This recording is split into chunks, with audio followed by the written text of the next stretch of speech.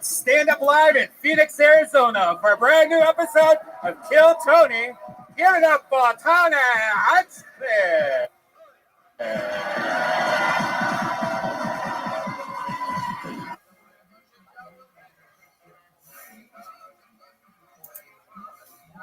Way through, and it comes across as, you know, hey, he's calm, he's taking his time, but I could see you literally like looking at the stage for a second. It reminded me, like I had like a flashback of when I was very first starting, and you're trying to fucking recall because the nerves have taken over everything. You know, you think the drinking's gonna help, and it appears that he's Stalin. That's a Joseph Stalin reference from Russia. Chroma motherfucking Chris. You should learn your Russian history. So Kyle, tell us about. Is that your first time doing stand-up? Yes, sir. Fuck yeah! Wow, is this all first time so far? Except for Alice Hamilton, this is all first times. That's exciting. And so you decided to do some To Catch a Predator material for your first time ever. Yeah. A lot of Mike's Hard Lemonade. Who is Mike? That's a good question. Did you do any research on it? Did you Google it? No. Who is the Mike from Mike's Hard Lemonade? No. So you don't know? No. Do you want to know? Sure. I don't know. Okay. But I'm curious to know. I would research it because there might be a joke there. You know, who the fuck is that Mike guy? And I'm sure that's explainable. And if it isn't a real guy, then there's fucking jokes there. But you just thought, who the fuck is this Mike guy? Was gonna like crush. Oh yeah, they just had to get like good evidence. They make them bring something, so they would say like they would have the pretend 11-year-old say to bring Mike's Hard Lemonade, so everyone would bring Mike's Hard. I thought it'd be funny if they had made a commercial that came on afterwards. Right. So that's what inspired that. Right. Have you heard about this Chris Hansen?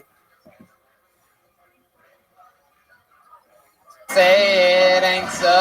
Whoa, whoa. Your love is a heartbreaker. Hey.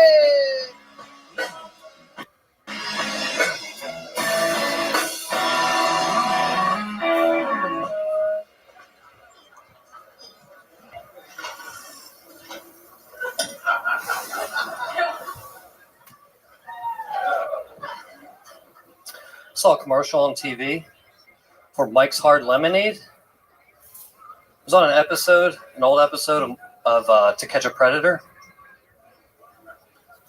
where every pedophile on the show seemed to bring a 6-pack of Mike's Hard Lemonade to the house to fuck a child. Not the greatest product placement in the world.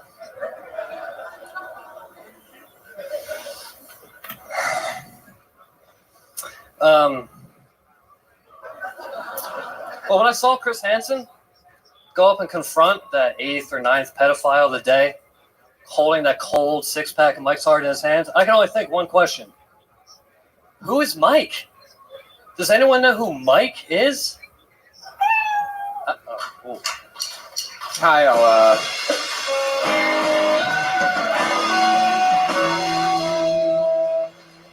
Kyle, why don't you have a seat?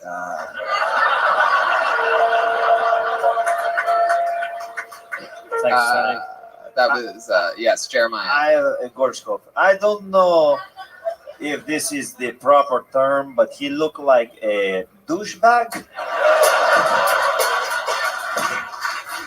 Very good. That's actually, I believe that is the proper term. Hello, Kyle. How are you? And look, first of all, I'm not going to make fun of you too hard. I get it. I know what's going on there. You're trying to remember what the fuck you were going to talk about halfway through, and it comes across as, you know, hey, he's calm, he's taking his time. But I could see you literally like looking at the stage for a second. It reminded me, like I had like a flashback of when I was very first starting, and you're trying to fucking recall because the nerves have taken over everything. You know, you think the drinking's gonna help, and it appears that he's Stalin. That's a Joseph Stalin reference from Russia. Chroma motherfucking Chris. You should learn your Russian history. So Kyle, tell us about. Is that your first time doing stand-up? Yes, sir. Fuck yeah! Wow, this is all first time so far. except for Alice Hamilton. This is all first times. That's exciting. And so you decided to do some To Catch a Predator material for your first time ever. Yeah. A lot of Mike's Hard Lemonade. Who is Mike? That's a good question. Did you do any research on it? Did you Google it? No. Who is the Mike from Mike's Hard Lemonade? No. So you don't know? No. Do you want to know? Sure. I don't know. Okay. But I'm curious to know. I would research it because there might be a joke there. You know, who the fuck is that Mike guy? And I'm sure that's explainable. And if it isn't a real guy, then there's fucking jokes there. But you just thought, who the fuck is this Mike guy? Was gonna like crush. Oh yeah, they just had to get like good evidence. They make them bring something, so they would say like they would have the pretend 11-year-old say to bring Mike's Hard Lemonade, so everyone would bring Mike's Hard. And I thought it would be funny if they had made a commercial that came on afterwards. Right. So that's what inspired that. Right. Have you heard about this Chris Hansen guy lately? He's like he owes a lot of money. He just got evicted and arrested for writing bad checks. Yeah. Like he's down on his luck now. It's crazy. I didn't work Leave that it to in. Redman to know the latest news on Chris Yeah. Hansen. It's falling across. Oh, it's safe now. That's the Dateline theme song. I think To Catch a Predator has its own jingle. The Dateline theme is Redman's ringtone. Kyle, tell us about you. What do you? What's your life look like? What does an average day in the life of Kyle Whalen look like? I'm 22. I'm Yeah. from Philadelphia. Yeah? I know you're coming. Yeah. Do you live there now? No, I live out here. I go to school, Arizona State. Oh, very cool. I saw Reagan and Watkins. Uh-huh. They came out to the Valley Bar in Phoenix. Yeah. Great rock and roll, funny show. Fuck yeah. Yeah, So, highly recommend. yeah. What do you go to school? Do you have a job or anything like that? Yeah, I sling cheeseburgers around the Tempe area. Oh, what do you do with cheeseburgers? Deliver them. You deliver them. Mhm. Hell yeah. So you work for Postmates, No. Nah. Uber Eats. Kyle, what are you studying at ASU? Food DoorDash. industry. It's okay. marketing and It's okay, management. Joel. We've moved on. Literally 12 seconds ago. Kyle, what do you study at ASU? Food industry, marketing, and management. I'm not sure what. Yeah. What do you want? You have no idea what you want to do? I worked in like meat department rooms, grocery stores. I bet you did, dude. Fucking slice of beef. Hell yeah. The old meat department. What in the world are My you ring. doing over here? That's The my type of ringtone. creative chances that you take. I mean, the Sesame Street theme exclusively from 98 to 2001. Those are the good years. The only Sesame Street theme nobody knows. What are you talking about? That's what I grew up on. Oh yeah, sure. Yeah, you growing up in '98, Brian.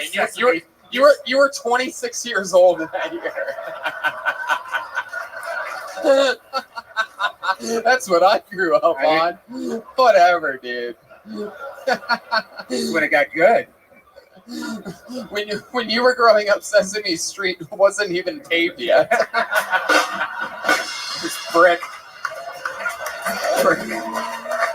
Woo. Kyle, what do you like to do for fun? What are some hobbies of yours? You seem like you seem sort of like, yeah. I agree with Gorge Cough on this one. You seem sort of like a ASU sort of like a douchebag. You know, you sip your drink, you talk slow, you fucking chug your drink when things don't go good for you. You know what I mean? Like it's like tell us like You have a Matthew McConaughey impression at your disposal. I feel like your walls are just filled with unframed posters and fucking. Am I right about this? Yeah. Yeah. What do you do for fun? I play guitar, play drums. Oh wait a second. Hold on a second here.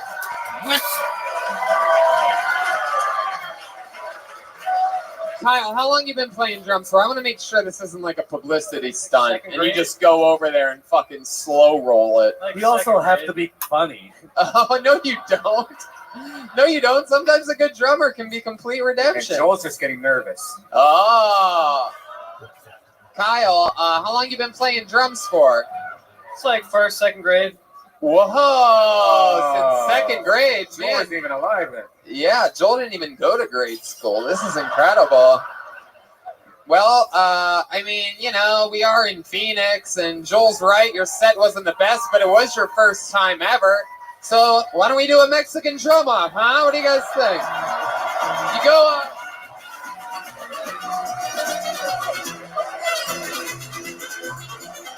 Okay, going. Going out this whole. Gorchkopf has taken a stand right next to me in between the drum set. Go ahead, sit over there. And Kyle, and he is flanked by Russians right now. Wait, don't do it yet, Kyle. You gotta wait. Let me set it up. Wow, he's adjusting Joel's drums. Oh shit. Now let me remind you all. I know this is some of you. I know some of you are the girlfriends that came with your boyfriend. That does you might not know everything about the show. So here's how it works. This has been a running thing. Sometimes there is a Mexican drum off in which somebody has a drum solo, and then Joel comes out and he does a drum solo, and whoever wins is the drummer in the band. Now Joel is undefeated in this, but let it be known that if somehow Kyle, who after his first time ever on stage, after drinking the drink with two hands like a douche and all that, if somehow he is able to blow our minds, and then Joel somehow, who he always finds a way. Joel had a tough one a few weeks ago. Yeah, we were and we thought he was probably going to lose his job. Because if Kyle wins, let it be known that if somehow Kyle is able to summon the devil himself and win this competition, Kyle drops out of ASU, moves to Los Angeles, and is the new drummer for Kill Tony. However, Joelberg is undefeated. Ladies and gentlemen, performing a drum solo. This is the highlight of his life. I give you Kyle Whalen.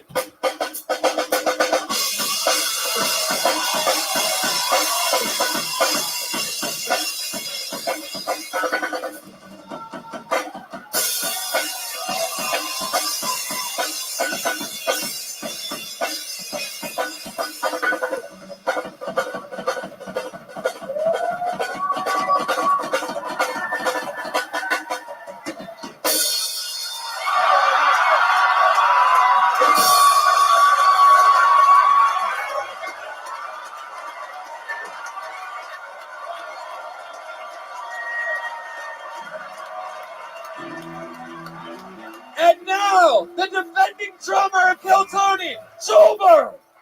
Joel Jimenez!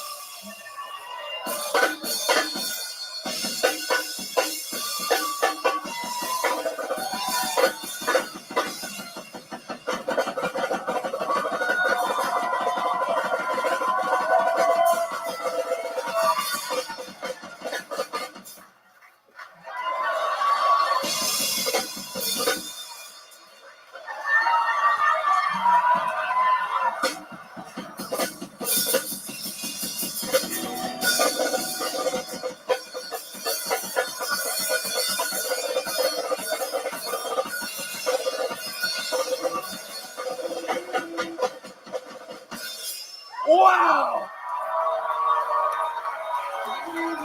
A standing ovation for Joel Jimenez. Oh my God, he's having sex with his drum set.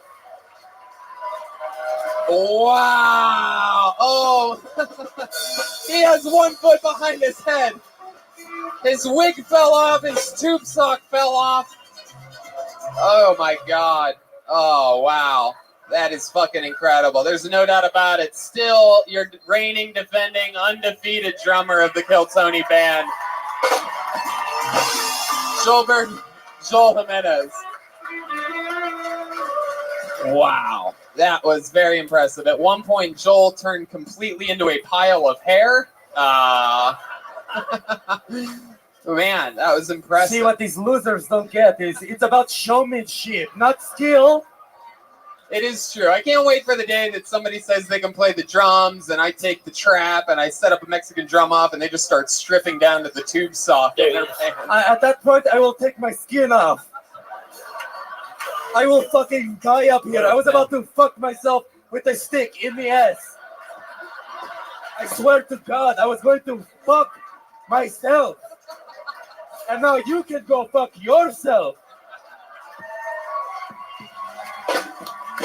Woo! Yeah.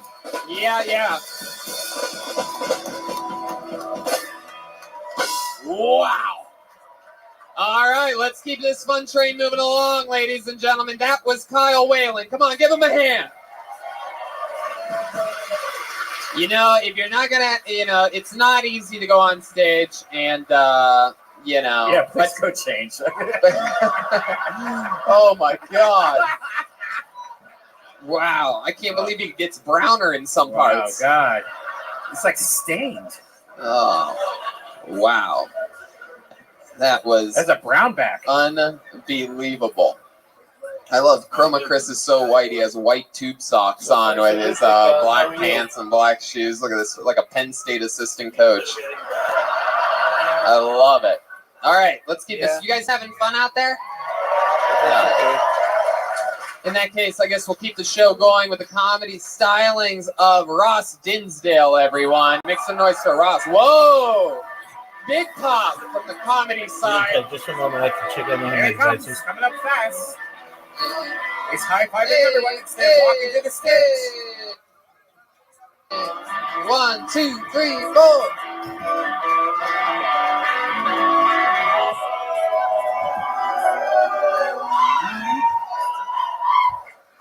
Oh, hello! Oh man, I wrote stuff down so I don't forget. Do you guys? Oh man, do you guys ever go to places and you don't want to talk to anybody? Because I have a simple way where people won't go to talk to you. Maybe you go to Taco Bell and you're like, no one's going to talk to me. I immediately go to the bathroom. I assume the position between stall A and stall B, and I start to pee. Ah! I wash my hands and I walk out. No one's going to fucking talk to you. Holy cow. I feel like I'm going to have a heart attack. I feel like I just did a line of coke. This is awesome. Oh, you guys have no idea. My heart's not beating. Oh, is there a cardiologist in the room? No, okay. If you go to court and you take a shit in the courthouse, is it called a civic duty? All right, Ross Dinsdale, everybody. Ross Dinsdale. Hell yeah, dude. Wow, that was fun. The comedian side popped. They went crazy when I pulled your name out. They love you over there, huh? You've been doing stand-up a little while? 9 months. 9 months. Look at you. For those of you listening to the podcast, Ross looks like every character from No Country for Old Men mashed together. He looks like if Willy Wonka started smoking Marlboros. He looks like both a pedophile and the sheriff that is trying to arrest him. I mean, Ross is an interesting-looking guy. You have that Javier Bardem. Is that it? What? Javier Bardem. Haircut and a fucking little baby cowboy hat and a creepy leather jacket. There's a snake in my boot. Yeah, there's something very weird going on here. How old are you, Ross? I feel like you could be anywhere between like 75 and 12. I'm 33. 33, right there, smack dab in the middle. Lil Jon is here tonight, ladies and gentlemen. So, Ross, let's just get into it. You've been doing stand-up for 9 months. It'll be a year in March, whatever the math is on that. I'm not a mathematician. It'll be a year in March. Are you talking about the kids that you look at through the playground and bars? It'll be a year in March. Sure. What the fuck are you? Tony, he is Donnie Brasco's grandfather. I'm Ross. Like you only look like you look like you were built and created in a creative character to like in a video game to do this show. Like that's You it. look like Sonny Bono after he crashed into the tree. Sonny Bono reference. He looks like the young owner of Jurassic Park. Ross, fill us in, man. What do you do looking like that? Like, what do you do every other minute of the day? Yes. No, this is what I do, man. What do you do for work? I work for a company. There's the Jurassic Park theme. There you go. All right, This I is guess so bad, I want to move back to Russia. There you go. Ross, I'm trying to get one answer out of you. Let's see if I can get it. I clean warehouses. You clean warehouses. Or a warehouse. It's a big warehouse though, so if I go around multiple times, it's like I clean multiple. What do you Correction, he lives in warehouses. What you just like clean the floors or I'm the shop bitch, so I just do whatever they need me to do. Wow. Yeah. How long you been doing that for? Long enough to get that outfit. It's like August. Yeah, is it a men's warehouse that you're cleaning? Goodwill. Yeah, I bet. These pants are Lululemon though. All right. Lululemon. All right, Ross. You look like after they broke bad, you tried to put it back together. After what? It's too late now. Okay, I'll do it again. He looks like he does look like Walter White, like towards the end when he's like on the run and in disguises and shit like that. Like, oh, I'm gonna use this woman's wig to no one will know if I put on this ridiculous hat and a wiglet. I call it a wiglet. it's like a baby wig. It's like a piglet to a pig. That's a wig. All right. So Ross, tell us, like, what you seem, everything about you is frightening. So tell us, what is the scariest thing about you?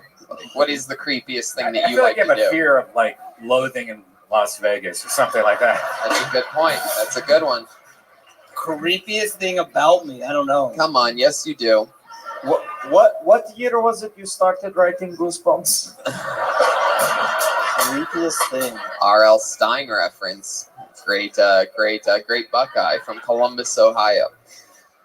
So tell us, Ross, what are some like hobbies of yours? You seem like stand-up isn't the only thing that you do. I'm a photographer. Uh-huh. I like taking pictures of airplanes. Of airplanes? Yeah, strictly aviation. Of airplanes, like when they're in the air? Flying, I'm in an aviation group. We go to like Air Force bases and like airports and we get like special access. Oh, very cool. So you specialize photography in aviation? Correct. Oh, that's really, really neat. Too bad your comedy will never take off.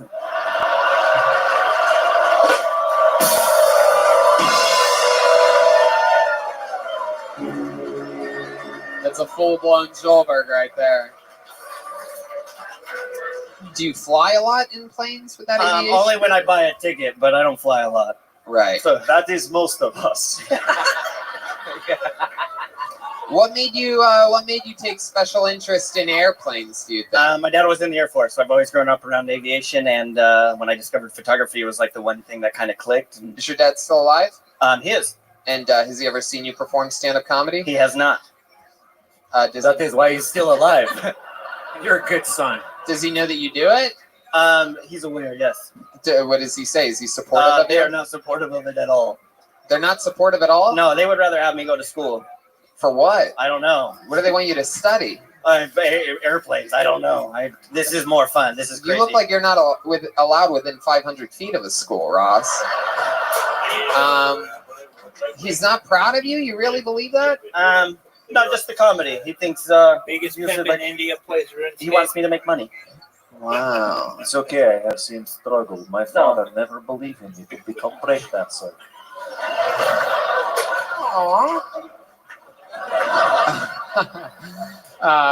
Man, that's crazy. You used to be in the Air Force. He's a pretty tough guy. He was never really around growing up.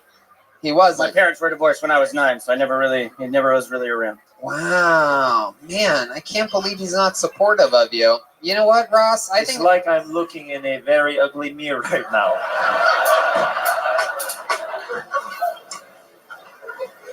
a very ugly mirror. Did you say mirror? I guess so.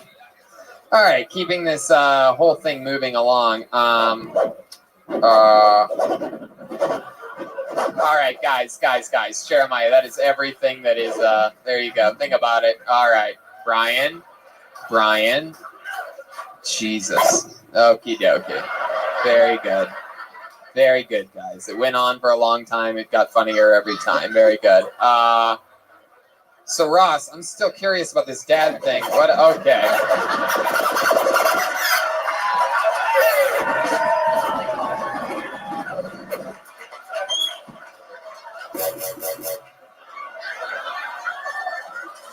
Very good. For those of you that like retarded shit, there you go. Get it out of your system. There you go. I was gonna have us call Ross's dad, but we run out of time with Ross, so laugh it up, you fucking idiots. Laugh it up. Dar, dar, dar, dar. You fucking twats. Anyway, I'm glad that you got it. I'm glad that you enjoyed it, though. You enjoyed watching all the moving around. That's amazing, right? The visuals. Yeah, it gets better every time. Imagine what it would have been like me telling the dad that doesn't support his son that maybe if he didn't get divorced when Ross was 9, that this wouldn't have happened in the first place. But no, instead you got fucking breakdancing. For a podcast. Yes. And we're going to keep it moving along, Ross. We're not going to call your dad today. Maybe next time. There he goes, Ross Dinsdale. The real Skeletor on Instagram. Man, I can just tell Joelberg's still riding the high from that fucking drum back there. Chugging Red Bull. All right. Your next comedian is Steve Uriz. Or Vriz. Steve Uriz. There he comes. Everything you do, breaking my heart into a million pieces, like you always do. Steve Uriz, ladies and gentlemen. Come on. I kind of look like Adam if he got a job, right? Cleaned up. The guy got bit by the dog. Never mind. Anyways. Or Kyle if he joined the gym. Anyways. Maybe you guys saw me here tonight with this pretty young Mexican lady. She is not a prostitute. That's my wife. Yeah. She's Mexican. She's a little bit racist. Funny thing, on the way over here, I asked her, I said, you think it'd be funny if I used the N-word in a joke tonight? And she said, depends on how many are there.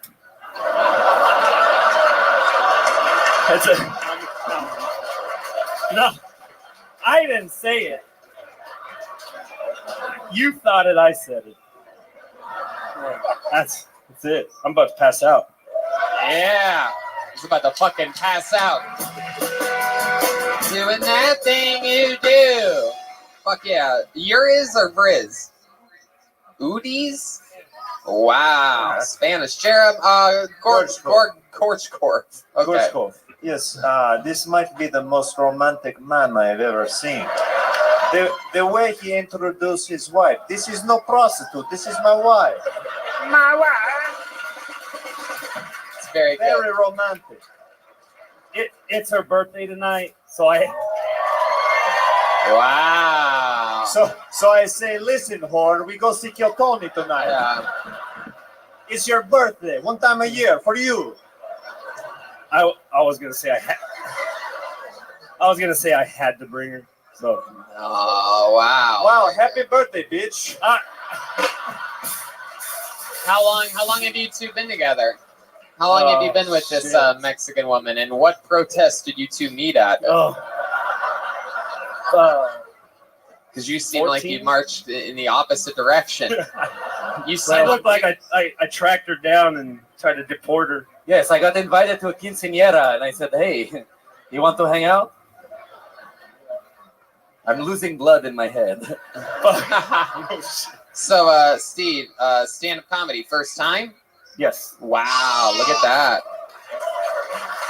And it appears as though your wife, it's also her first time since she made the joke that got your big laugh when you were up here, too. Yeah, that's what I told her. I said, I got to make fun of you. That's all I got. Wow, there you go. Well, you tried to make fun of yourself twice at the beginning of the set, but it almost seemed like you've never seen yourself before. It's like, hey, what's up? It's like me. I'm just like that last guy, Ross Dinsdale.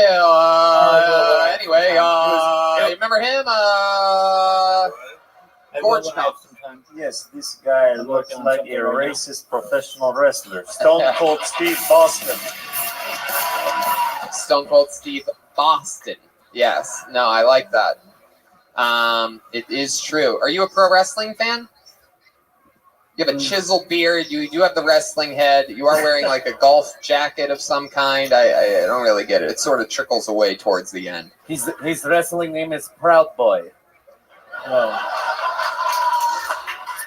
Maybe. I don't watch a lot of TV, so. Oh yeah. I'm What not do a you fan do? much. What do you Or do? read books. Yeah. What do you do when you're not watching TV? What do you do? I work. I just started a gym, and I have a part-time job. You started at your own gym? Yeah. Oh, what makes your gym special? Is it here in Phoenix? It's in Avondale. So it's Avondale. a little more west. Okay, there's a couple Avondale fans out here. Albanese. So, what makes your gym special? Sell us on it. Oh, it's not. It's just a gym. That is actually the commercial for their company. What's special about your gym? It's not just gym. By the looks of him, it's not a slim gym. It's just It's just Shout out to the Macho Man. It's just what? You were about to say something else. it's just a place you go to work hard. They're everywhere. People just don't want to do it. It's a strange business. That is what I call America. Just like wife everywhere, gym everywhere. They just okay. So you But- started a gym. Yeah, go ahead. But typically, when you work, you get paid. So my place, you come, you pay me, you got to do the work. It's very Right. strange. Right. That's how every gym works. Yeah. I would never it's not the explain best that business model again to anybody else while you have Yeah. a gym. A lot of people, you go to work, I pay you, but at my place, you fucking pay me, you idiot. Oh, fucking yeah. All right. So, Steve, you said you have another job, right? You opened a gym and what? I work for a print shop in Buckeye, so that's even more west. Buckeye Fuck yeah. print shop, to the limit printing. No, absolutely. There you go. 3D printing, guns for school shooters. Yeah. So, how long you been with the Mexican girl? Did I ask you that already? 14 years. 14 Whoa. years. Man. You must have like 40 kids. Yeah. How many kids do you have? My landscaping's great.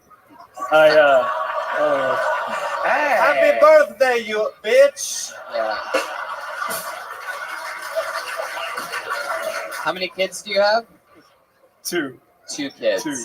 Hell yeah. Dos. You tied it up. You tied it up? Yeah. You tied your side up? Or I got a small yard. All the rest is just you tied up or she tied up?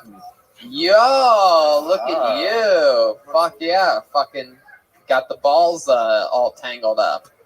Your Fucking lawnmower has tangled a up tag in on blue it. balls. So how long ago did you have that operation? Did you get it done by a dick doctor? 6, 4. Yeah.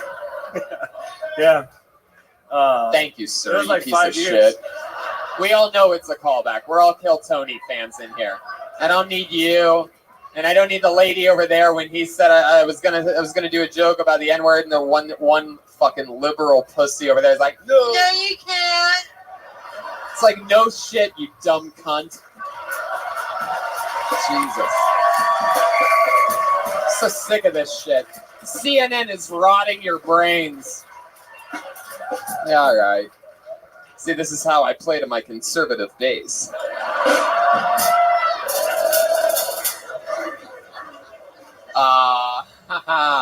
We're gonna have to edit that word out for our sponsors, I do believe. Have you cunts tried Infinite CBD? All right. What does the C in CBD stand for? Cunt, bitch, daddy, Tony Hinchcliffe. Once you rub some of that CBD on my cock, Tony. Oh wow, okay. Red Band just took all the momentum and made it about something gross.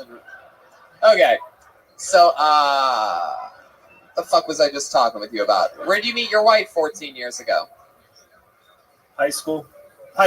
Wow, high school. Look at that. I was standing outside her high school. I saw her. I said, "You will be mine someday." Someday is right now. Right now is in the back of my van. In the back of my van is my home. You know, with all these In the first back of my timers, home is the gym I am opening. Would you like to come to the gym in my van? All right. You don't need to do the celebratory dance, Jeremiah. It's death for the podcast listeners. But for the viewer, it's coming. Right, yeah, that's okay. It's all good. Okay, so Steve, well, it's your first time, and just like all the other first timers, there's no real need to give any advice or anything like that. Is this something you've always wanted to do? You think you're going to do it again, or are you just a fan of the show and wanted to see how it goes and have a special wife's birthday or whatever? I was actually going to do an open mic. It sounded like fun, and you guys happened to come into town this week, so I just got lucky. I was going to do an open mic for fun. Well, there you go. I think you should do it again, man. I think you're very funny, especially for your first time. That's great. You gonna do anything special tonight for your wife, like in the bedroom or anything like that? You gonna fucking Put on brown face? Yeah. You seem like the kind of guy that would watch a black guy fuck your wife. Am I right? Yeah. If she's...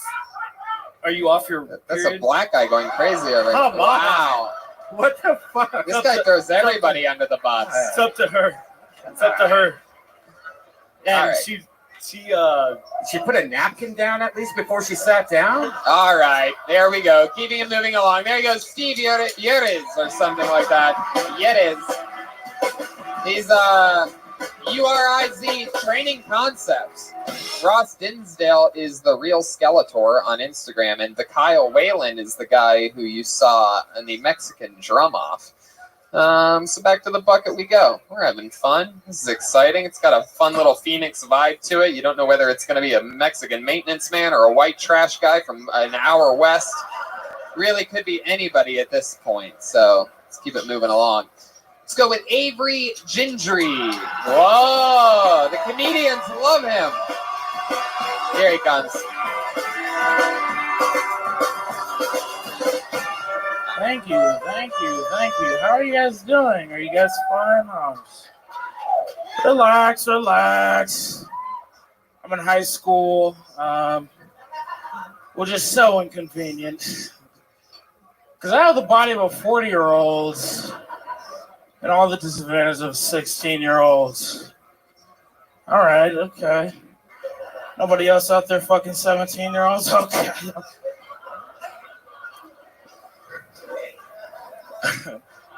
You guys ever walk through an apartment and you see a kid playing hide and seek vigorously?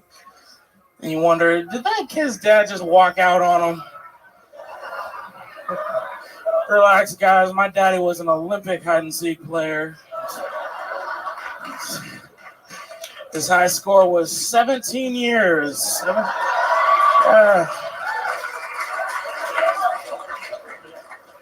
I got an STD test. Doctor told me if I give you a call, this is bad news.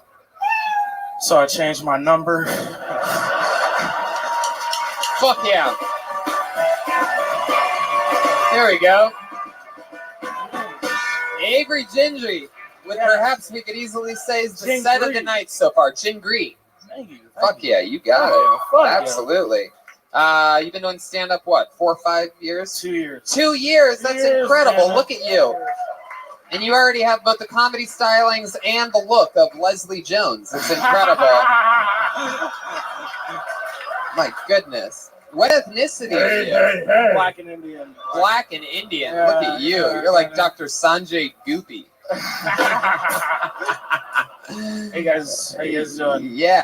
You guys Uh-oh. No, I like the show. It's a good show. No, thank you. Yeah, we're the #1 live podcast in the world. Yeah. I can tell.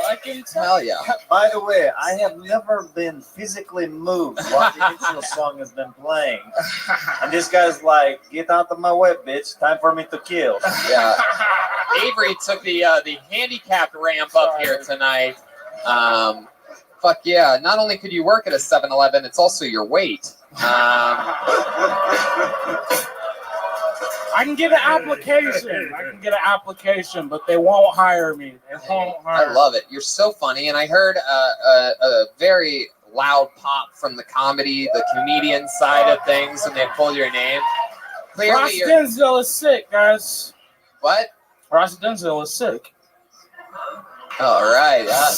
You and 7 Phoenix comedians are going to really crack up about that one later. Anyway, Avery, tell us more about you. You've been doing stand-up for 2 years. 2 years, goddamn. I started when I was 15. Wait, how old are you? 17. Get the fuck out of here, really? Yes, sir. Yes, sir. There's something in the water here in Phoenix. Some people look old as fuck, and some people look young as fuck. I had you at like 26, 27. You're 17 years old. Yes, Wow. I am. So that black sock was much needed. Much needed. What the fuck? Oh, I see. It's a Because technically he'd be exposing himself to a minor. Yes. There you have it. There's Yeah. Oh no, we've talked to lawyers about this. In a place that serves food, you have to wear the sock. Holy shit, Avery. So tell us what it's like being fucking 17-year-old black Indian in Phoenix. Pretty goddamn sick. I'm doing stand-up, going to school, fucking You're in high school. chilling with homies. You're Yeah, junior or senior? junior. Wow. Yeah. So what's going on in your life right now? You have a driver's license? I do not have a You driver's don't? license. Fuck that. Holy shit. I just know a certain amount of people who can give me rides. Hell yeah. That makes sense. But yeah, I mean, just chilling with homies. Yeah, what do you guys do when you chill? Do you ever Pokemon Go or anything like that? Fuck. No. I don't know. That's a dead joke. Right? I don't know what the kids do anymore. I'm literally asking. You're 17 years old. It's not phone apps. I slipped on my vomit last night. Really? Wow. Yes, but then it was weird because I turned over and smelled it. Oh, I can't imagine black and Indian vomit. I mean, I know how bad my white vomit smells, but I cannot imagine. Yes, I cannot imagine the smell of fried curry coming back up. It goes great with fried chicken. Now you got an Indian mom and a black dad? No. I don't have a dad. I have a black mom. You mean an Indian guy fucked a black woman? Is that for the first time ever? Wow, I'd love to see how that shit happened. Was it like a one-night stand? No, it was not. I think they, just was fucking for a little, Probably, I probably got a dent on my head from his dick, This is a true superhero origin story. That is why I have dent on my head and I can see the future because my dad poked through my mom's vagina and hit my head. They wanted to name you M. Blackest Night Shyamalan.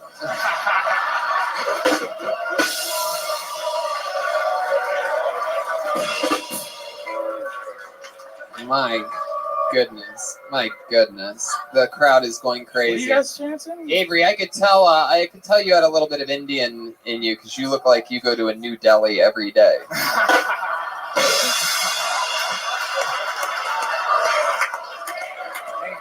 Avery, if you want to count the QT deli. Avery, what are you doing tomorrow? What'd you say now? What are you doing tomorrow? I don't have any shows planned. You don't have any shows planned? You a pro wrestling fan at all? Oh shit, I am. You are? How would you like 2 tickets to the Royal Rumble? Oh fuck yeah! There you go. Enjoy that. You can take one of your friends. Hell yeah, that's from an amazing Kill Tony fan that goes by the name of Christopher Chris Anderson. He's on Instagram at Christopher Chris Anderson. That's Christopher. Wait, what? Are you shouting out my Instagram? That's not me. No, I know that's not you. Okay, give back the tickets. That's the guy that gave you tickets. I'm a narcissist. I'm sorry. No, it's okay. That's okay. Chris Anderson, thank you for the Royal Rumble tickets that this guy put in his pocket immediately. Yeah. Thank you. Absolutely. So there you go. You have a little something fun to do tomorrow, huh? The fucking motherfucking Royal Rumble. I highly recommend going to it. It's going to be a lot of fun. Gonna be there. Yeah, Joelberg? Anytime his stomach growls, it's a Royal Rumble. Do you want to? You didn't write anything down. Do you want to plug your Instagram or Twitter? Oh yeah, you guys can get me at Cheeseburger Bandit on Instagram, guys. There you go. Thank you. 17 years old. You're gonna watch this guy grow. Sure. Get over here. Fuck yeah. I'll hug anybody. Clearly. Crowd goes crazy. The kid just left with 2 fucking Royal Rumble tickets. I love that. The crowd, the fucking comedians love this kid. Little did they know that they're going to hate him in a couple years when he's gone and they're still here in Phoenix and he's in New York City as his fucking show or whatever. They're gonna kill each other to see who gives them a ride tomorrow. All right, back to the bucket we go. We're going to keep this fun train moving along with the style of Thomas Eppolito. Whoa, another big pop from the comedy side. Here he comes. A good steady pace.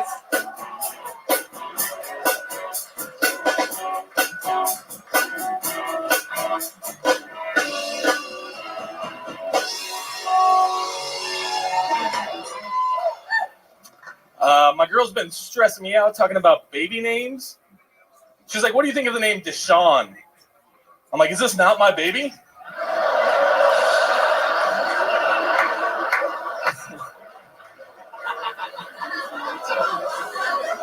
She's like, why? I'm like, I don't think we're allowed to use that name.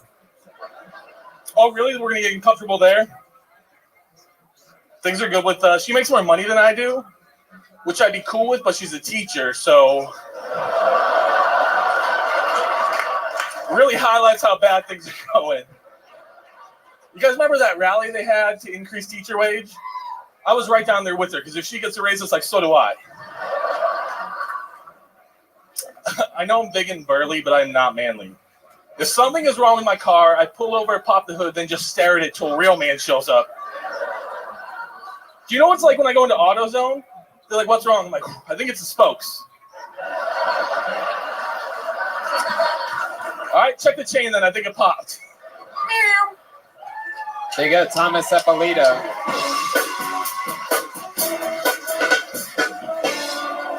Is everything... Word up. Thomas Eppolito. It's a goddamn show. I just gave away the only two Royal Rumble tickets I had, and then you came up here and had a good set as well. So fun. How about one more time for Thomas, everybody? Fuck yes. You are indeed a burly man. You are, for those of you listening to the podcast, Thomas is built like a snowman. He is just round balls on top of balls. He is, Tony, he is built like a Russian doll. Matryoshka. Yep.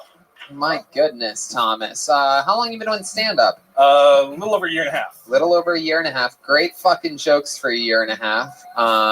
That's a lot of fun. All here in Phoenix? You live here in Phoenix? Yeah, here in Phoenix. And your wife's a teacher. Girlfriend, teacher. Girlfriend, a teacher. What class is she teaching? Fourth grade.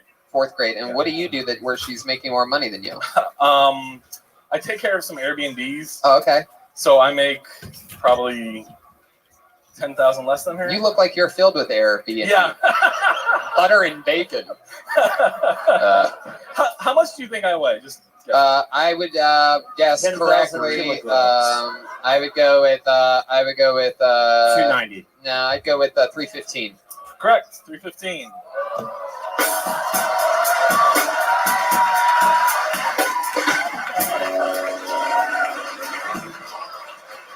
I used to work as a goddamn carnival barker, you bitch. No, I'm kidding. He also multiplied his own body weight times 3. Yes, I did gorge cough. Because I'm not morbidly obese. I can do that. Thomas, you always been a big boy? So I used to, and then I lost like 100 pounds. I was a personal trainer. Once was lost, and now it's found. And then I gained another like 120 after I lost 100. So Yeah. I should have just stayed. Wow, you literally lose and gain Tony Hinchcliffe. That's incredible. Very impressive. When you lost it, how did you lose it? I just ate healthy and exercised every day, and Yeah, and then when you found it again, how did you find it? so I started doing powerlifting. Uh-huh. And then at that point, like, you don't have to be. What were you lifting? Ice cream to your face?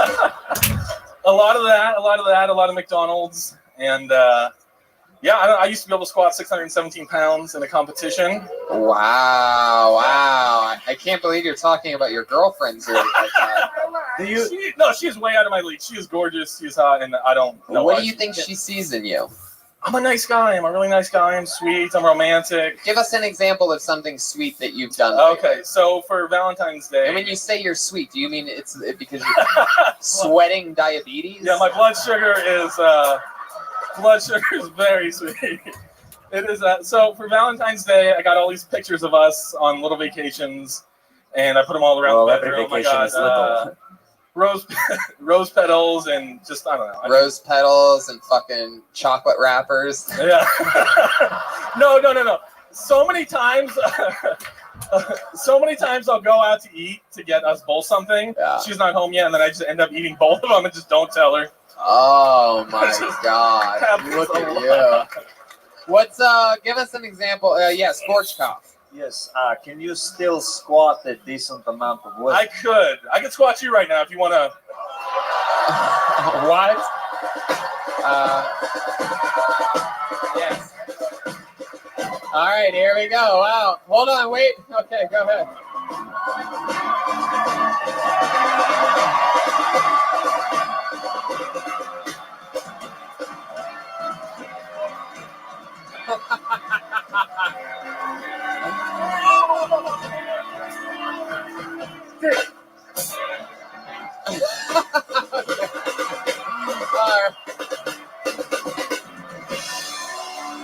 This guy just. What the fuck?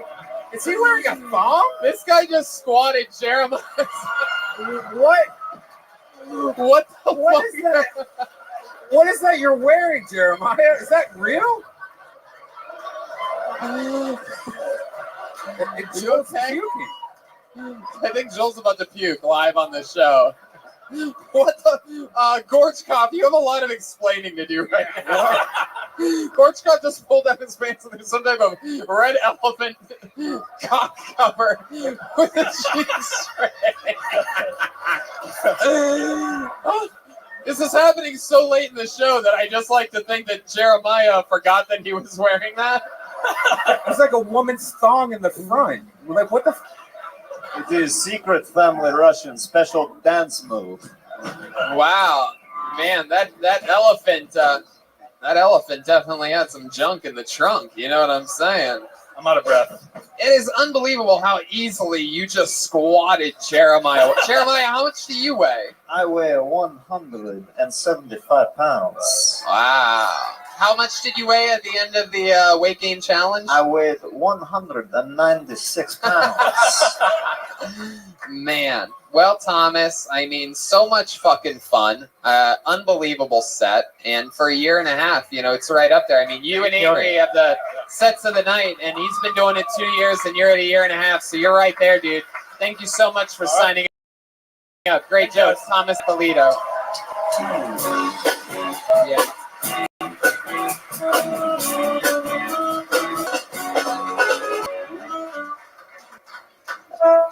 Who wants to go back to the bucket one more time, huh?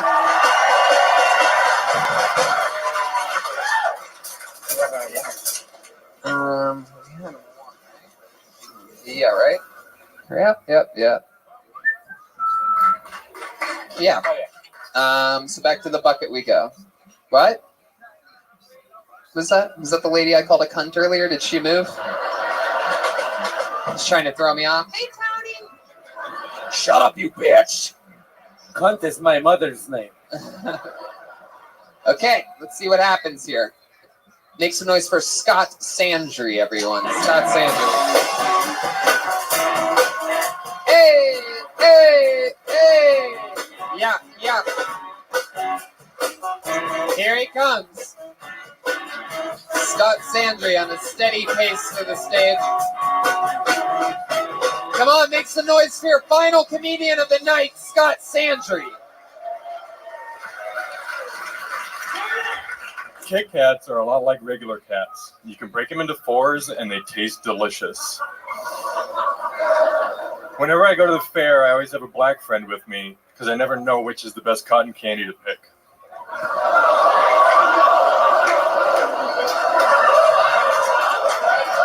Seinfeld's Comedians in Cars Getting Coffee is so successful that I'm pitching a new show called Dykes on Trikes Getting Tacos.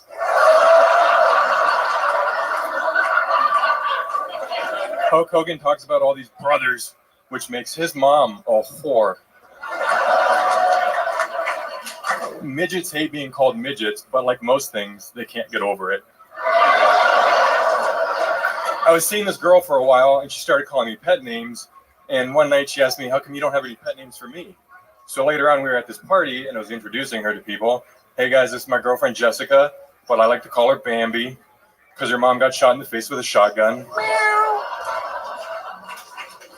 Fun fact, sex with an amputee, fun fact, is never 100%. There you go, Scott Sandry, everybody. Having a little technical difficulties. Appears as though our little kitten has died over here. Scott, fucking welcome. Welcome. How's it going? Very, very, very, very, very, very funny. Well, That's incredible. Perhaps as many, directional changes and one-liners as we may have ever had on the show. That was quite incredible. Very funny stuff. Well, thank you. Scott Sandry. For those of you listening to the podcast that aren't watching it, Scott looks a lot like if Kurt Russell was in Dallas Buyers Club instead of Matthew McConaughey. Does look like somebody drained you of all of your blood. Has anyone ever told you that before? Yeah, I'm very pale. I'm Canadian white. Oh, are you Canadian? No. Oh. You're just that Just kind of Canadian white. white, Right, yeah. that makes sense. Are you born and raised here in Phoenix? No, Minnesota. Gorchkoff. It looks like Boromir died in Lord of the Rings. How long have you been here in Phoenix? I moved here in like 89. 89? Yeah. How old are you? 34. 34. Wow, look at that. Yeah. 89. Were you into Sesame Street around 98, 99 perhaps? No. Just checking.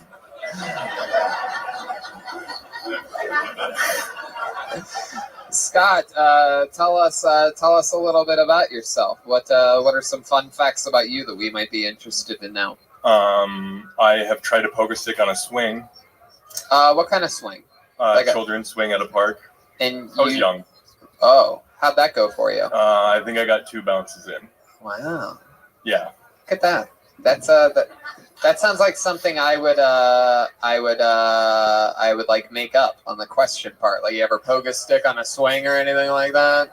No, it was around when I was 16. It was around when Jackass was really big. Oh, okay. Yeah. Yeah, it seems physically impossible to swing back and forth while pogo sticking. Oh no, I wasn't swinging like that. I was just. You were just doing it on yeah. a swing, just trying to land it. Okay. What? If a swing is not swinging, is it a swing? That's a good point.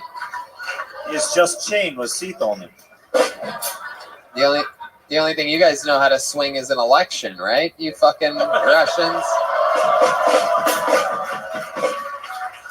I don't know what you're talking about. Yeah. Let's just say the Olympics aren't the only thing you guys are meddling with. You know what I'm saying? Anyway. I will build a great wall. Okay, there you go. Oh. He has a Trump soundboard that he uses once, and then He's it's my uncle. annoying. That was Donald Trump, the great Donald Trump. What are you going to do? Are you going to hit that button? Okay. This is the part where Red Band gets weird for a second. So, Scott, other than pogo sticking on a swing, tell us more. For work, I do graphic design and websites and photography and stuff like that. Okay. You have a girlfriend? Not anymore, no. Yeah, what happened? I ask myself that every day.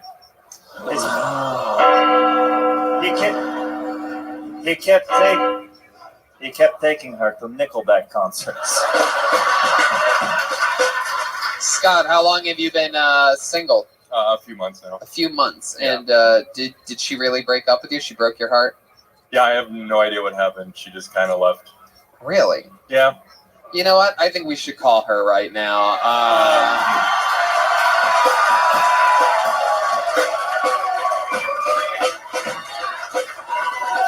I'm pretty sure she won't answer. I haven't heard from her in about. I think when it comes to coming out with a victory, my friend Gorchkoff over there is full of ideas. I have an old Russian hack. It's called Star 67. Or just any number that she does not recognize. If you call it twice, she will answer the second time. He's actually right. Chroma Chris is still spot on. That is my genie friend, Bor. No, I haven't heard from her in about a month, and I sent her a text a couple days ago and heard nothing. So that's why I'm pretty. Do you think it's another guy? I have no idea. It is Um, what it is, though. I've just gotta move forward. But it's fine. Okay, we're going to play a game right now. How do we make this sadder? I'm just trying to think of what the best case scenario would be if we follow through with this right now. I'm trying to think like what could possibly happen, and I think what? That's actually not a bad idea, sir. It sounds like our best bet is to call your mom. Is your mom alive, or did your mom break up They with you don't have too? phones 6 feet under. Wow, your mom is dead. Hey, Jeremiah, or Gorchkov, I believe we answered your question. How do we make this sadder? Perhaps It's our favorite game show in Russia. this is a lot. No, I like it like this. A lot of comedy shows like to end with a big bang. I like to just fucking, Sully Sullenberger that shit right into a river. How about your dad? Is your dad alive and well? Yeah. Well, I don't know about. What does he do? Well, but Yeah? he just does contracting work. Do you talk to your father? Yeah. Actually, Is your dad proud of you being a stand-up comedian? this is my first time. What? How do we make this happier? Wow. That's incredible. I never in a million years would have guessed that. That is very, very, very fucking impressive. Well, thank you. Wow. My God. What do you think that girl that dumped you would say? She's a fan of this show because of me. We were at the one last year. Oh, really? Yeah. And she kept telling me I was funny. Let's call this bitch So right now.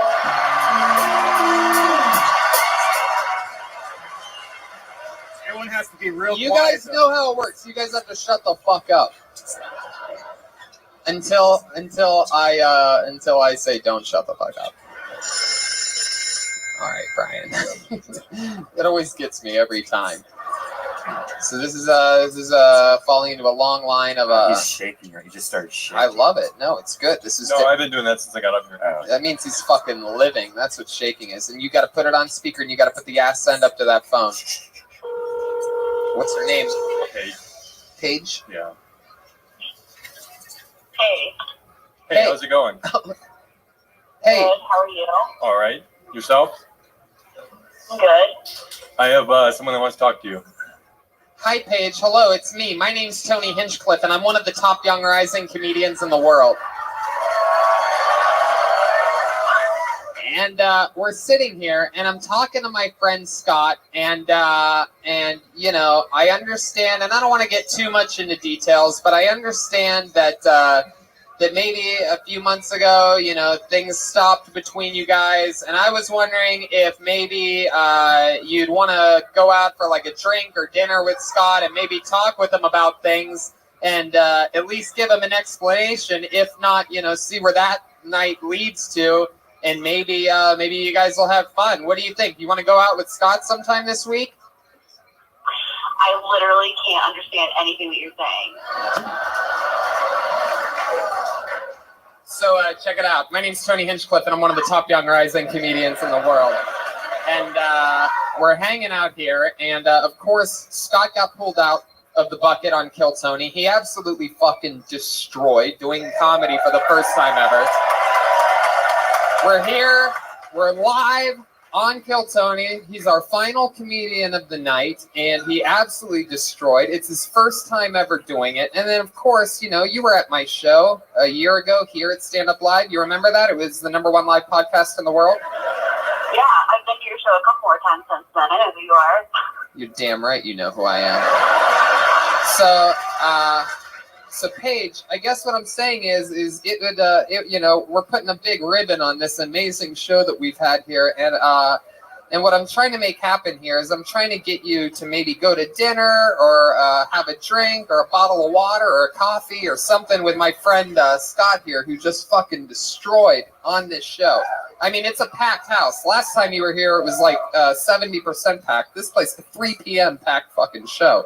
So my point is, Is, we talked with him, and I'm going to be honest with you, Paige, and I don't want to throw him under the bus here, but he seems, it seems like you sort of, it deeply affected him, that relationship ending, and he's moved on to a new chapter of excitement and fun and growth, and he's following his dreams, and he's executing it on a high level. When he told me it was his first set ever, I couldn't fucking believe it.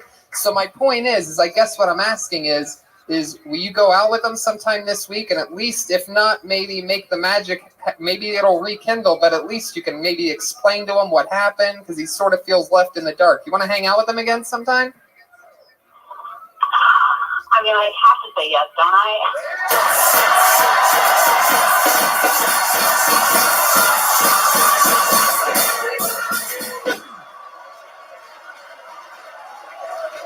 Hang up on that bitch before she changes her mind. All right, I'll talk to you later. How about that, Scott? Scott Sandry, ladies and gentlemen. Thank you. And we did it. Jeremiah Watkins, Chroma Chris, Joelberg Joel Jimenez, Brian Redband. That's fucking it. Is there anything else we have to do? Is there anything to plug? InfiniteCBD.com. Go and use Tony15. BetDSI, use Kill120. Jeremiah's going back to his hometown of Kansas City to headline shows March 14th to the 16th. We're selling amazing merch after the show. We have only 25 available prints that are available outside. I have brand spanking new. You're the first people to ever get a shot at Tony Hinchcliffe pins that are available for sale out there. We have, what else? Tell me. Jeremiah Watkins, everybody. Make some fucking noise for Jeremiah.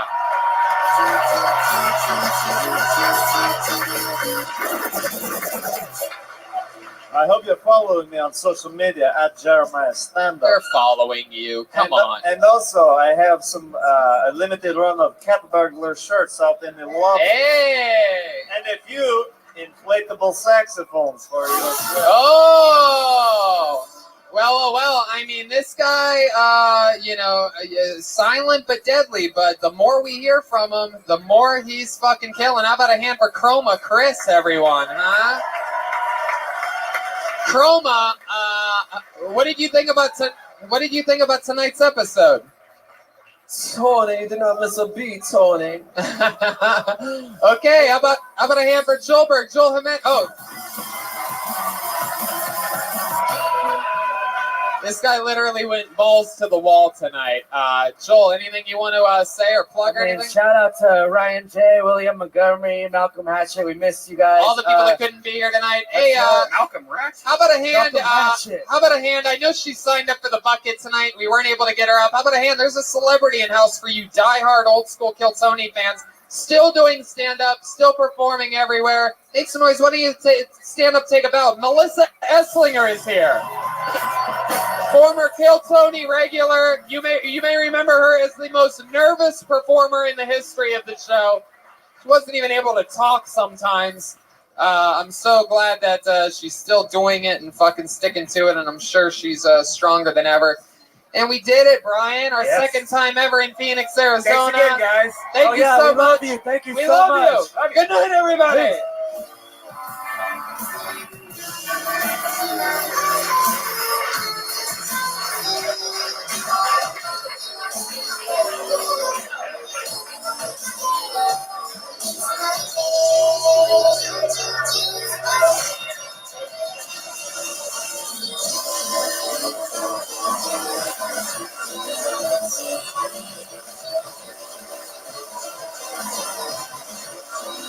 Peace.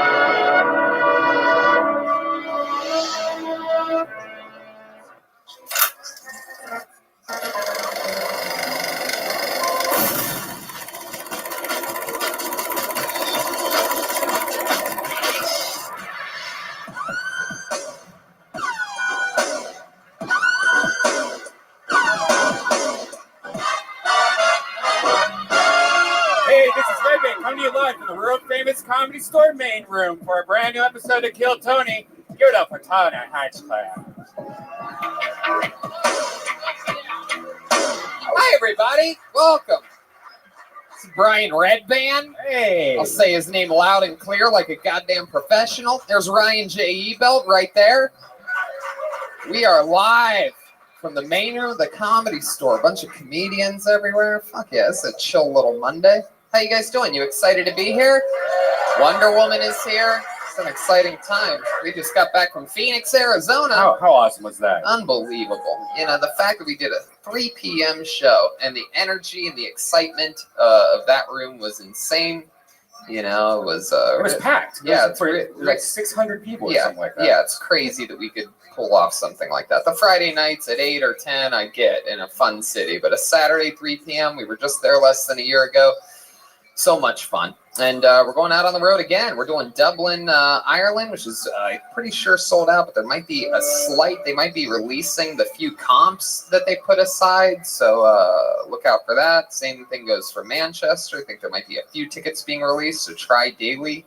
And London, a few more tickets going to be released. I'm doing stand-up in London the whole week after, the 18th to the 23rd of February at the Soho Theatre, just by myself, doing a solo English show, like a one-man show. Come out, do a fucking little bit, touch more than an hour, and then it goes on. You know what helps me with my energy levels doing a long show like that? Caveman coffee. I fucking love it. Unbelievable. It's the secret to my always my ability to be able to come back from Phoenix like I did today. And always have enough energy to have fun here. And you can go to cavemancoffee.com, use the promo code KillTony, and save 15%. How cool is that? Fuck yeah. Make sure you type in KillTony in the promo code so that they know we sent you. Mm-hmm. That's a smart move. Yeah. Things are either smart or they're not smart. You know what is smart? Or you know what's not smart? Job boards that send you candidates that aren't qualified for the role you posted. But you know what is smart? Going to ZipRecruiter.com/KillTony to hire the right person. Did you know that? Yeah, I did. You know, most other websites, you know, if you're looking for somebody, you just have to go through piles and piles of resumes. ZipRecruiter actually finds the best candidates for you. Yeah. Its powerful matching technology scans thousands of resumes to identify people with the right skills, education, experience, and actively invites them to apply to your job. So you get the qualified candidates fast. That's why ZipRecruiter is rated #1 by employers in the U.S. This rating comes from the hiring site Trustpilot with over 1,000 reviews. Basically, use the internet to hire people. There's a lot of people on the internet. It's just a much smoother way than waiting for the right person to come to your door and hand you a dirty piece of paper. Yeah. And right now, our listeners can try ZipRecruiter for free at this exclusive web address, ZipRecruiter.com/KillTony. If you love this show, show your support to it and ZipRecruiter by going to ZipRecruiter.com/KillTony. That's KILLTONY. That's ZipRecruiter.com/KillTony. ZipRecruiter, the smartest way to hire. There we go. Ryan J. Ebelt's right there still, just like I said when I first came out. He's still sitting there. Ryan J. Ebelt is there. We be on the lookout for truly. I mean, Ryan J. has been with us for years, but when I tell you that the greatest piece of Kill Tony artwork is about to be released, I mean, it's about to be fucking released. It's crazy. You're not going to believe it. It's unbelievable. The new Kill Tony poster coming soon. Make sure you follow us on all social media, Twitter, Instagram, everything, to see it and have the link when it comes out. Extremely exclusive. It's unbelievable. It's the greatest piece of art I've ever seen. And I'm pumped about things. Jeremiah Watkins is going to be in Kansas City March 14th to the 16th. That's his hometown. Go to jeremiahwatkins.com for that. And our guest tonight is going to be at Brad Garrett's Comedy Club in Vegas, February 4th to the 7th, and Bananas in New Jersey, February 23rd to the 24th. He is one of the best comedians on the planet. Comedy Central ranked him, I believe, number 39, but Comedy Central's full of shit. Here he is, one of our favorite guests in the world, the great Dom Irrera. Yeah, baby! Literally, our favorite, not only our favorite guest, but one that we wait for the exciting end of the football season every year, because you throw a Monday night football party at your place every Monday, and you can't do the show during football season. You're like, Dom's basically like having an NFL player as a guest for the show because you With some can't. subtle differences. Physically, they're a little more gifted than me. But mentally, I can outdance any of those motherfuckers. Well, welcome back. We're excited that you're here. You've done the show more than anybody. You know everything about it. So let's just keep. Great to see it taking off, man. Yeah. When it was just you, me, and baby Louie. Baby Louie. That's you. We were up there in the belly room. That's right.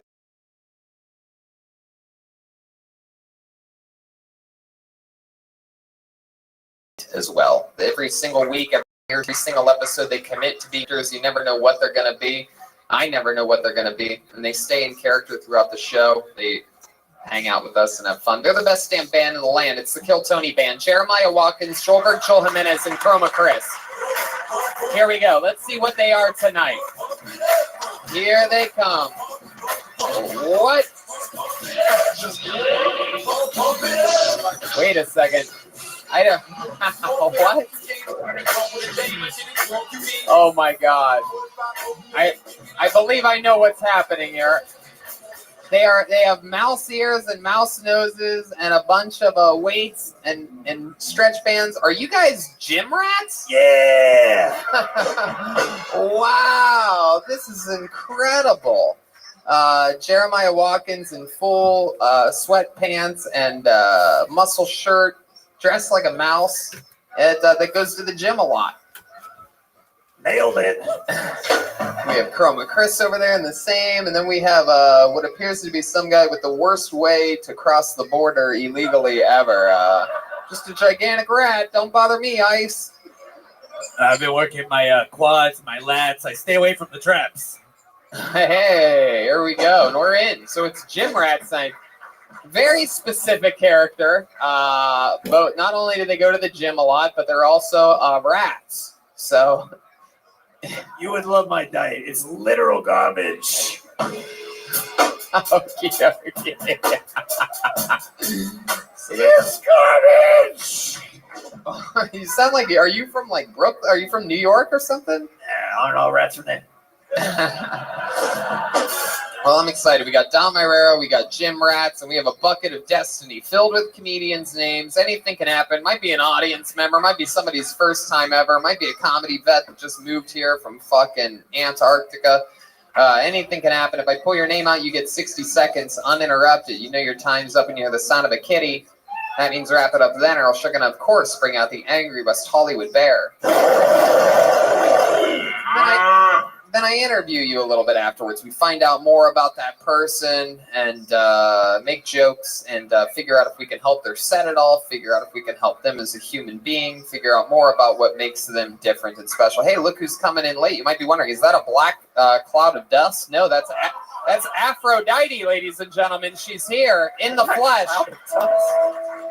Tony, I actually lived in Aphrodite's hair for about 2 months. You did? One of the Gym Rats lived in Aphrodite's hair. That's crazy. All right, you guys ready to get this party started? Here we go. It's Kill Tony Live. The return of Dom Irera. I'm so excited about this. And Gym Rats. I'm pumped. Oh, it's my Aunt Dolores.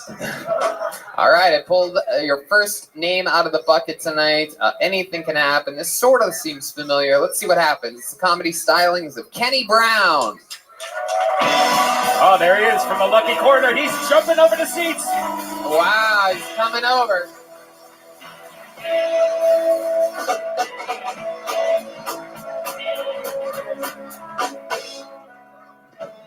Kenny Brown. Hello, everyone. Hi there. There's some there are odd things I'm afraid of, like odd shit, really odd shit. Like I'm afraid of asking for mail from a black waiter, because I know as soon as he puts it down, he's just gonna look at me like I'm taking your black card later, and he's just gonna watch me put that shit on.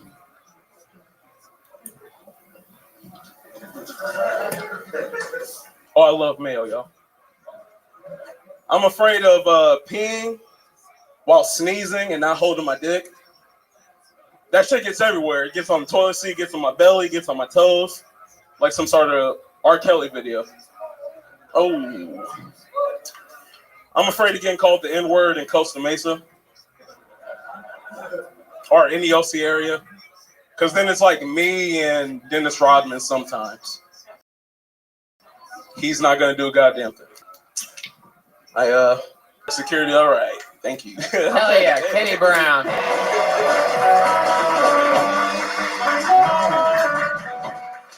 Hell yeah, Kenny. You've been on the show before, right? I haven't. How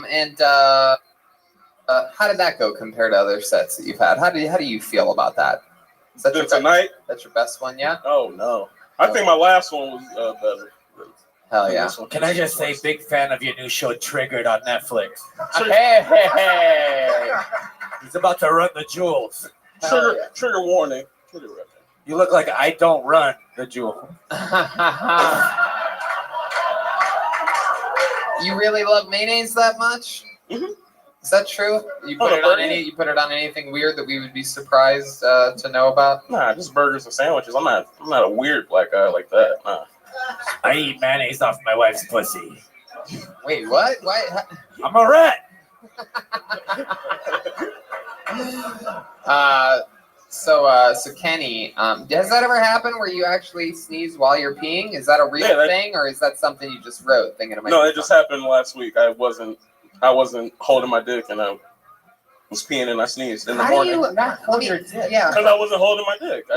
Were you sitting down? No, I was literally just like on this. the wall. You're just standing there and not holding my dick. How do you have your hand in your pocket while you're peeing? How are you? Wouldn't your pants fall down? I'm very confused by all. No, I go through the You zipper. never pee with no hands? Well, I understand why you could do it. You're a rat. I got paws. Do rats have paws? Is that? Look it up. Kenny, Yes. were there any jokes that you had tonight that you really were surprised they didn't get a laugh?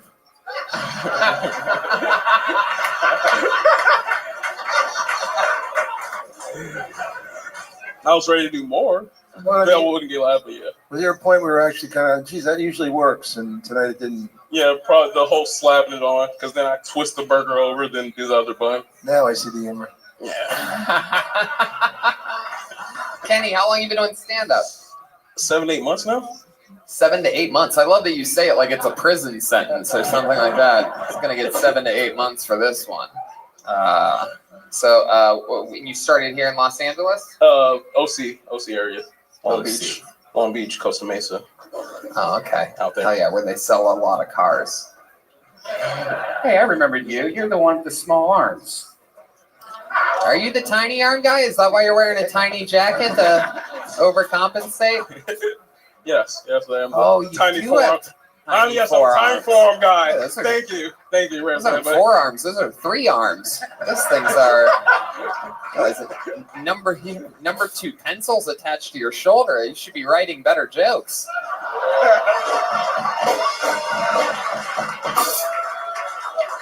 This is incredible. I forgot how tiny his arms are. That's why he's wearing this floppy jacket. You made him roll up his sleeves. It's a nice jacket. The police are like, we have an unarmed black man.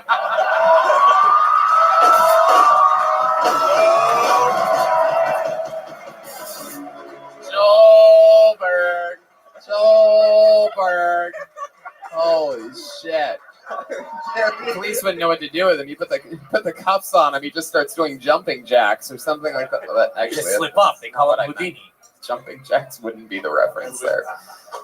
Anyway, so Kenny, do your tiny arms ever affect you in your normal everyday life? Are there things that you can't do because of your? For those of you listening to the podcast, Kenny he's standing here. He seems healthy and happy, but he has the arms of a quadriplegic man. Cerebral palsy. He's built like a quadriplegic man that has an overactive feeding tube.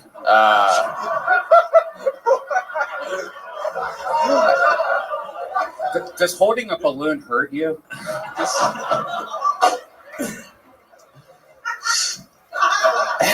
They just Chroma Chris just handed him a 20-pound dumbbell because they really are gym rats. When I tell you that the band looks like gym rats today, it's quite incredible. Perhaps gym mice. I think the rat's ears perhaps are a little bit sharper.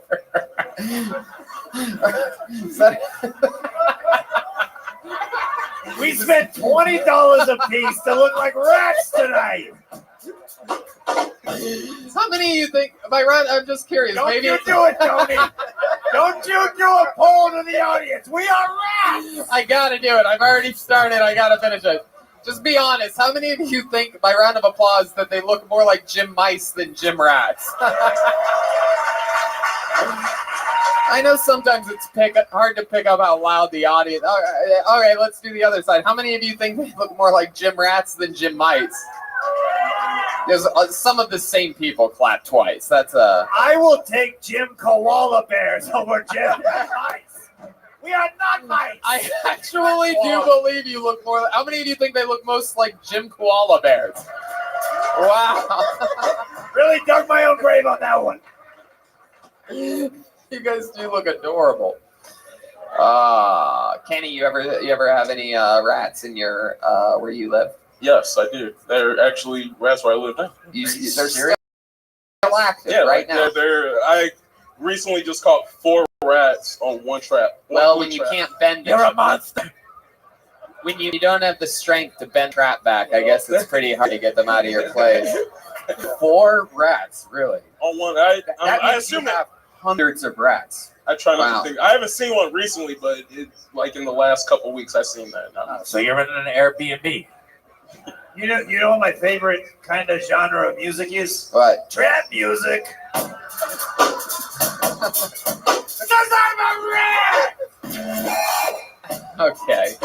Well, Kenny, you got the party started tonight. It was nice to talk to you again. Fun times. Anything else for Kenny, guys? I think he has a great attitude. Yeah, he really does. Clearly a great sense of humor. 7 to 8 months in, you're writing jokes, you're doing it. Kenny Brown. He's on Instagram at Kenny Big Belly, all one word. So he knows he's a little bit chubby. He's Kenny Big Belly on Instagram. It's amazing how long a minute can seem. You know, he hung in there. You got to give it to him. Wow, I fucking love it. You guys having fun so far? You get it? That's just an example of what can happen here tonight. We've seen Kenny a couple times. It's always fun to watch people come back. All right, here we go. This looks like a new name. Put your hands together for Daniel Magden. Daniel Magden. He's running from the lucky corner. Should I stay or should I go?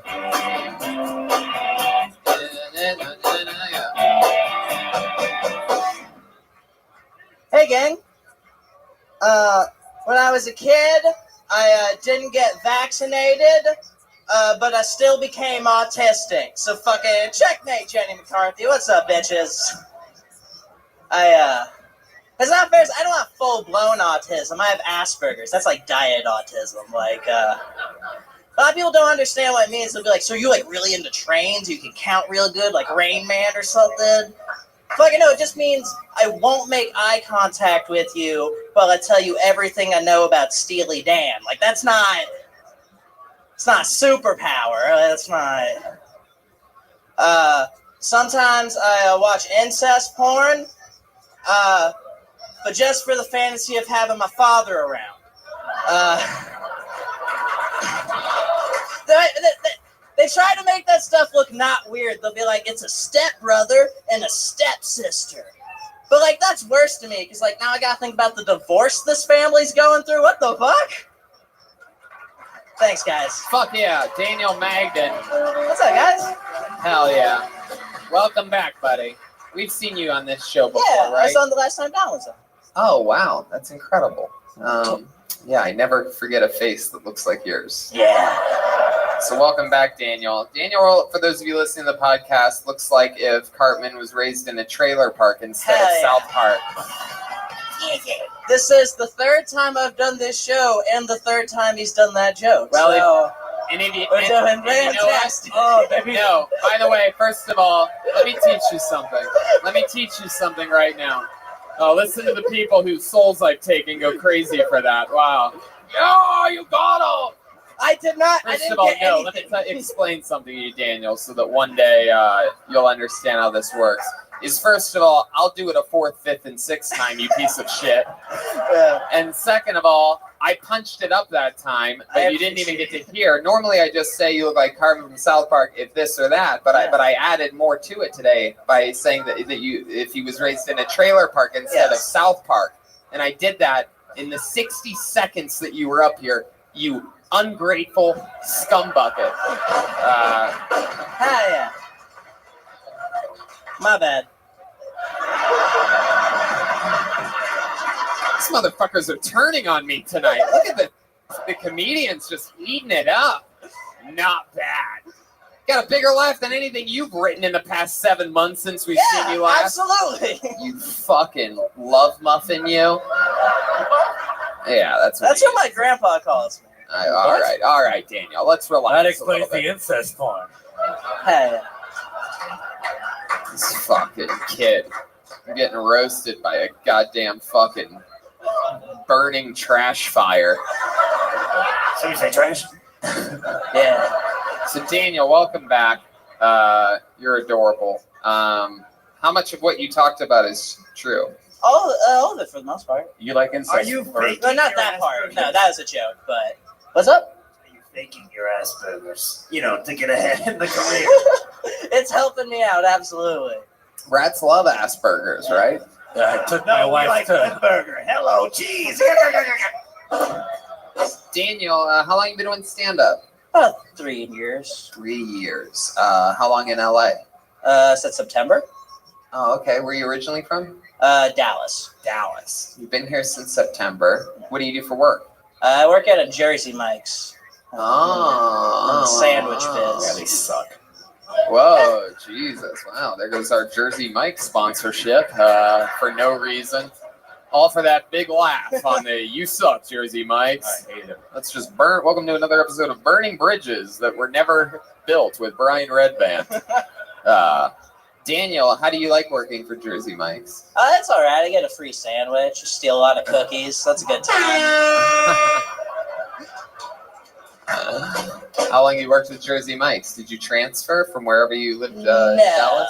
When I worked at Subway. When I was in Dallas, I worked at a Whataburger for Somebody like say 2 Subway? years. When you were in Dallas, you worked at a Whataburger. Yes. And that was how long did you work at Whataburger? like 2 years. What did you do before that? Nothing really. I was out of high school. How old are you? 22. Wow, 22, and you're already in the mix, roasting the host back and shit. I fucking like that. That's good. You have a huge fucking jump start, which is crazy because you probably can't jump. I cannot. You're okay. I don't know when the last time I jumped was. I can't tell you. Very good. What do you do for fun when you're not doing stand-up comedy or apparently rolling down hills? I Do you have any hobbies or something like that? No, I smoke a lot of weed. That's a good time. No. Yeah. But that's not a hobby, and if you say that's a hobby, you're just an uninteresting person, which I am. Do that. Watch a lot of documentaries lately. That's pretty fun. Yeah.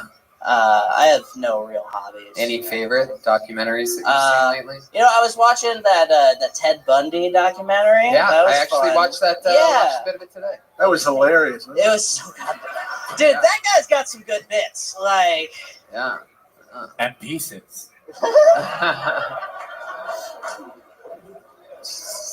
Anyway, Daniel, you have a girlfriend? no. When's the last girlfriend you had? Well, that's a great question, Tony. Sometime in high school. Oh, It's been a while. I want to see Aphrodite fuck the shit out of you. That's what I want. I want to see a fucking blood moon eclipse here tonight. When the darkness comes over this orange substance that's on the fucking stage. Oh, God. Will you? Will you sit on his face? Would you let Aphrodite sit on your face? Here on the main stage of the world famous comedy store? Look out there. Now, hold on. Daniel, why don't you just lay down? I'm not Okay, trying to get pink eye again, Tony. pink eye. I don't know. That sounds. Listen, if you do it, I'll do it. I I can't Jeremiah do that. just wants to do it. I'm just a rat. I'm not Angel, doing if you do it, Jeremiah will do it. What the fuck are you thinking right now? What else do you have to do after this? You don't even have any fucking hobbies, bro. I have no hobbies. You're just gonna smoke pot all night and think about how you should have had Aphrodite sit on your face. Goddamn, but All these people will follow you on social media. They'll shake your hand that afterwards. sounds like a literal nightmare. If that happens, I'm going home. No. I will go first. I volunteer as tribute. You know what, Daniel? Why don't you just watch the gym rat do it and think it over? I'm pretty sure Aphrodite's about to sit on Jeremiah's face, Yeah. ladies and gentlemen. Sit on Jeremiah's face. I noticed that he. Ladies and gentlemen, make some noise for Aphrodite.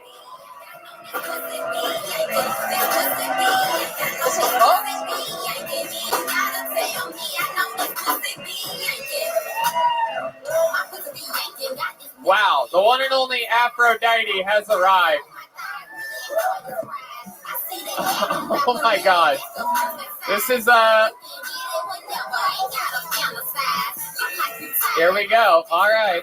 Let's turn down the music a little bit. Wait. Oh, we've gotten word that Aphrodite can't literally sit on his face, or else.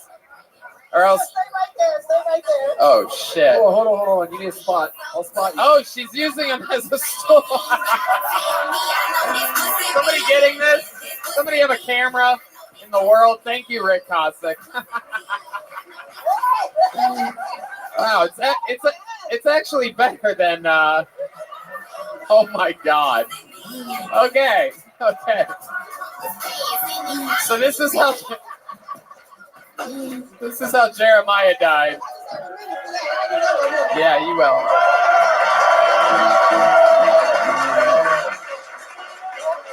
I mean, what can I say? It doesn't get any better than that. Is anybody getting hungry? They do have chocolate chip cookies available. Chocolate chip. Daniel, what do you think? You wanna sit on your butt right there and have that?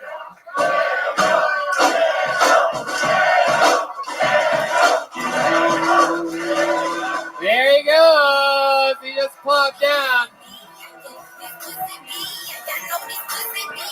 Wow. Come on, really get it in there, Aphrodite. Here we go. Hell yeah. Boom. Tony. Yes. Dom Irera. The place is so different now that you got writers. Great. And that was from the Black Jesus, baby. Wow. That looked like if there was a Problem Child Sister Act reboot. Run! She might eat you. She thinks you're a little Tito. Guys, I think we just solved racism. Oh, come on. I thought you'd enjoy this more. You look so much like a young Louis C.K. I thought you'd be into kinkier shit than this. That was surprisingly draining. Well, good, because I'm done with you. There he goes, Daniel Magden. Aphrodite, why don't you stay right there? Why don't you stand right there? For being such a hero all the time and always being bar, why don't you do why don't we get a brand new minute from Aphrodite, huh? What's up? I went home last year to see the family. Don't ever go to the Midwest, y'all. Don't ever go. Motherfuckers are backwards down there. I got a question. Is there really anything wrong with punching an 87-year-old lady in the face? Is that really wrong? But my mom is out of control. She put her dukes up when I came home. Because I look too much like my damn daddy. She want to kill me. I said, Mom, I'm not him. I'm not him. She still want to fight me. She think I'm disgusting. She said my ass is too big. She had the nerve to tell me I could borrow some of her 87-year-old clothes. What the fuck is wrong with my mama? How the fuck I'm supposed to be sexy wearing 87-year-old woman's motherfucking clothes? Who the fuck is gonna fuck me? Oh yeah, sure. You know? So I'm telling you, it might be wrong. I'm going to jail. Next time she put a dukes up, I'm gonna knock the fuck out of my mama. I'm sorry.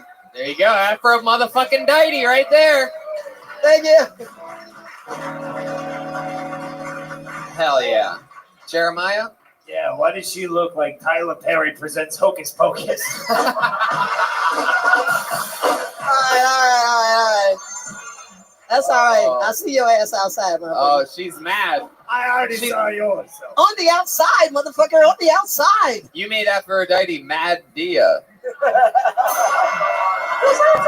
Tyler Perry magic. Afro. I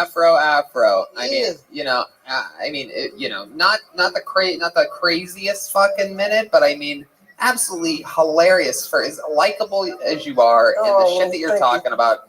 Great misdirect because I thought there was some 87-year-old lady starting shit with you at the whatever the fuck a woman like you hangs out at or does or whatever, like bingo night or whatever the fuck.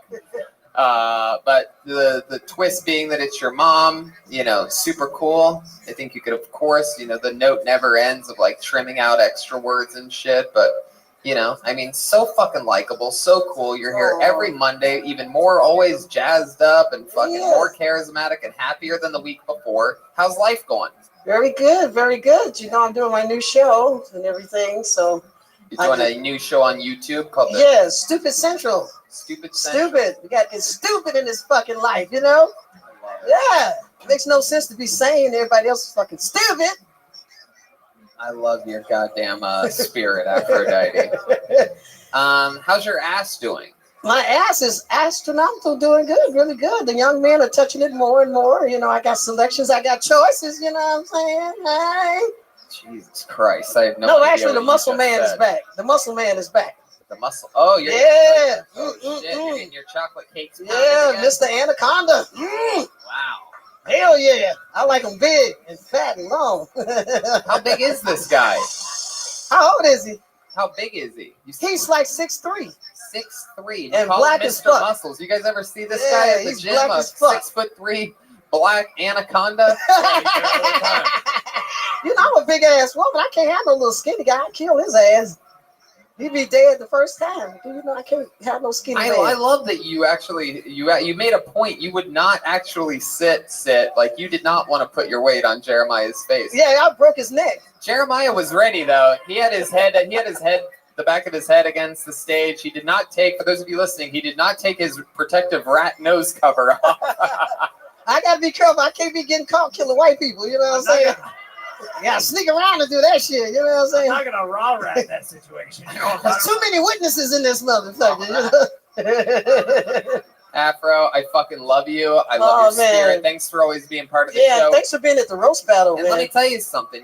That minute that you did, really, your pacing and your timing, and you're not making desperate jokes about desperate things that sound extreme and sort of unbelievable, like the guy that doesn't hold his dick at all when he pees. And you know what I mean? Like, it's like, even though it's not, crushing, written blows, I feel like you're talking about honest, sort of like fun, cool stuff. And with your delivery system, it's so cool that you've gotten into the game so late, but we've watched you grow so much you've been coming here like 2 years now. Yeah, over 2 years, and it's so beautiful you were there when I won the roast battle twice. That was so cool. Yeah, just last week I won. Straggled up there on Tuesday, and I get more nervous for when I see that Aphrodite's doing roast battle than for any roast battle I've ever done. It's like, I don't want to see this fucking sweet, Oh, no, I got something for these young motherfuckers. She really does. Bring your ass on out up in here. She turns it up. It's so funny because I see all these, it's always like, guys that look like me, you know what I mean, but younger, just these fucking cocky open micers that think they're going to make big black woman, old lady jokes on you, and you just I grew up in the murder capital, St. Louis, where they talk about your mama, and you better not say nothing about the shit. You're like Bernie Big Mac. That's right. All right, motherfuckers. Fuck with me. I get by with all kind of shit at 63. Just punching motherfuckers in the face ain't even illegal. Oh my God. No, it's not. 63, you can hit motherfuckers all the time. Okay, Aphrodite, before you confess to a crime, I'm going to get you out of here. You didn't hit it. You ain't heard shit. There she goes. I love you. She loves you. It's Aphrodite, guys. Come on.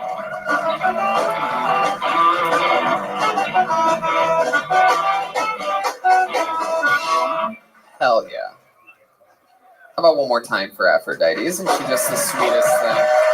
I have a special place in my heart for her. Okay. How about Charlie Lopez? Let's get him up here. Charlie Lopez.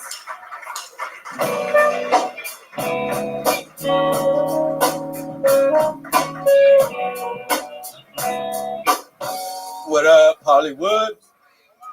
You guys believe in love at first sight? How about now? Yo,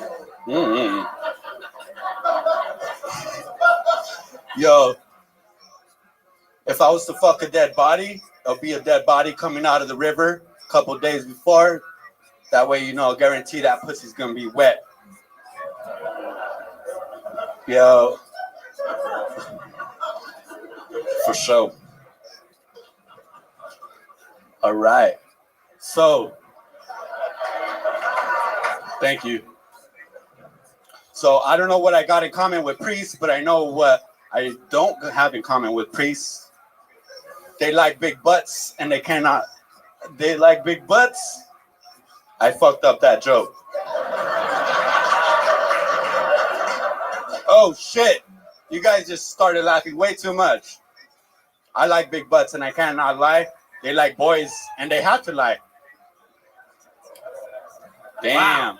Fuck yeah, Charlie Lopez. Hell yeah, dude. Fuck. Yeah, man. It's all good. I did not expect that. 5 weeks coming out. What didn't you expect? Tell us what you didn't expect. That to kill that joke, and that was my go-to joke. So wait. You guys love the one before that way too much, and I was like, whoa, that shit got to my You head. mean the one that we loved was when you said I fucked that joke up and everybody laughed? That was good too. That's why honestly, I'm confused at which part you upset you. Help me. That part upset me. Was the part where they all laughed when you said that you fucked up. My honesty still gets laughed, so well, that's hey, go with it, right? I don't understand why that would anger you though. Oh no, I'm not angry. So now you're not angry? Angry towards myself? Yeah, a little bit, but not the fact that I'm up here. I'm fucking glad I came up here. That's right, dog. So yeah, that's what's up, man. Let it go. Wait a second. Are you one of the gym rats too? This foot crushed it, eh? He sort of has those round ears. Shocking. He's a trainer for the Dodgers. Wow. Okay, so Charlie, you've been coming here for 5 weeks. What does that mean? You've been signing up for 5 weeks for Kill Tony? You haven't gotten up until tonight. Yeah. And that was what did you think was gonna happen? That I wouldn't fuck up that one, and I was like one of my best ones. So oh god, it's so bad. So let me get this right. You like big butts and you cannot lie. And priests like little boys, and they have to lie. And that's the whole thing. That's it. And that shit fucking kills. That's one of your go-tos? Yeah. All right. We need to define the word go-to to you. Yeah, that one might. I got too many. I got a top 10 that's solid.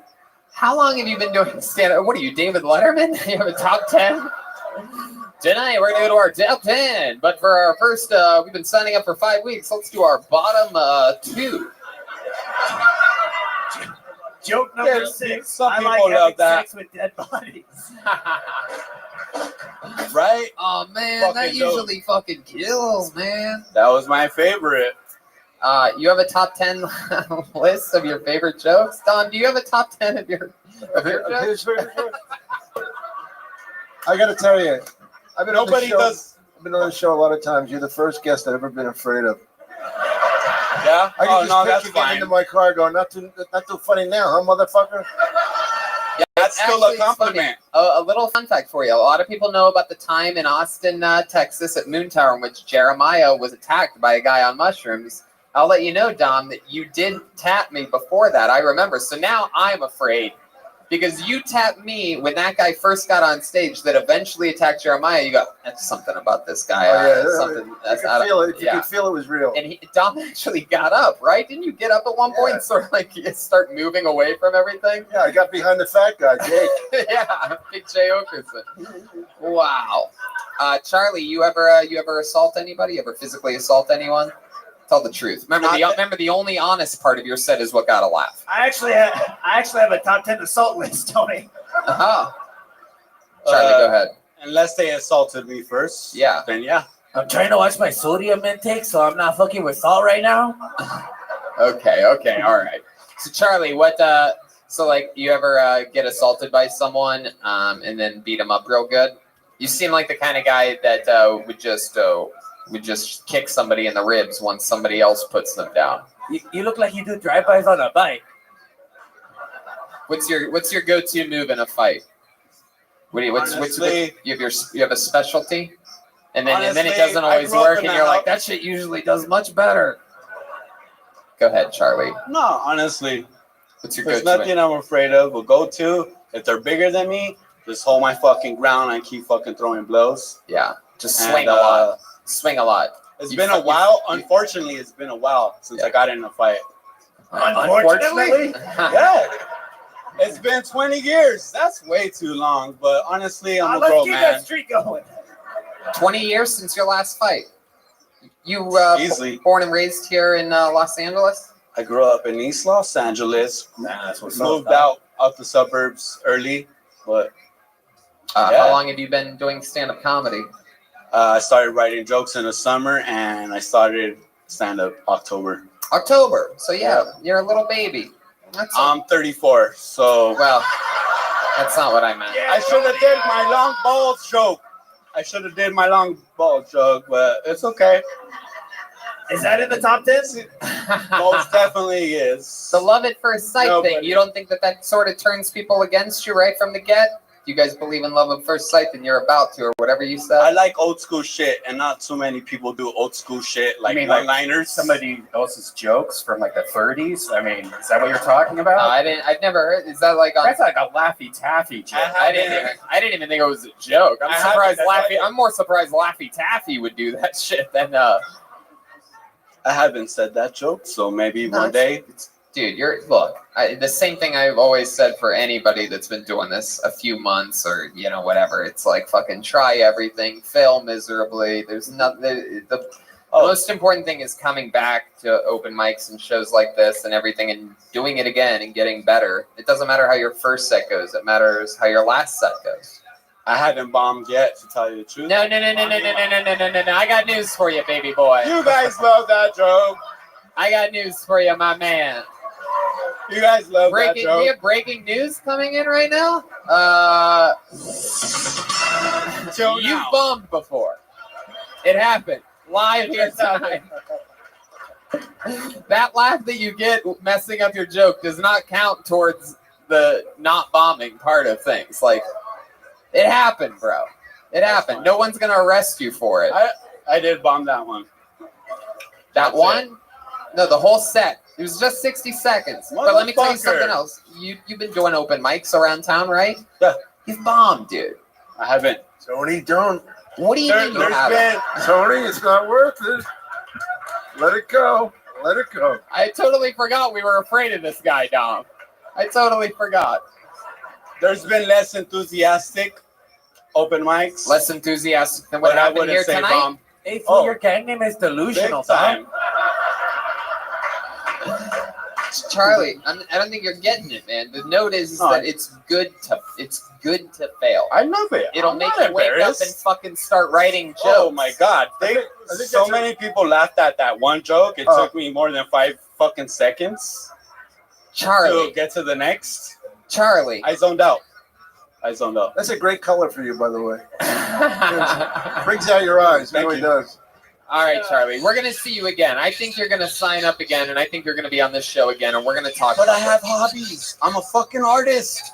I'm more interesting than so many. Okay, that's it. We're going to There he goes, Charlie Lopez, everybody. Yeah, dude. Next time. Just like a typical Lopez, he wants to work more for free up here. La Bamba is right. On to the next one, like the great Jay-Z once said.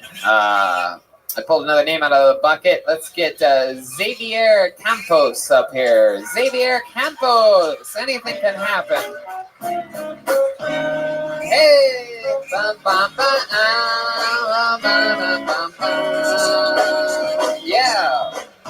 Here he comes. Hey guys, what's going on? All right, a little bit about me. I have a twin comforter on a queen-size bed. That way everything looks bigger when I'm laying down on it. Ladies, fellas, it's like a life hack. You can go ahead and write that home. Put it in your back pocket, take it home with you. Oh, no. No, okay. I'm childish. I need to grow up, actually. Like, I've come to this new realization. Like, I only want to date women that wear nude color underwear. Right? Is there anything more mature than like nude underwear with just like a little bit of lace on them? No way. I think not. Right? No, like that. No, that's the weird stuff that goes through my mind at the laundromat. The laundromat is a very fun place, right? The laundromat is the exact place I find out how far women are taking the whole animal print thing. All right, there's nothing wrong with the animal print thing, by the way, but every once in a while I run into a woman. She opens up her hamper and it's like Noah's Ark comes spilling out of that thing. Just two of everything. All right. Fuck yeah. Xavier Campos. Hey, Xavier. Hey, It's your first time on the show, right? Yeah. Well, nice to meet you. It's nice to How's meet it you. going? You seem like a young buck. How old are you? I'm 27. Wow. 27. You look so young. You look so much. You look so young that a priest would like you. And I don't know if you know this, but they cannot lie. And they like boys, and they cannot lie. You like big bucks. Yeah.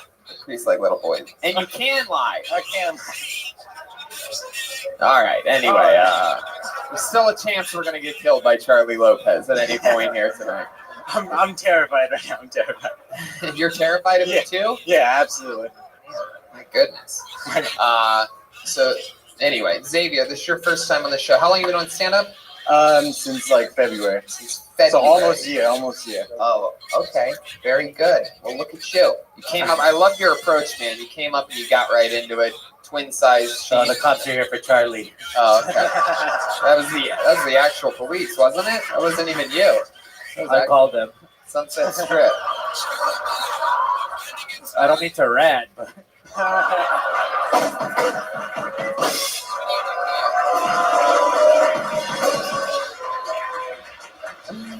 So Xavier, tell us a little bit about you. I mean, you've been, Oh yeah, so I started up in San Francisco. I was going to school up there, and I could tell you there was something a little bit San Francisco about you. Very rarely do I ever bring this up, but sometimes people jog or run to the stage, and out of everybody that I've ever seen jog or run to the stage, you do have the silliest run I've ever seen. It was really unbelievable. It was very, yes. It was I was like, it's like you were riding a horse, and I'm like, what is going? Yeah. It's like he came. It was moving forward. He was also bouncing like this. Would you ride an air horse up here? I think so. I was like a jockey in my former life. Would you mind? Would you mind doing a quick lap around the crowd so that they can all see what I'm talking about? For you podcast listeners, Xavier's about to go for a quick jog around. Sure, yeah, run anywhere. I don't give a fuck. Look at him. Hey, that's how he runs. All right, who gives a fuck? Xavier, you're from San Francisco. What else? You're a young buck, 27. So what does a 27-year-old like you do for fun? I used to do music and stuff before this, but it wasn't really like my What scene. do you mean you used to do? What kind of music? What do you play? I used to produce, and then I did like the more like the engineer work and stuff. Like I'm not cool enough to actually make music. Oh, I know. That was just more sad. My God, if you had half the confidence that Charlie Lopez has, you'd be a whole nother month. I can't really make the music. I can't really make it. Meanwhile, Charlie thinks he fucking destroyed tonight. I've never bombed. The streak continues. So Xavier, did you have like music that you've produced? Is it out there on SoundCloud or something like? Can we listen to it somehow? Well, you can sing it. I mean, you just edited? No, I don't think so. I don't think so right Just now. produced it. So you like took like samples and put them together, or you worked for someone? I used to do that, and I used to play original stuff too. What else do you do? What are you into? What do you do for fun? You're Latino? Yeah, I am Latino. 100% Mexican? I think so. I think so. Yeah, Both that's my a parents yes. were adopted. Yeah. If you think so, the answer is yes. Yeah, absolutely. So, you go to the gym or anything like that? No. When's the last time you went to the gym? I don't think I've ever been to the gym. How much you think you lift? Oh, I'm not a lot. You've never been to the gym ever? No, never been to the Do gym. you know a guy named Jim? Even I've been to the gym. Yeah, even Brian's been to the gym. They make the best smoothies. Good smoothie bars. Xavier, I mean, what do you do to stay healthy? I know you don't run in public. No, I don't run in public. I Else just people try to would eat. fucking kill you if they saw you running like that. No, I just try to eat good, I guess. Yeah, what do you mean? I don't know. I just like small portions. I have nothing. Like dead birds and stuff like that, or what? Like chicken. Oh, Yeah, it's just, what'd you have for breakfast? eggs. Just eggs. Xavier, tell us something crazy about you, like that we wouldn't believe. Some little fun fact. So like one crazy, like the day I moved down to Southern California, I got like beat up by like 5 cops, but then they were like, "Oh, wrong guy." Wrong guy. Oh shit. The day you moved from San Francisco to LA, you got beat up by 5 cops, and then they said wrong guy. Yeah. Don't you hate that? Huh? I hate that. Yeah, I do hate that. My God, where was this? I was in Huntington Beach, and I was out getting drinks, but then I went to like just buy a cheeseburger, and then I was paying for my cheeseburger. I got dragged out by my head, and then They didn't even say like freeze or anything No, like that. They nothing just like that. tackled you. Yeah. Did you get a lot of money from them? I'm in the process, I guess. Like I got court on the 27th. Hey, look at that. Fucking pussy. Let me ask you this. What was the very first joke you wrote that you thought I can do this on stage? The very first joke I think was about my ex-girlfriend. I got in a really bad breakup, and I was like, all right, fuck this. The joke, like, What was the joke? Right, nobody likes to get in a fight in a bad relationship. I used to get like a lot of this. Like I get like the front and back of the hand. Like, I don't know if you guys are familiar with that, but it was like I was fighting a magician or something. It was like, as you up too, there's nothing in my hands, and ta-da, something to fight about out of nowhere, out of thin air. It's adorable. Is that still in your top 10? It filters through. That's actually a really fun question you just asked him. I like that. Do you remember your first joke, Tom? Yeah. I was doing a show called All My Children. You ever hear that? Yeah. And I was a priest, and it was hilarious. We got the giggles because my lines were body of Christ, blood of Christ. And it just kept getting weird. Like I started, body of Christ, blood of Christ. Right? So I go in the back. I don't know why I had this thing. I don't make this long. The joke was my father left home when I was in 2nd grade. He never cheated on my mother. He used to cheat on me. Pick up other kids after school, take them to the zoo, take them to the play ball. One day he came to me. He says, I got to live with you. I met another kid. And the first time in my life, I feel like a real father. Boom. The motherfucking man. Follow that, motherfucker. Well, Xavier, congratulations and congrats on a year coming up here in February, and I hope you sign up again and we get to see another minute from you. Yeah, absolutely. There you go, Xavier Campos. He's on Twitter at xman_777. That's the letter X man 777. Congratulations on that paycheck he's gonna get. Jesus. Yeah. Yeah, exactly. The old beat up by 5 cops paycheck. It's gonna It's be just a big that Charlie has impregnated 4 women while he's been sitting there.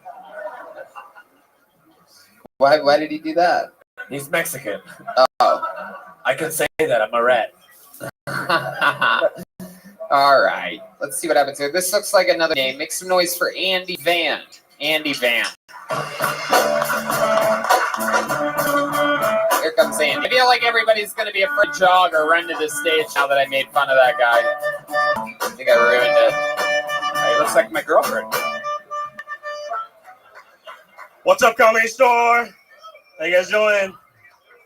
I know it may not look like it, but I do fuck.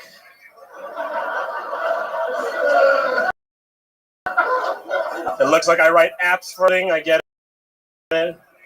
I see it. No, I do. It's just sometimes girls say weird shit in bed. Like one time, there's a girl on top, and she wasn't Asian, and she was like, "Oh yeah, give me that Vietnamese dick." First of all, I didn't tell you I was Vietnamese, so you nailed that one. I guess we're both nailing it. I don't know what the fuck she expected. There's only Vietnamese dick down there. I'm not gonna be in the middle of fucking. Yeah, surprise! Now I'm Indian. And I didn't like the fact that she said it to me like she was ordering off a fucking menu. Yeah, I'll take the Vietnamese dick. Yeah, I'll take it to go. Vietnamese always comes out so fast, you know. Or in my case, either it comes out too fast or takes way too long and you don't fucking want it anymore. I'm Andy Van, ladies and gentlemen. Thank you. There you go, Andy Van. Hell yeah. Fuck yeah. All right, yeah. Andy Van, this is your first time on the show, right? Absolutely. I remember you. You're our first ever Asian and Down syndrome comedian that's ever been on the show. I have mild Asperger's, actually. Fuck yeah. So Andy, how old are you? I'm 29. You're 29. Yeah. Wow. Yes, a verbal. I'm with that guy deep in the back of the main room with that wow. I'm not sure to say thank you or fuck you. Andy, I got bad news for you. You're about as oblivious as Charlie Lopez right now. I've never bombed before. I don't understand why. Oh, please, you took over North Korea when your dad died. All right. Wow. Come on. Right, this guy. So, Andy, how long have you been doing stand-up? I started really writing jokes like 6 months ago, but I had been to an open mic or two before, like a year ago. Yeah. Oh, so this is basically sort of really your first time doing anything in front of a real audience. Yeah, I've done a couple of shows here and there. Just like. But you just didn't mention those when I asked you how long you've been on stand-up? No, but like 6 months, like starting like 6 months ago. That's when I've been doing a couple of shows here and there. Oh, yeah. okay. Yeah. Well, that's fun. And all here in Los Angeles? Yeah. What do you do? Yeah, what do you do for a living? Right now, I wait tables. Oh, yeah. Wow. But I taught high school for a bit, so yeah, before this. But I fucking hate kids, so fuck that. What were you teaching? High school biology. Wow. Dom, did you know your son did that? It's good to see you Great, again, man. Ni hao. I didn't even notice that they basically, they do. You guys, you Same do. eyes. Has anyone ever told you look like a 29-year-old Asian boy before now? He was my dad, but he cheated on me, actually, so it's kind of fucked up that we're here now. Wow, Andy's making callbacks to everyone's jokes. Your powerful Asian brain is at work right now. I remember everything. This guy's about to drop a ZipRecruiter ad any second, just out of the kindness of his heart. So, wow. Vietnamese, huh? Yeah. Is the restaurant that you work at Vietnamese? No, it's Japanese. Whoa, motherfucking race trader. How does your Vietnamese family feel about you working at a Japanese restaurant? They don't like it. They don't like it. No. Dishonor. What, you close with your mom and dad? What was that? You close with your mom and dad? Yeah. Well, we're pretty close. I try to call them like once or twice a week. Yeah. Yeah. And what do they do? My mom is a pharmacist. Oh. And my dad, he's retired now. He had cancer, so he retired early. Yeah. Oh, what did he do? Wait, I love that Dom laughed. Hold on a second. Dom laughed at the part where you said he got cancer and retired. Dom, you had to be there.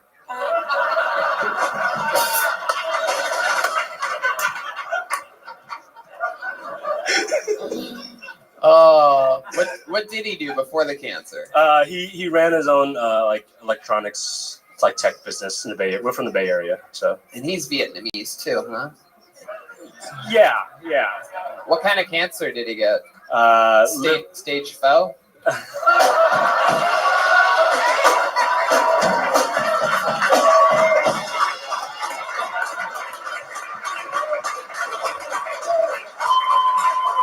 That joke was pretty raw, man. Liver cancer. He had liver cancer. Anyway, a little, jeez, oh man, a little bit too much sake, huh? No, all right. Anyway, that was perhaps the dumbest thing I've ever said in my life. Liver cancer, that's the breast cancer. No. All right, at least it's not the dumbest thing that's been said on this episode, because there you go. It's like an Undertaker that's like, let me dig a deeper hole for you. 6 feet's not quite enough. Did he say I got canceled? Canceled. And you're like, canceled from what? And you're like, thank you, Joel. Okie dokie. At this point, we've dug a hole almost to the other side of the planet. We're about to end up wherever the fuck your family's from. All right. So your last name's Van. Does that ever come back to haunt you in any way? Well, it's not, my legal last name is not Van. It's my grandpa's old last name before he changed it was Van. Like, so he's from Vietnam. My grandfather was from Vietnam, and his original last name was Van, but he disowned he got mad at them, so he changed it to Nguyen. Let me ask you a question that all of us white people in this room are wondering. Yeah. And all of us Americans. Yeah. What made your grandfather disown his family? Like, I only see this in fucking ninja movies and shit, like where this dishonor is just fucking unbelievable. They'll just drop everything. Like a black guy does that, everybody's like, look at that deadbeat, just fucking. But a Japanese guy does it, it's like, wow, how You go now. You go. You don't come back. It's like always the word honor is like in the mix with Asian people for some reason. Go ahead, tell us what happened. Oh, my grandfather is just incredibly intense man, and he wanted to go out on his own, but I guess his parents had problems with him, like. What did he want to become a comedian? Oh, okay. Well, I guess only I thought that was funny. Thank you, Tony. No, he wanted to like start his own businesses and like move out of the town essentially, and his parents were like, "No, you can't do that. Can't move out of the town." Yeah. See what I'm talking about? You see how fucking crazy that is? Yeah. I'm not saying it was cool. I'm just saying that's what he fucking did. Like, I'm not advocating for that. So he left his entire family behind because they didn't want him to leave town. Yeah. And when you say family, you're talking about like his parents, not his kids. No, yeah, his parents. He didn't have kids yet. Oh, okay. Yeah. All right. Well, hell yeah, Andy. I think for just doing this a few months and doing fucking what sounds like only a couple spots period, you have a real knack for this. Thank you. I really appreciate that. I mean, do you work nights at the restaurant? Yeah, I work 2 nights a week, and Then if this is something you really want to do, man, you gotta literally spend those other 5 nights a week running around town doing spots. Yeah, I'm trying. I go to a lot of open mics and just trying to get. You have a car? I do, yeah. Fuck yeah. Well, then you have no excuse. Do more spots, fucking go get it. Because, this interview part and a lot of the stuff that you've said and the callbacks and everything, it shows that you have a good sense of humor. You have a Asian different... mind. Yeah. I mean, He's adorable. Look at him. Yeah. He's 29, already looks older than Bobby Lee. It's incredible. I love it, man. All right, Andy Van. Well, it was nice to meet you. Thank you. Hey, Thank you, guys. Oh, yeah. Andy Van. There he goes. Andy Van. Full handshakes for this guy. I thought his eyes looked very normal to me.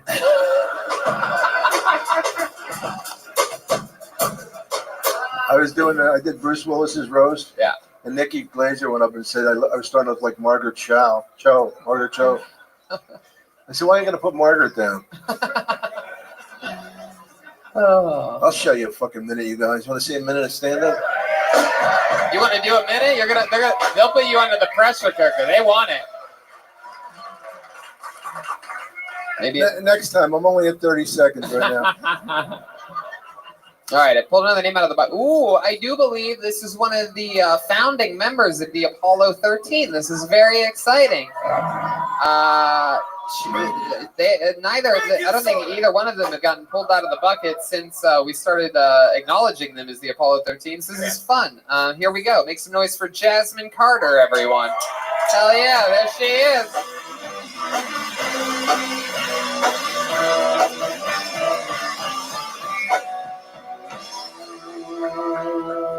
Okay, so I used to be gay.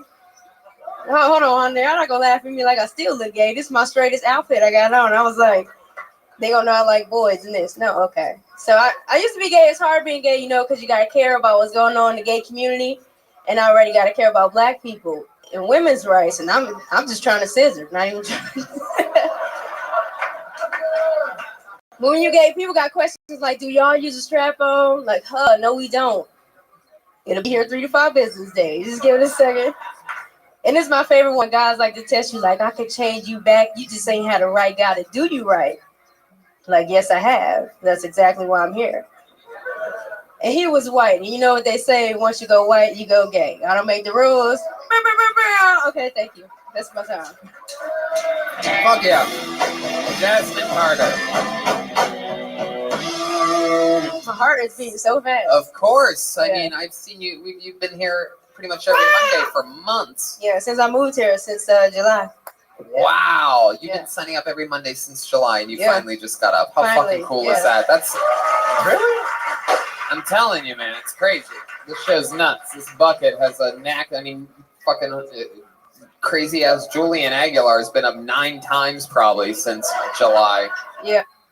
So Jasmine, welcome. For those of you just listening to the podcast, Jasmine Carter looks like if Rick Moranis shrunk down Odell Beckham Jr. into a little I knew girl. it was coming. People say that all the time. And in Cleveland, it's a baseball player. She looks like Wesley Snipes as Blade in the summertime. I knew you were into scissoring when I saw your haircut. It's not even like a scissor. You just like pancake or something. You just slap. But yeah. You're adorable, Jasmine. You're adorable. You're a Thank sweet you. little thing. How long have you been with stand-up comedy? 3 years. 3 years. Yeah. All of it here in Los Angeles? No, in Cleveland, and I traveled Chicago. Is that where you're from, Cleveland? I'm from Cleveland, yeah. Oh, that's so cool. And you moved out here last July? Yep, 18, sorry. You did it at like Hilarities and things like that? Cleveland Improv, Hilarities, Toledo's Improv, Chicago Laugh Factory, that Midwest circuit. You had to bring up the one club you couldn't get on. Yeah. I could get in there. I was doing a bunch of shows at Hilarities. I talked to them. They wouldn't let you in. Oh, a couple of times, yeah. Wow. How are you surviving here in Los Angeles? I was working, but I'm not currently working right now. But my friend Mina has been helping me out. Heck yeah. Another Quarterman. Apollo 13. Yeah. Baking soda. Yeah. So what was the job that you had before? I was doing some weed packaging things. Yeah, I did that for a little while. I was like, this is too illegal for me. And so I got a regular You do know that job. it's actually all the way up until basically July of when you got here last year. It was illegal, but now it is legal. Yeah, but I just didn't feel right doing it. It was like, I didn't feel right. We was all in a warehouse that looked like it was abandoned, and the sweatshop, it was hot. Oh, okay. I'm not supposed to talk about it, but whatever. You convinced me. It sounds Yeah. shady as fuck. You're Yeah, right. yeah. It wasn't right. It wasn't right at all. But yeah, I was working at Islands in Puerto Rico. When did you switch from not being how long were you? When did you switch to become? When did you realize that you were a lesbian, and then when did you come back? I have 7 questions in a row for you.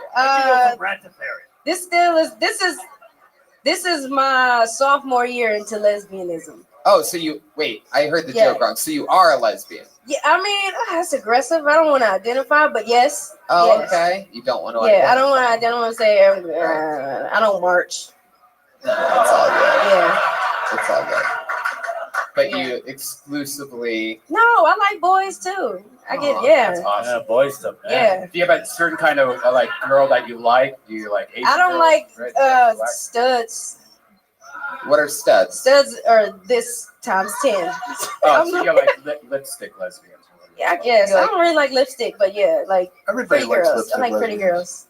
Everybody likes them. Who said that? I don't go. I go for a big fat bulldog.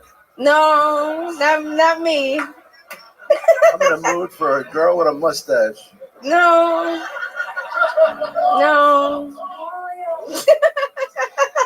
What's the first time you ever got hit on by a girl? I used to get hit on by girls all the time. But how about you went with her? When I went down with it, February 2017, it was my first time scissoring. Wow. How'd that go down? Like it was weird. I touched it. I was like, oh no, what's that? It don't feel like mine. Right. Yeah, it was gross. And then I was like, oh man, I guess. Wow. It didn't feel the same. Ugh. I've never really. Oh, this guy's agreeing with you on scissoring. That's interesting. This guy probably with a very sore ball sack for some reason. Fuck yeah, dude! I'll fucking scissor you, whatever it takes, dude. I'm a fucking lesbian too. Let's do this shit. I'll slap my junk. All right. Man, scissoring does seem like it would be very. Oh wow! Those are actual scissors. For those of you wondering what that sound is, Joel went to the back and got a pair of scissors so that he could do a scissoring joke repeatedly until we acknowledge I'll be it. at the Morongo next weekend. So do you actually like scissoring for real though? I've always heard it's not really a scissor. It's Like, really no. not a scissor. It seems more like it's just. I just like for the other person to enjoy what's happening. I feel absolutely nothing, but I'm a team player. Is there anything so. that you're willing to share with anything crazy that you've ever done that somebody's wanted you to do, like that you didn't really want to do? Sort of like working at the weed place, like you sort of felt wrong doing it, but you did it anyway. Sexually? Yeah. I think a couple of guys was trying to like ejaculate in my mouth, and I really wasn't with that. Yeah. Oh hell no. I was like, oh hell no. Right. Someone that doesn't want to identify as a lesbian but might be a lesbian. That's a big fucking no-no, right? I was like, Dude, come in your mouth. I love that she said ejaculate, like to keep it classy. Oh, you are a sweet thing, Jasmine. Thank you.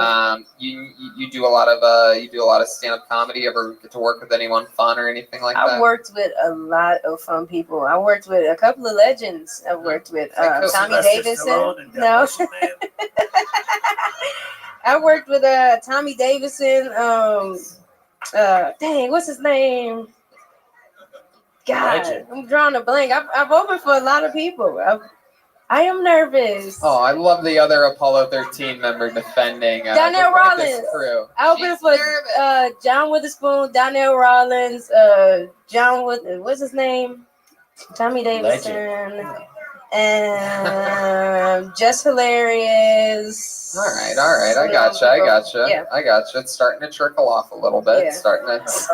I was just naming the most recent people. You're the sweetest thing, Jasmine. Fucking keep working, keep killing it. Thank you. I'm so happy that you finally got pulled out of the bucket. Yeah. There she goes, Jasmine Carter, everybody. Is that 2 underscores? 2 underscores before Jasmine? It's 2 underscores Jasmine on Instagram. 2 underscores Jasmine, Jasmyn.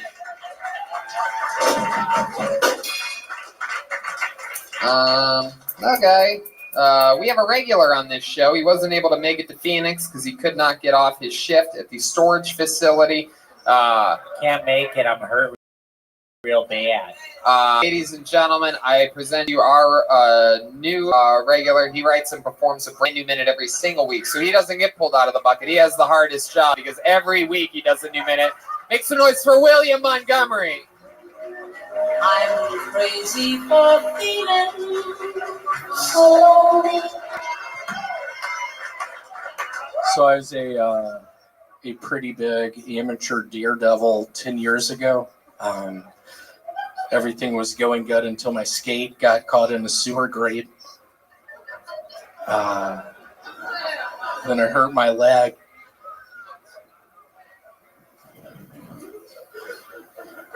I don't know if y'all have ever gone to a movie at the movie theater before and someone starts coughing real loud. Fucking get him out of there! I'm sick and tired of it! Just going to see the movie Twister with my aunt and somebody starts coughing real loud.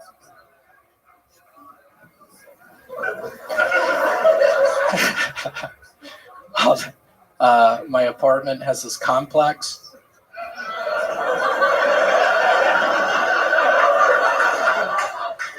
Hey, do y'all have any more copies left of Honey, I Shrunk the Kids? That's an impression of my aunt who got hit in the head really hard with a golf ball in '92.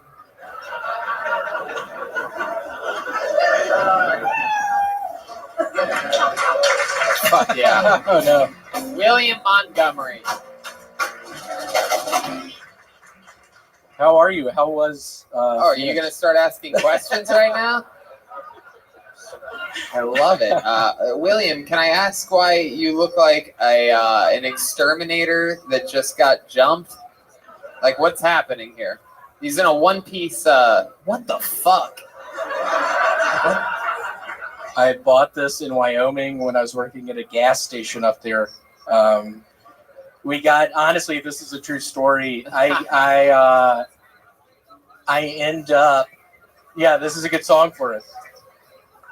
I end up one night after working at the gas station going up to my dorm room. And I open up the door. It's 15 guys. One guy has a camcorder and 2 dudes having sex with a girl. And I was horrified, yet I stayed.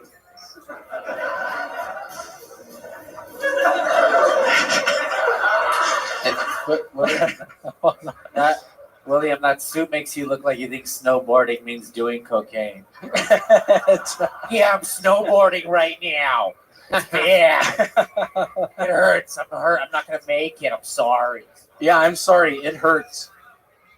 William, we invited you to Phoenix with us. We had you all set up. Wasn't able to get out of. I know. I apologize. I literally on Sundays only 2 people work at the self-storage. You had short notice. Did your parents end up making it? They are coming next week. They will be in town. That's next week. Yes, it was next week. I was mistaken last week. It's this coming week. Are you fucking with me? No, they're really coming. Your actual parents are coming. What's we their have name? to find a night where we're all going to eat dinner. Larry and Francis. Do you think Francis will be upset that you look like a skydiving orangutan? She would be horrified. There was a point in time in Memphis. I was going to this open mic maybe 6 or 7 years ago, and I had this on and elbow pads and knee pads, and she's like, "What are you going to do tonight?" And I was like, say something about how I've been writing this book about a spider horse and how I got hurt, and she started crying. Anything happened in your real life this past week that interesting? It was my birthday. Oh, it was your birthday. Saturday night, turned 32. What'd you do for your birthday? I went over to the Portugal Demand people. I went over to their mansion, did a whole bunch of Molly. Allegedly, William. I ended up missing my... This is how you never get invited to another Hollywood party. Go ahead. Ended up missing my job the next day. Wait, after all that, you ended up missing your Sunday shift? And I got fired the next... I got fired the next day. No, you didn't. I didn't. Oh, okay. But is that true? You really hung out with Portugal Demand? It was fun. He got me a bottle of Bullet bourbon and an ice cream cake. That is so fucking cool. Wow. A lot of people don't know that Portugal the Man hangs out here at the Comedy Store like all the time. They're really cool guys. Great musicians too. Yeah, I know they are nice. Well, that's awesome, dude. Well, happy fucking birthday. Well, thank you. Is the zipper broken on that? What happens if you try to zip that? I can't get it over my gut. Is that true? I mean, is it really? Does it go lower? Can we see your dick root? Can you suck it in? This part of Kill Tony brought to you by ZipRecruiter. Hey, Chroma Chris. All right, William. Well, I mean, you're just adorable. We fucking love you. It's just incredible what you're doing here. I think we're a perfect fit for each other. Thank you so much for being you. Thank you. William Montgomery. Let's get back to the bucket. That was your first. Tony, I have breaking news. Yes, go ahead. This is important. All right. I just want to give a guys. This is big. Okay, something in my gut instinct is telling me that it's not, but go ahead. No, it is. Okay. Guys, you're looking at the newest addition to the artist roster of Ludwig Drums. Wait, you? Yeah. Wow. Yeah, I want to give a That's shout out incredible. to I want to give a shout out to Bob Henry. Wow. I'm joining Ludwig Drums, home of John Bonham and Ringo Starr. Baby, this is for real. Wow, that is incredible. That is incredible. Thank you so. You know what's funny is that not only, I mean, that is first of all amazing. Joel has a brand new sponsorship, but I'm actually glad you did that because you made me realize that I forgot to announce that we actually have a special announcement. I fucking blew right by it without saying it. The March 21st, first ever Kill Tony in Philadelphia, Pennsylvania, which has been requested for a long time, has sold out. So we're adding another show. So those tickets just went on sale immediately for a second show that night, Thursday night, Philly Helium. So your special announcement reminded me of my special announcement. Shout out to Bob Henry and everyone at Ludwig. Thank you so much. Ludwig fucking Drums. How about that? That is unbelievable. The new artist roster. It really was breaking news. I've never. That's the first time you've ever done anything serious in the show's history. So I'm like, all right, give us this breaking news. It was really breaking news. I also have breaking news, Tony. Oh yeah? Yeah, I just joined the roster at Chuck E. Cheese. Thank you very much. No, so much fun. Back to the bucket. What do you guys think? Should we do this shit? Huh? All right, sure. Let's go. Oh, you want to pick one? You pick one. You do it. Dom's got his hand in the bucket. Not this one. You picked it. Do you want me to say it? Ooh, that's definitely a new name. I've never said this first name in my life. Osiris Henry. Osiris Henry. You put it back in there? Osiris. Whoa. Osiris Henry. Put your hands together. Thank you. Appreciate that, guys. All right. So I just quit my job, and it was a real bummer because I didn't even get to enjoy my MLK Day off. I had to look for work. But I feel like, I can't really complain too much because everyone's got to work these days for MLK Day. The employer's really out here breaking our backs, working us to the bone. It gives a lot of people insomnia, myself included. And that's why I do comedy, is to get rid of these voices in my head. But, think about it, right? What if MLK was trying to do his thing right now, and he had insomnia? He might have never had that dream. That would have been fucked up. But think about it, right? So when they were making it a holiday, they had to put it up to a vote. And John McCain, the first dude to run against the first African-American president, voted against that. Who do you think that was more awkward for?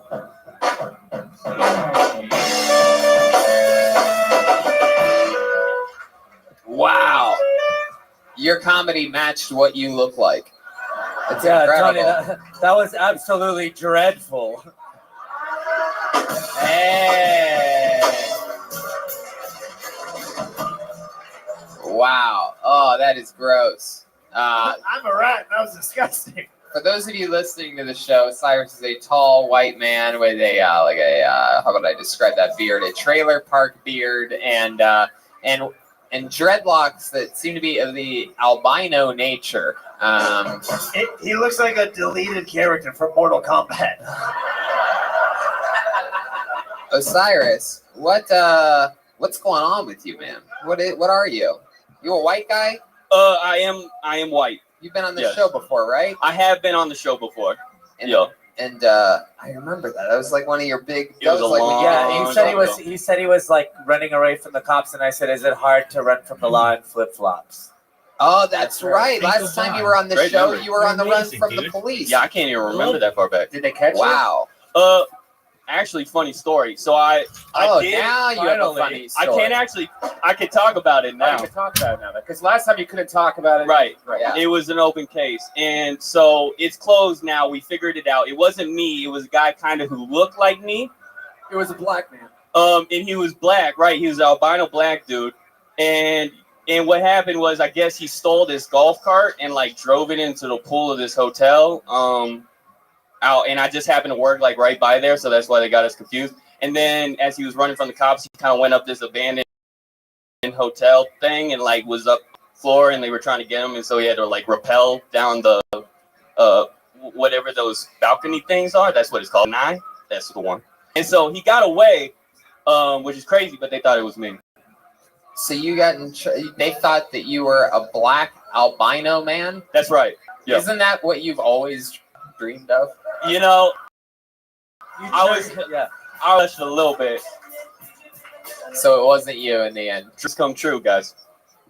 Wow. And when you did that move, when you pulled the heart out of your chest and ate it, did anybody notice that?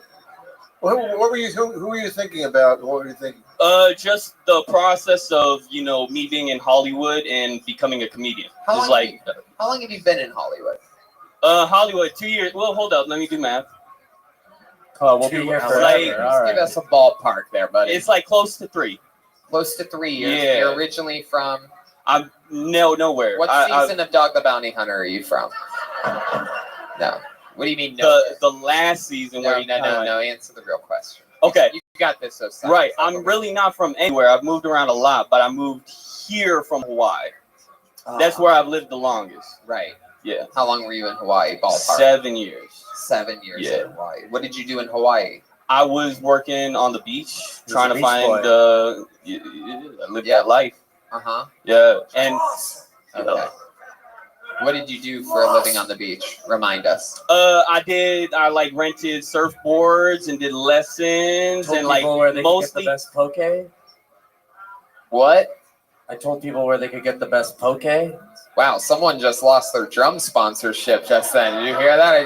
We just got breaking news. Oh, this just in. I still got it, you idiots.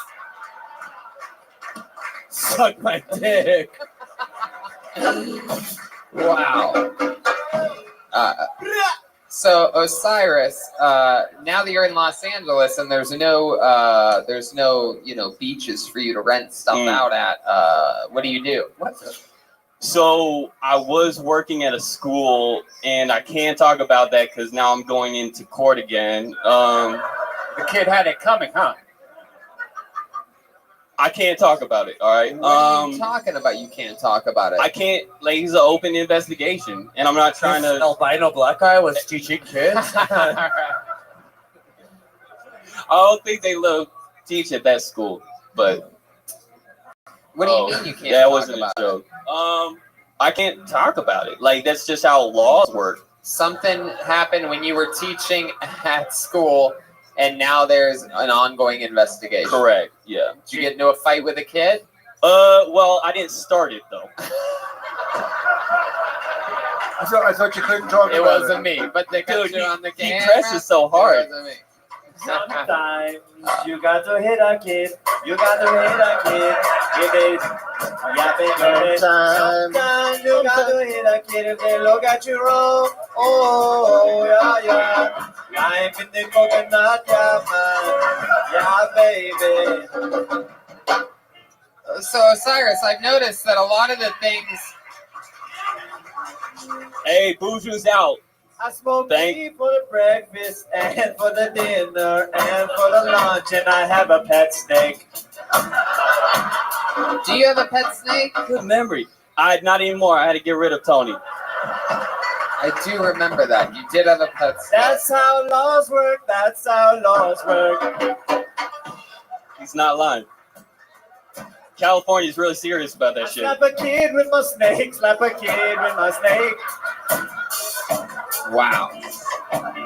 So, Osiris, you did have a pet snake. I play hockey sack professionally. Yes, I do. Yes, I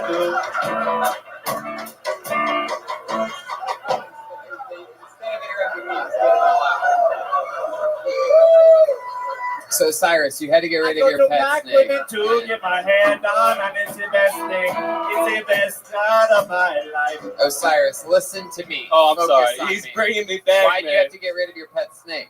Oh yeah. So but because the place is my favorite dessert. I like to put them on my fingers There you and go. act like the cross. There you go again. For those of you that love watching shows get burnt down, make sure you watch Jeremiah Wonders, where that doesn't happen. He follows his own formula. No one's there to burn things down. Thank you for the plug in the middle of the show. No, I know, yeah. I did it at the top of the show too, because I'm such a nice I think guy. we're getting a caller. It's another fan. It is okay. Very good, Jeremiah. Very good. So what are we gonna do? Push it more every single fucking episode? I love it. Okie dokie. All right, perfect. Fucking great. This is literally the best I've done all night. Give me this, please. It's really not. It's just oh god. Oh my god. You gotta take it when you see it, and you got it when you have it. Oh my god. It's been a really long time now. You've been doing this. There we go. Now you woke this guy up over here. There we go. Very good. Can we continue with the fucking guest? I mean, we can't. You can just, if you're gonna fucking do it again, just do it, man. Hey, you know he got the sponsorship. Keep asking him the same question. Trying to get his money too, dude. You shut the fuck up. You're right. I'm sorry. Jesus fucking Christ. Osiris, why the fuck did you have to get rid of your pet snake? My roommate's dog, Thunder, is like, she apparently loves him and wanted. His roommate dog, Thunder, doesn't even matter what I say. When you got a dog and you got a snake, sometimes you got to choose, or it's a big mistake. I don't know. Oh my god. So what did Thunder do? What did the dog Thunder do? Well, I mean, they just weren't playing well together, so I had to get rid of them. Talk about it. Wait. Stop. Stop.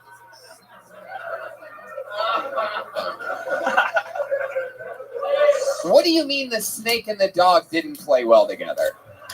It's just apparently one of those things where if it's a small dog and it barks and moves a lot, the snake is gonna try and eat it. Wasn't the snake in a fucking tank or anything? Where'd you keep the snake? You had a loose snake? Well, no, I mean, I had like a rope that I kind of tried to like tie it up. A rope? Like a leash. You got a rope on the snake and it actually does it perfectly. Oh my god, I think I have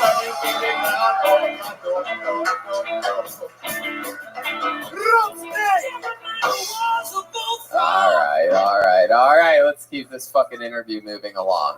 Because I'm just getting started with you. See, did you really have a rope on a snake, or are you actually being funny for the first time in 12 minutes? I promise you. Look, okay, so Vegan's Dilemma, right? We had a Wait. Vegan's Dilemma? Is that what you just said? Vegan's Dilemma? Vegan's Dilemma. Vegan? You're a vegan? I am a vegan, guys. You're a vegan. I'm just going to check all the stereotypes of the white dude with the dreads. Right. Yeah. It's also the name of your reggae band. Check the Vegan's Dilemma. So when you have a rope on a snake, doesn't it just go through the hole? Well, that was most of the problem. It seems like something out of like a fucking Tom and Jerry cartoon or something like that. I don't eat meat, but I fed my snake a dog. So Vegan's Dilemma, you have the snake and the dog. You have the snake on a rope just slithering around the fucking apartment.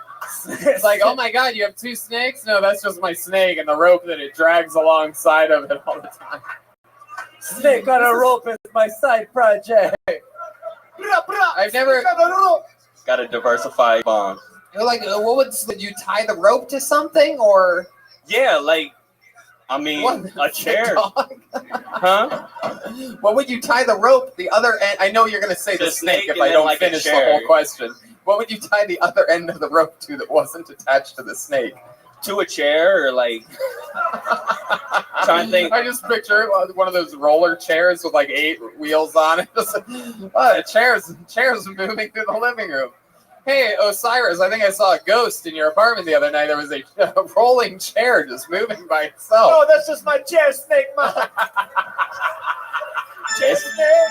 Tony looking for food. That's all that is. That's what I try to tell him.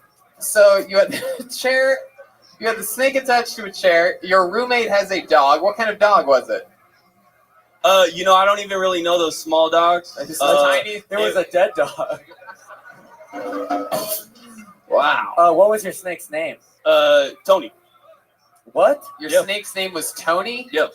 Wow. AKA white privilege. Well, actually, after Tony Montana, so I don't know if that he's Cuban, but I don't know. All right. So did the snake eat the dog, or your roommate made you get rid of the snake? The roommate made me get rid of the snake because she was there first. So Right. Tony had to Wait, go. So this lady, you have a female roommate? Yeah, I have all my roommates. I got four. I got to do math again. 4 female roommates and then 1 dude roommate. It's a crowded house, but it's not as crowded as the last place I just moved out of. How'd you get rid of the snake? Do you just like open the window and throw it out, or how do you? Craigslist. Actually, the same day sold them pretty easily. Apparently, people like snakes. How much did you sell your snake for? $50. I thought that was a pretty good deal. Do you remember specifically that day what you did with the $50 that you got from selling your snake? Yeah, funny story. I actually just. Ooh, now I'm excited. Because last time you said funny story, you told me that your roommate had a dog and that you had a snake and that you'd tie it to chairs and shit. So I can't wait to hear your next funny story. I believe you now. I used it to get this it's not a kayak and it's not like a surfboard. This is what you spent the $50. Yeah. So you spent your snake money on? Yeah. Okay, go ahead. It's a little water kayak? vessel. Go ahead. Wait, what? It's like a water vessel that you sit like this, and then you go like this, and it looks like a surfboard, but it's like a wakeboard and a surfboard. I don't even know what you call it. It looks like something you created with your mind, is what it looks like. It sounds like I use my snake money to buy a white trash boat.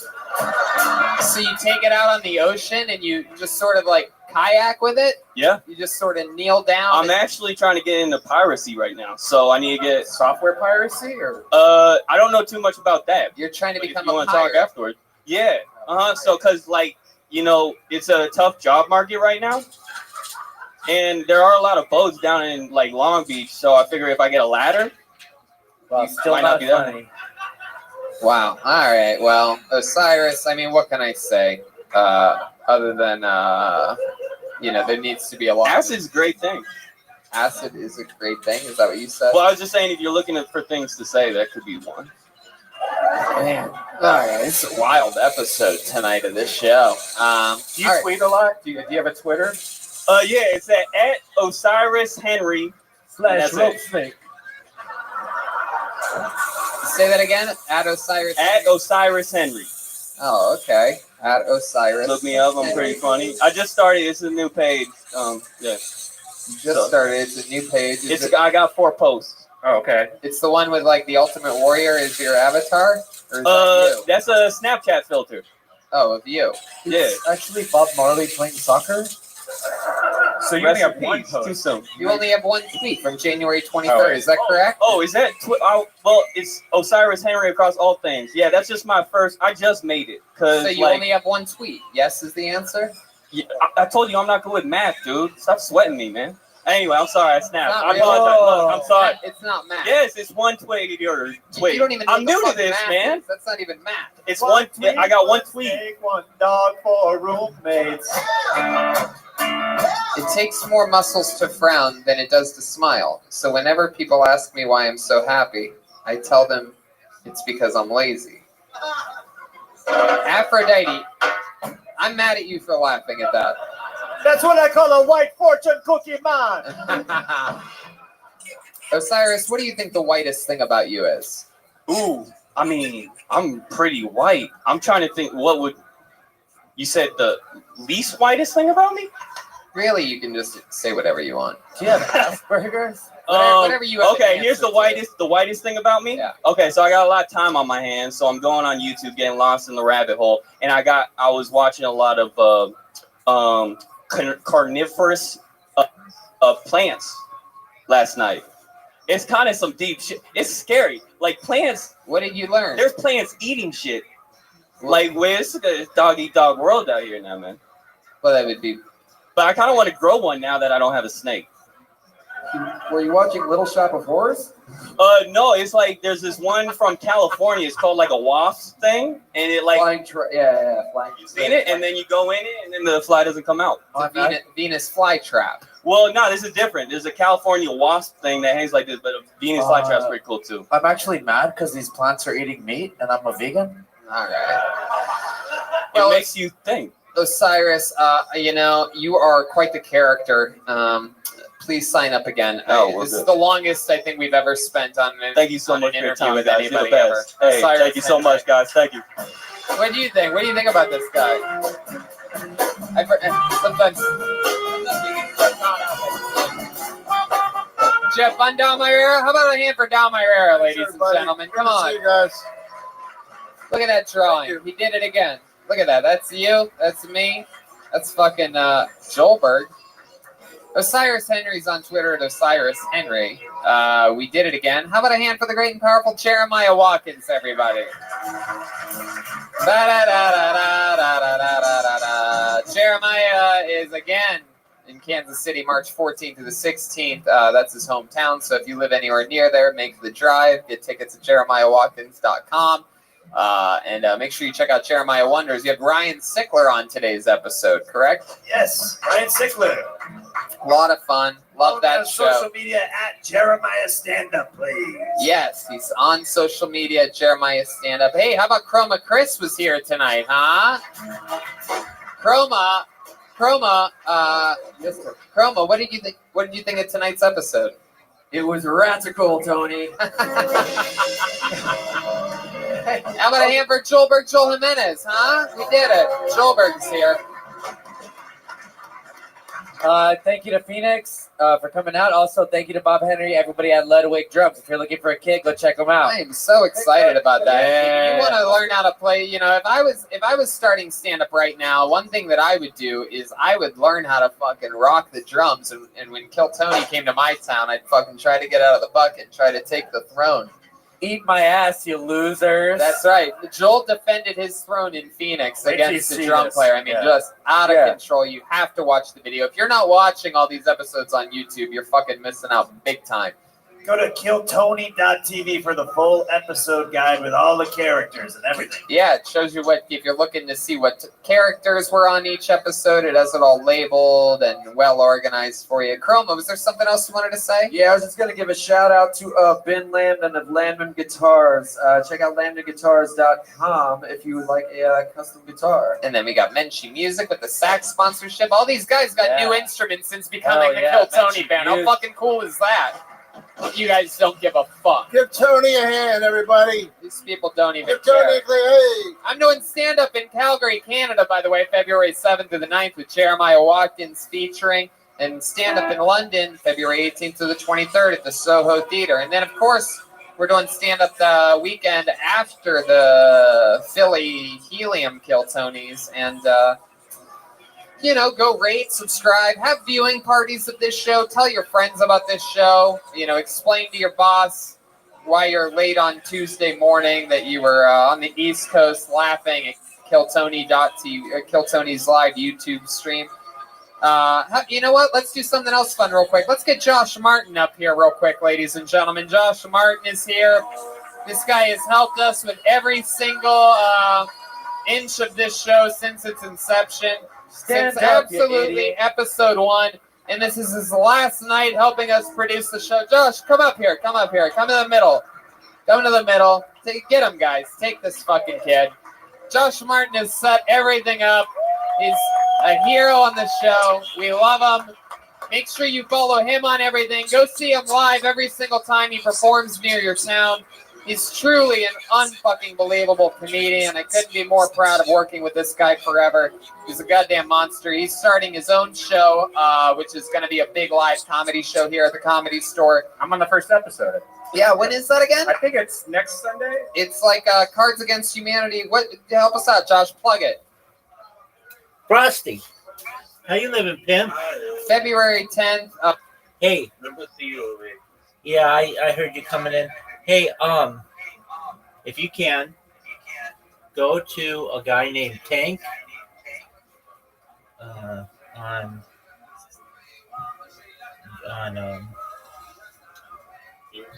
on Blue Sky. Yeah, Tank. His name is Tank Oban. Tank, and then O apostrophe BONNE. 1, 2, 3, 4, 5, 6, 7, 8, 9, 10, 11, 12, 13, 14, 15, 16, 17. Hold on, let me see if I can find this. Tank. 2, 3, 4. Unless you took it down, which you could have. Let me make sure. Tank Oban, he was really nice. He wrote Rabbi equals most data ever. 22 minutes ago. Oh, 25 minutes ago. He wrote Rabbi equals most data ever. Will you please like that and then comment and just be like, just say something nice?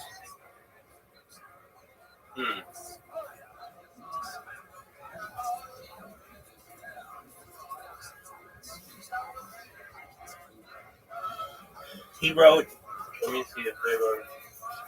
He wrote big fan to me, and I think that's really cool of him.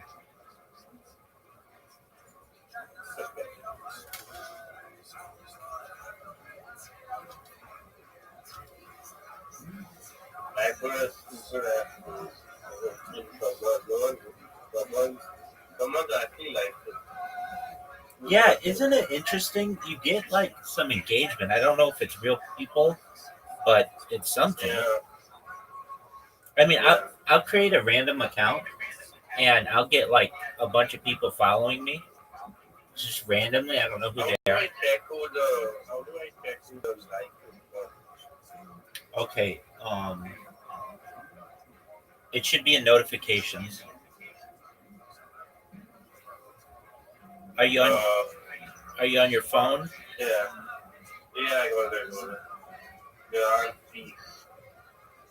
Who's John P?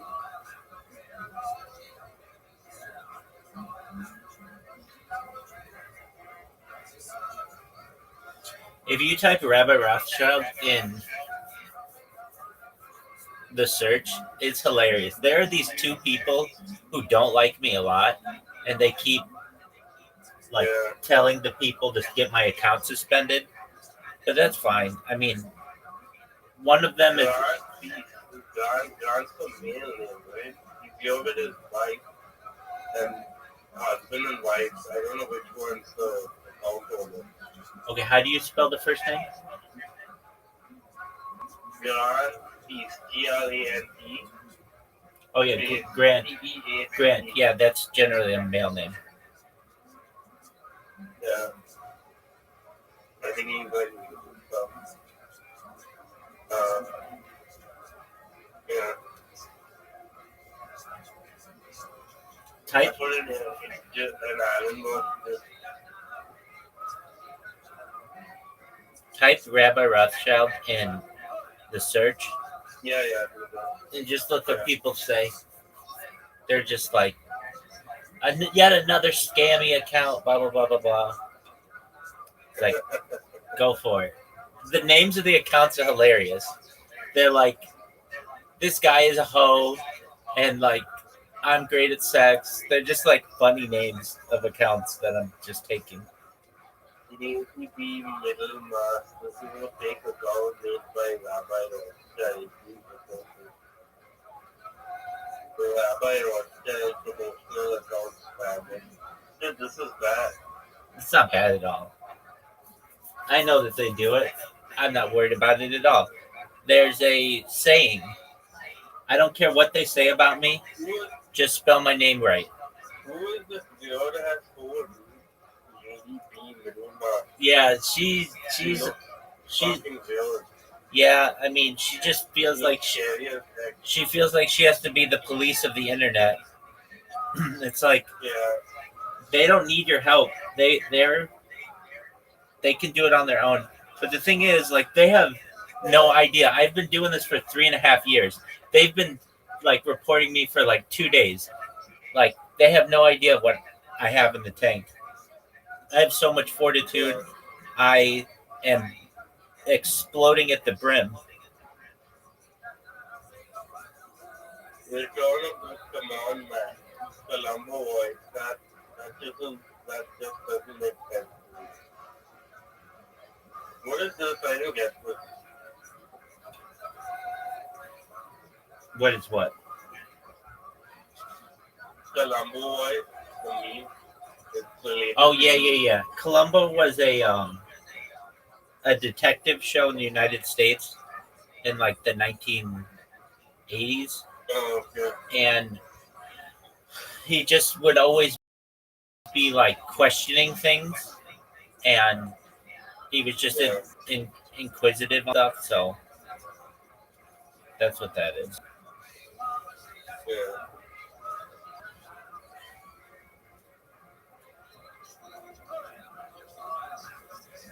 But I mean, the fact that people are talking about me is great for me. I've only been doing this for like less than 72 hours.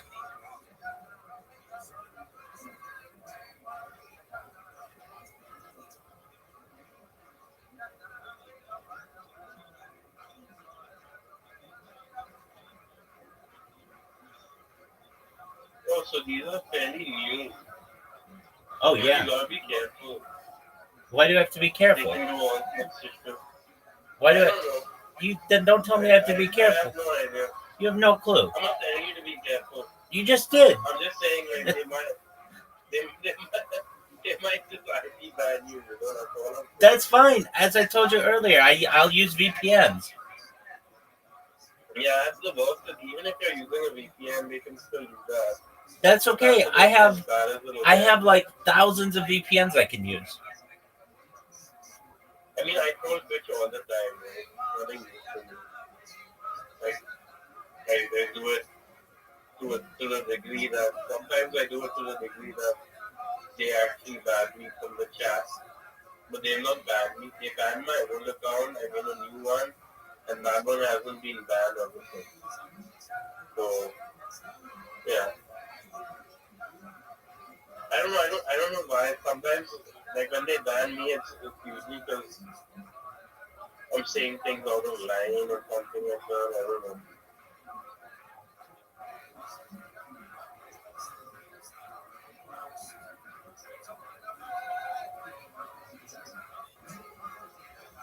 I don't know either. All I know is that I'm making a splash on this platform.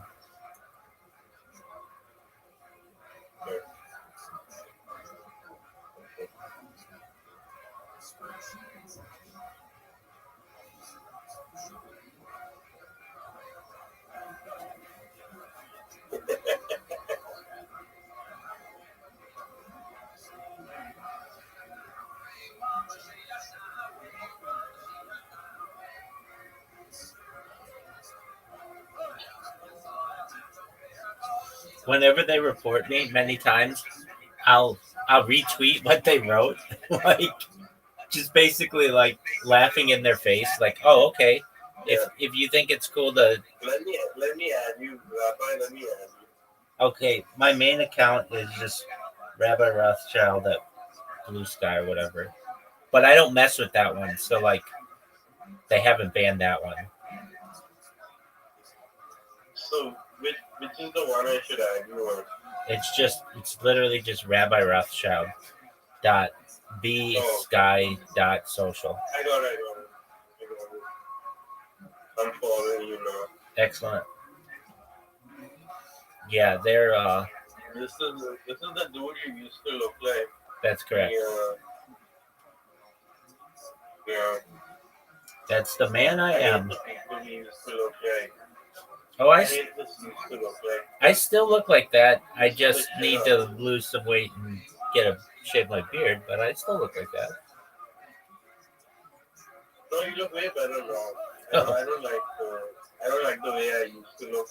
I don't know about you. It depends on person to person. But I don't know. Even when people take photos of me now, I get pissed the heck off.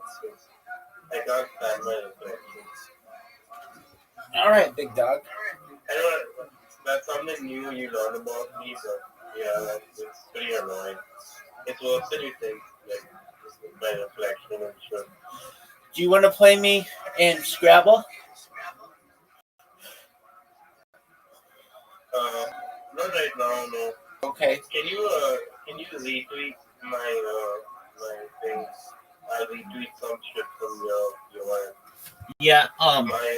Don't retweet anything that I do. I'll retweet your stuff. I don't know if it'll stick, but what's your Blue Sky name? FR0STY. Hold on. FR0STY 11. Okay. Yeah. I'll.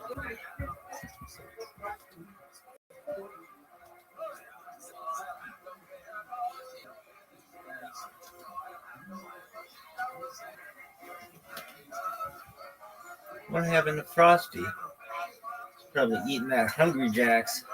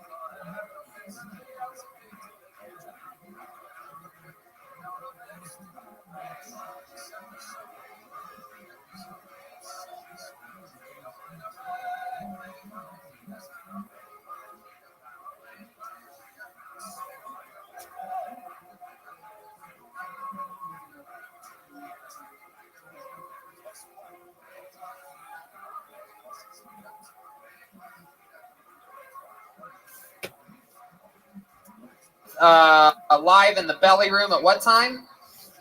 10:30. At 10:30. So February 2/10 at 10:30. Be here at the Comedy Store. If you're a Kill Tony fan, why not support our boy Josh Martin and get his show kick-started with some momentum? We absolutely love him, and I'm fucking serious. I don't go around saying that that people are great stand-up comedians. Josh is a guy that I don't know if I've watched anybody grow in 5 or 6 years like I exactly watched Josh Martin do it. And so he's a fucking monster. You're going to see his work for the rest of your life. So you might as well be in on it before everybody else. So make sure you see him everywhere. Follow Josh Martin. Subscribe. Get a t-shirt. Why not? Once again, Don Myra is in Vegas February 4th to the 7th and New Jersey February 23rd and 24th. DonMyra.com for tickets to that, right? And then JeremiahWatkins.com for tickets for him. And that's it. See you guys. Big San Francisco announcement coming soon, San Fran. Probably our city where we get the most love. We have a special gift coming soon. To this live audience, thank you so much. Good night. See you soon.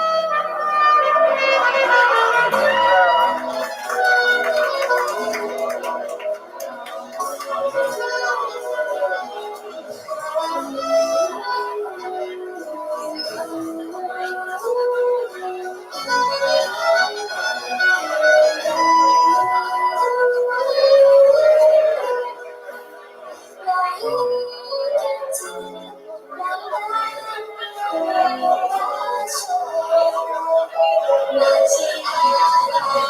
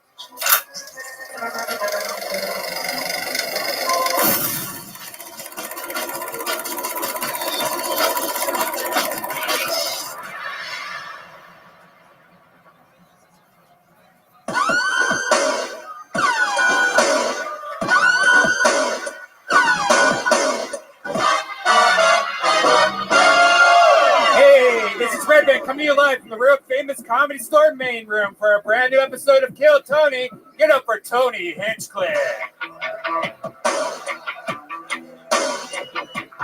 Fuck yeah, everybody. We're here on a Monday. Make some noise. Brian Redband is here. Hey. The great Ryan J. Ebelt is here. He's already started drawing tonight's episode. The new Kill Tony posters at RyanJEbelt.com. You guys excited for a great fucking night tonight or what? You're here at the #1 live podcast in the world, Kill Tony. Hello to the thousands and thousands watching live on YouTube right now. And we're coming at you. I'm doing stand-up comedy in Calgary this weekend with Jeremiah Watkins featuring. And then, of course, we're going to Europe. We have sold-out shows in Dublin, Manchester, and London. But I do believe we just released a few of the comp tickets for London. So for those of you that thought it was sold out, go jump on right now and finish it off. Then I do 6 nights at the Soho Theatre. Still some tickets available for that on the Monday, Tuesday, and Wednesday shows there in London, England. I have 6 fucking nights of stand-up comedy there. And then, heads up, there's no show here that week, the February 18th. Not next week, there's a show next week, but the week after that, there's no show. And then 2 weeks after that, March 1st, no show. I'm going to be in Mexico. Mexico. Yeah, down in Mexico. And then March 21st, we just added another show to Helium because we sold out the first one. So Kill Tony Live in Philly, March 21st, with a weekend of stand-up comedy, 22nd, 23rd. And then here's a new one, Bellevue, Washington. I'm doing stand-up May 31st and June 1st with Jeremiah Watkins backing me up. Takes a lot of goddamn energy to do all these shows, so I'm thankful for our friends over at Caveman Coffee. The delicious nitro coffee is my favorite. I keep it icy cold, and it's amazing. It's amazing what it does. And you can go to cavemancoffee.com right now and save 15% by using the promo code KILLTONY. So drink some coffee, stay up late, and have fun with us. And also, Rockin' Pins just debuted a new Tony Hinchcliffe pin. So I saw that. That's kind of cool. Yeah, those guys are amazing over there. Mauricio is the man. Go check out all of his designs. Follow him on Instagram and Twitter, Rockin' Pins. He makes Joey Diaz, Theo Vaughn, Chris King of the Hill. King of the Hill. He makes Metallica, Pink Floyd. I mean, literally all the coolest pins this guy makes. So I gave him permission to use my likeness as well because top rising pin. Once I realized he works with Pink Floyd, I said, all right, let's do this. Let's work together. You know, and I only work with products and things that I truly believe in. That's why I love Infinite CBD. They offer the cleanest, healthiest, and purest form of CBD available. I use it for a lot of things. Anxiety. I use the CBD gummies on my night off. Like last night, I just chilled, relaxed at home with the wife and the puppy, and was just munching on CBD gummies. It's great for insomnia, and I use it to help me fall asleep. I used half a tube of a bottle of the Infinite CBD lube. They have lube. It was really great. Okay. You can use it to masturbate, ladies and gentlemen. The best. Like, why not? If you're going to use CBD, use it. Red Band. So go to Infinite CBD and see which one of their products is going to enhance your life. Go to their website, infinitecbd.com. Use the promo code Tony15 and you'll get 15% off any purchase. And guess who picked the BetDSI? Guess who just won money on BetDSI yesterday by picking the Patriots in a landslide, 10-point victory? Brian Redband did. This guy picked, he went 100% for playoff picks. It's sports band, Tony. Sure. Anyway, you can do the same thing. Go to BetDSI and use the promo code KILL120 so they know we sent you. You can bet on literally anything. Bet on that. Yeah, I haven't been to bed yet. How'd you sleep? How I roll, girl. I'm all the gas, no brakes. I understand. Trust me. It's nice to be in a different land for me. Cool. So how did you sleep? I slept well because I took medicine yesterday 2 times. Yeah, well, guess what? You played bowling like garbage. I expect better out of you. Just kidding. What? I'm just kidding. I played bowling like garbage on purpose because I didn't want somebody's attitude in here yesterday. When I just tried to, I'm just going to leave it right at that. And I became a different version of myself for a moment, and now I'm back. Okay, well, I'm just pulling your leg. I understand. When you said that you had taken something, I completely understand. All right, well, It definitely was fun sleeping in between some of the turns. Yeah. But when I was going off to the side, that was mostly on purpose. Okay, that's all right. No big deal. I'm just playing with you. Hey, do you want to play Scrabble? Okay. Okay, now I'm going to warn you. I'm actually I want somebody to beat me. So you can beat me. I beat my friend Zoot twice yesterday, and he almost beat me. He had one of 66. He had one worth 66, but I got one worth 89. We did so well. We were cooking. Yeah, I used all of the letters. I had 2 blank tiles though, which kind of makes it not as good. But yeah, I got 89, and it was a triple word score. It was the most I've ever gotten. And then he got one. I think it was a triple word score for quiz, Quiz, and it was just he did so well. What up, Frosty? I've got Audie here. Like my first post. I liked it. Did you see I reposted it and liked it? Yeah, I do. Now they'll probably ban my account. They'll probably ban my account, but I did what I could to help you. Well, I don't think they'll ban your account. Dude, I'm sure they'll ban my Maybe you account. should keep this account, right? And do like just in general kind of marketing advertising for your Discord. I'm sure they won't mind if you do that, right? No, they do. They Maybe hate. get rid of the bot. They hate, Like, dude. make like a, Zoot, make like a page. Frosty. No one's gonna know who I am if I do it the right way or the nice way. I have to do it down and dirty so everybody knows who I am. All right. Cool. That's the way you feel about this thing, yeah.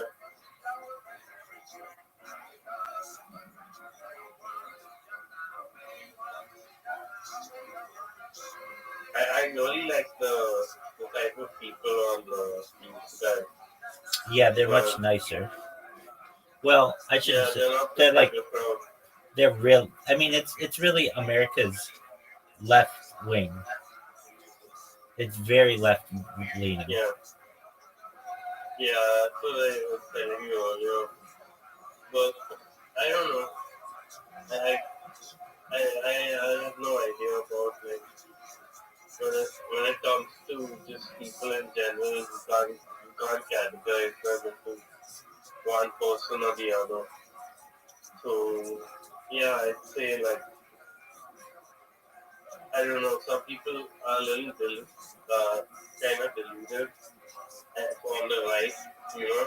Like a lot of time, a lot of these like far right people, they're completely deluded about how heavily the hand weighs on these left-wing people. That they're not exactly all psycho and delusional or whatever they are, you know, whatever they label them as.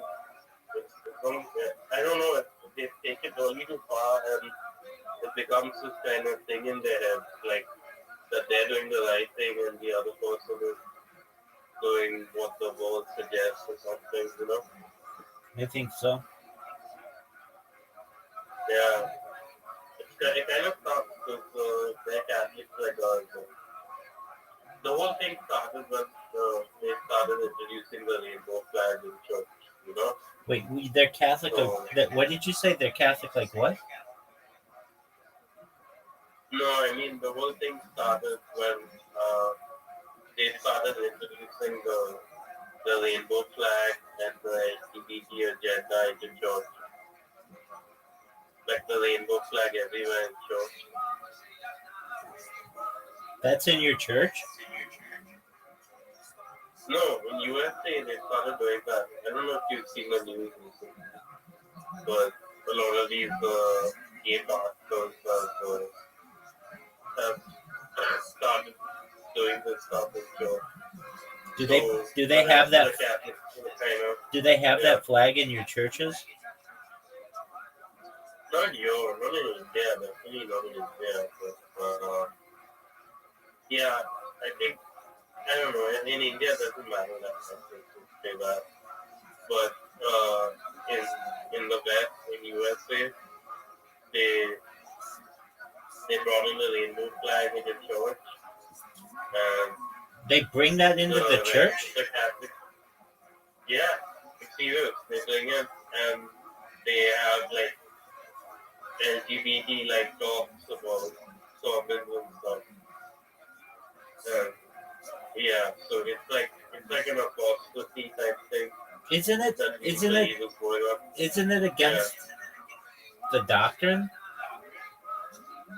It is against the doctrine, and the Bible even talks about there being like, like an abomination of desolation in the church, that they're gonna put an idol in the church or something.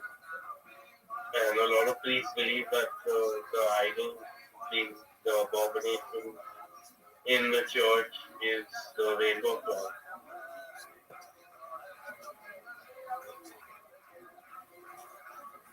Kind of weird.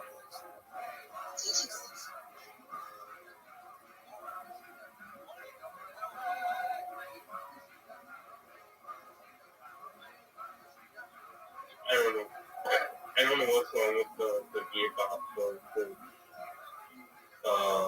They kind of like really stir up the pot with everything, Like, if you want to make trouble, it's fine. Then you have to take consequences. You can't be like that and be a priest as well. I don't know. It's those two things should never be together. Because about the same time that happened, rainbow flag in church, is about the same time Rabbi that they started sex change for children and stuff like that. And transvestite stripper parties for kids. I don't know. I don't even know what it is that Christians practice. It's so varied, so I don't really know. Yeah. That's about it. I mean, they were really patronizing the Catholics, like the conservative Catholics. They were kind of egging them on a bit, and you push people's buttons too much, and yeah. And now you guys are in a different mess. I think the mess right now is that the far-right people want everyone to think that, everyone's a dipshit and we're living our life. And you live at your best of your ability while you're a dipshit. But it doesn't work like that. We need to have some humans too. If you want to get it out. You can't be taking advice from YouTube, Okay. I wish I could be new, but when I write my articles, I will never be political. I mentioned how I'm actually far right as well. I'm not center on YouTube. But that's a different thing. It's got more to do with the academic things I write about. What religion are you from, Steve? I'm Catholic. Why? You like saints and stuff? I'm kind of close to it. It's fine. I mean, it's not like I don't have a choice. It's mostly got to do with my personal situation over there.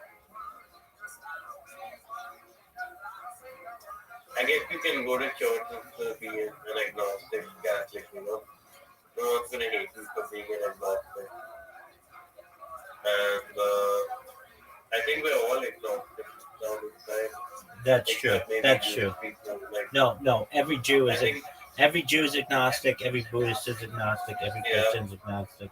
Every Muslim's Because everybody's it's part of what you call your actual spiritual growth, right? You can never say for certain what the thing is. Like you have no idea about the divine. It's best to like be good to people on the level of on a, like an earthly level, like that. Because the people you see right everywhere on TV who try to like take things to the next level and do shit that kind of like helps them get like a gate to heaven or something.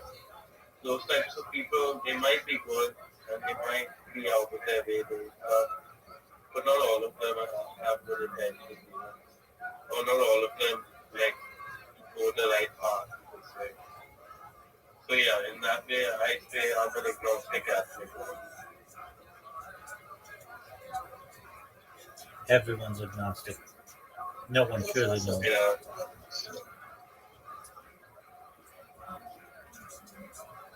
I mean, a lot of Catholics, right, or like, they kind of like believe for me and stuff, but I don't know how that works exactly.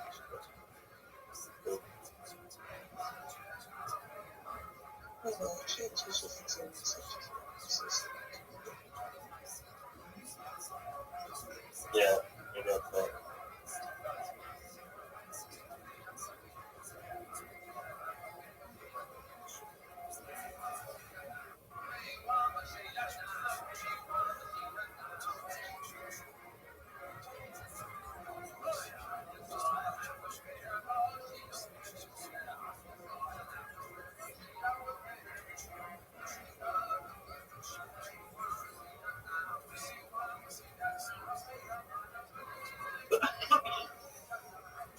I kind of side with more the Anglican view that like Christ is the final salvation. But the home must be a holy sex, right? So it's like every minute detail is a different division of the church. And yeah, basically Rabbi is like the Vatican is basically like a sausage making factory, Okay. So it's like subscribe to that. I don't know. So the thing is, as Christians, right, we're kind of made. We're different, like depending on how we see stuff, we interpret it differently. So for me, right, I kind of believe like, yeah. So I kind of believe like I'm just one person the same as anyone else. And in that way, if you start using that outlook, right, then you start to realize that a lot of this stuff is way past anyone's human mind. It doesn't make sense to a lot of people. And the more you assert your convictions, you kind of get led the wrong path. So like as an agnostic, you kind of like this. You take it as it goes in the natural ways of everything happening. So it's a kind of opinion, but I don't know way to explain it. I don't want to be like someone who's not rebellious or anything, because I'm not like that anymore in your life. So yeah, all sorts of people come to church. It's like yeah.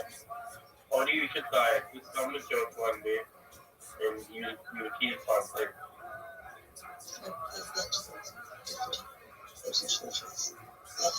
Yeah. Yeah. Yeah. Thank you for that. She knows stuff like that.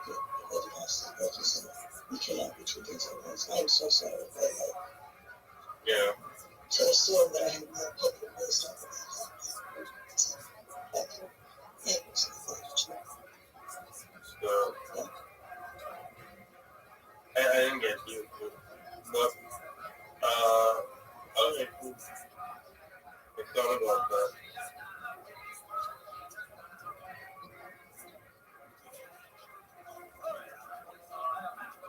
It's already in okay. Maybe I'm supposed to really shut up or something. I was supposed to tell me to shut up to do that. Do it very well.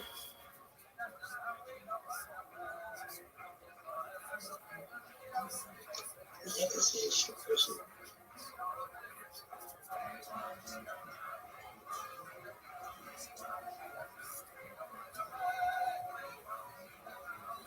Anyway, I'm Rabbi, Rabbi. I'm gonna head to bed. Take care, big dog. Yeah.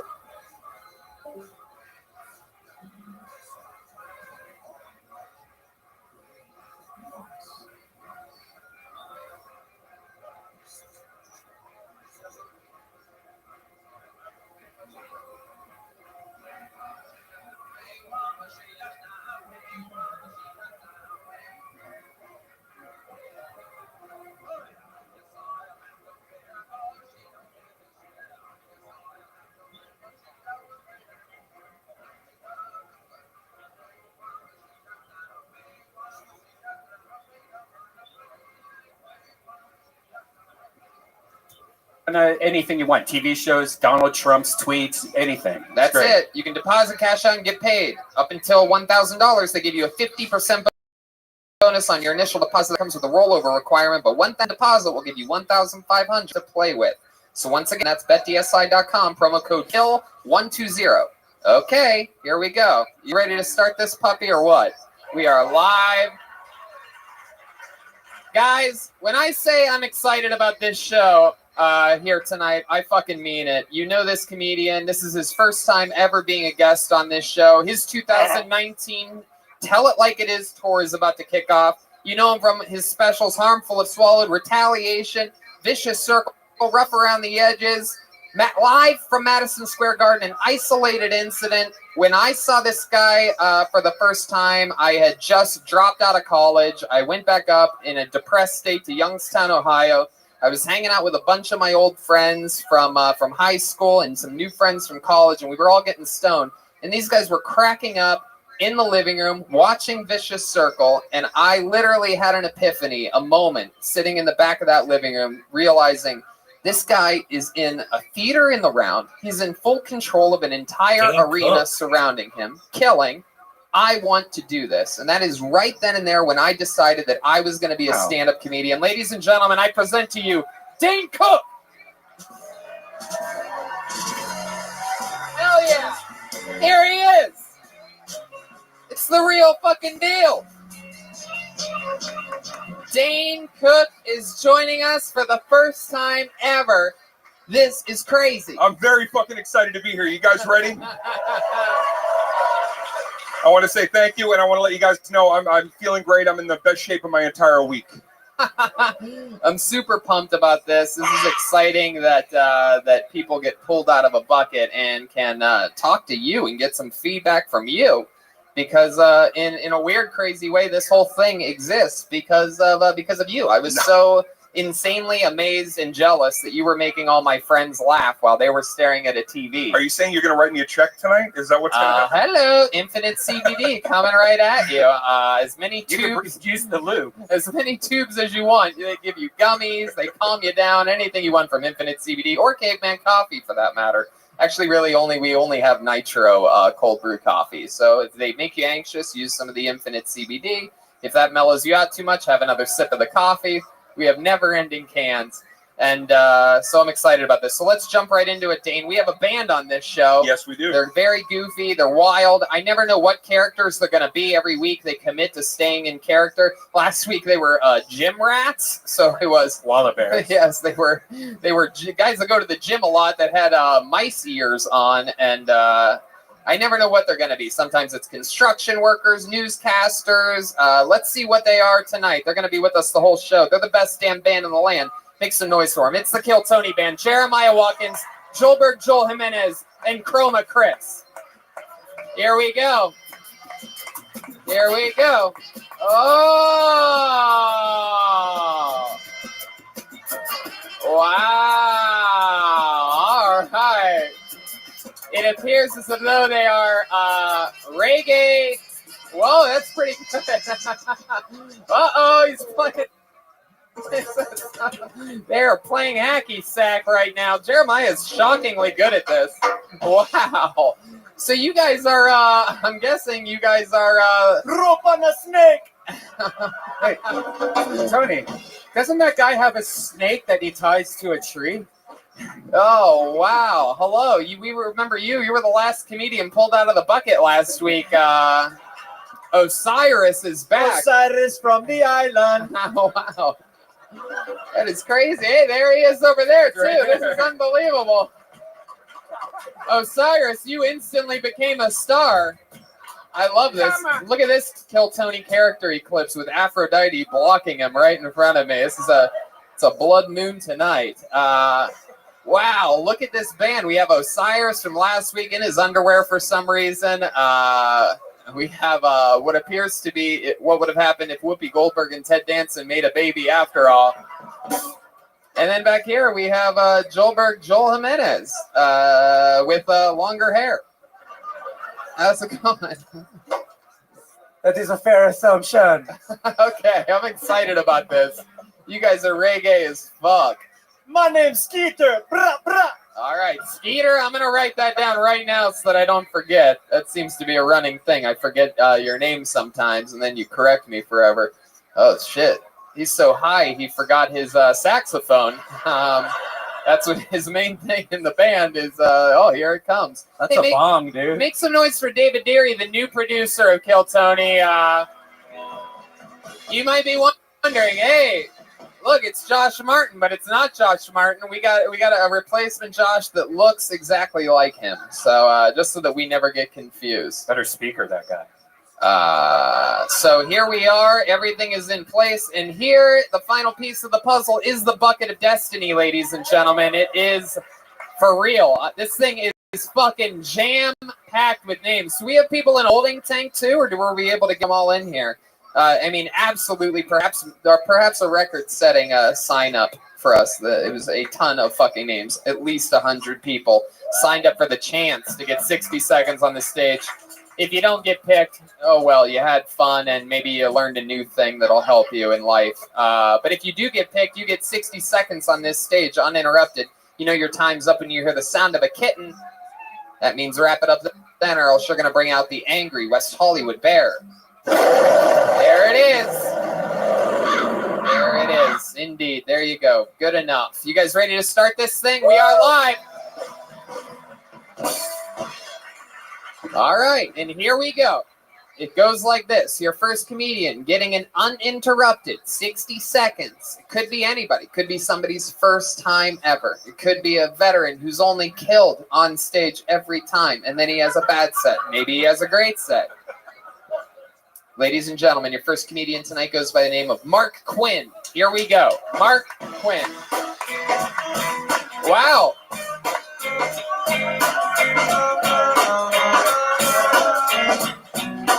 Mark Quinn.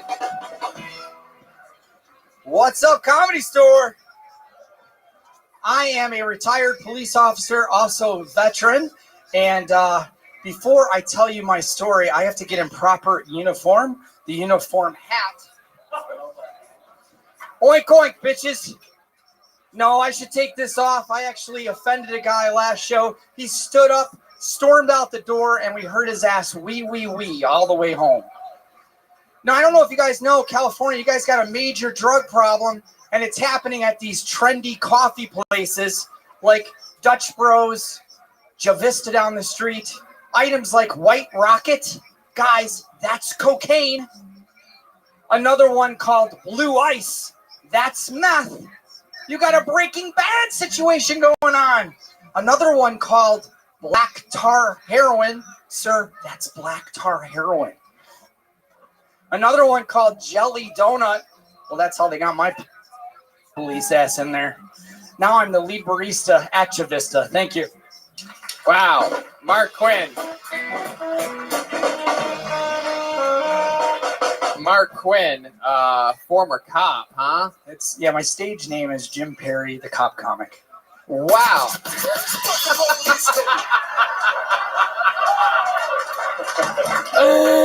That's going to be great on a marquee. I shouldn't have used my real name. Former cop, current hack. Oh, come on. He's still upset because I arrested him for jerking off in a park 2 years ago. Don't be mad at me. Oh, Get registered. I was brown. Get registered. All right. What's the code for officer down? Dane said, "What's the code for officer down?" Yeah, Mark. That was a. We'll call that set a donut because you fucking ate it here tonight. How long? Chroma Chris. I feel like Bob Marley should have also shot the deputy.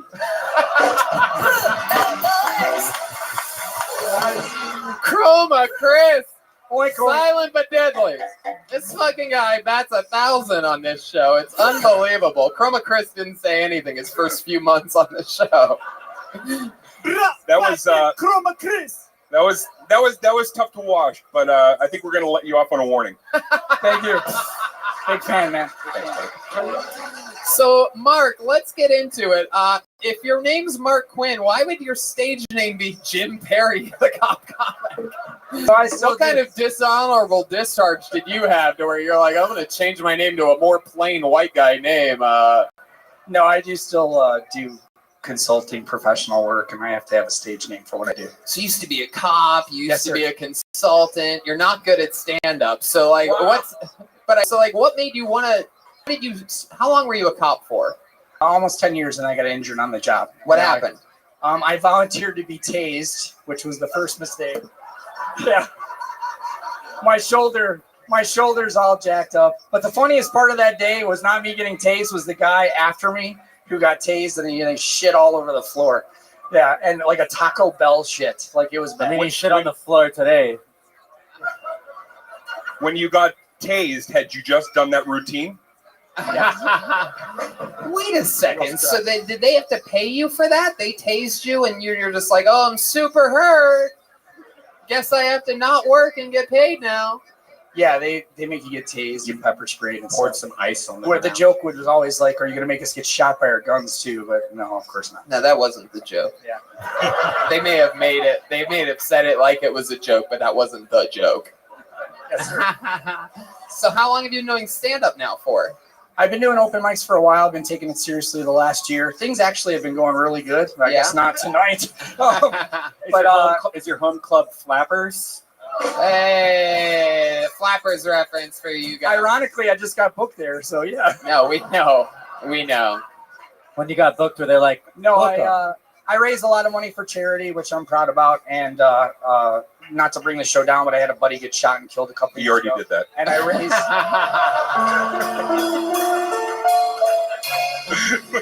You had a buddy get shot and killed from what, a taser? No, he got shot on duty, and we raised a lot of money for his foundation. I know. That part's just sad. No, but things have been turning. I wrote a screenplay that got some good coverage, and I'm excited about. Hold on, And- the sound of comedians dying about you, about you. The fact that you wrote a screenplay has gotten my attention. The evil laughs that come from over there. It's unbelievable. Ah! Screenplay. And then you got to open with that next time. Yeah, you got to say, I used to be a cop, now I'm a comedian, just wrote a screenplay. There you go. Also doing a YouTube thing, but Jim Perry, the cop comic. It's getting good. It's doing I love it, man. I didn't do well tonight, I guess. I'm sorry, guys. I love it. No, it's okay. It's all right. It's I'll go get a donut. Mark, there's no apologizing here. No worries. I'm a big fan, though, man. What you do for comedians, though, in all reality, is awesome. Thank you. for Well, what you do for police officers is embarrassing. So, I mean, I'm glad that we can. You got tased and fucked up your shoulder, man. I don't even understand how that happens. Give him the chair. Bruh, bruh. I think the one thing that, do you listen to your sets? I mean, like, do you play it back? And I'm sorry if you do, but the big thing is that how you present your jokes is very unnatural. It's very 80s comics, like they used to do that kind of shit, like our cruise ship comics is what they, call them. Maybe try your material next time just more like yourself. Were you ever funny while being a police officer? Did you ever have, fucking literally a captive audience, you know what I mean? Just in the back of your car, like, hey, why did I cross the road? Because you were breaking the law, huh? Something like that. You ever do anything funny while you were being a cop? Yeah, I mean, Good morning. How are you? Yeah, like what? Hey, how fast you were going? Me neither. Get out of here, buddy. More witness stuff that was funny. That's a lot of part of my material and stuff. Like what? I had a guy one time that he faked a seizure when I pulled him over for speeding. Yeah. And that's what you do when you have shrooms on you. Yeah. So he literally, when I pulled him over, he said he was diabetic, and then when I was writing the ticket, I look up, and he's actually faking a seizure as he's there. He's stopping, picking up his head, looking to make sure traffic is clear, and then goes back to seizuring to get out of the ticket. I still wrote him a ticket. That's called illegal search and seizure. Yeah. Hey, Joelberg's in the house. Look out. I gave him a little Caesar's pizza coupon and a ticket. Wow, there it is. There's another example of you know what? Just for that one, we're gonna who wants to see him get tased here tonight, huh? Does anybody have a taser gun? All right, Mark, we're gonna let you off easy this time. Thank you, sir. We are? Anything else? Yeah, that was easy, Dave. You guys are rough. Really? There's already a 911 call of him dying. Yeah, but you got the show started tonight, and I'm glad you got pulled out of the bucket. Congratulations, dude. There he goes. Mark Quinn, everybody. Mark loves football, 273. Hell yeah. He got to grab his pig ears. I forgot about the pig ears. Nothing sadder than having to grab your pig ears before heading back to your seat. There he goes.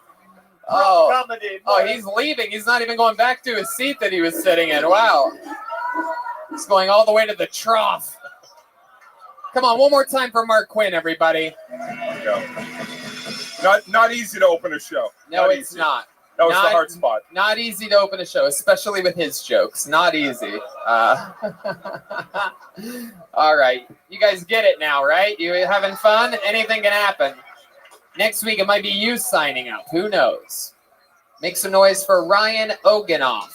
Oganog? Ryan Oganig? Oganog? It's horrible handwriting. No, Ryan? Where is this guy? Is that him? Ryan? Nope. Nope. No movement. What? Oganoff. Oganoff? Oganog? If his name's Ryan, that'll probably be enough. Ryan Oganoff, please report to the front desk. Nope. Really? Wow. From deep. All right. Here he comes. All the way, buddy. Come on up. Oh, yeah. We know this guy. Make some noise for Ryan Ogana. You black guys are so lucky. I would have my ancestors go through slavery just to have one of those penises.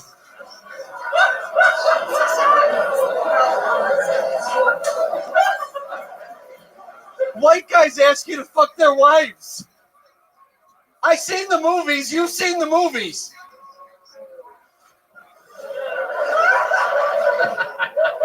I'm Irish, okay? Irish people don't have big penises. You Irish guys know what I'm talking about.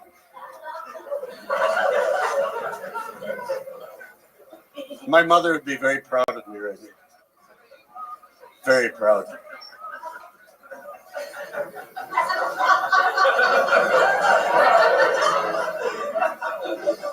Ma, this one's for you.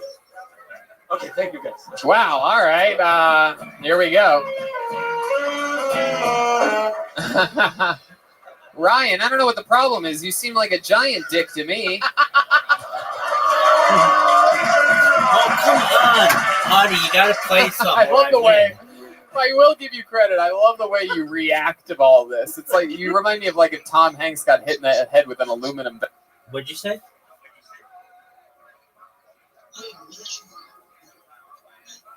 Okay. No, that's okay. You can use the switch button to switch out tiles, or you have to manually press pass. If you manually press pass, then you'll continue to go. But if you don't, then it's just gonna give me the win.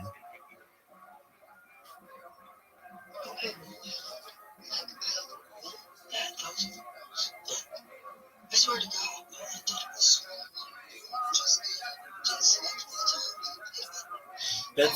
That's okay. That was a tough set of words because neither of us had anything good. It was like 3-letter words. Nothing was long for us to build off of. No big deal.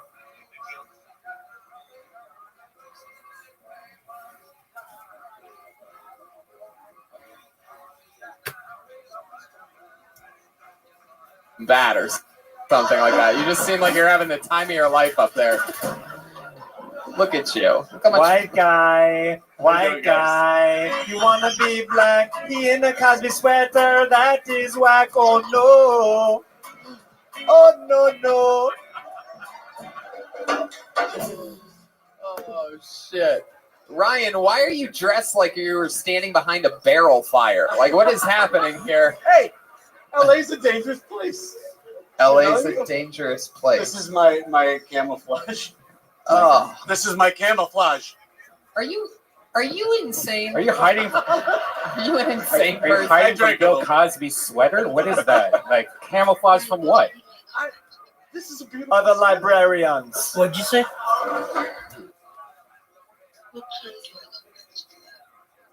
You want to play again? No, I was just adjusting my computer.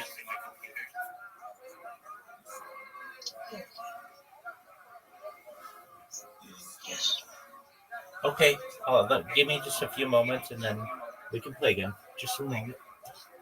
All right. Well, Ryan, let's talk about it. What do you think about what he came out here with? Guns ablazing, black penis. I mean, did something just happen to you recently? Did you lose a girlfriend or a wife to a? I have insecurities. What? I have insecurities. So. Let me ask you this, Ryan. How small is your penis? What size are we talking about here? Paint a picture for us. Is it like a thumb? Is it built like a pen? Well, is it like a? How does it compare to this Caveman Coffee Nitro? 15% off using the Kill Tony promo code. It's kind of cute because I had a nice circumcision. And I don't know, maybe 6 inches. I hope. I want to like him. I want to like you. There's something about his whole. He's like a Jim Ignatowski kind of. There's something there, but it's just not there. It's not there. No. I know. You're like Mitch Hedberg if he didn't have setups or punchlines or life. Yeah, I know. It's true. He is super likable. It almost seems like he's overcompensating for something. My favorite comedian How small is is your Mitch penis? Dredberg. Better question. How big is your Never asshole? Oh no, that's a question. It's nice. When you say that it was a nice circumcision, Ryan, what do you mean exactly? How many penises have you seen with bad scarring or bad circumcision? Is that a thing? No, it's a thing. Like some will be like, like they get the head correctly and they kind of pull it that way. Like it's just one. Where are you looking at? Like message boards? You're looking at this? No, Like I hang out in the gyms. You hang out at the gyms? In the gyms. Who's Jim? How many gyms do you go? How many gyms do you go to? Oh, just Ryan Ogana, the dick hunter over here. Just What? Last time we learned something about you, like you were molested or something. Oh boy! Wow, way to cheer up the whole. No, but he was molested by a cop. It wasn't that guy that just left, was it? Oh, that is true. We did find out. There. If it's him, I'm pissed. So you got molested by a cop as a little kid, right? Yeah. He did something to your tiny penis. Yeah. Is that right? Yeah. He stunted its growth. See, there's something sort of interesting. Maybe you can talk about I that. almost like you, man. I really do. I really like you. I see almost. the look in your eyes. You like me. Are you the leader of a cult? And the cop went all the way, right? Oh yeah. Oh, come on. Okay. All right. He got in there. So Ryan, remind us, how long you been doing stand up? Not too long. Good answer. Yeah. Really I good. tried That in Chicago, explains it didn't work. everything. What do you do for work? Central casting. Central casting. Yeah. So you're in the background of a bunch of creepy shit. Yeah, it's a creepy job too. Yeah. Anything we might recognize you from? Or No. Nothing at all. No. Even with central casting, No, you nothing. can't even get in the background of something that we would know Yeah, at no, all. no, Yet that's what you do for a living. That's what I do. You only work on productions that we could never find. In the background of shit we could never even. I've been on some bad TV shows. Some what? Should I say the names? Yeah. You can't. Superstore. Just hold the microphone, dude. To your Sorry, mouth. There you go. Sorry, guys. No, it's okay. Been doing it a little while now. Superstore. Show called The Affair. They're all. Were you one of the writers for Superstore? Sorry. No. No, that's always interesting to me when someone does that and only that for a living. Like you just wait around, sort of waiting to be in the background for a gig. Like, why wouldn't you get something a little bit more steady, something a little more that you can count on? My mom would say the same thing to you right now. She would. Your mom what? She would say the same thing. Yeah. Well, okay. And what would you say after she said that? I don't have any skills, Mom. You don't have any skills? No. Come on, Ryan. What do you do for fun? What are some of your hobbies? I play piano. You play piano? I play piano. Really? Yeah. You better play like goddamn Beethoven, man. I kind of do. Really? Is that true? Huh. Hey, can why see don't you why don't you jump back? Why don't you jump back there and Jeremiah, grab this. Yeah, use Joel's mic and you can't really see him, I guess. It's No, the most tuned. keep going back there. Don't worry about the mic, Ryan. We'll take care of that, you fucking idiot. This guy grabbing the microphone for himself. Just get behind the piano, you doofball. Come on, it better be fucking good. Hey, you know what? Grab the beer off there and lift that thing up and put the mic under the thing. We've got a grand piano hidden back there this entire time. All right. Okay, Artie, you ready to play again?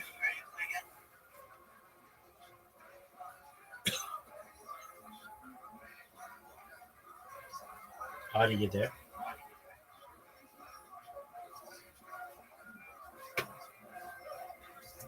All right, let's hear a little something from the completely insane Ryan Organic.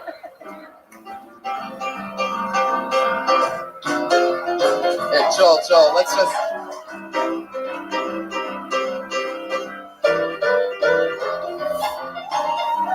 Wow, look at that. I guess that's pretty good. I just went up on stage and bombed tonight on the Tony Show, and man, it didn't feel all right. I shouldn't be up here. Welcome. I should be in the background How of are you? Superstore. There you go, Ryan. Kicking ass, taking names. How'd you find out about me? Oh, no way. Okay, excellent. Are you 18? Excellent. Well, very well. Do you mind if I tell you about myself? I'm Rabbi Rothschild. I shoot my life 24 hours a day, 7 days a week, 365 days a year for world peace. I've been live streaming 24/7 for more than 3 years. It's more data than any single individual has archived on the internet. It's essentially a puzzle for global society. It's a timeline going back to the pandemic. We've seen the death of a queen, the birth of AI, the coronation of a king, and everything in between. Have you seen have you seen the movie The Truman Show starring Jim Carrey from the 1990s?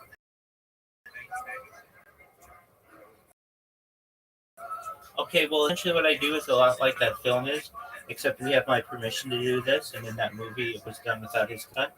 But essentially, I talk world peace. I talk about ending world hunger through the use of agricultural drones, floating greenhouses, saltwater greenhouses, things like vertical farming, hydroponics, cloud seeding. I want to help end world thirst through desalination technology, essentially pumping earth seawater onto land. Just doing everything I can to be a positive individual.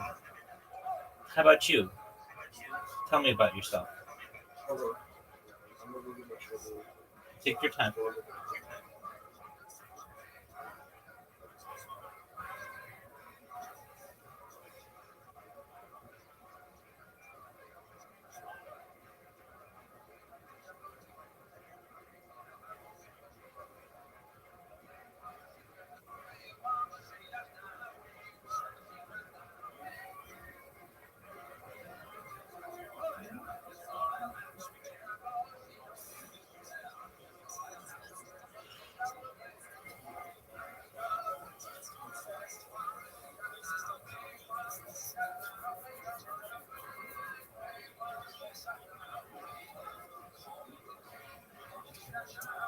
Organic, everybody. I like him. It's good. He likes you. He won Dane Cook over. I like you.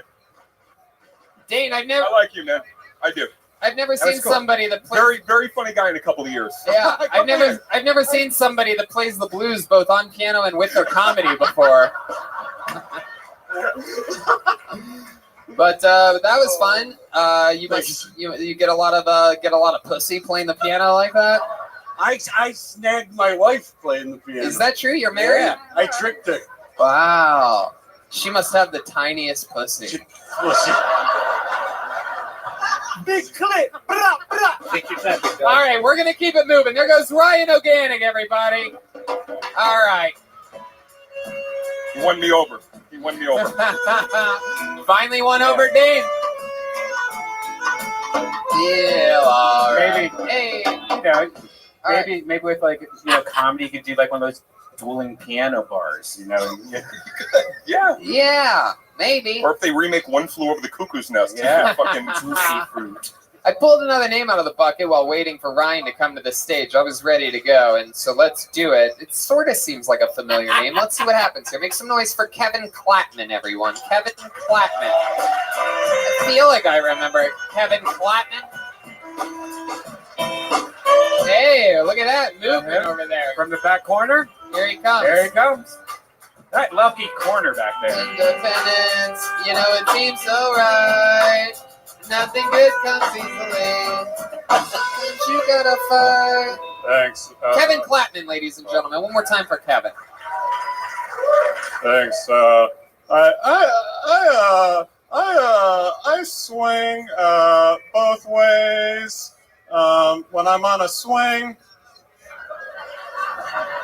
Anyway, I was having sex with this guy on the swing the other day, and I'd like to do real quick my review of the movie Suicide Squad by Kevin, who's me. Here we go. My review of the movie Suicide Squad by Kevin, who's me. Expected more suicide.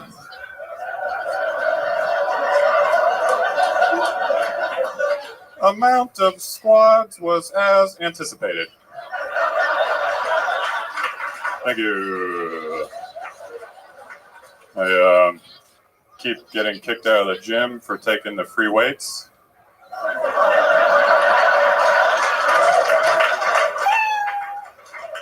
Boom! That's how it's done right there. Absolutely.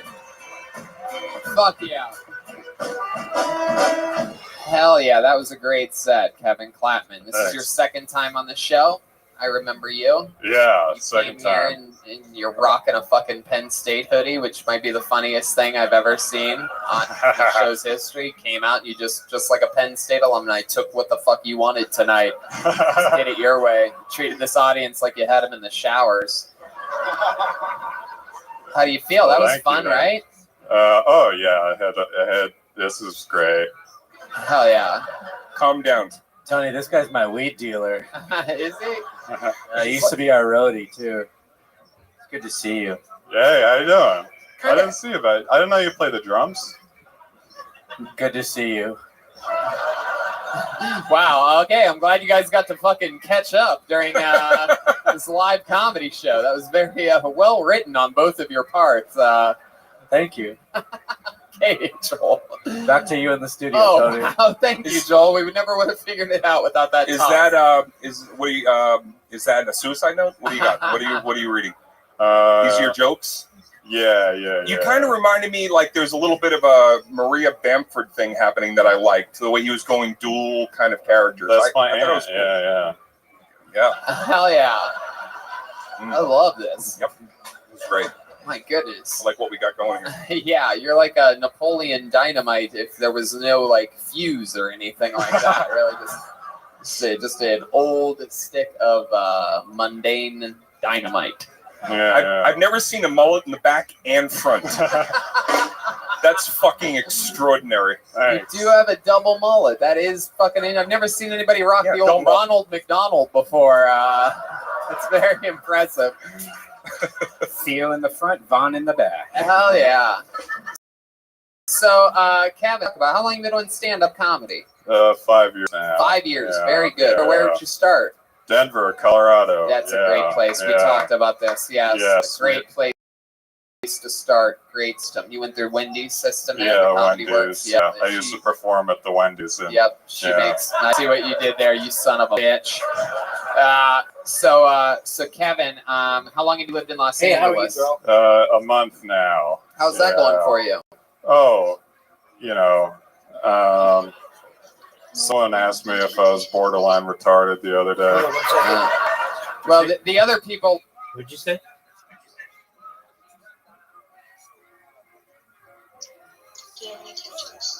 No, it's against traditional Jewish practice to have tattoos.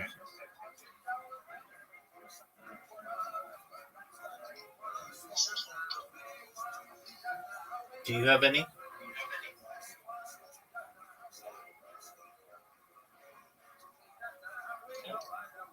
Okay.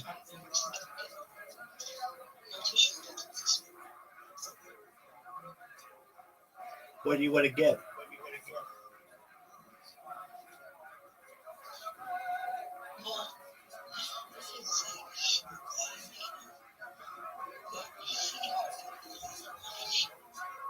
You were going to get a what? I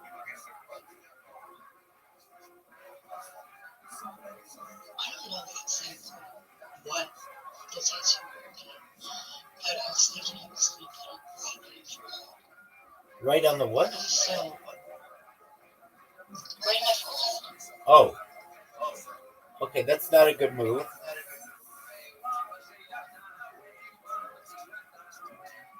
Why would you want to do such a thing?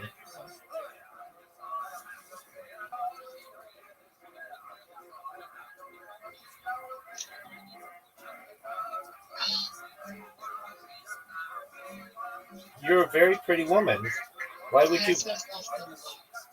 You're a very pretty woman. Why would you want to ruin your beauty by doing that?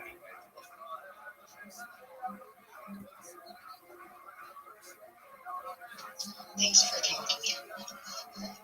talking. I would. Oh yeah, you don't want to do that. Are you like obsessed with somebody?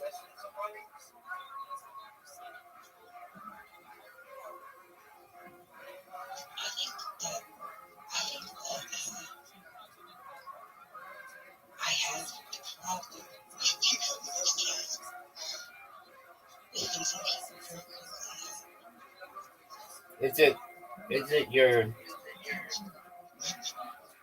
Is it your significant other?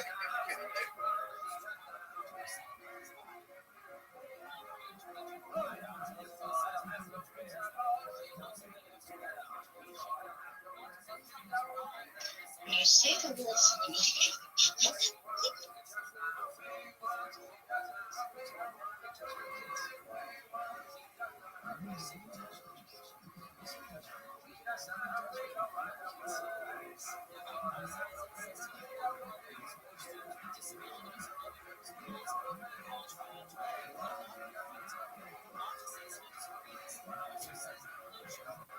Well, I don't know who it is, but Even if you were ugly, I would tell you don't mess up your looks by doing that. But you're a very pretty woman. That would just, you would regret it. You'd end up having to reverse it with tattoo removal, and it would just end up costing you money. You wouldn't be happy with anything that you had there. You're not a rapper. You are a mother.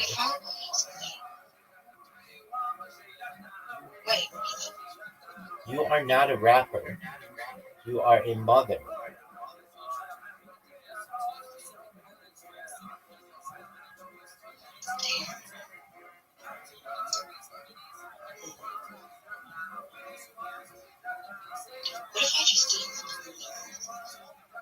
I'll tell you what. I'll tell you what. Just take a permanent marker and write whatever you want on your forehead for a year. And if you like it after a year, then get a tattoo of it.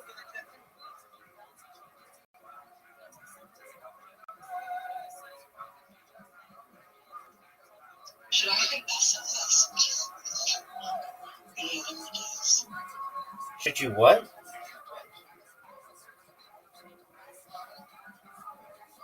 SOS? Yeah, I was thinking of writing SOS. Yeah, I mean, then they're just going to put you in a mental hospital.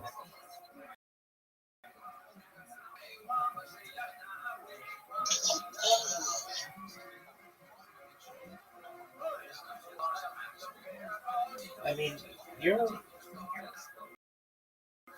smarter than to do something like that.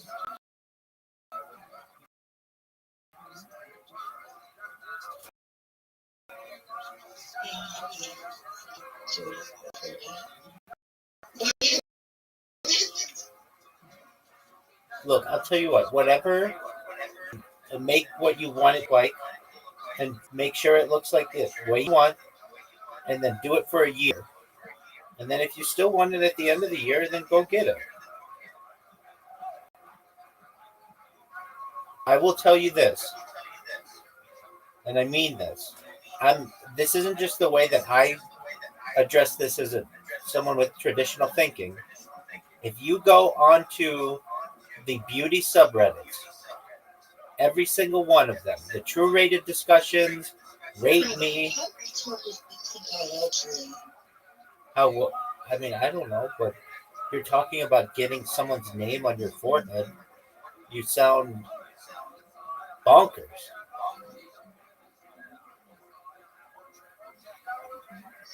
Hate is someone that would come from.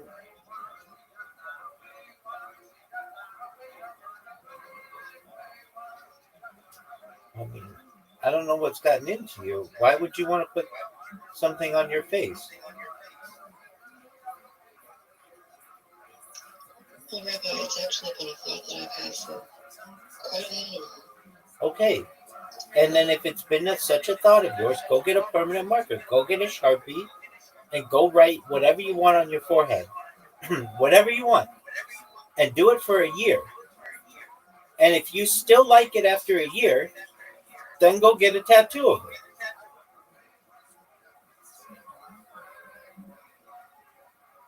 I'm saying to you that you don't have the chutzpah, you don't have the desire to get it done in a semi-permanent way. You want to take a huge step to get it done in a permanent way. And that's just going to cost you money because you're going to pay for it.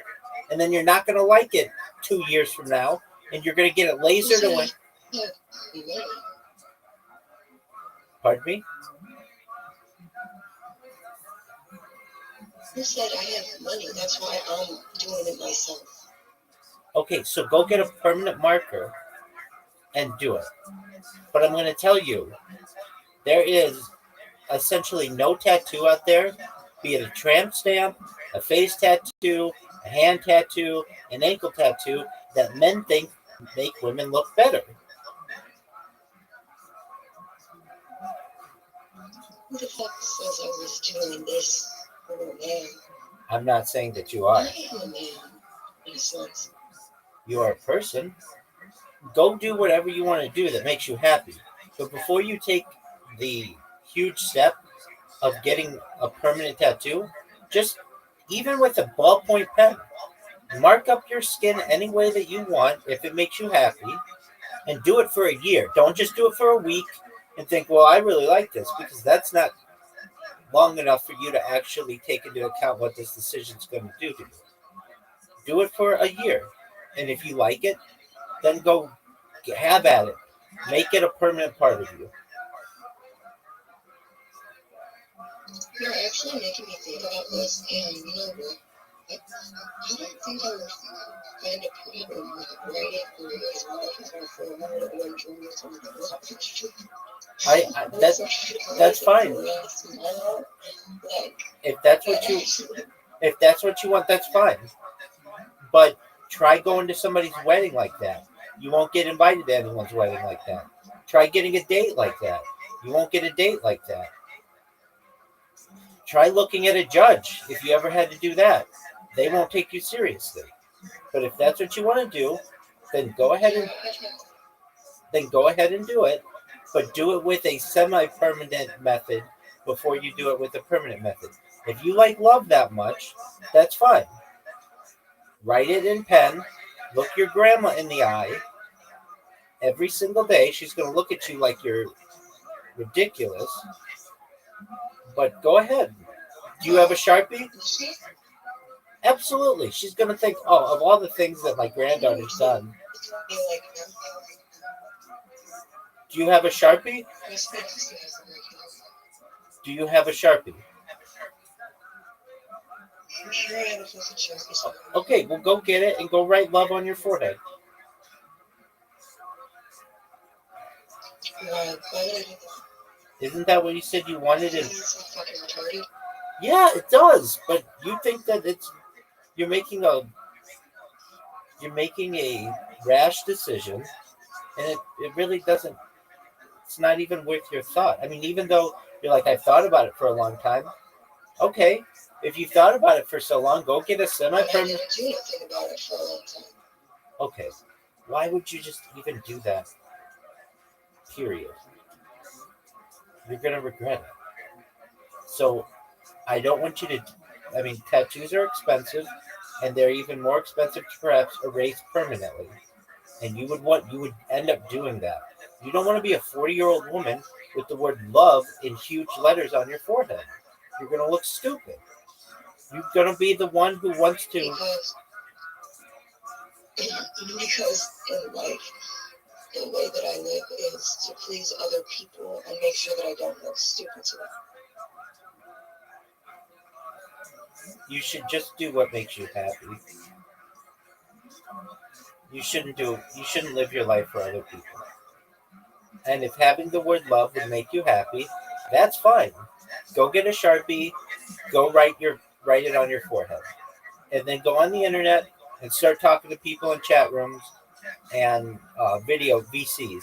And every single person's going to say to you, you're a very attractive woman. Why do you have the word love in marker on your forehead? And you're going to say, I don't know. What would you say? People are so judgmental that that's the first fucking question that they ask. That will be the first question. That will be the first question that you get asked from now until the day you die.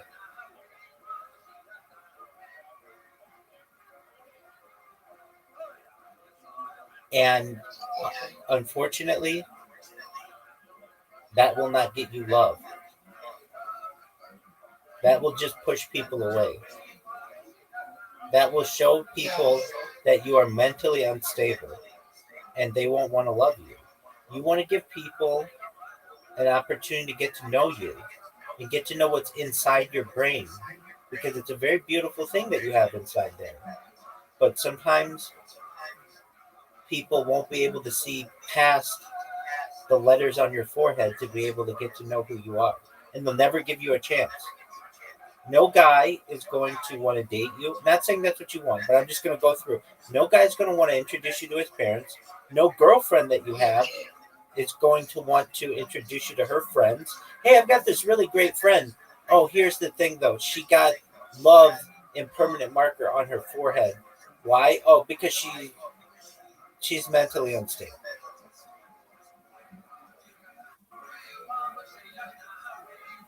Because she likes art. That's fine. Then put it on your wall. If I mean, that's really what you should do. If that would be, Some people don't get to stay in one place. Audie, if you do that, then just do it in permanent marker and do it for a year, and it will look exactly the same. It'll probably look better because it'll be darker, and it won't be that ugly green tattoo color. It'll be a dark black, which is likely better. And go do it, and then go live your life in public and show people your face and see how they react to you. You won't get a date. You won't make any friends. Because like, oh my gosh, that's so cute. No one's gonna say that. That is what they would say. No one's gonna say. Boys Then, would say anything. then That's it. And I think it would work. okay, that is your opinion. And guess what? You can have that done today.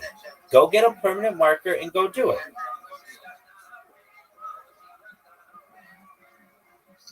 Yeah, I feel like I'm really being pressured into this because I was still trying to figure out like I found like so I just thought that the forehead was a good placement and I feel like all I did was give an example of where I was gonna put it there and maybe slide right around. Whatever you do, just do it in permanent marker and see how it works for you. And do it for a year. Don't do it for a week. Don't do it for a month. Do it for a year. If you can do it for a year, you can do it for the rest of your life. If you went around with love on your forehead or whatever you want on... Pardon me?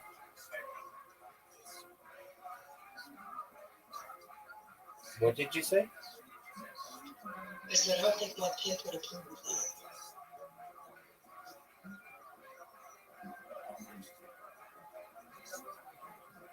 Okay, I mean, I don't know what kind of relationship you have with someone, but I mean, are you a prostitute?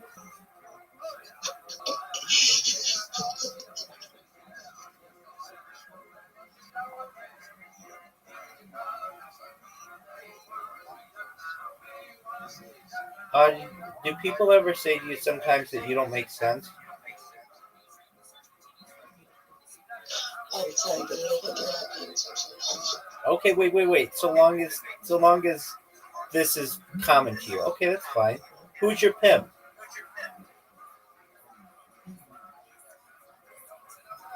Depends on who.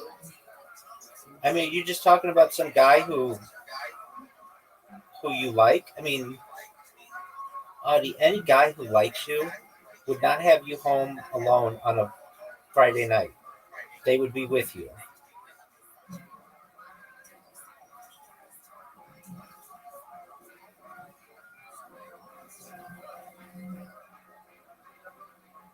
Told you I ain't got no money for that tattoo. So. No, it has nothing to do with the tattoo. I mean, look, do whatever you want with your body.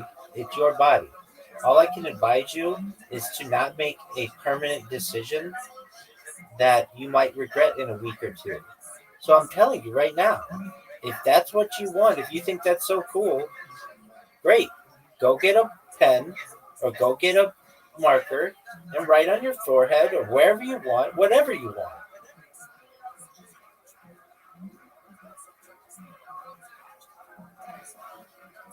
I think that's a little crazy, right? I think it's the most rational thing that I could say to someone who wants to do permanent bodily harm to themselves. No, I think it's crazy. Yeah, I mean, that's ridiculous. The fact that you even bring it up shows instability, which I understand. I get. What is my reference of instability? No, it was a reference I was referencing something. Okay.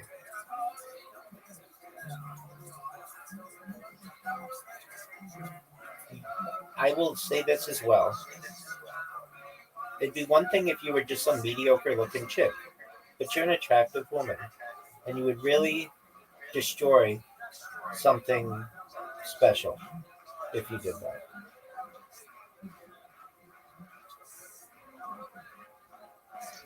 No, I like said enough. I'm not gonna make a stupid decision. Okay, well, I don't know why I you're. already regret saying that. Okay, I don't know why you're talking about it then.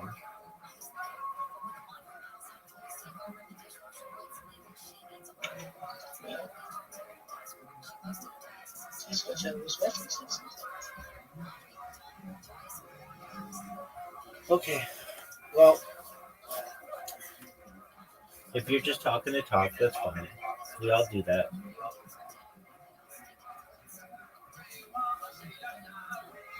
No, I told you I was referencing something. What are you referencing?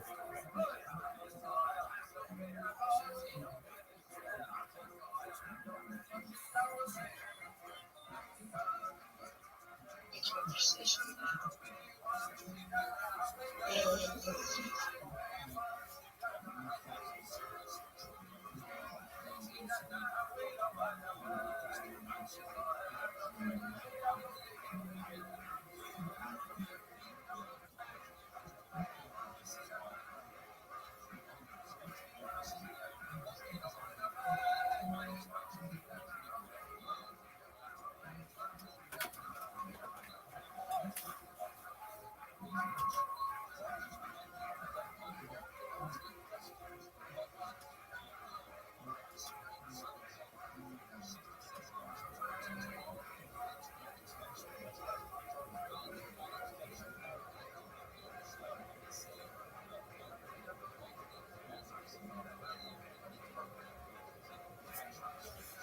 Audie?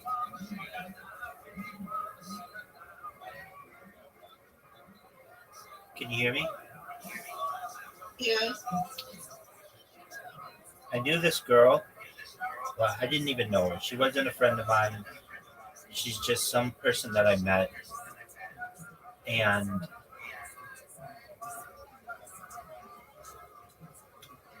one time, I mean, it sounds a lot like your story. I'll just tell you. I saw this woman, and she was in a position where I could see her back. And she's a very attractive woman. She was really, I still think about her when I see, or like, I remember how she was really into pinup models. Like, from like the 1940s, 1950s, like really pretty ladies. And she would dress like that. She would dress like someone who was like a pinup model. And this one time I saw her back, and she had a tattoo, and it still bothers me. This tattoo. This tattoo was very large, and she would only keep it hidden. And it just happened this one time. I could see her back, and she wouldn't show everybody, but it's something that she showed me. And on her back was the word cunt in very large letters, tattooed. C-U-N-T. I'm not kidding. And I did my best to ignore it, but we were having a heart-to-heart conversation very similar to this. And I asked her about the significance. Why cunt? Why cunt? And she said to me that she was in a relationship with a man who was very possessive, and she would have done anything for him. Basically, she was in this state of love, and he was like her pimp, basically. And he knew that he had a power over this woman, and he told her that's what he wanted her to do, and she did it. And she had a child, a little boy, and she regretted getting this tattoo. It never worked out with the man, and she was like a shell of herself when I talked to her about this, because she didn't let everybody see it. And we talked about all kinds of things that day, but I know if she could have, when she talked to me about it, essentially that she wanted to eventually be able to get it erased.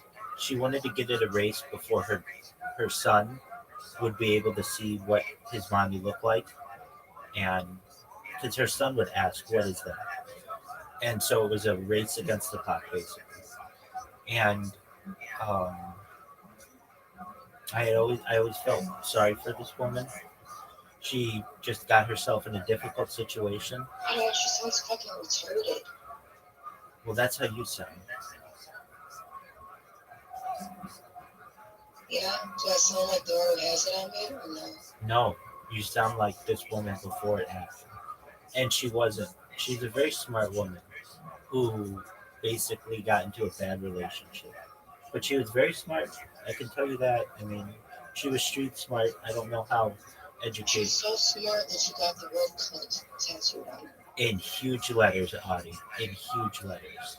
I mean, it like took up from her mid back to her shoulders. Like basically where your bra strap is to your shoulder blades. And she was a very pretty woman, and that isn't the kind of style that she wanted. I know that. And it's a very similar story to what I hear you talk about. I don't think it is.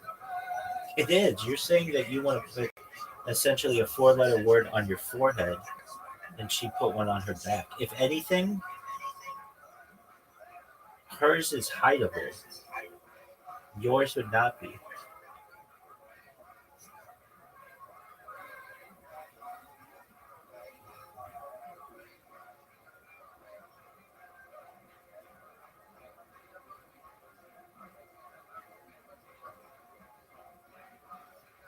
I still think about that person. Yeah, I still think about that person, and I hope she was able to get that tattoo removed before her son was able to read, because it was a race against the clock, basically. Okay, so let's not talk about this. This is like goofy talk. This doesn't. You're too smart to do this kind of stuff, and if you're not, you should be. Yeah, and you're like comparing me to some cunt. No, I'm not. I'm just telling you a story about a woman who I knew who made a mistake. That is a cunt. No, she wasn't. No. It's a retarded cunt. No, she wasn't. She really sat there and she really let that happen. Did he put a gun to her head? I don't know exactly what, but there was pressure. She was pressured into doing something. She sounds like a retarded cunt. Okay. And that's what happened. Well, don't call me that. Don't compare me to that. You want to put a 4-letter word on your forehead. She put a 4-letter word on her back. No, I said I want to get a tattoo, and I'm thinking about the placement. And I'm thinking about my forehead. Right. And I was referencing a conversation. Exactly. Exactly. And I'm saying that her decision isn't as bad as the one that you are contemplating. I'm not actually fucking contemplating it. I'm reading an ad today to figure out what the fuck is going on right now. Okay, Adi, I can't help you if you can't help yourself. Okay, if you want to do it, go do it. Go put in permanent marker the word love wherever you want on your body. Go do it. What the fuck is, if you're mad at this work here? I don't want a tattoo. I don't need a tattoo. Okay. I'm asking, I'm saying conversation so I can know if you want to say something that I tell you. I didn't hear that part. Can you repeat it? Looking for my phone.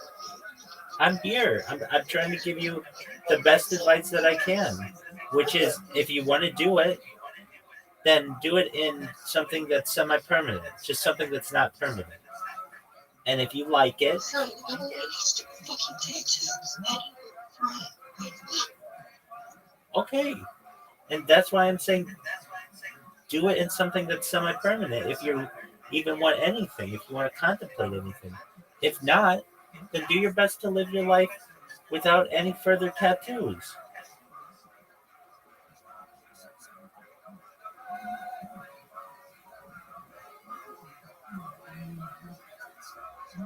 Okay, friend, I don't really, it's not really like something that I was caring about. I'm just trying to figure something else out. About, like, that's what I had to say to figure it out. That's all. Because I said it before.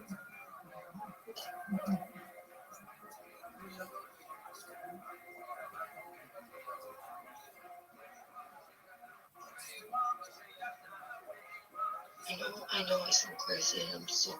That's okay. I am. That's okay. I understand you're going through a tough time, and I'm here to help you as best I can.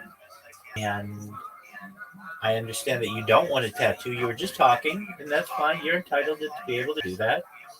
And my opinion on those matters is that I personally don't think that tattoos ever make anybody look any better. But I understand that they have meaning to a lot of people. And if they do, then what someone should do is get it in a semi-permanent way. And if they really like it and they like the shape and all that other stuff for a year, then get it, go all out and do it. And I really am an advocate for laser removal. And I know a lot of tattoo laser removal, a lot. Even never had one, had the laser. It's very painful. I had a lot of different lasers. And I am an advocate for that process to not cause as much pain. I would really like people to be able to almost like to be able to get whatever tattoo they want, but it just come off much easier and less in a less painful manner. And because I know people change and what they think is cool changes, and I don't think it's great. Basically, someone gets a really big tattoo or something, and then 5 years later they don't like it, and then they darken it and they get it changed and all kinds of things. And I just wish there were a better way to be able to just remove it in a pain-free way. I know it's very expensive. I know firsthand how expensive tattoo removal is and how many different times you have to go. I'm an expert in tattoo removal. I really mean that, even though I've never had one. I am an absolute expert in tattoo removal, and I can tell you that as someone who has had many different types of tattoo removal lasers on me, including CO2 lasers and plasma lasers, they are all. Why are you putting lasers on yourself? I've needed them for scar removal.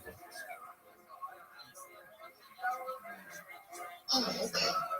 Yeah, so I can tell you, I don't put them on myself. I go to doctors, and the way that you remove a scar is the same way that you remove a tattoo. So I've had to go through the exact same processes, and so I'm an absolute expert in it. I've done it for many different scars that I've had, and it's not fun. It's not fun at all, and it's very expensive, and it is something at the end of the day that I wish was an easier process for people, because I understand that there are events that happen in people's lives and they want to commemorate them, or they like certain art, and that's all really cool. And so I just wish it were just easier to do. But as someone who has firsthand experience and how painful it is and how expensive it is, and it's difficult to get done. You can't just get it done at your local 7-Eleven. You have to go to a doctor to be able to do this many times, or at least somebody who's got a certificate to be able to use the machines. And the machines are difficult to get. I know some places in some small towns, they don't even have a machine. They have to get them shipped in. So I know fortunately where I have had it done, they've had the machines there, but the machines break down. The technology changes while you're mid you're in the process of these things, and they have to bring in a new kind. And I'm telling you, a firsthand experience, basically, that the technology changes with the laser advancement, and the machines break down, or they get a new kind that they want to use. And so if you want to get something so permanent, just know that to remove it is not that easy. I want it to be easier, but it's not that easy. So I'd like you to really make sure, if there's anything that you want to do to yourself permanently, well, just do it in a semi-permanent way first. So do it with a pen, do it with a marker, and it doesn't even sound like you really want a tattoo. You just want to fight about something, and that's fine. I get in those moods too. I did not fight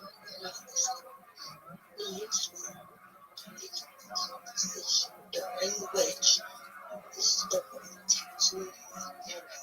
story to prove a point. This because I don't know where they are.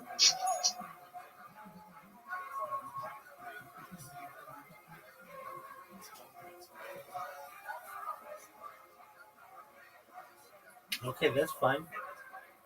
Of course, I don't want to tattoo my forehead, but the lasers, the tattoo hurts too. But I understand the laser must hurt much more because it's Friday and you have to do an exercise. Exactly. They'll give you Xanax, and they'll give you like a Percocet or something.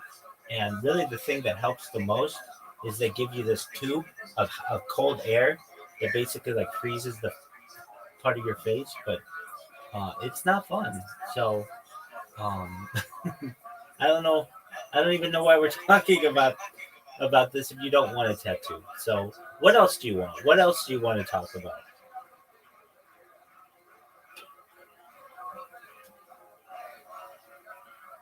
It's me, friend. What do you want to talk about? I want to continue watching stand-up comedy working on my computers. If you want to talk about something else, we certainly can. But Friend, I can leave you be. But when can I bother you again? I want you to be here. I want you to bother me right now. What do you want to talk about?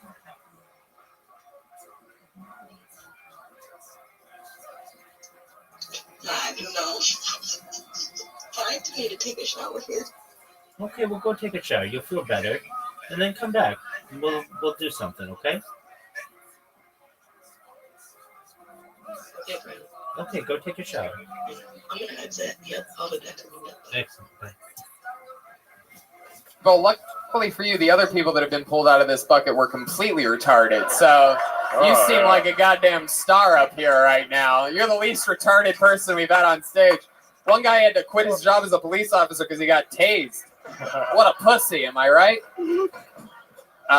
So this 1 month in LA, what's your living situation? I live with an actor who does acting. Is his name Beavis? Yeah. Ah. Is it? Is it Beavis? No, it's not. No.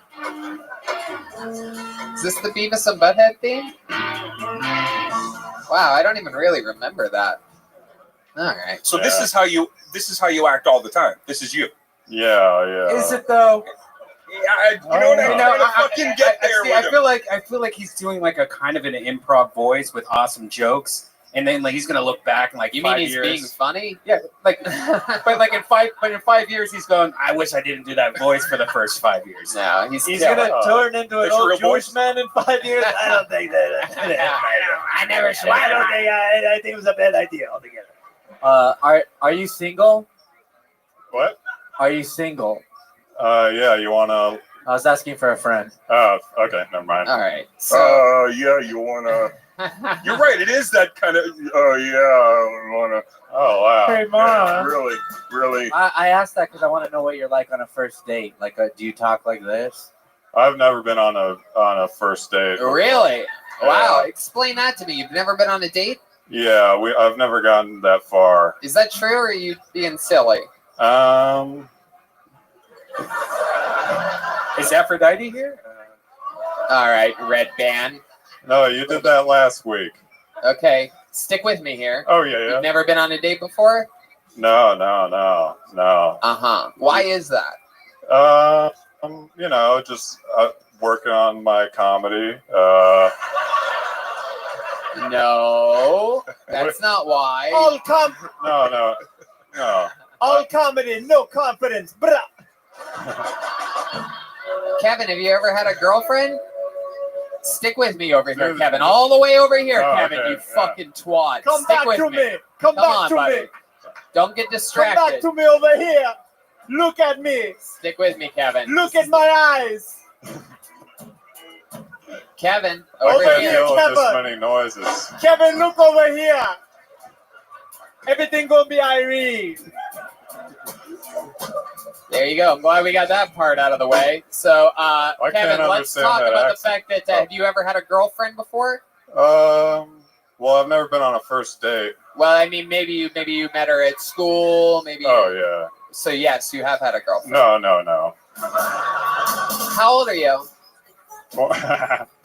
24. 24 years Yeah, old. Yeah. You've never been on a date before. No. Your sexual preference is women. Yes, women. That's what yeah. Very good. That's what you like. Do you jerk off sometimes? You masturbate? Oh man, I can't show this to my mom anymore. But you could. The part where you've never been on a date before, you could show to your mom. Oh, that's Yeah. my Kevin. Even the guy with the little dick has a wife.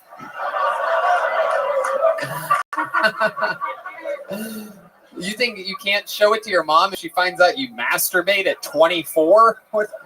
What type of fucking misery mom do you have? I don't know. I'm not gonna answer that question. Oh yeah. Kevin, look at me. Yeah. Kevin, look at me. Yeah. Do you masturbate? Yeah. Yeah. There we go. Yeah, okay. Yama. All right. What's your favorite thing to masturbate to? Hey, Kevin, look at me. There you Look go. at me, Kevin. Yeah. What's your favorite thing to masturbate to? Good question. That's a good question. Look at me, Kevin. Oh, sorry. I think Kevin wants to fuck his own hair. Yeah, I think so. He's got legs. Yeah. We found out last time. I'll sweep up the stage after the show. I got dandruff problems, so. Okie dokie. Well, Kevin, I mean, really interesting. Can I have one of those coffees, or? Sure. Yeah. Sure absolutely. can have a caveman coffee. There you go. He starts talking normal. Wow, you giving. He's like, "Wow, that's a great product. I enjoy this." Caveman coffee. Shout out to Tate Fletcher. Thank you. You giving him that drink was the closest thing to a date he's ever been on. Yeah, I think it went well. There you go. Kevin Klatman, ladies and gentlemen. He's on Twitter at Kevin Klatman. Kevin Klatman. All right. We're off and running. and goes a little something like this. Your next comedian goes by the name. Oh, wow, that's fucking crazy. These guys made their debut here last week. This is very exciting that they've in a bucket fucking filled with names that they've gotten up 2 weeks in a row. Make some noise for them. They are the Kleitch brothers, everyone. Here they are again. Was it last week though? I think it was last week. Oh, wow. Last week or the week before. All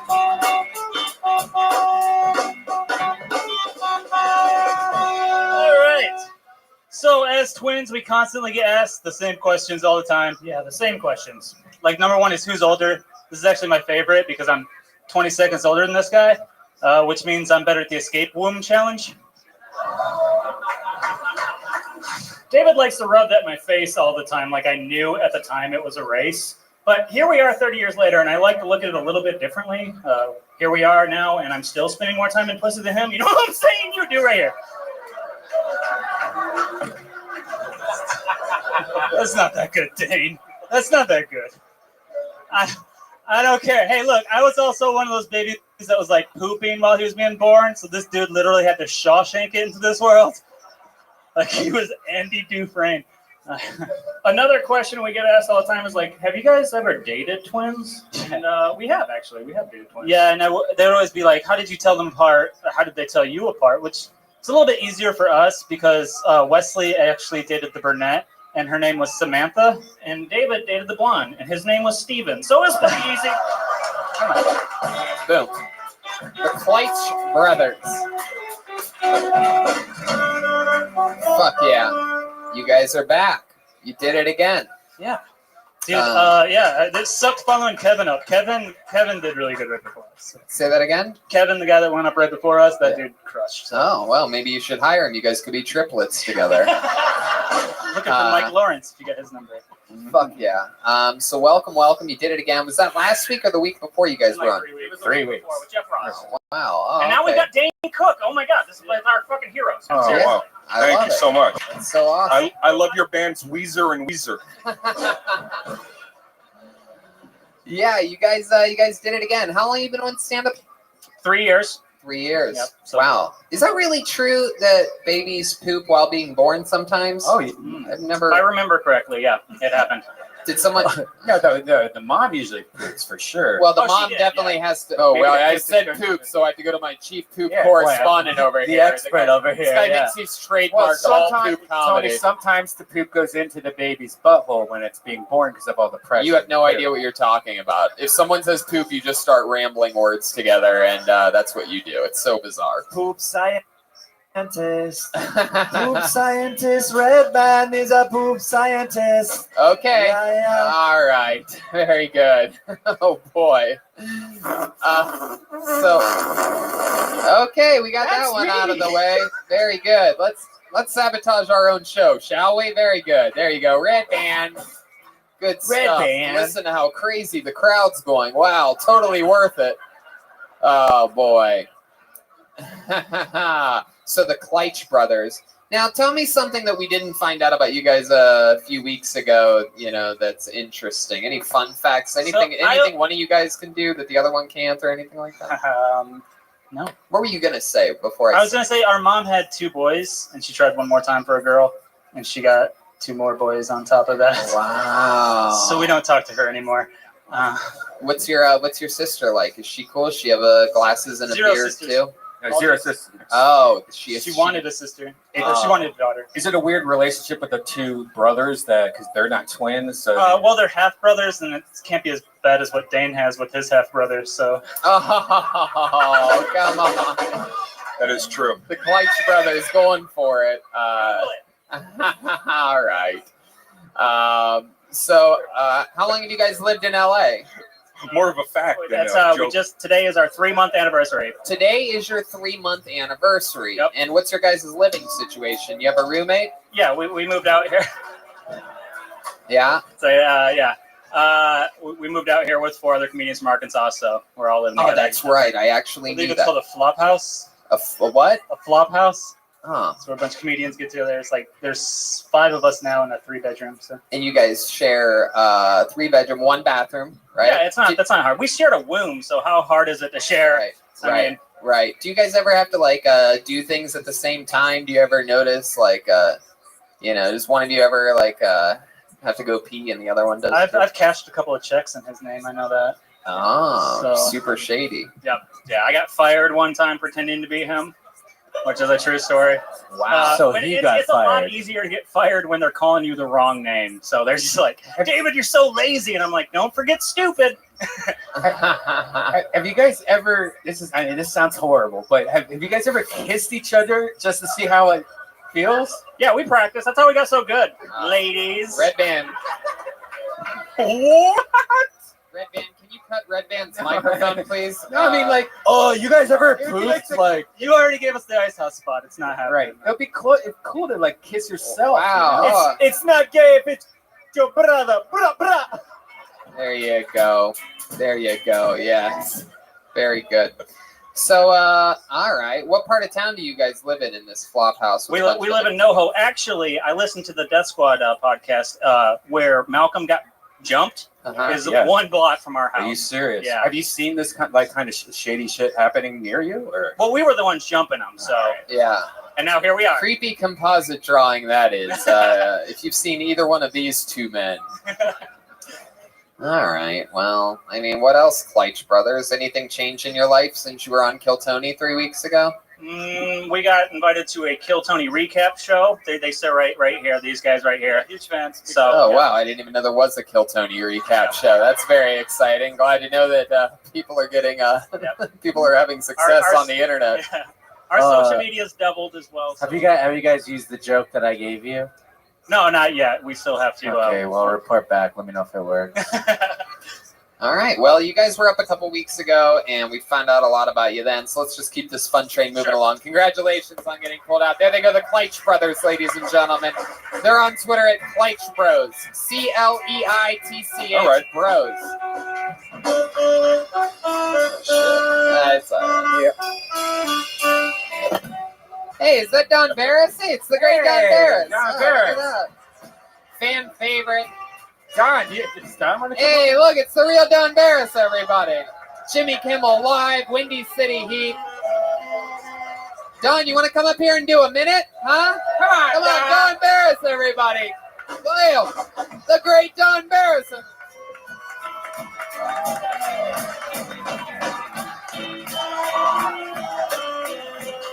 Come on, Don, get up here. Let's do it. In uninterrupted 60 seconds goes to the king of late night at the Comedy Store, Don Barris, everybody.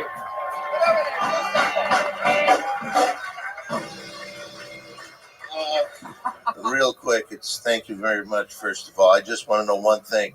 This looks like a pretty good group here. How many people like to fuck? Thank you. That's my time. Good night, everybody. Hey, it's Don Barris, everyone. We love you, Don. I love it. Wow. The legendary Don Barris, everyone. Make sure you check out his show, The Ding Dong Show, Amazing. here every Monday. Except this Monday. We've both been here every Monday. We've both done our shows here on Mondays at the Comedy Store for 5.5 years. And clearly, after that performance, I realized he's never seen our show before. Yeah. So it's really exciting to know that he respects me as much as I respect him. All right, let's keep it moving. We know this guy. In fact, I think he was on last week. Make some noise for Daniel Magden. Daniel Magden. Here he is. Oh, God. Yeah, this guy. He was. He was. And he's back again. Let's see if he has another minute. He's here. Here he is.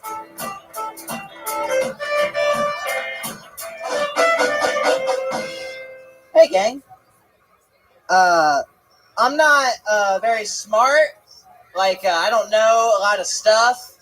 Like, if you guys want a vibe of who I am as a person, I don't know what a senator does, but I do know what squirrel meat tastes like. So, it's tangy. It's actually not that bad, man. I learned things different. Like, I grew up in a very small part of Missouri. Like, there's 100 people in the town I grew up in. And, like, you learn things differently out there. Like, I was taught that the Civil War ended as a tie until I was, like, 15. Boy, was I wrong. It was weird, because like we didn't have a library or sidewalks out there. But I'll tell you what we did have in my neighborhood, guys. A local chapter of the Ku Klux Klan. That's what we had. But like there was nobody who wasn't white for 50 miles. So I was like, who is this for? Who set this up? Like, what do you guys even talk about? Like, what you might say if some Jews show up one day? Like, that's not. Wow, there he is, Daniel Magden, back again. Thanks, guys. Daniel is Daniel answers the great comedy question: what would happen if Cartman had lupus? That's funny to me because last week you were on this show and I did a different Cartman joke, and every time he's on, I do a different Cartman joke. And last week he's like, difference is strong. You do that joke every time I'm on the stage. Every time I come here, you call me Cartman. You piece of shit. I'll do it again next week. Okay. My I'm God. sorry. You look like if the problem child got locked into a high school cafeteria. Just started trying to eat his way out. He has creepy doll hair. Yeah, look at that. You're too young to have a comb over like that. What's happening? He looks like if Ron Howard was on the show Unhappy Days. That's good stuff. Oh, Daniel. Oh, my God. What's happening, man? I already used the barrel fire joke earlier, so I can't do that on you. But, I mean, that's incredible. There's been a lot of olive green, like dirty green clothes on this show here tonight. This is like one of the only outfits I own. I've probably worn this exact outfit every time I've been on the show. Yeah. People are like, yeah. It's your lucky shirt. Let's not say lucky. It's more of a unfit. What do you keep in? I liked it. What do you keep in your breast pocket other than a breast? Generally cigarettes, but. Oh, you smoke cigarettes? It's the only thing to make me look like a grown up. How old are you? 22. 22. I'm 22. Okay, Every goddamn time I'm on your show, you say I'm 22. I'm from South Park. You ask the same question every time, Tony. Yeah. You look like the moment right before an alien comes out of the person's belly in the movie Alien. Yeah. You do look like something's growing inside of you. I think it's the hernia.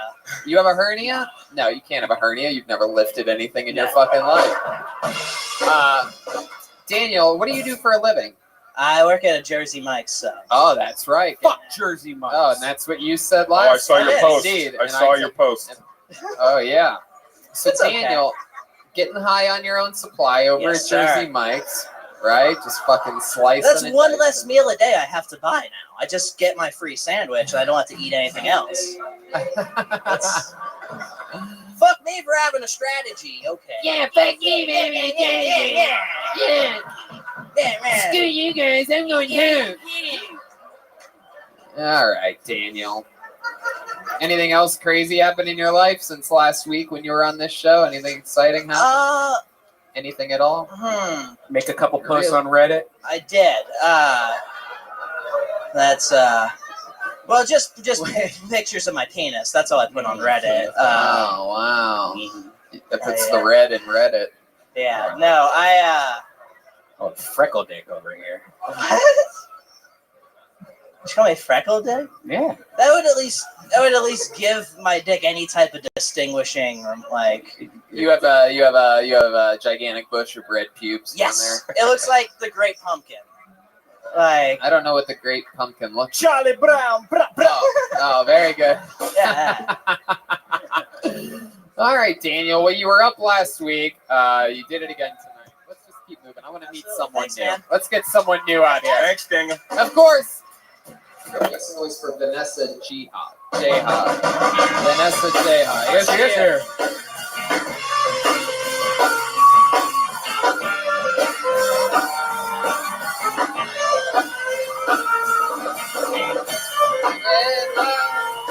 Roxanne.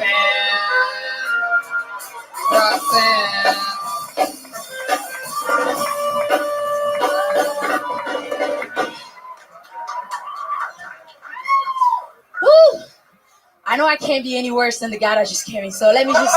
This is good. This is good. So I'm dressed all in black. It's not a political statement. Don't get it twisted. Well, I'm African, and I'm still learning about the American culture. So if I'm dressed all in black and it's offending somebody, sorry about that. So I'm kind of old. I'm getting older, and I'm dating younger people now. It's funny. Yeah. My last sugar baby was 18-year-old. It's legal, by the way, And the thing about 18-year-old dude, they're so delusional. Like, we just finished having sex, and he's asking me, so what are we? I'm like, if you don't pick up your SpongeBob boxes and get the fuck out of here, like, can't even afford, like, paying his own phone bill. Gotta call mommy and daddy talking about what are we? Like, what the fuck, you know what I mean? Shit. And when we were having sex, I was just doing my thing. I was like, he's like, what the fuck is that noise? I'm like, bitch, that's my knees. What the fuck? I'm old. Boom. Vanessa Jeha. Hell yeah. Look at you. Here we go. Little positive little starlet up here. Jeremiah? This black girl just made pedophilia likable. He's 18. Come on. Isn't that the law in America? I'm not from here, but come on. Is it? Legal, right? There you go. God damn. Shit. I'm just. Hey, I have a question for her. What was the noise that you make when you have sex? Oh my God. What was it again? Okay, all right, Reagan. Skeeter. Skeeter. Vanessa, that was fun. Amazing stuff. How long have you been doing stand-up? Just a year and 6 months. Wow, Yeah. 1 year, 6 months. Like you like your kids. Yeah. Oh, well, I'm actually 28. I'm just joking. Like, it's like I must have missed a beat. no, Why- because you say like my kids. I don't know. Why? How old was the kid in the joke? Or? 18. Oh, okay. All right. And did that really happen? It's okay. I mean, you could have exaggerated. He was the truth. older, I guess. You do jokes also in Afrikaans? Huh? With the Afrikaans? Have you performed material there? In Africa? No. In Africa, I did more like poetry in French because that's my first language. So. Français. Really? She has a good spirit. Can you say something in French? La fois passée, j'étais ici et j'ai parlé français. Voilà, c'est ça, ouais. White reggae guy just fell in love. My goodness. Oh. Wow. I like white guys, by the way, so I'm just. Vanessa, how long have you lived in Los Angeles? 5 months. 5 months. Yeah. And where did you come from? I came from Baltimore. Yeah. Oh, okay. Yes, that's one of the most diverse parts of Africa. Yeah, it's actually worse than Africa, so thank you. It is worse than Africa. So, what do you do for work? I'm a hairstylist slash behavioral specialist. Jesus Christ! Oh my God! Yeah, she did Skeeter's dreads, man. That's my sister. She's here to support. Wow. She came from Africa too, so. Oh my goodness. Yeah. Is it your actual sister? Or is it Yeah. like, okay. Same mom. Yeah. Yeah. Just checking. Oh, like sister. No, that's my sister's sister. Yeah. Right. Indeed. And wow, this is so exciting. I've always wondered what it would be like if Rick Moranis shrunk the Aphrodite. Yeah. You've seen Black Panther. Welcome, Black Cougar. So Vanessa, what do you do for work? I am a behavioral specialist, and I'm also a hairstylist. Oh, that's right. I already asked that. Yeah. And hell yeah, and you're already doing that here in Los Angeles? I'm still looking for a job in mental health. I haven't gotten a job yet. So. Yeah. What do you do in the mental health field exactly? Just a behavioral specialist. I help people alter their behavior to a more positive one. Oh, very cool. I believe that. Have you ever worked with a comedian that was on before you? Did I call him a comedian? Oh. No, yeah, no. That's a. Yeah, he's. I wouldn't want. I don't even know what you're talking about. The last comedian that was on before him was motherfucking Daniel Magnan, the South Park kid. Yeah. Yeah, there was just that one guy that came on, complimented Jeremiah's sax, and then left. It was crazy. Very nice man. Yeah, he doesn't need his behavior shaped at all. He's perfect. Just comes in, compliments, and then leaves. He went all the way back. In fact, I know for a fact he just left all the way out of the club. It's amazing. Yeah. Fuck yeah. So Vanessa, what do you do for like hobbies and stuff? What is there anything that you do for fun that's super African or French or whatever? Oh, I like having sex, like most people.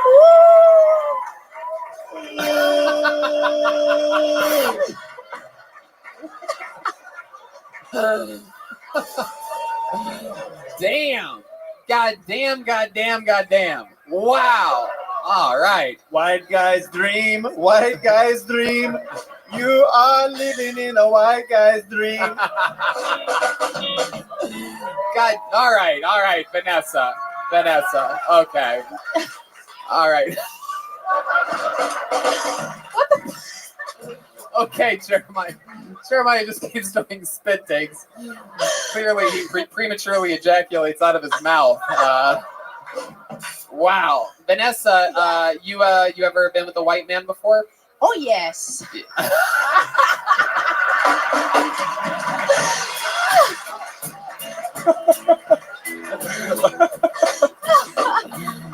Do you ever notice anything about white men that's a little bit different in bed than a black man? Yes, something. Well, I don't like big dicks, so it works for me.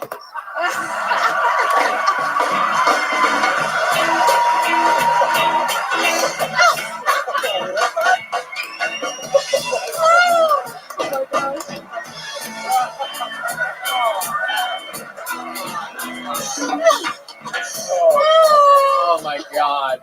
Oh, it's so perfect. God, she was perfect till she said that. Oh wow. That John Travolta character from that one movie that he didn't like that one at all. It's that Operation Swordfish back there. Marlon wins. Gosh. Is that true? You like a smaller? It's more about the motion in the ocean. Yeah, I like it soft and sloppy. Wow! What? Jesus Christ! Oh, I want Jack in the Box now. Oh my gosh! Sloppy! My God! You realize that you're going to have 95 open mic comedians hitting on you after this show? 95 open mic comedians, but only one skeeter. Man, you are incredible. What's the worst? What's your least favorite sexual experience that you've ever had? Anything stand out? Anything embarrassing or crazy ever happen to you in the bedroom? You seem like a very sexual person, so it increases the odds of something wacky happening. Someone that has sex as a hobby. Okay, I had a Russian guy and. You're what? A Russian. Russian guy. Yeah. Oh shit! Yikes. Wow. Once, that was the worst. Once you go hack, you never go back. Yeah, I don't know. Like that was the worst. Yeah. Yeah. What did he do? Did he try to rig your election? No. No, he was big. Oh, Yeah. really? A Yeah. Russian? We don't like that. I don't like big. We don't. We don't like that here. Jeremiah just swallowed his water completely on that one. Well, Vanessa, I mean, you are just a bright little starlet, full of energy, perfect smile. Thank I mean, you. you just have you just have an amazing fucking energy about you. And for a year and 6 months, Thank if you you. keep working at it. I just don't Thanks. see anything that can stop you. Keep doing jokes and fucking rocking it. Great job. There she goes, Vanessa Cheha, ladies and gentlemen. Hell yeah. Absolutely. All right. You called her a starlet, but it's more like a black hole.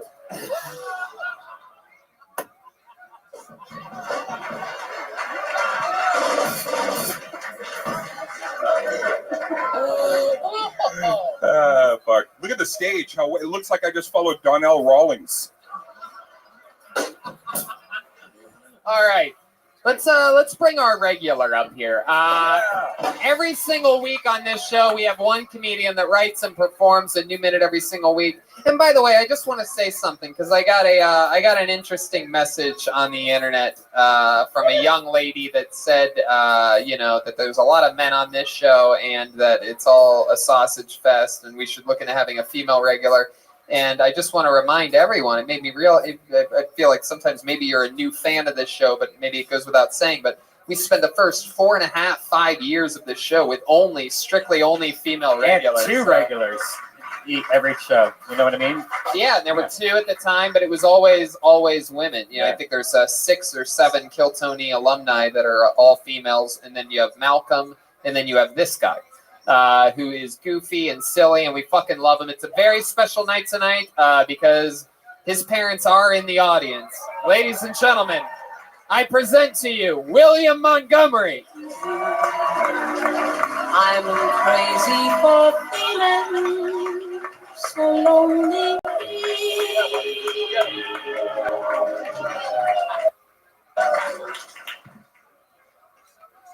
Sir, you're gonna have to stand a little closer to the goddamn fence. It's an impression of my uncle whenever he sees a Japanese person at the water park. I don't know if y'all watch porn, but I'm a big uvula guy. For those of you that don't know, that's the thing at the back of your throat. This is an impression of my buddy with a foot fetish whenever he comes over to my house. Dude, just take off your fucking socks.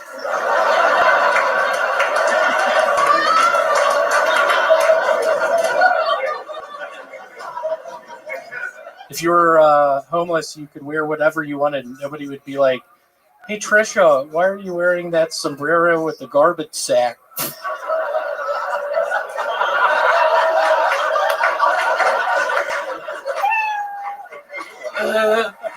William Montgomery. Laying it down, crushing in front of his mom and dad are here tonight. Did I They're bring sitting right Larry over and here. Francis up tonight? You want to bring them up? Can y'all bring come them up? Bring up the Montgomerys. Come on up. Larry here. and Francis, y'all! It's Aaron and Francis. Aaron? Larry and Francis. Wow, look at them. This is incredible. By the way, I met them before the show, and they are normal human beings. Come on, make some noise for the Montgomerys, everybody.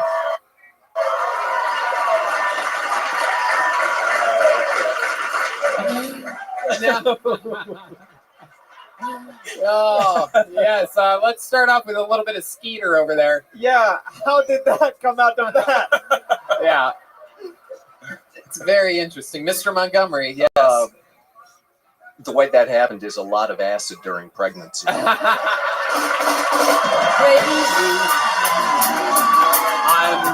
crazy. I love that. I love that. That's what he must tell himself, completely ignoring the fact that there was a psychotic ginger milkman in the neighborhood at the time.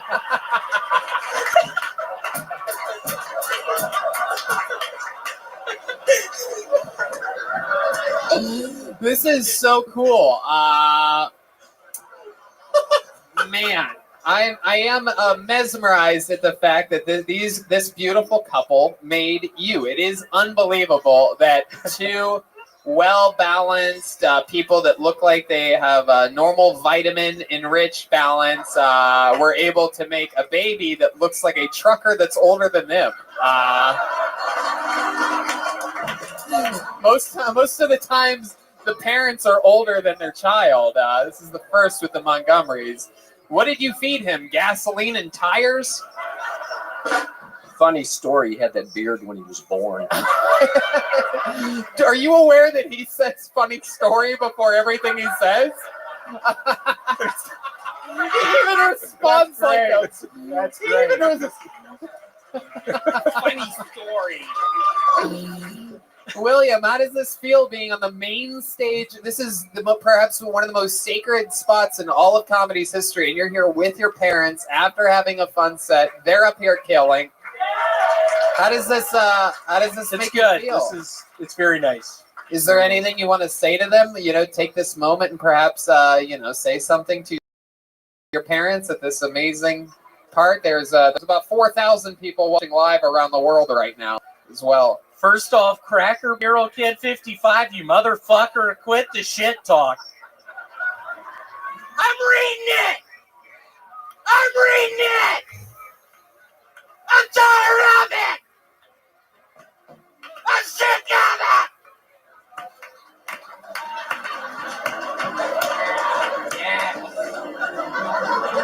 Oh my God, William, we're gonna hurt him real bad.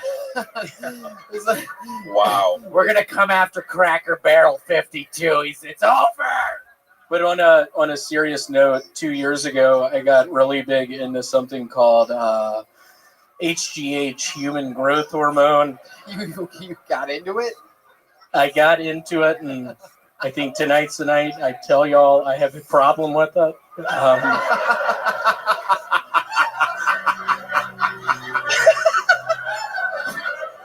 I think he's getting big from the In-N-Out burger, not human growth. Hey, you just got fucking roasted by your dad. Zing! I love it. Woo! Skeeter. What if William found out tonight that he was Cracker Barrel Kid the whole time? It was your dad. Your dad. It was your very own father. Funny story, son. It was me all along. Man, this is so cool.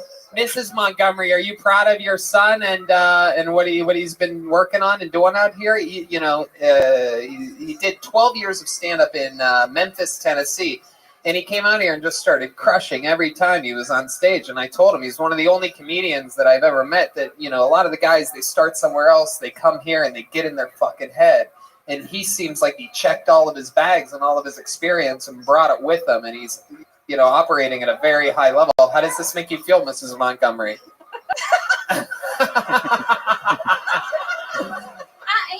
proud of him. Right into the tip of that. I'm proud of him because I think this is really brave to be able to come out here and do this. Yeah. But Now tell us something weird about his childhood. Does he have like a weird penis or anything like that? The dad. Funny story. Funny story. Funny story. Yeah. He doesn't have a penis.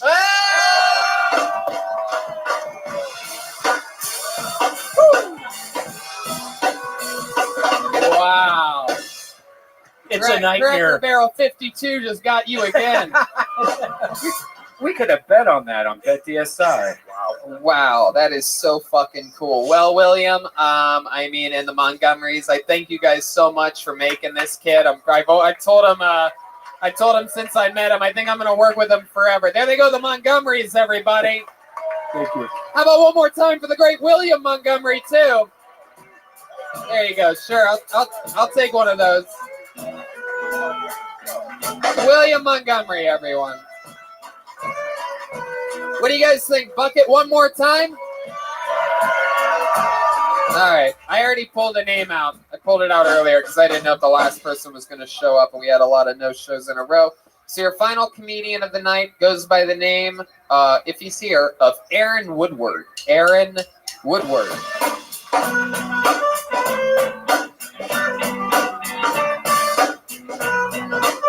Oh my gosh. It's really sad.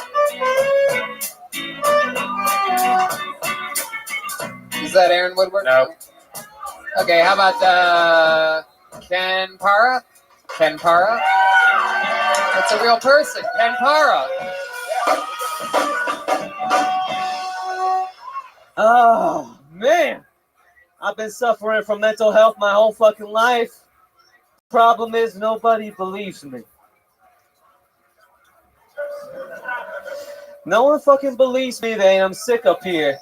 And half the problem's my own fault. I'm a pathological liar. Fuck you. It's okay to be a pathological liar. Just because we don't have an AA meeting, we can all get together and talk about lies doesn't mean that's not a DSM-5. It's a real fucking disease, okay?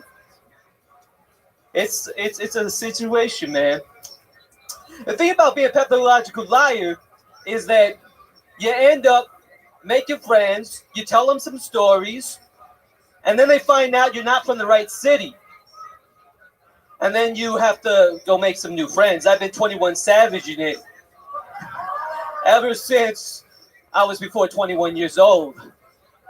But now I'm not a pathological liar anymore. And I don't believe shit. All right.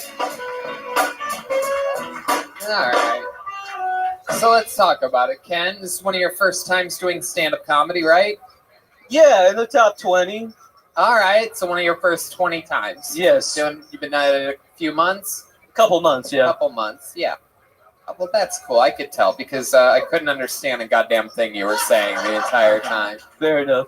I don't know if you said that. I think you may not realize it, but I think you may have mispronounced or messed up your first joke entirely. You know what you said? I've been suffering from mental health? Yeah. Oh, that was okay. All right. All right. Just making sure. I thought maybe you misworded it. It's just you miswrote it. Okay. It's all good. That happens. You're a couple months into the fucking game. Not easy. You're going to figure out some things work and a lot of things don't.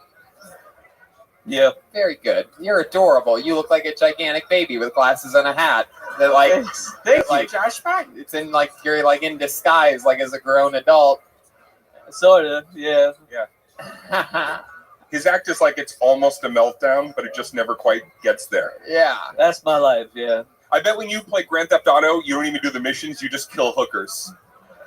If I play video games, I probably would do that for sure. What's wrong with that? Yeah. That sounds fun.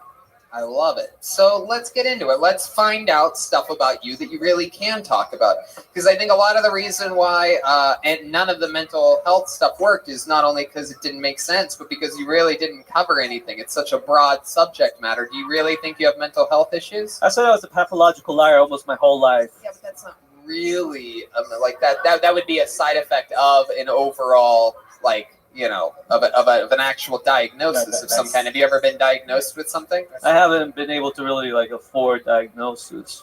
But you know what? I think it's a real legitimate disease, being a pathological liar, isn't it? Well, I mean, technically, no doctor is ever like, well, bad news. They used to call it nymphomania. Like, I mean, it would be, borderline personality disorder, schizophrenia, bipolar, any of those? You ever get told you're any of those by a doctor? I don't believe that shit. You don't believe what? And bipolar or personality disorder. Oh, he's lying. Yeah, the whole joke. He's lying, guys. The whole joke was the lying thing. Just saying, they didn't just think it. No, I mean, I really just think it's kind of bullshit, like those mental health disorders. So this is all a lie. So if everything's a lie, then nothing. No, I'm not lying about that. Really I really do think that you're like a flat earther for mental health, is what you're saying. Yeah. Like I'm deep in conspiracy theories, almost all of them. I believe them for a couple of weeks, You and come then from I'm not sure. a family that has a lot of money? No. Really? What does your dad do for work? Yeah, prison. He's in prison. Yeah. Okay. Is this Josh Martin? All right. Not worth it. So you were raised by a single mom? Yeah. And what did she do? Well, she was a preschool teacher. She's now remarried, and she's basic. Who's she remarried to? Jeff Bezos? That would be nice. What was your dad in jail for? Prison. Just drugs. Different things with drugs, selling them, using them, 3 strikes, that kind of shit. Wow. So he's in jail for life? Yeah. Well, he came out when I was 30, and then I met him, and then I. Is this true? Yeah, this is really true. Yeah. You gotta lie more, man. It's more interesting when we find out it's a lie. And then he went back to jail after that? I think so. I tried calling him, and then he didn't answer. So I think he's in jail or he's dead. It doesn't matter too much. I only met him once, so it's no big deal. Right. But you're close with your mom. Yes. And your mom was a preschool teacher. She remarried and then quit teaching preschool? Yeah, my stepdad owns a couple of smock shops. Owns a couple what? Smog shops. Smog shops. Yeah. Testing for smog. Right. Tested for smog. Gotcha. It's a very California thing. So, what do you do? How do you make a living? How old are you? I'm a legal videographer. I'm 35 years old. What was your question, Dane? I just want to know when he's lying. Oh, yeah. Because if he's pathological, how are we getting all this fucking real information? From Oh, no, I used to be. I mean, I don't think I am anymore. But we tend to believe our own lies. So, okay, Dane, you might be right. I'm not sure. I'm not sure much about anything anymore. Wow. Hey, do you believe there is a spectrum? Yes. Okay, good. You are on the spectrum. Okay. So Ken, what do you like to do for fun? You seem like a sort of like a pessimistic, sort of like a negative, toxic guy a little bit. You like to lie to people. You don't really know what's going on in the world. No, I'm actually a pretty fun guy to hang out with. I like to get drunk. Give us something fun. I like videotape Aphrodite Stupid Central. That's fun. Okay, what else? Give us something else instead of that cheap Aphrodite plug you just gave. Okay. I like to rap. You like to rap? Yeah. Presents? Well, I got good fucking news for you, sir. Yeah. There's nothing I'd rather do right now than to listen to you give us a little example of some type of rap. Okay. Is that the beat you want? Is that good for you? Faster, slower? A little bit faster. A little bit faster. He's got it. He's got it. That's that's a slower, sad rap beat. Let Joel do it, Brian. Right, you do what you were doing. There you go. Yo. I don't believe shit. I don't need it. Stand up here and eat a pita. Share it with game. That's my thing. Sometimes I'm sick in the brain, but woo! What we gonna do next? I just wanna flex. Woke up. Group sex. Not gonna happen today. Didn't happen yesterday. So fuck it. It's just another Monday. Waterfalls. Please stick to the rivers and the streams that you're used to. Say I don't give a damn about those rivers. All right. Honestly, I think that was pretty fucking good.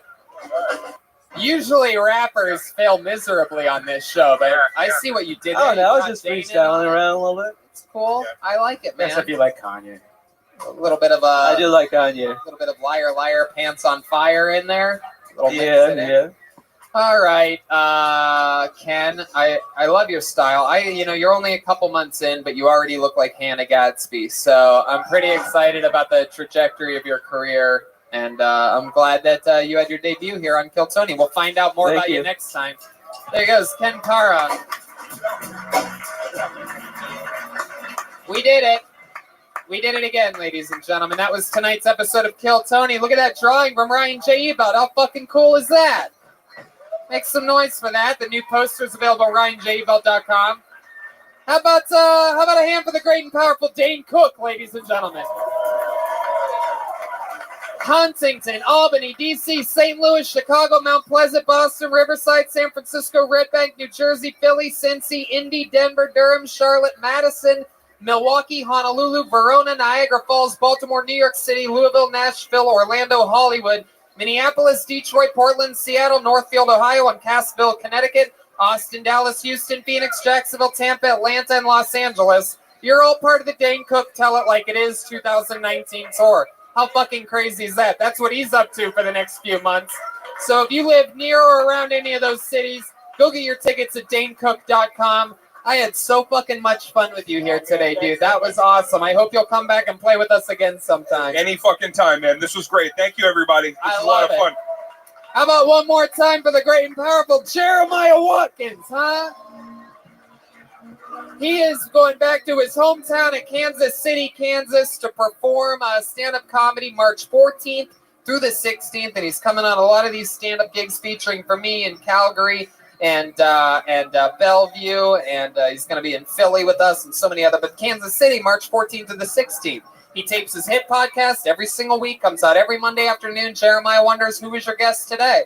Sidney Miller and Nikki Howard. Hell yeah. Yeah. All right, the crowd goes wild for that one. Hey, how about a hand for Okay, yes, Jeremiah. Yeah, I got a couple more plugs, man. Oh yeah. Follow me on social media at Jeremiah Stand Up. Shout out to my pals Ashley Reynolds and Robert, my pals out. Okie dokie, that's enough of that. And also, man, I got another cousin on the island. I got. Jeez, all right. That's enough of your shout outs. My God, what are you? USA DTC for the clothing. Look at this. Oh my God. They sponsored this episode, man. Jeremiah will sell you his soul. Or wait, no, that's okay. I said that wrong. Hey, how about a hand for Chroma Chris, everyone? Chroma Chris still batting 1,000. Chroma, what did you think of tonight's episode? She'll make another good one, man. Oh God! Hey, look who it is! It's Joel Jimenez, everybody. Joel's on Twitter, Instagram, mostly sorry. He's on the road with us on a lot of these Kill Tonys. Anything else, Joelbert? Shout out to Ludwig Drums. Yeah, that's huge. Got a big Yeah, sponsorship. it's coming on Wednesday. I got the new Really? kit. Yeah, So Wednesday this morning. upcoming Monday, you're gonna have your new drum set. Yeah, for sure. Yeah, Wow, that's fucking Oh incredible. yeah, I love you guys. Hang out. We're here. Wow, that is so exciting. So many fun things happening. Remember, Infinite CBD, Caveman Coffee, BetDSI, RockinPins.com, and Dane Cook's Tell It Like It Is tour at DaneCook.com. He's going absolutely everywhere, so get tickets for that. We did it. All right, guys. See you later. Thank you, live audience. Thank you so much. We'll see you guys soon. Good night. Good night.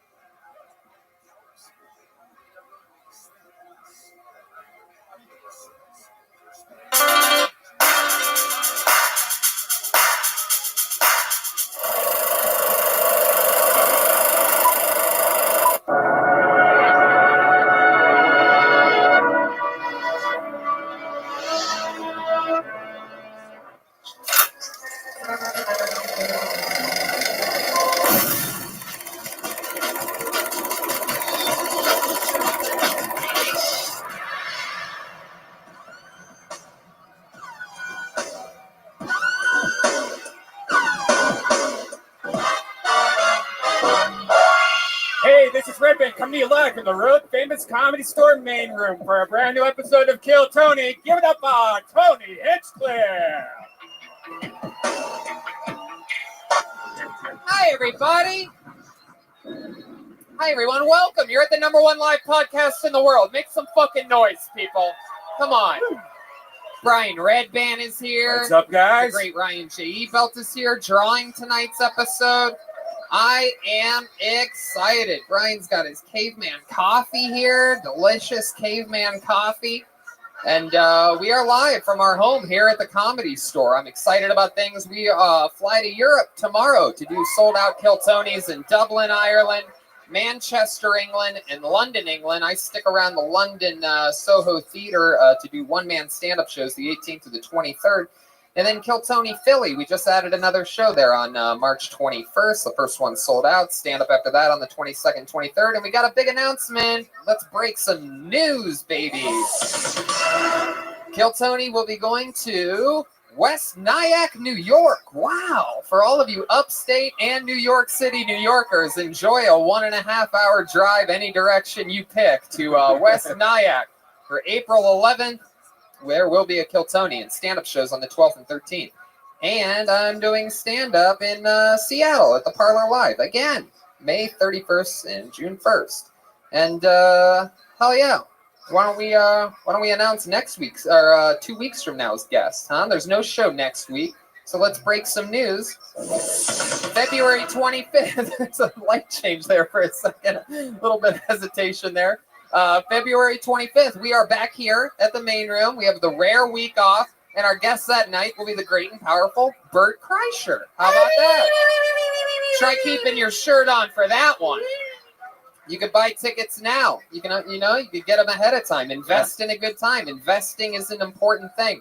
Robinhood is an investing app that lets you buy and sell stocks, ETFs, options, and cryptos, all commission-free. While other brokerages charge up to $10 for every trade, Robinhood doesn't charge any commission fees, so you can trade stocks and keep all of your profits. Plus, there is no account minimum deposit needed to get started, so you can start investing at any level. The simple design of Robinhood makes investing easy for newcomers and experts alike. View easy-to-understand charts and market data and place a trade in just 4 taps on your smartphone.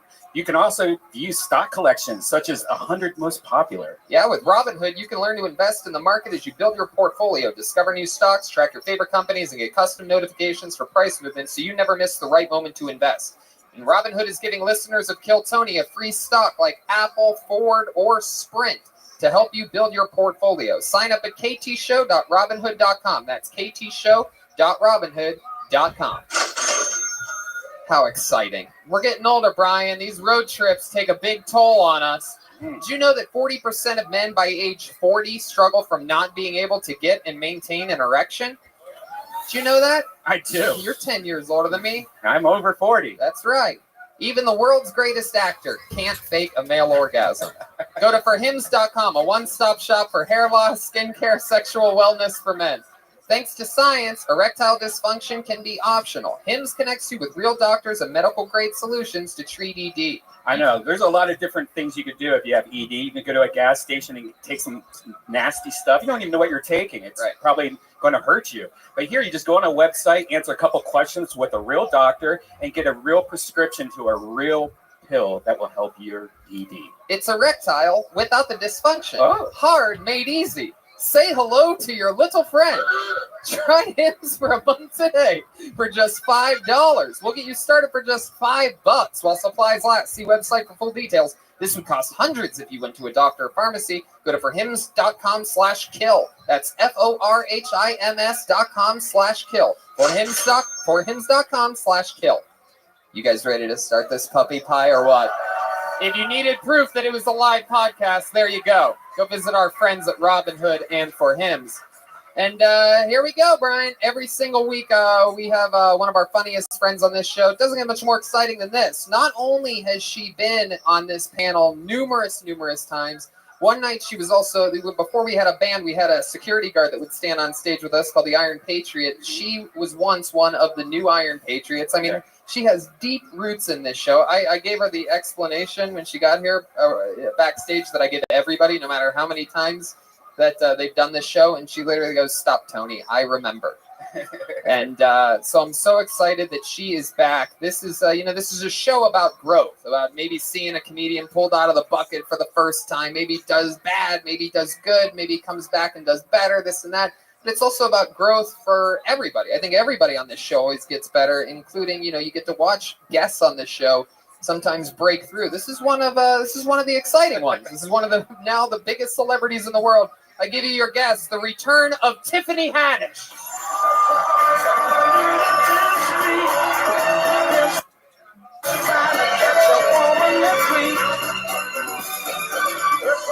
She's back, everyone. Holy shit. Across 110th Street. Hell yeah, baby girl. Welcome back in the saddle again. She ready. Hell yeah. We ready too. Tiffany is in San Jose this Thursday for Valentine's Day. Yep. Bakersfield this Saturday. Yep, picking berries. The Microsoft Theater here in Los Angeles, February 22nd, Portland, March 16th, and Seattle, March 21st. Tickets available at tiffanyhaddish.com. And she also, all the success, she has a good cause, the She Ready Foundation. SheReadyFoundation.org, where she helps kids get adopted. Like No, I don't help kids get adopted. That's crazy. That's too much work. That's too many people coming back like, you put me in a fucked up home. Like, no. What I do with the She Ready Foundation does is try to make up for, but no, we don't try to make up nothing. Like, okay, look, I grew up in foster care, and when you're in foster care, you moved around from house to house. And usually when you're moved around, all your clothes are in trash bags, and they move you from house to house with trash bags, right? And it makes you feel like garbage. And I remember feeling like that and being 13 years old and saying to myself, if I ever get any kind of power, if I'm ever able to do anything, I'm going to try to make sure no kids feel like garbage. Damn. Got me tearing up here on my own. So show. what my foundation is doing, what we're doing is we raise money. Well, mostly I raise money, and it's mostly my money and for tax purposes. Hell yeah. And I get suitcases and I take them to different group homes and foster care organizations. So when they pick up these kids, they can give them a suitcase so they can feel like a person, so they can feel like they're on an adventure, like they're a traveler, and they have something that's theirs. So no matter where they go, they always have something that's theirs, and they can put their things in there. Damn it. The horse of truth is out. The black unicorn is back. I've even been going to different probation camps, because a lot of times kids end up in probation camps because they're runaways, because things are happening in those homes, and they leave those probation camps with nothing, with their clothes or whatever they showed up in, with a little plastic clear bag so they could be seen, whatever. So I got them some clear suitcases. That is amazing. I'm lying. I didn't get no clear suitcase, but I got them a suitcase. So Well, when I'll they tell you leave camp, this. they got a suitcase. We have a bunch of pals on this show that actually travel using trash bags as well. We have a band. Those are called hobos. Yeah, we have them. They are the band for this show, and every single week they commit to being different characters. And I never know what they're going to be. We never know what they're going to be. Sometimes it's police, sometimes it's prisoners. You never know what they're going to do. They're the best damn band in the land. You guys ready for this? It's the Kill Tony Band. Yes, Jeremiah Watkins, Kill Tony Joelbert Band. Joel Jimenez, and Chroma Chris. Oh, right. we've seen these guys before. It's a bunch of Okay, goddamn okay. Italian gangsters. All right. Wow. Is that Jeremiah? Yeah, that's Jeremiah. Wow. He's a Jeremiah, you look good in the suit. I've never seen you in a suit before. Jeremiah, you're an Italian gangster tonight, right? Vinny Mancino, how you doing, Tony? I'm good, buddy. I'm He good. also looks like the Jehovah's Witness that showed up at my house last week. Is this black girl the reason why the show started later? Come on, guys, come on. You goddamn right. These Italian gangsters, they have no filter whatsoever. You goddamn right. I got a flat tire, bitch. We got Jeremiah. We got Vinny Fazzino. Is that it? No, it's Vinny Mancino, Rocco Fantini, and Joey No Shoes, because he ain't got no shoes. Whoa, that guy's really not wearing any shoes. No shoes. So we got Vinny, No Shoes, and Rocco. Very good. We got Rocco back here, who looks like a Mexican version of the bad guy from Poltergeist. Maybe I am, maybe I'm not. It's Rocco Fantini. You better watch your martini around Eeny, Meeny, Miny, Mony, Kill Tony. Oh, very cool. Look at that. The name's written out. Wow. The production level of this show gets better and better every week. My mind is blown. So we have the band, we have Tiffany Haddish, and back to the basics. This is what the show's all about. I have a bucket filled with comedians' names. They get a chance to get 60 seconds uninterrupted on this stage, and then we talk to them about their set, about their life, about what makes them special. You never know what's going to happen. Comedians, you know your 60 seconds is up when you hear the sound of a kitten.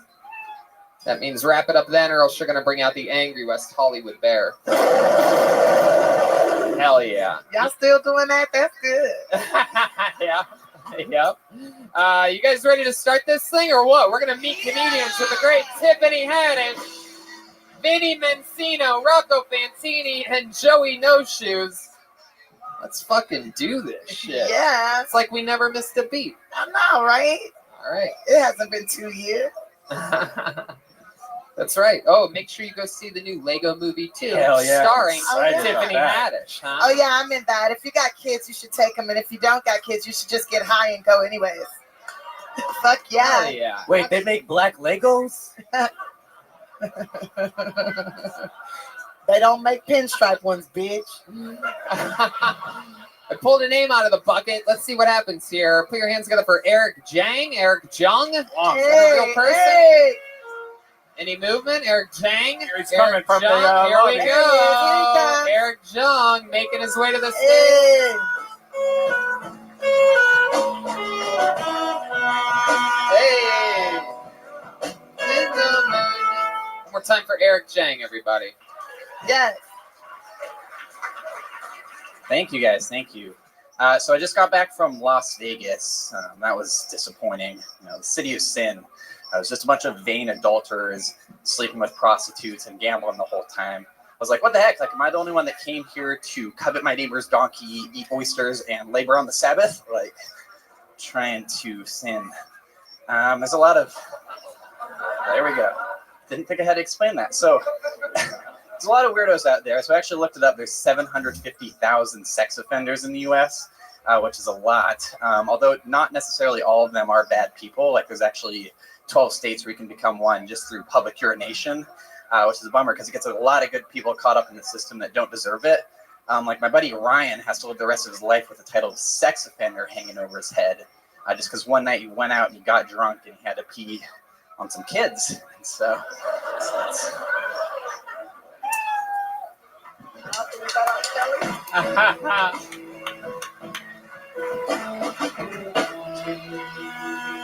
Hell yeah. Is that last joke true? Is that you have a friend? Is your friend peeing on kids or what? Did he say his name was Robert? Did you say the friend's name was Robert? I actually said his name was Ryan. I usually say Brian, but I didn't want to disrespect him. If you would have said Robert, I would have died laughing because that's R. Kelly real name. Hey. That is true, and he does pee on people, but especially kids. You should have said black kids. That would have killed. So is it? It's not true. You don't have a buddy that peed on a kid? To the best of my knowledge, all my friends. Do you have any friends that are sex offenders? I think that's not that I know of. I try not to ask. They're supposed to tell you by law. For those of you just listening to the podcast, Eric looks like a young man who's standing on someone else's shoulders inside of a jacket for some reason. What's underneath that jacket, Eric? Is there a bomb under there or something? What's going on? You better not be wearing a wire. It looks like hipster Bobby Hill. Eric, this is your first time on the show, right? Yes, it is. You're a young guy. How old are you? 24. 24 years old. Where are you from? Whoa, tell your face!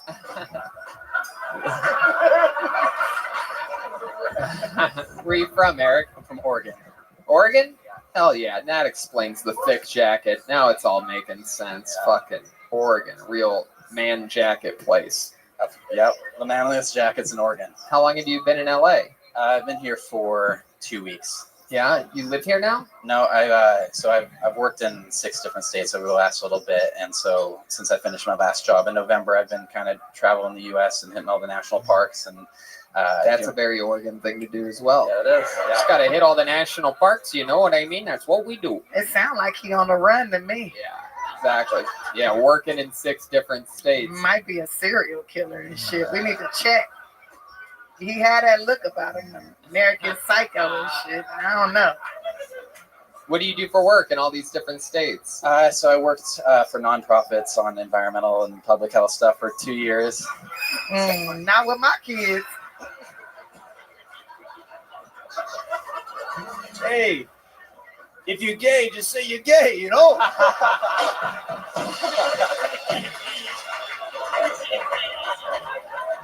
Nonprofit environmental stuff. Yeah. Like, what specifically do you do? What's your part in it all? Well, so I would organize college students on different campaigns, and Yeah. And then I ran offices in Portland, and in Des Moines. And So you go to different colleges and you tell them that they should organize to be more pro-environment. I did do that. Oh, what do you do now? Last job I had, I was working on the midterm elections in Tennessee.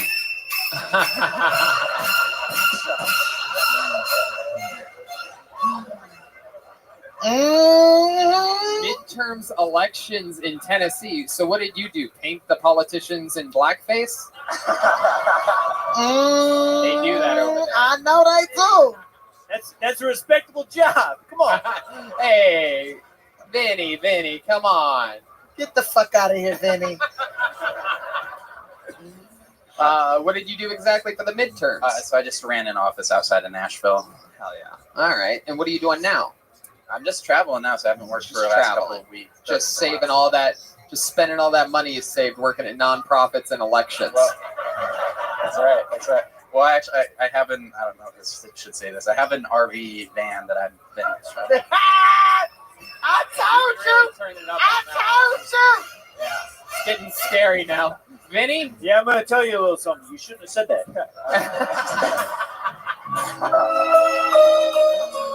The more you talk, the more I think you might be Ryan that you were talking about earlier. Hey, no shoes. You ain't got no shoes. Eric, what inspired you to do comedy? Good question. I don't know. I like watching comedy, and I thought that would be a cool thing to do if I could do it well. So maybe eventually I could do that. So none of your friends are like, hey, Eric, you're funny.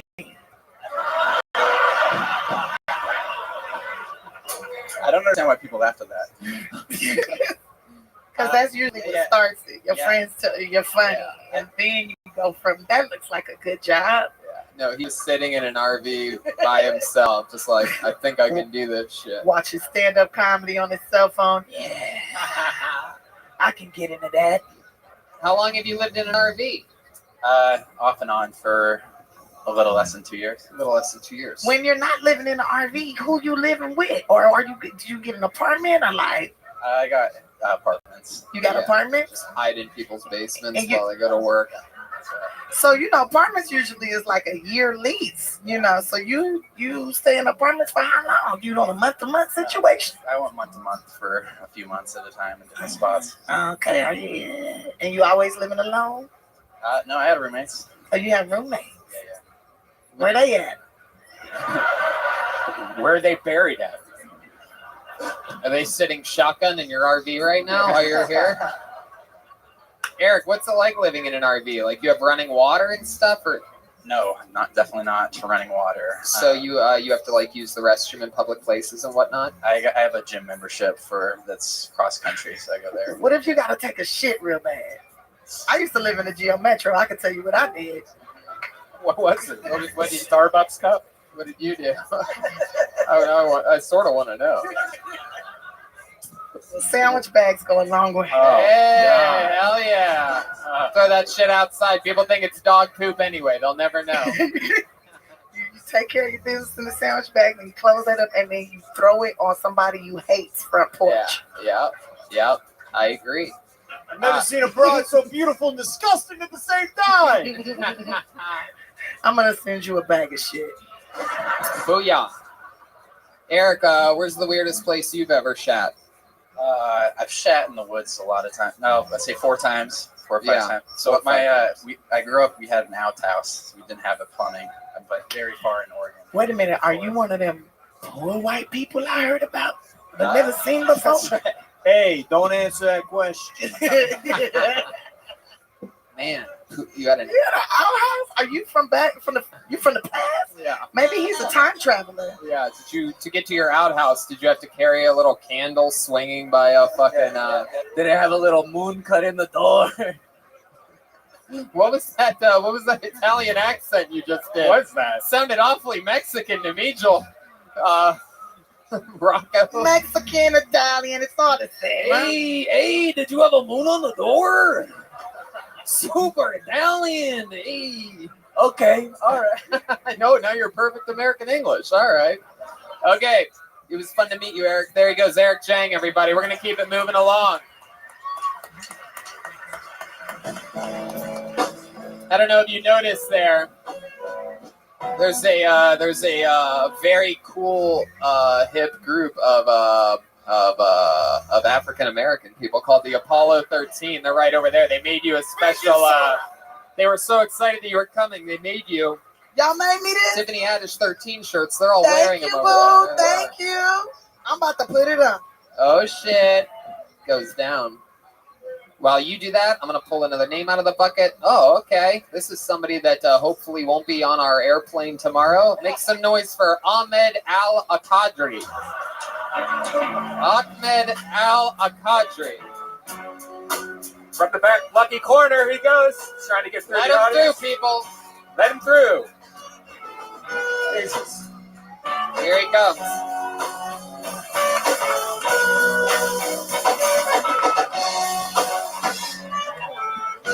What's going on, everybody? What's going on? Hey. Hey, what's going on?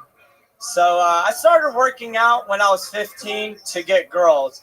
And literally all it's ever gotten me was compliments from other guys who work out. Like, I've never had a hot girl come up to me and be like, I like your pecs, bro. What type of creatine cycle are you on right now? Shoot.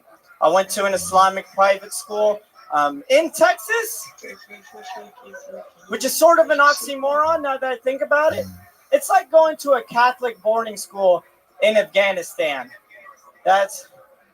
Yeah. And it was a really small school. Kids had different roles. Like, my best friend was also my high school bully. Yeah. Like, you know how weird it is for a fat Egyptian kid to beat the crap out of you in the bathroom and then after school ask you to come over to play Guitar Hero? Like, we're playing Through the Fire Flames. He's powering up. I'm flinching. It's the weirdest shit. Thank you. My name is Ahmed. Hell yeah. Ahmed Al-Kadri. Welcome, sir. Hey, how's it going? Good. It's your first time on the show, right? This is actually my second time. Oh, okay. Yeah. Hell yeah. I couldn't remember. So I had it somewhere between 9 and 11 times. No, I'm kidding. I don't know. I'm kidding. It was somewhere between 7 and 11 times. 7-11. No, come on. I'm more of the 9/11 type of brown, so that Well, works. very good. Make sure you say that next time you go through TSA. They love that stuff there. You pre-check or clear or what's the deal? Man, I need to get pre-check, honestly. Yeah. Straight up, last summer I was going to from Miami back to Dallas last summer, and I got randomly checked, randomly searched for it. Yeah, for sure. We were actually just, or Jeremiah and I were just coming back from Calgary yesterday morning, and there was one guy in Canada. They literally don't give a fuck. So there's one guy that's way out in front of literally the entrance line before anybody who comes up to TSA. And I watched him just pointing out brown people like, you, sir, follow me. It's just every brown person. Yeah, that's go ahead. Hey, you come over here. It's pretty impressive, but I guess it's a system that works. Yeah, I guess so. Yeah. Ahmed, so hell yeah. How long you been on stand-up? 3 years. Yeah. With Vinny Mencino, what do you think about this guy? Well, he kind of reminds me of the shrunken head guy from Beetlejuice. Never seen that movie.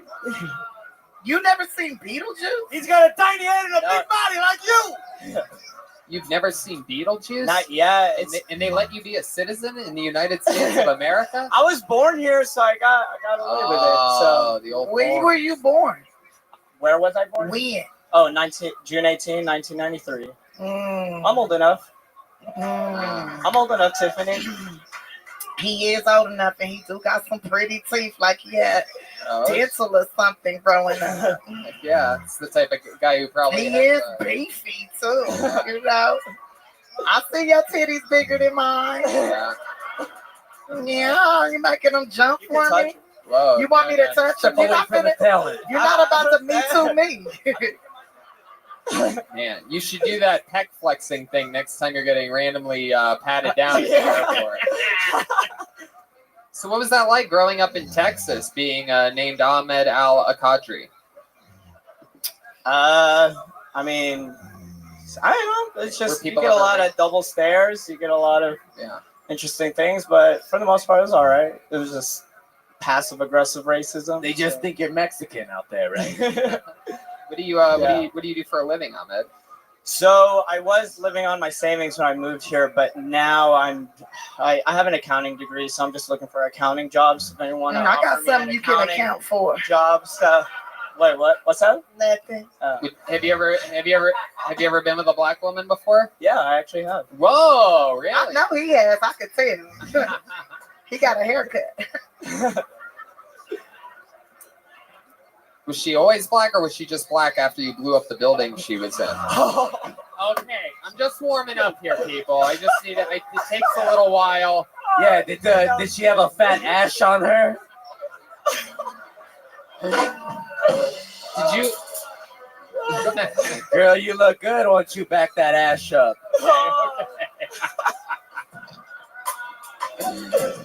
Gotta be on high alert. We don't want another St. Valentine's Day massacre going on in here.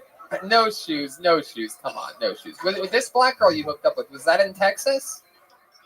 Well, I've hooked up with several black girls, so it really. Wow, really? What's your trick? I don't know. He told him he mixed. He said, I'm mixed. Yeah. You offered to do their homework for him or something like that? I don't know. I don't know. Just say what's up. Talk to him. He got some sexy lips and some cute little dimples. He could get it. He is smooth, like the way he got the curly hair. It's like slightly curled, but not too curled, but curled enough where you'd be like, I don't know, is he Indian or is his mama black and his daddy white? Who knows? Alpha. Let's see what that dick do. Hell yeah. That'll tell the truth. Heck yeah. One way to find out. This is the kind of guy you can do a lot of different sexual positions with, because you can literally hold on to his arm hair while go upside down, standing 69. Standing 69. Ahmed, you have any special tricks in the bedroom? You have any like finishing moves or anything like that you like to do on the ladies? Trauma Sutra. Obama Sutra. I don't. Man, do I have Obama Sutra? Because it could be mixed. Wait, did you say Obama Sutra or Osama Sutra? I said all of that. Okay, they all work. It all works. Wow. So no special tricks that you have in the bedroom, anything like that? I'm really good at cunnilingus. Like I'm really good. Cunnilingus? Yeah. Like Turns honestly, out I like to receive that. Honestly, I will admit, like I'm really good at going down on a girl. Like I'll go down on her like at least 15 minutes because I know I'm good with my tongue. You said 15 minutes or 50 minutes? Yeah. Ahmed Al-Qadri will go down like a World Trade Center on a. So you like camel toes? Oh, yeah, look at that. Very good. Red band. Red band. That's good. Red band. Can you perhaps give us a little example of face the audience and show us like what you would do to a vagina if it was on your face?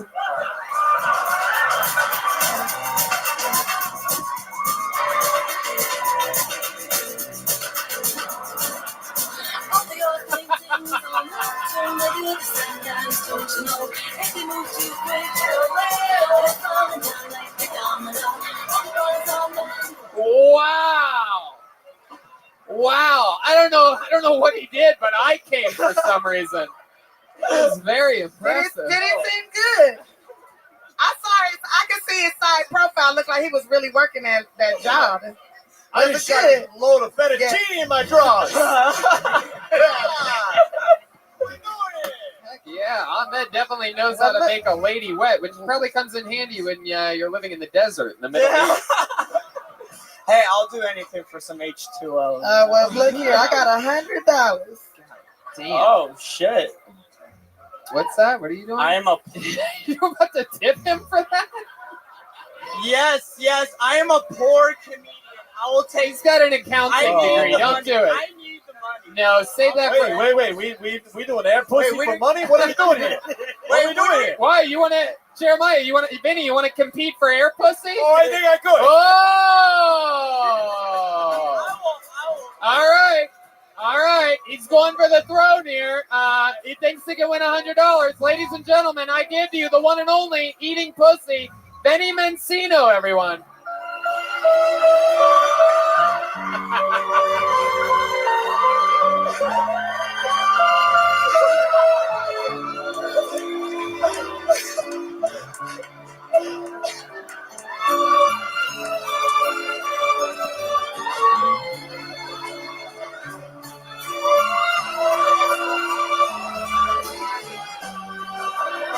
Wow. He's fucking. Oh, Whoa. my God. Benny Mancino. Pick your hair up, goddammit. Benny Mancino just beat it up. For those of you He listening beat to the the pussy podcast, up. it was like he kicked it like Joe Pesci does in Goodfellas at one point. I got took away in the passion. That looks like the worst. There's literally a woman in the front row Literally holding beat onto her pussy right now. She's for right. Holding on. Whoa! Wow! This lesbian just tipped him from the front row. That's incredible. You got a $20 bill for that. Look at that. Heck yeah. I'm wearing a wig because I'm in the witness protection program. All right, Ahmed. Wait, can the audience say, I will give $100 to somebody. Okay. Dude, I'll fucking show. I love it. I love it. How many of you think Ahmed Al-Qadri won that one? How many of you? All right. How many of you think Vinny Mancino won that one? Vinny's got. I can't tell. What if I need both of y'all? Let me stand in front of you and let me see what you got. All right, both of you have to eat the pussy at the same time. No, not my pussy. Just air pussy. Just air pussy. Okay, no. Well, what if both of them just eat my inside elbow? Hey, that's a good idea. You want to do that? The lights are already changing.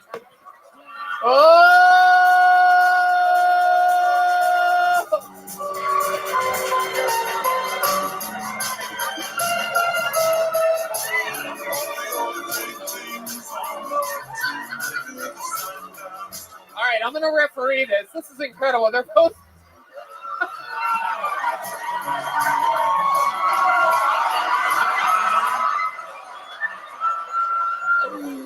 Jeremiah spit on it. Very heavy duty.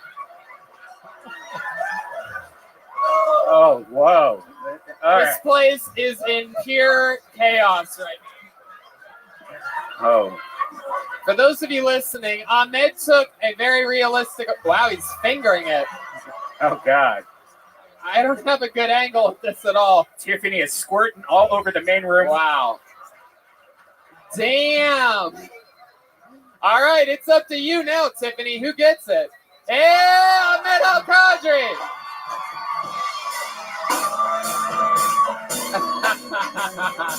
There he goes. Ahmed Al-Qadri. That is unbelievable. Hell yeah. Ahmed Al-Qadri wins. He ate Tiffany's elbow. At one point, Vinny Mancino just started spitting up like a baby all over Tiffany. That was an interesting approach. It's my special technique. Heck yeah. My wife is here. She's gonna be pissed at me later.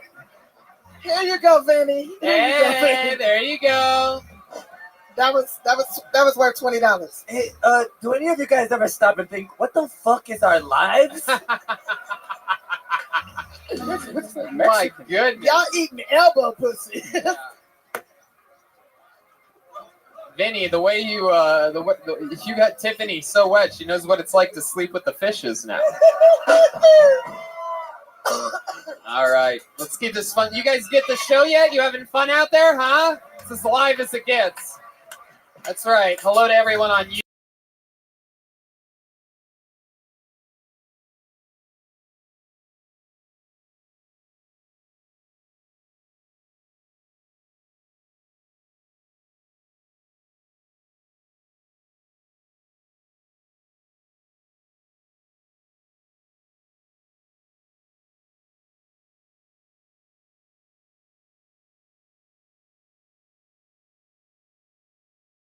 Everyone here.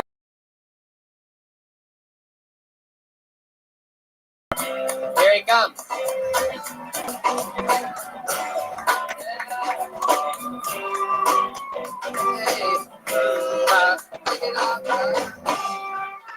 Bro, they really tried to make the elbow squirt, bro. That shit was crazy.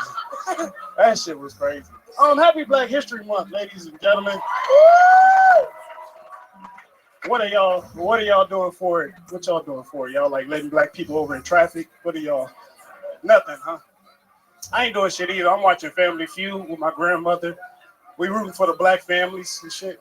That's the most stressful thing in life, bro. Rooting for black people on Family Feud, because I saw a dude, right? The question was, name a man's name that begins with an H. The black guy was so confident, he tapped the line, he said, Jose. I was so mad. Your dumb ass. My grandma was like, if you pronounce it, baby, it is Jose. Like, shut up, grandma. It was, I swear to God, bro, bonus round. It was like, yo, name a word that follows the word pork. You think of pork chop, you think of pork ribs. Swear to God, the dude was like, Steve, I got it. He was like, what is it? You pine. Pork you pine. I was like, all right, black people gotta get out of here. I appreciate y'all, man. Hell yeah. Malik B. What's up, man? That was a perfect example of jokes that black people could get away with that white people could never get away with. Like, I was watching Family Feud the other day. You ever notice the black families on Family Feud don't know the proper words? Am I right, people? Like, it's like, I could never get away with that. But hell yeah. Yeah. I agree with everything you said. Oh, appreciate it. Yeah, you feel. Yeah, you funny. Oh, bro, you really had two people. Like, what that felt like? It felt not like head. It felt like two people. I see what you're trying to do. You're trying to get those sloppy thirds, huh? No, hey. I don't know about no. I never licked somebody in the elbow. That shit. Like, I ain't gonna lie. I got a little bit moist. That's what I felt. I mean, cause it's sensitive right there. Ain't nobody ever licked that part. That's some new shit. That's some, all right, Tony. Oh, what's going on there? Oh, he brought you some wet paper towels. Look at that. That's so nice. I'm a gentleman. I let it clean up now. Danny. So Malik, you've been on this show before. Yeah. Right? Yeah. Welcome back. Oh, thank you for having me. Hell yeah, indeed. Tell us about you. What makes you different than the other people that we've seen here? Any fun facts about you, Malik? Fun facts? Shit. Damn. Hey, I was a professional boxer. Is that true? Yeah, real shit. Wow. I was a professional boxer. Why'd you stop? I got injured. They knocked your ass out. FedEx fired him. You said FedEx fighter? Yeah. Oh, you said it? That was funny. That was funny. All right. Wow. How long were you a professional boxer for? For like 3 years. I've been fighting for like 14. So I was young. Damn. Yeah. I was in I trained more neighbors. I trained like a lot of comics. I feel like trying to give back to the community. Yeah. No, I get it. It's hard to convince us that you're giving back to the community after Tiffany explained to us that she helps people pack to move from place to place, like her heartfelt thing. Like you're like, I box with some of my comedy friends. Yeah. It's like we're all like, we don't give a fuck. Right. She has our hearts wrapped around the She Ready Foundation. So that's some queen hard shit. act to follow. That is. Do you always wear sweatpants? I feel like that's like always your thing, right? Do I remember that correctly? That's man lingerie, you know. I know. So the print, huh? I know. I'm trying. You see, I'm trying to angle it a little. Yeah, but you showing something. You think have you ever suffered any traumatic head injuries in your boxing days? Nah. I seen somebody get knocked out. Didn't know what they got knocked out. He was riding with me. He got knocked out. And I was like, bro, you ready to leave? He was like, nah, we got to go to the gym. And we was at the gym. I was like, that was some scary shit. I saw a head injury earlier, the way Ahmed Al-Qadri eats pussy. That's what we call that. That's a lot, man. It's aggressive stuff. He on a high, too. I'm going to talk to him later. He is like, now I got $100 from Tiffany and I lick the elbows. You can't compete with some shit like that. Like, what do you? I got this back knee. I'm not about to lick. I'm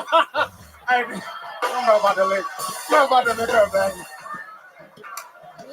I'm probably We're gonna go orifice to orifice tonight. Everybody that gets pulled out of the bucket gets to pick a spot on Tiffany. Hey, I'd have probably looked up back Lee and try to work myself up to the ad. I'm nasty. I'm sorry. I'm nasty. Now, Got this armpit. Malik, what do you do for work now? I train people actually at Wildcard Boxing Gym. That's Oh, right. very Yeah. cool. Wow, Yeah. so you get to work with like Freddie Roach directly. Yeah, and Manny Pacquiao. Yeah, of course. Yeah. Who was you rooting for in the Adrian Broner fight? I gotta know. I'm a Pacquiao guy through and through. Yeah, I used to go to Wild Card back when I was really, really poor because they would let you work out there all day for just $5. That is true. Yeah, they still do that. That's crazy. Oh, I need to take my fat ass up there. $5. That sounds good. $5, yeah. Y'all got elbow liquors there too? I don't know. I got some meds in there. So you're a Pacquiao. What's the coolest interaction with Pacquiao that you've ever had?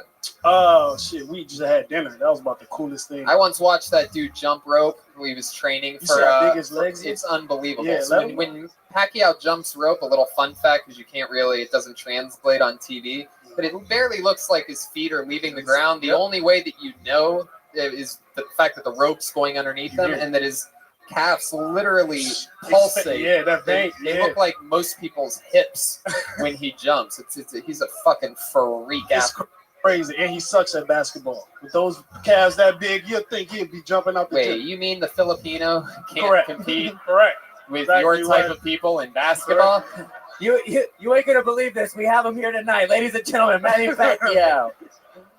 Here to yes, that's the Filipino sound effect. Hell yeah! I went to that fight. I got to interview them. Oh Pacquiao and yeah, AB. I saw that. How was it? Yeah, the fight.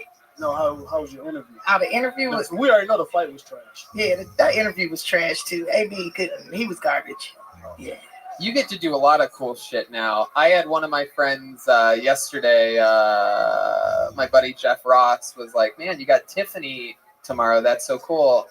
Ask her if she had fun bowling at Eddie Murphy's house the other day. Jesus Christ. Yes, Who I the did. fuck gets to go bowling at Eddie Murphy's house? Man, me twice. How many elbows I went for did he have to Christmas. lift to, I went for Christmas and I went the other night and it was super fun. And you know what he said to me? Because I had talked about going to his house on stage and I guess somebody had mistranslated what I said to him. Because I had said on stage that I had used his restroom and it was a golden toilet seat and I had rubbed my ass all over the seat, right? Because it's Eddie Murphy toilet seat. I said that. And then he came up to me at this last time and he said, Tiffany, we got to talk about your jokes. We got to talk about rewriting your jokes. I said, why? He said, because you out here saying I ate your ass. I said, that is not what I said. What I said was I used your restroom and I rubbed my ass all over your toilet seat. And he said, that's fucking disgusting. That's disgusting. But better. But don't be out here telling people that I ate your ass because I didn't eat your ass. I said, I know you didn't eat my ass. He's like, okay, just as long as you ain't saying I ate your ass. I said, I'm not saying it. Now, if you want to eat my ass, I ain't gonna stop you from eating my ass. Damn. Guys, This is like the nutty professor meets the slutty professor. Right? You're not gonna believe this. My mafia nickname is Toilet Seat. That's your thing. Anyways, that's that story. But yeah, I had a good time. I stole a bunch of candy from there. Yeah. Yep. He probably has like full-size candy bars, right? Yeah, he had mini-sized candies and like gums and stuff and video games. I played games. I bowled till I broke my nails, and I stole candy, and it was great. I'm never gonna eat that candy till I go back and steal more candy. I hope he invites me back. I probably shouldn't have told nobody that story. No, it's all good. Okay, can y'all delete that part from the show? If anybody tells Eddie about this, ask him if he wants to be the guest anytime in the month of March. He's probably watching this. It could be, right? I mean, he gets to fucking chill. I'm sure he has really good Wi-Fi. Anyway, hey, all right. Malik. Well, Malik, did you have fun up here tonight? I had a great time. Did you? You enjoy me? I mean, hell yeah, dude. Sure. He is all right. It was fun times. Black History Month. Hey, Tony, was it good for you as it was for him? Come on. I had a appreciate blast. y'all. There he goes, Malik B, everyone. Yeah. beat it up, bop, bow. Bop, bow, boo. Yeah. Okay. Okay. This looks like a new name. Make some noise for Alexia Brown. Alexia Brown. You could yell that down in that holding chamber. That'd be great. Alexia Brown. We got movement. Oh, Got here she anyone comes. coming? Alexia Brown. Oh, here she comes. Alexia Brown, everybody.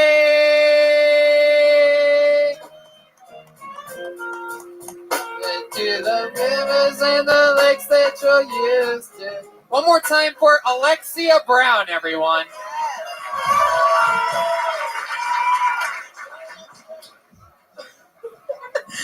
Hi.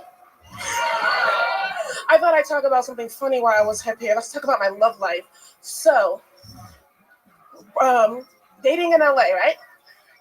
It's getting bad to the point where you try to justify your sluttiness in a strange kind of way. Like, for example, the other day I said, this guy didn't ghost me, so I thought it was nice if I would just suck his dick. I thought that'd be a nice thing to do. And this other dude, he texted me back in a timely manner, so I was like, oh, I should let him fuck me in the ass, right? Like, that's really cool if it weren't. Now it's getting so bad to the point where I'm starting to use my blackness as a way to get back at people that do try to play me. Where it's like, oh, my people went through 100 years of slavery for you to try to fucking play me? Word? That's 400 years. Oh, it's 400 years? That's a long time. It's Black History Month for you. Alexia Brown. Oh, yeah. What up, girl? Hey! This is your first time seeing her since you worked with her in Girls Trip, right? Fuck you. Just kidding. Yeah, she's like a thicker Tiffany Haddish. She's sweaty. She's sweaty. I thought, wait. Did you hear her? Did you hear him? Wait, he said this a thicker Tiffany Haddish, Yeah. and then she just said I stole her personality. Yeah, you know how many people say you remind me of Tiffany Haddish and Girls Trip? First of all, I should remind you. Wait, I fucked that up. Yeah, you fucked that up, homegirl. First off, you should be like, thank you, bitch. Appreciate it. I don't have her money, but I'm on my way to getting it. Heck yeah. How old are you? How old are you? Oh, well, you trying to be like me, bitch, because I'm 39. Ah, girl, no. Oh, shit. All right, save it for the barber shop, ladies. We're bonding. Look, all these white people think we about to fight and shit. They scared. They like, oh my God. Shit, because you want headline Barbershop 4. Oh, my God. What is happening I here? can't do it number 4 of nothing. Alexia, how long have you been doing stand-up? I mean, off and on for, I guess maybe like 3 years, but like not for real. Like every once in a while. Oh. Like if I smoke a blunt and drink a couple beers, I'm like, word, I'll go up there. Wow. Is that what happened tonight? No, my friend didn't give me no time to fucking smoke a blunt. The minute I got home, he was like, I'm around the corner. Is that the same friend from your joke? No. Oh. All right. Was that stuff really true that you talked about? Oh yeah, dead ass. Funny story though. I used to have a crush on the guy that I'm here with, right? And he played the shit out of me. That's awesome. Which one is it out there? Right I can't see. there in the He wouldn't Where play you the shit out of is. me. That guy? There we go. That fucking guy? I know. Is that Logic? He Oh. played you? Was He there an played the earthquake? shit out of me. Are you serious? Dead ass. You never got to hook up or anything? You know how lucky he would be to hit this and he really played me?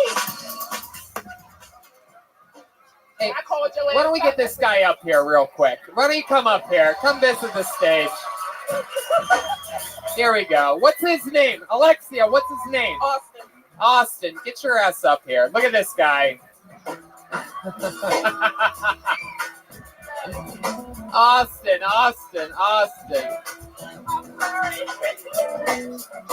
Austin meet Texas. Texas meet Austin. I know. Looking at it now, I don't know what I was thinking. You I just let moved to LA. this fucking guy play you? I mean, I remember when he left Sprint for or Verizon for Sprint. Yeah. But now he's out here playing thick black chicks. Austin, is this true? Take the microphone for just He's in the Arabs now. That's the shit. hold the microphone. The Arabs? Arab. Austin, why wouldn't you take Alexa to fucking dorky fucktown? I love Alexia. Alexia is one of my best friends. Just go ahead and come out now, Austin. This is it. Come out now. This is the time. Come out, Austin. Hell yeah. We worked together. We were camp counselors. Oh, it's true. I mean, even if you were gay, you could still hit it from behind and pretend it's Michael Strahan. You know what I mean?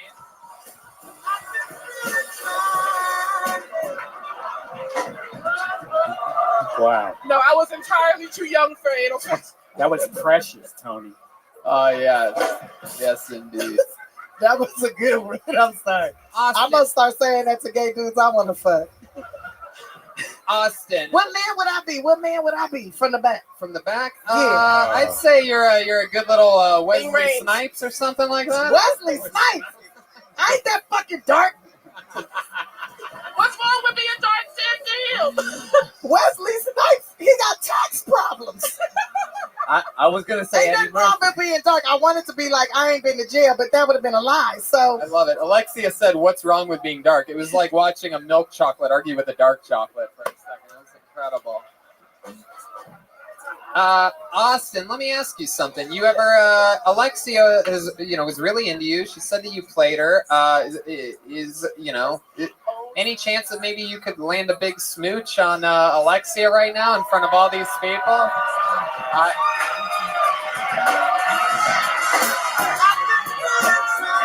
I got $100 for you.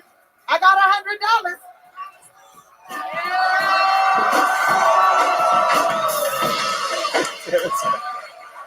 This show's out of control. If you do it again with tongue, I'll give you $100.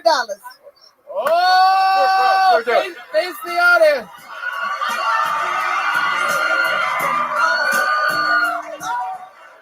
Was that tongue in there, Alexia? Did you like it? Did you like it? Oh yeah. 2014, Alexia liked it a whole. Okay. Damn. Did you feel his braces in your mouth? What did it taste Man. like? What did it taste like? Oh, people are whoa! throwing Another $20 bill Wow. from fucking. Wow. I can't believe it. Got 100. Chaz Bono's making it rain over This here. relationship might be a lucrative one. Y'all should maybe y'all should keep doing Cam shit girl- was she together. Cam girl? Is that what it is? Tony, I can't believe this gay guy just made out with this black girl for money.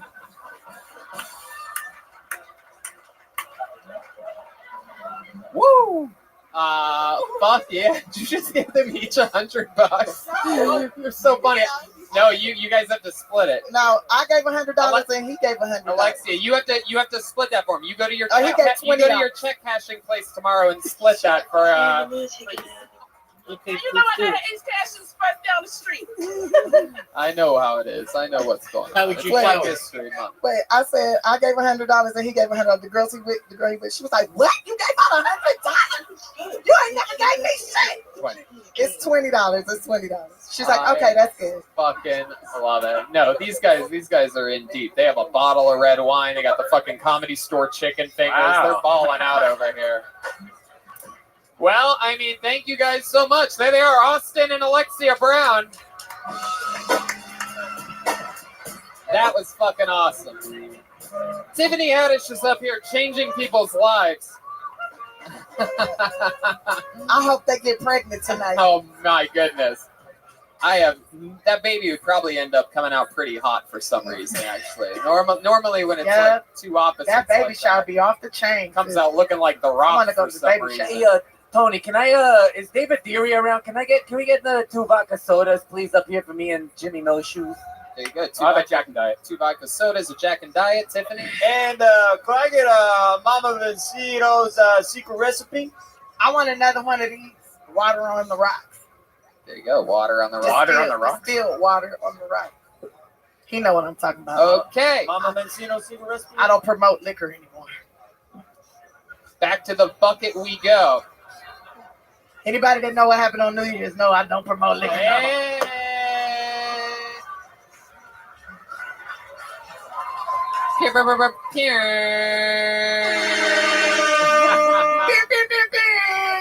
I love it. On to the next comedian. Let's see who we're going to meet next. Make some noise for Gerardo Alarcón, everyone. Gerardo Alarcón.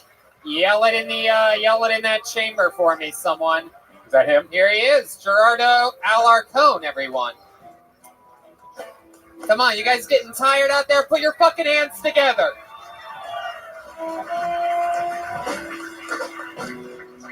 How's it going? My name is Gerardo. Let's talk about cholos. I feel like I love cholos, but I'm scared of cholos with like sweet names. You know what I mean? Like I met this one dude named Cookie once, and that fool was macadamia nuts. You know what I'm saying? He grew up with a chip on his shoulder, like a chocolate one, because that fool was oatmeal raised in the streets. You know what I mean? Cookie was really homophobic. You know, like he found out his homeboy Spider was gay. He had to say Chips Ahoy to that fucking Girl Scout cookie dog. What's up? He caught me doing yoga once, and he was like, "What the fuck? You a sugar cookie dog or what?" I had to tell him, "Nah, dog. Yoga poses are like gang signs with your body, homie. What's up?" You know. He has really long sayings. You know, like be like Oreos are good in the middle, but on the outside is what matters. Just like life, dog. Unless it's double stuffed. In that case, you can count me on the inside. You know what I mean? Fuck yeah, Gerardo Alarcón.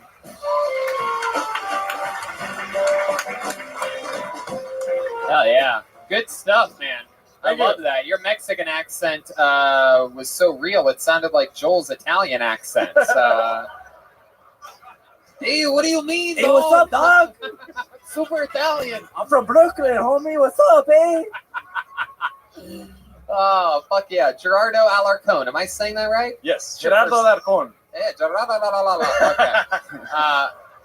This is your first time on the show, correct? Second time. Yeah. What did we find out about you last time? What are some fun facts about Gerardo? I do the splits. Wait, you do actual splits? Yeah. You? I got $4 for that. Oh, $4. Hell yeah. Weird market prices here tonight. $4 for a split, $100 for an elbow eat. 20 $20 for the split. Oh my god. Wow. God damn, that is the goddamn chunkiest split I've ever seen in my life. That's a banana split. Hell yeah. You are a fucking little agile beast. How did you get so flexible? Yoga, homie, what's up? Oh, Jesus. Didn't realize they teach yoga in prison. Hey, dog, where you from, homie? What's up, eh? Rancho Cucamonga, dog, what's up? All right. Yeah, it's bad there, fool. All right. Yeah, downward facing pig, obviously. Ranch on everything, Cucamonga. Gerardo, you had a great set, great 60-second spot Yeah. up here. Thank you. How long have you been doing stand-up? 4 years. 4 years, all here in Los Angeles? Yeah, mostly in the Inland Empire, but Los Angeles also. That's where you're born and raised, Inland Empire? Yeah, born in Colton. What? I went to elementary school in Colton for like 1 year. Oh. I went to Lincoln. For real? I don't remember the name of the school. I was traumatized at the time, bro. I just know it was in Colton. Well, a lot of white kids. You're of Latino descent? Yes, I am Mexican. Both parents? Both parents. My dad's from Mexico. My mom was from Inglewood. Oh, that's that part. I know about Inglewood, Mexico. Yeah. That's what it's turning into. That's very Mexican. Inglewood. I think Tiffany also went to school for a year in Inglewood, is right? No, I did not. Hey, Tony. I fucked somebody for a year in Inglewood. Oh. From Inglewood family. You know about that? No, Yeah, I I didn't think hear so. about you fucking someone in Inglewood. Yeah. I was talking about the gang Inglewood family. Oh. Never mind. Damn. He was talking about gangbanging. No, I love it. Joelberg? Yep. Okay. So, both parents are Mexican. What do your parents do for work? My dad works for a German chocolate company called Stork. Damn, German chocolate. I think she was just on stage a moment ago.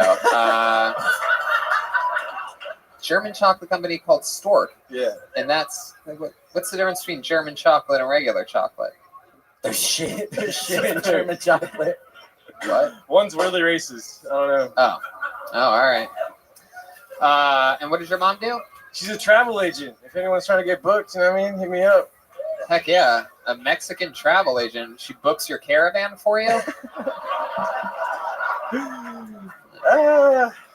Gerardo, what do you like to do for fun? You seem like a fucking cool guy to me. You seem like an actual like a sane human being that put together a 60-second set. Like this is such a rare happening on this show nowadays. And it was a good set too. It was funny, clever. Yep, you had beats and everything. What does a guy like you do when you're not doing stand up?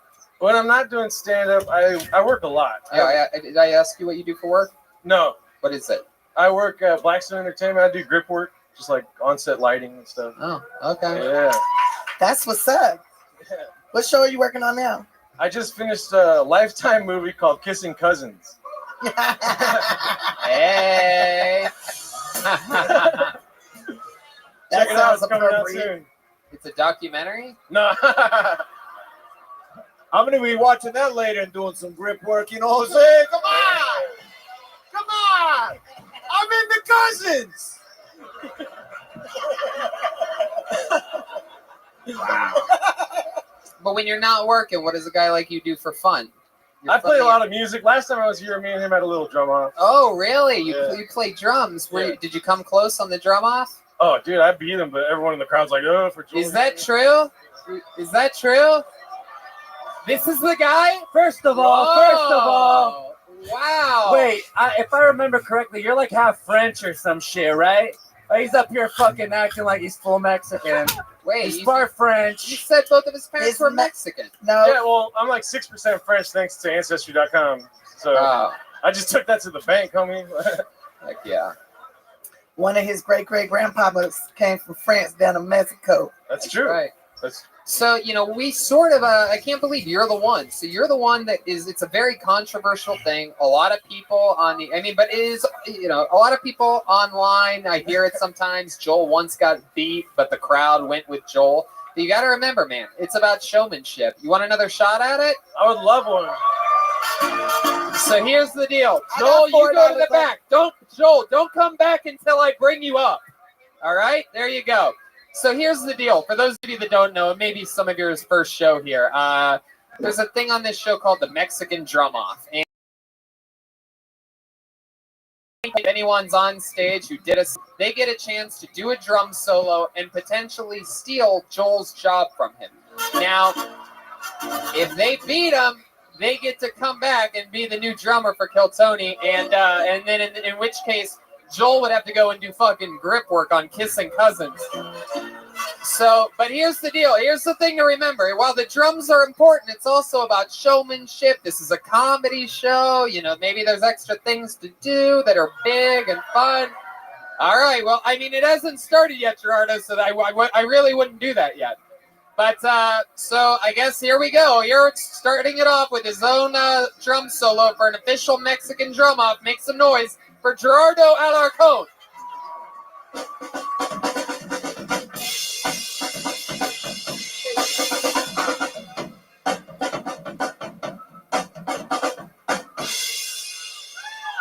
Oh, dude. That's it?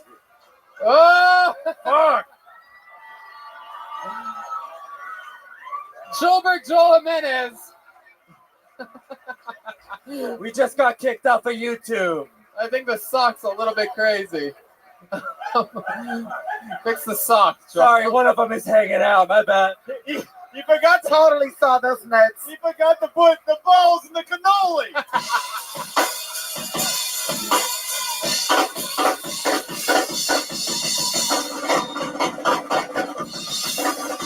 Wow.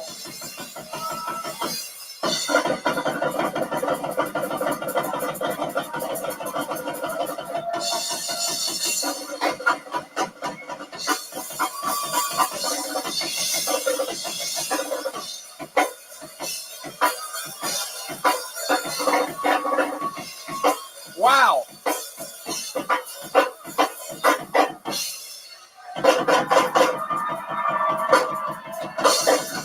Wow. Get the fuck out of here! Build that wall! Build that wall! Build that wall! Your boss trying to come How out fucking again. dare you? That was incredible. Wow, another tip from the lesbian. I love it. All right, how many of you think Gerardo Alarcón won that one? How many of you think Joelberg retains? Yeah, I don't know, man. This is like a Triple G Canelo fight. I don't think there's any arguing this one. Oh! One in the sock.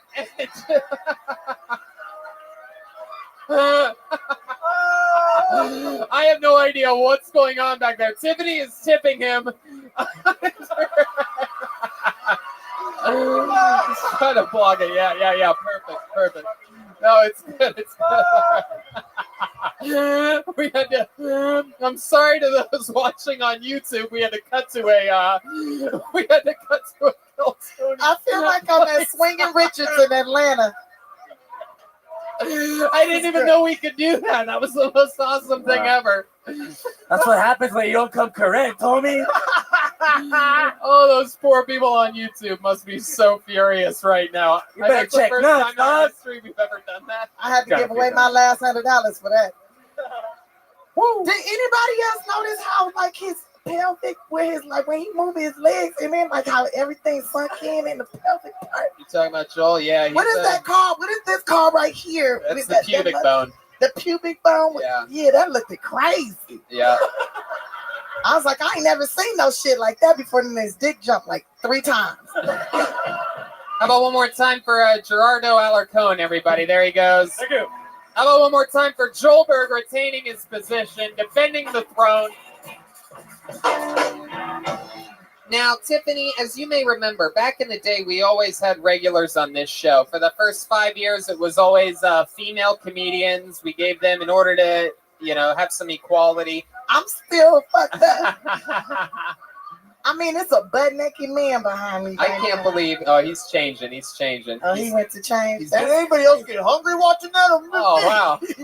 Vinny is now eating a bowl of pasta for you podcast listeners. It's legit pasta. Wow. It's rigatoni. Kill rigatoni. Legit smart ones. So, yeah, so you have these regulars? Yeah, we used to, Does that regularly happen? With something like sock? that? Yeah, well, he's done the sock a few times. When he has to defend the throne, it's sort of one of his trademarks. That's what he do to defend the sock? Yeah. To defend the throne? But I'll tell you this, he's never gotten tipped in the front and tipped in the back like what you did. I think I saw Alexander Hamilton meet Abraham Stinkin for a second there. It was just the tip. Just the tip. It was just the tip. Hell yeah. Okay, so what's about to happen now? So what's I saw Ulysses ask Grant. Is somebody about to get? Is a pap smear about to happen up here live? What the fuck is going on, dude? We have a fairly new regular. He's been in the position for about a month, and it turns out it's a man. He's a white guy. I've never seen a man regular here. Yeah, there's never been a man regular. It's a good time. It's a good time. Tony Malcolm Hatchett was the first. You were a little bit busy when Malcolm was our regular. Okay. And you're still busy, but I mean, you know what I'm saying. But but now we have a new regular. But hold up, wait a minute. What's the shit I seen people were saying on the little post that I finally returned your text messages and stuff? You been talking shit about me? Well, no, I mean, actually, That's not true. You've never returned my text messages recently. Well, Brian, you're right. I ain't never returned none of your text messages recently. Because you don't have my new phone number. That's true. But no, I have mentioned on this show, you know what I mean? Like, I always have to turn everything into a joke. You know what I mean? So you've been talking shit about me. Well, no. No. I remember the episode. He was talking about that you didn't text him back, and then he found out that you were hosting an award show, and that's why you didn't text him back. Yeah, that's right. Yeah, because I was hosting that award show. And I literally, it was on a Monday. He said, and then he's like, silly me. He's like, look at me. I don't think that she's returned my text messages. I turned on the TV. She's hosting an award show. Come on. Right? Tiffany, don't get upset. We love you. It's like, it wasn't. I wasn't hosting the VMAs. I was the MTV Movie and TV Awards. Yeah. And I had won one too. That shit's unbelievable. So that's what I was saying was, here I am thinking Tiffany's not returning my text, but it turns out she's hosting the fucking movie awards. Yeah. Which is sort of big in comparison to just being a guest on Kill Tony. Yeah. But I don't know. I think you guys are having a lot of fun pay me. tonight, right? I think we have a little bit of movie. They award. pay me to host those awards. This, I it look like I've been spending money at this thing. Yeah, well, I mean, I really can't help you with that. You've already given out more than the cash I was planning on giving. Oh, you was planning on giving me some money? I mean, I was, but Jesus Give Christ. me that motherfucking money. It's gonna be. So I can help to these regulars. I'm gonna make it out. I'm gonna make a check out to the SheReadyFoundation.org. Okay. I ate my favorite combination tonight: masticholi and elbows. Come on. So anyway, we have a regular now, and he's fucking hilarious, Tiffany. Every single week, he writes and performs a brand new minute on this show, and he's just one. I think you would describe him as a silly motherfucker. Make some noise for the one, the only, the William Montgomery, ladies and gentlemen.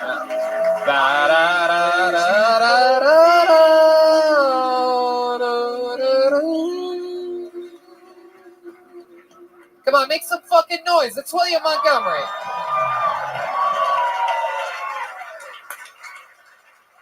I spent 2 fucking days looking for Waldo before.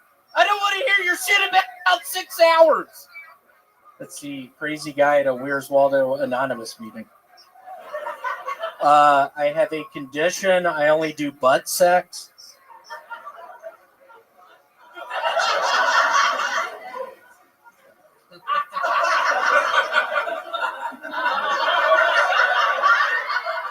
You know Dracula's happy when his girlfriend's on a period, right?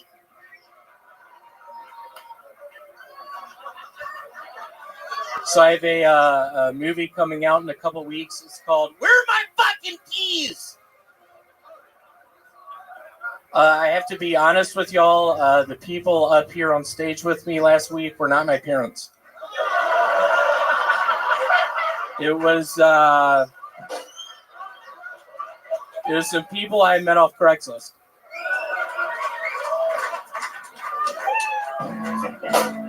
Oh my god. Oh my god. Oh, that's the funniest possible thing you ever could have said. What happened last week?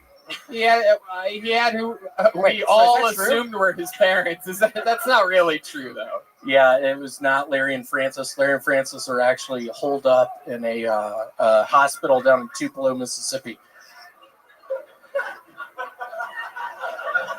And Tiffany, I gotta say, I loved you on Speed 2 Cruise Control. Wait, what? Were you in Speed 2? No. Oh. What the fuck? No. You don't remember where you know me from? Where does he know you from, Tiffany? Craigslist.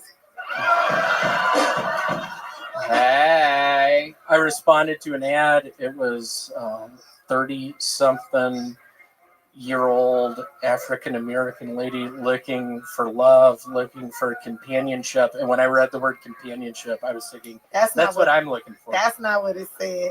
That's not what it said. What did it say, Tiffany? It said 36-year-old African-American female, lonely as fuck. Looking for somebody with some fire crotch to suck her titties and rub her back. So I immediately responded. It was an immediate response.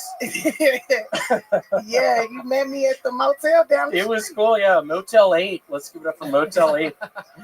The newest. And you rubbed my back and you sucked my titties and left. It was crazy. And Yeah, I sucked her titties. I left afterwards. I love that. You're breaking him down. You're beating William in his own game of just creating lies. He doesn't know what to do right now. Do you remember when you asked me to braid your hair? And I said, get the fuck out of here, motherfucker. And it scared me. And you cried. You left out of there scared crying. me. I cried. With $42. And I was supposed to give you $100, but I only gave you $42.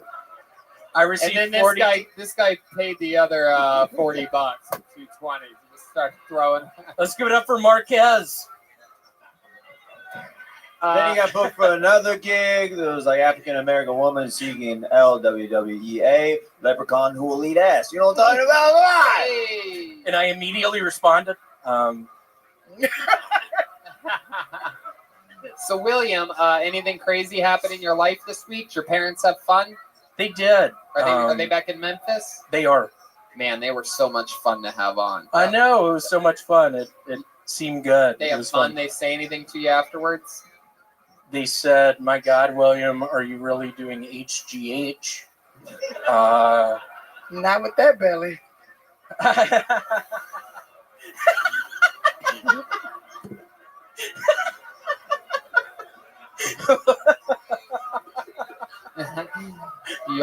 You are doing HGH, right? Yeah, I am. How do you think I've gotten so big? Had his growth hormone. Come on. So you really doing HGH? Yeah, no, I've started injecting it. When? What, last Tuesday? Where'd you inject it? Where did you inject it exactly? In my thigh. And which okay, never mind. Now, this might be affecting you because we noticed that you've had some anger issues lately with some internet trolls bothering you. Has anyone bothered you since your parents were on the episode? There is a guy who I assume thinks he's a comedian. I hope he's watching it right now. He's Cracker Barrel Kid 52. Yeah. On Instagram, some motherfucker. Is there anything? And he's been tagging me and shit, and it kills me. Is there anything you want to say to him right now if he's watching? What I have to say to you is, I hope you are down in your basement, wondering where your parents are. Maybe they're at the Motel 8. Maybe they're at the La Quinta. Maybe they're at the Hampton Inn, but they're not here. They're not with me. So I'm going to say all this hateful stuff to William. I swear to God, you just have to stop. It's starting to... Do you want me to cuss him out for you? Will you please? What's his name? Cracker Barrel Kid 52.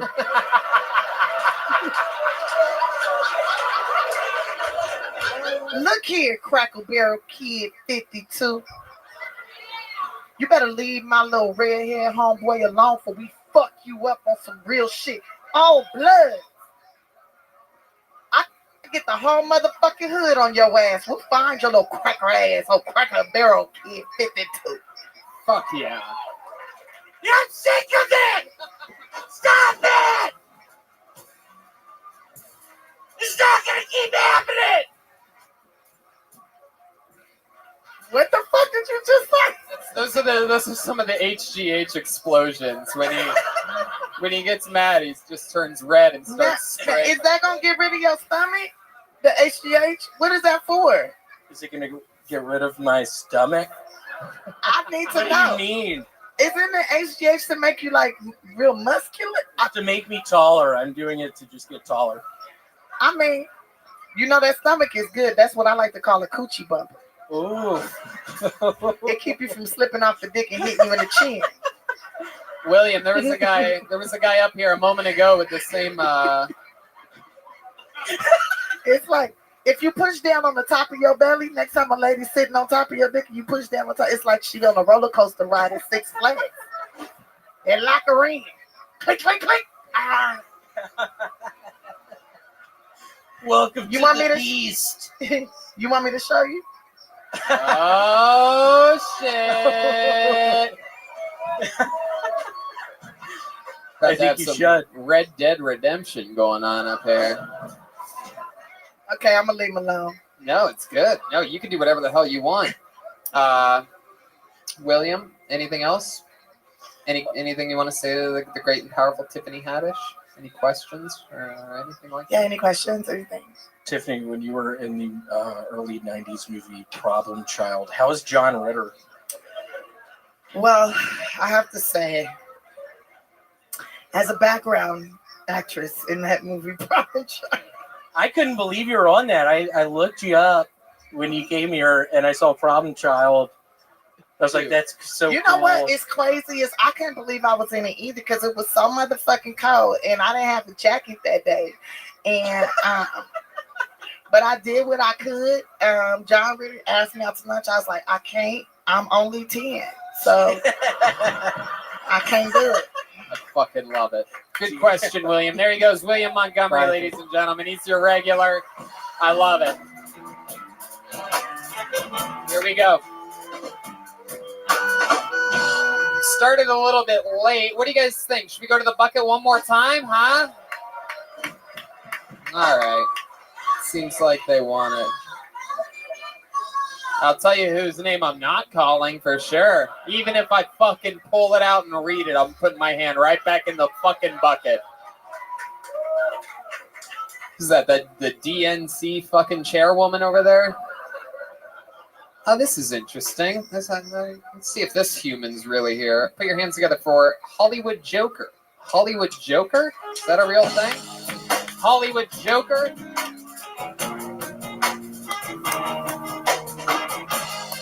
Hollywood Joker.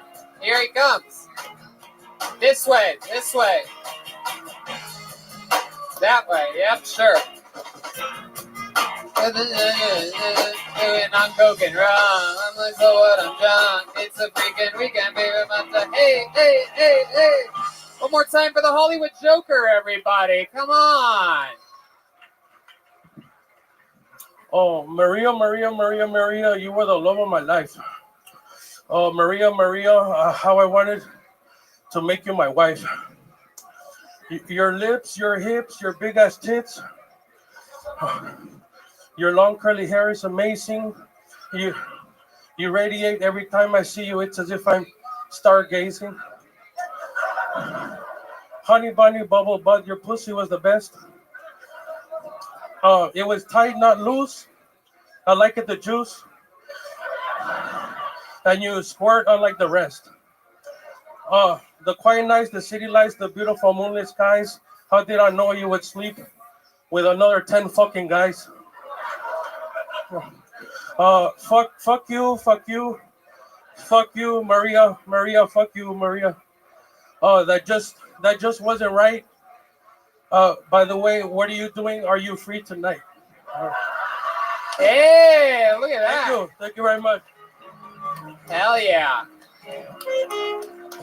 Oh, that was incredible. I've actually, I've seen you sitting around here the last month or so every Monday. I can't forget a fucking fat guy in a wrestling mask. Yeah. Yeah. And that was fucking pretty impressive. You read a little poem. Thank you. Hell yeah. Can I say 3 things? Sure. Sure, you could say 3 things. The Comedy Store is the best fucking club in the world. I agree. Right?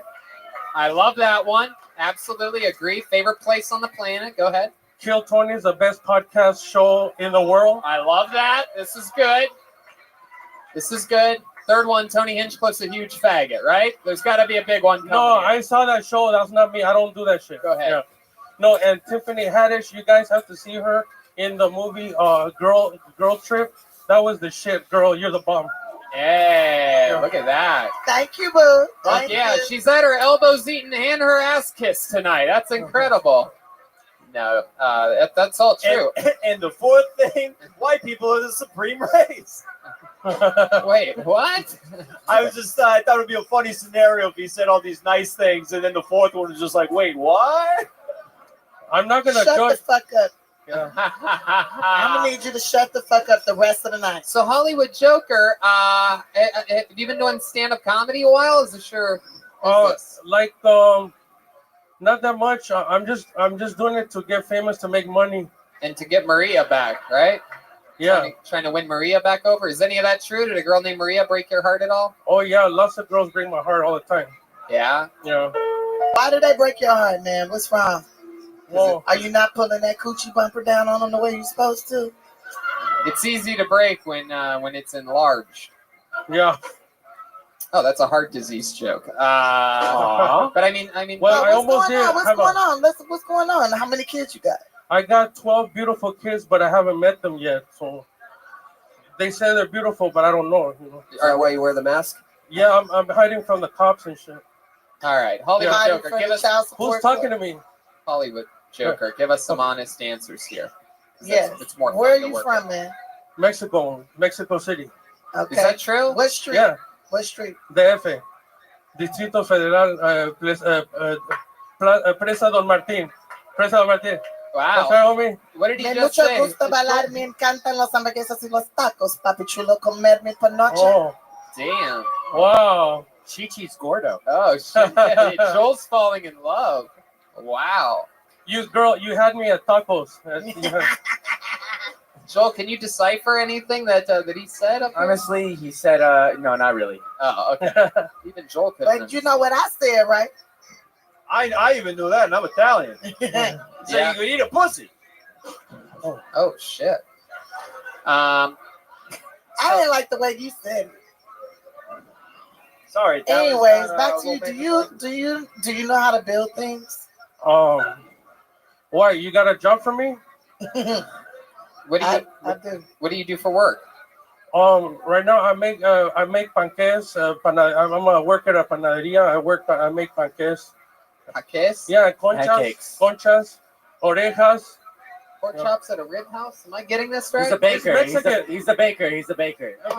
Mexican sweet bread. Mexican sweet bread. Oh, okay. Very nice. Fuck yeah. I just stopped messing with bread. I would fuck with you if you wasn't making bread. Shit. Damn, Mexican sweet bread. That sounds fucking delicious. It is so good. That's how my ass got like this. Really? It's lovely, by the way. You look amazing, Tiffany. Hell yeah. Hey, Tony. No. Thank y'all. Oh, go ahead. Do you be putting the sprinkles on it and shit? No, that's another section of my job. Oh, okay. That's other people who do that. Yeah. Oh, you don't do the sprinkling? No. You're in charge of mixing the yeast and all that, right? Well, I just take the bread out of the oven and let it get cold. Yeah. So you work in the factory? Yeah. You work in the factory? Yeah. Vinny. Yeah. Do you tie your own mask, or do you have to have a buddy tie you up in the back? Good question. Yeah. Because those laces are tight. Yeah. It depends what type of night it is for me. You know. What does that mean? Is that mask hot? Like, are you like? Yeah. You know what? I got cotton mouth and shit. Yeah. Yeah. I need something to drink. Anyway. Give him a. Do you have any? What is that? Water. Oh. Okay. Yeah. Have some water. Delicious water. Oh, that's very strong water. Hey, it must be that alkaline shit. Yeah. Alkaline water. It's alkaline water. Hey, Tony, no disrespect to my Mexican homie, but I would love to play some drums. If it's Are okay. you fucking serious? Yeah. Whoa! Yeah. You gotta get to the back, Joel, and you better make some. You better get creative right fucking now. So you guys know the rules. Do you really know how to play? He challenged Joel to a Mexican drum off. Let's see what happens. Make some noise for the solo from the Hollywood Joker. Here he is, his first time ever. Go ahead. Oh shit. Uh-oh. Oh shit.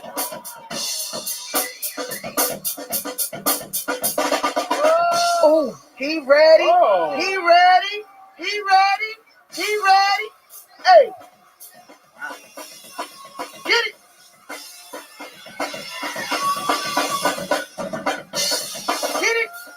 Get it. Oh shit. Oh shit.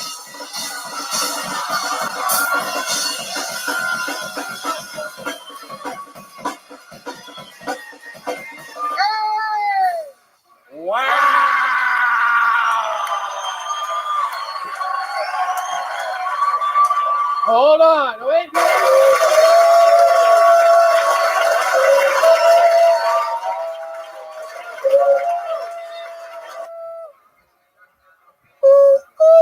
Somebody been watching YouTube videos and practicing. All right, now he's in a tough position, so I'm glad this audience is a fucking hot Somebody crowd. play drums at Quinceañeras. This is a. Hold on, wait, because I want to give you time to fucking think and strategize too. I'm gonna give you a fair shot, because that's the thing. This is Joel's throne to defend. You have to remember, he is. I'm watching that pelvic bone, man. Watch this pelvic bone, y'all. I think I already won. The one guy that ever has supposedly beaten Joel, he easily handed him defeat tonight. He heard everything that happened here backstage. Joel, you think you have something special up your sleeve? I think I might have to make out with Tiffany at the end of this. Let's see what happens here. Defending his throne, possibly losing his job. He could be working at a sweet Mexican pastry shop tomorrow. They are taking all of our jobs, and that's really. Joel, I wish you the best of luck. You better summon the devil right now. Defending his throne, the one and only Joelberg Joel Jimenez.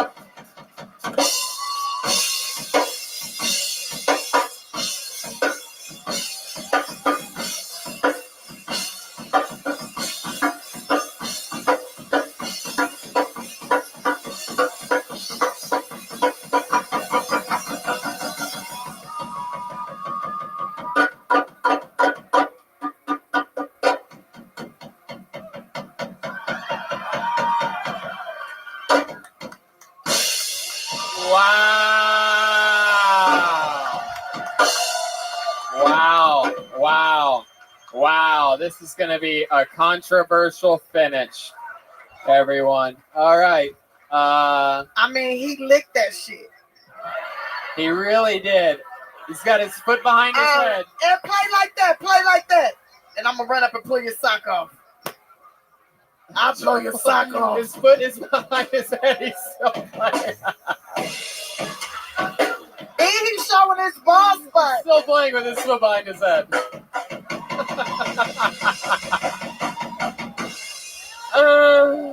He won his shot. Oh my God. He won his my shot. God. I'm just glad I didn't see his booty hole. I didn't want to see. How many of you? How many of you got the Hollywood Joker on that one? Huh?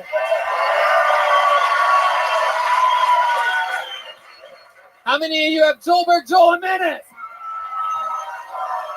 And literally, by the hairs of his chinny chin, Joelberg will retain. But how about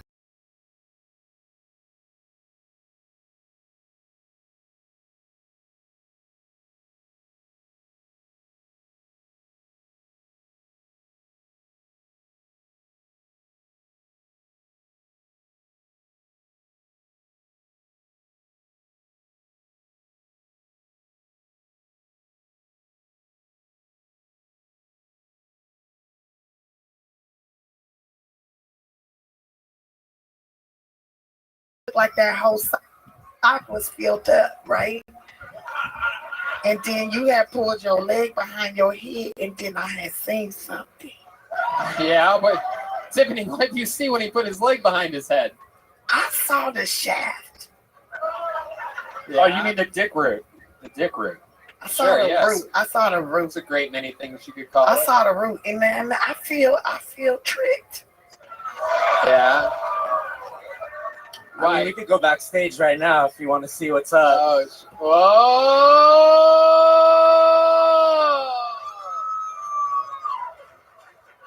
All right, we're gonna get a report. Wow. Tiffany is. By the way, the new Lego movie's in theaters. Bitch. Red band. Tiffany, what did we find out? I'm not tricked. Hey! This is it's advertised. It's not false advertisement. Damn, he's got a little. I like what I You think. heard it here first. What is he? I might have to put $200 on that. Jesus, Tiffany, your hand smells like cilantro for some reason. I didn't touch nothing. I just look with my eyes. Oh, my and these lying eyes. I like what I saw with these eyes. Well, I like what I saw with my eyes tonight. I had so much fun with the great and powerful Tiffany Haddish, ladies and gentlemen. Thank you for allowing me to be nasty. The Black Unicorn and the Golden Pony reunited again. Look at this drawing from Ryan J. Ebelt, the house artist. I look like a white woman. But he does the shading later. I look like a thick white woman. This was unbelievable. Make sure you check out the new Lego Movie 2. Give some money to the SheReadyFoundation.org. See her in LA at the Microsoft Theater, Portland March 16th, Seattle March 21st, this Valentine's Day in San Jose, and this Saturday in Bakersfield. TiffanyHaddish.com for tickets. Lego Movie 2. How about one? Let's see how loud this place can get. Seriously, she made time to be here tonight. It's Tiffany Haddish. We are back in 2 weeks with the great and powerful Bert Kreischer. That's a standing ovation. Wow. That's a standing ovation.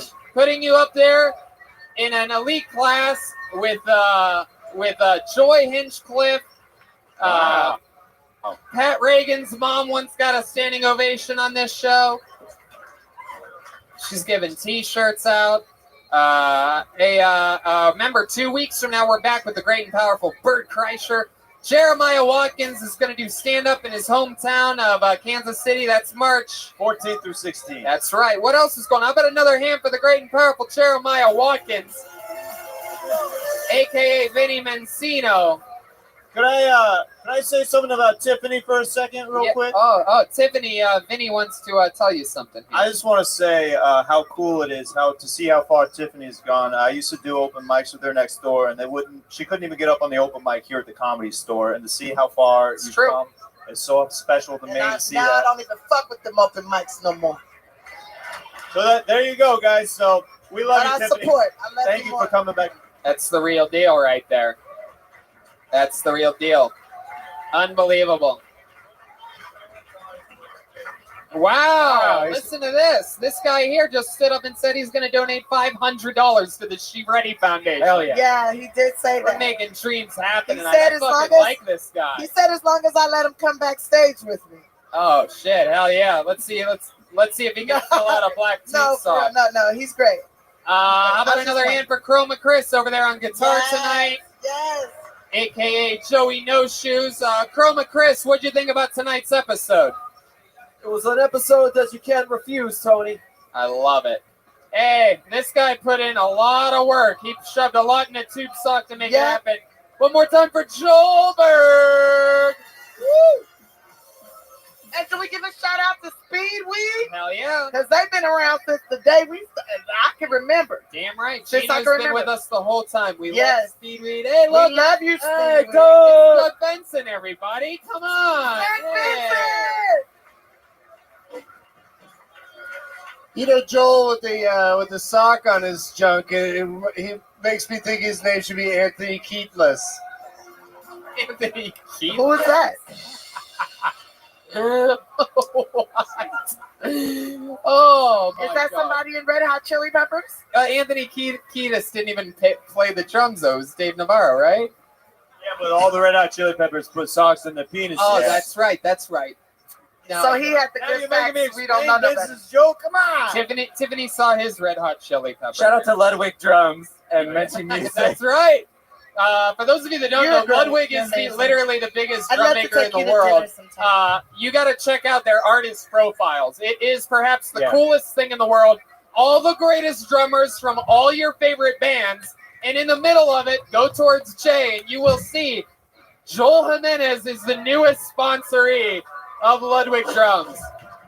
I mean, it is truly unbelievable to see the words Kill Tony Band next to his name representing. We're all going to fucking Ireland tomorrow, man. Yeah. We got sold out shows in Europe. Thanks for asking me to be on your tour. We did. You never returned. You didn't fucking. Fuck you. No, you didn't. Stand up in No, London. you Kill didn't. Tony tickets are on sale. The second show in Philly, West Nyack, and come see it sometime here in Los Angeles. So watch on YouTube. I'm probably rate, making review, more money at Tell home your anyways. friends. Have viewing parties. This shit is as live and as crazy as it fucking gets. Brian Redband. Thank you, guys. Live audience. Thank you. We'll see you soon. Good night. Brian.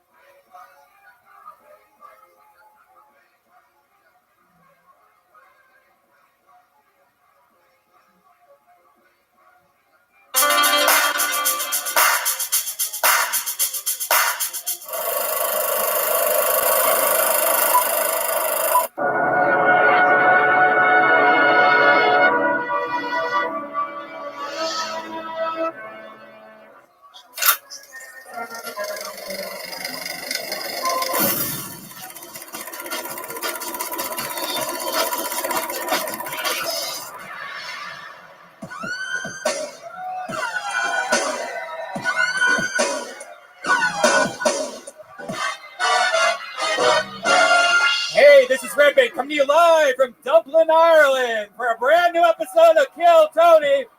Get up for Tony Hinchcliffe. Hello, Dublin. Make some fucking noise for the podcast listener. Yippee doo dah goddamn day. We're here. Brian Redband's here, What's everybody. up, guys? Wow, we are at Whelan's Live for our first ever night in Dublin, Ireland. Yes. How exciting is this? Great. This is only the third country we've ever been to, right behind America and Canada. So good on you, as they would say here. This is mental, they would say here. This is it's a crazy time, and we're super excited. You guys know what's up. Anything can happen. We were here last night. We flew in yesterday afternoon, and we had our first ever night in Dublin. We went to we were just like every other dumbass American tourist. We went to the Temple Bar area. Yeah. Ah ha ha ha! Hey, fuck you! I'm sorry, fuck you. And we got pretty well liquored up. Brian, God. you have anything you want to tell this audience of what you did last night? I guess in the middle of the night, I walked out of my. Yes. Wait a second.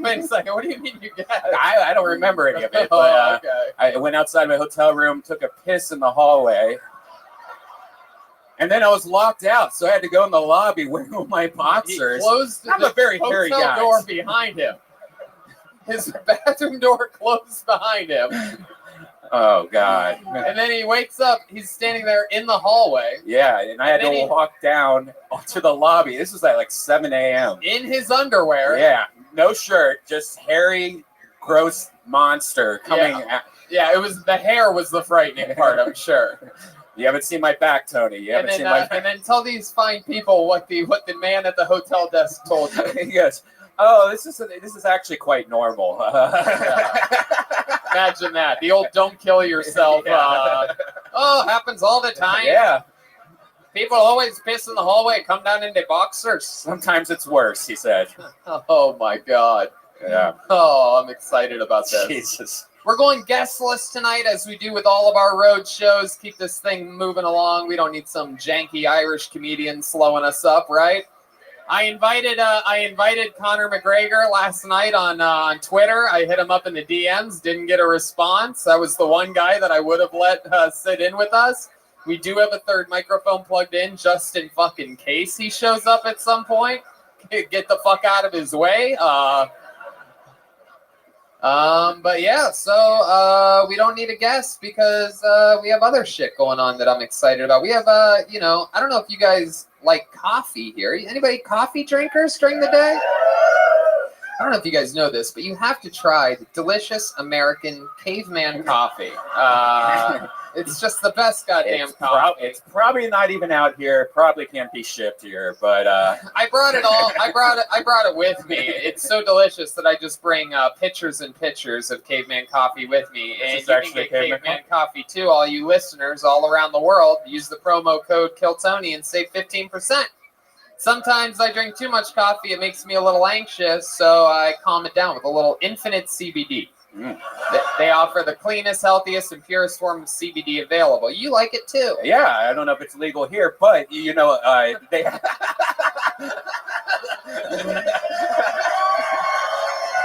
But no, it's great, and it comes in a lot of different ways. They have like creams and lotions, like if you have a sore neck, or they have lubes if you want to do that.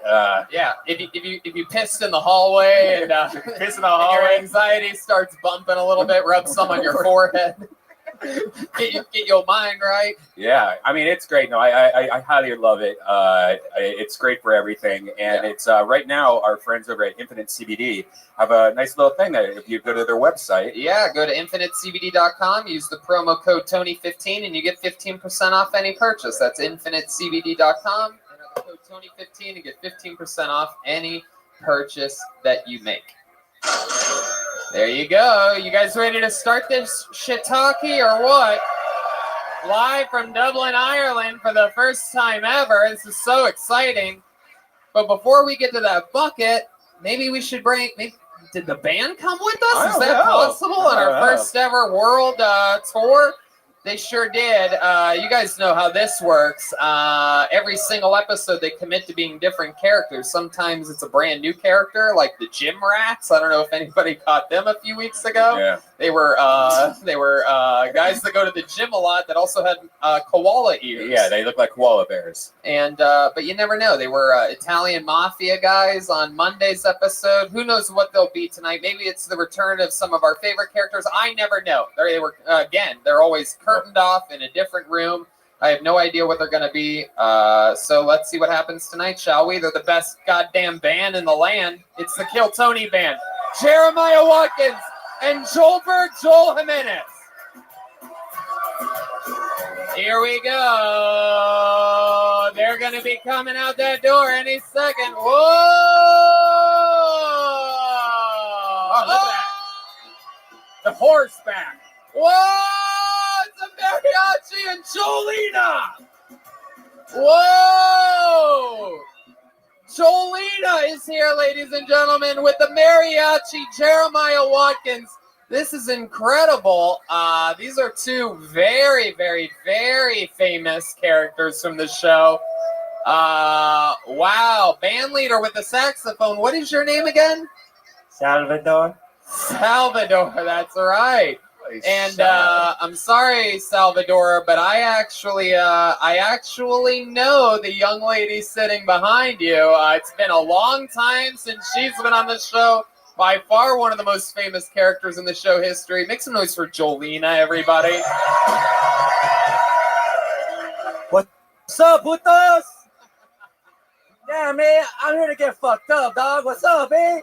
Jolina, for you podcast listeners, came out and did a shot of Jameson and has a Guinness. So now I have Guinness, full Guinness. Guinness. So at this rate, she might turn into Bill Billingsley at any moment. Can we hurry this up? I have a quinceañera to perform at down the street. Well, here we are. We got Salvador, we got Jolina, and we have a bucket. Interesting one this time. This is the first place we've ever gone to in which less than 20 people have signed up. Such a bunch of tough guys out here in Ireland. Fearless. We've had more sign-ups literally everywhere we've ever gone. You can name it. Raleigh, North Carolina, 3 times as many sign-ups. Yeah. LA, about 200. Yeah, but here we got the 14 of Ireland's finest. And earlier it was only 6. Like, we were like, oh shit. Yeah, what we literally had to have the guy make an announcement. We didn't have enough people sign up for the first time ever. You have to understand what we're saying. 300 and what? 30 something? Sure, yeah. 330 some fucking episodes. We've never had less people sign up for the chance to get on the show than you. You.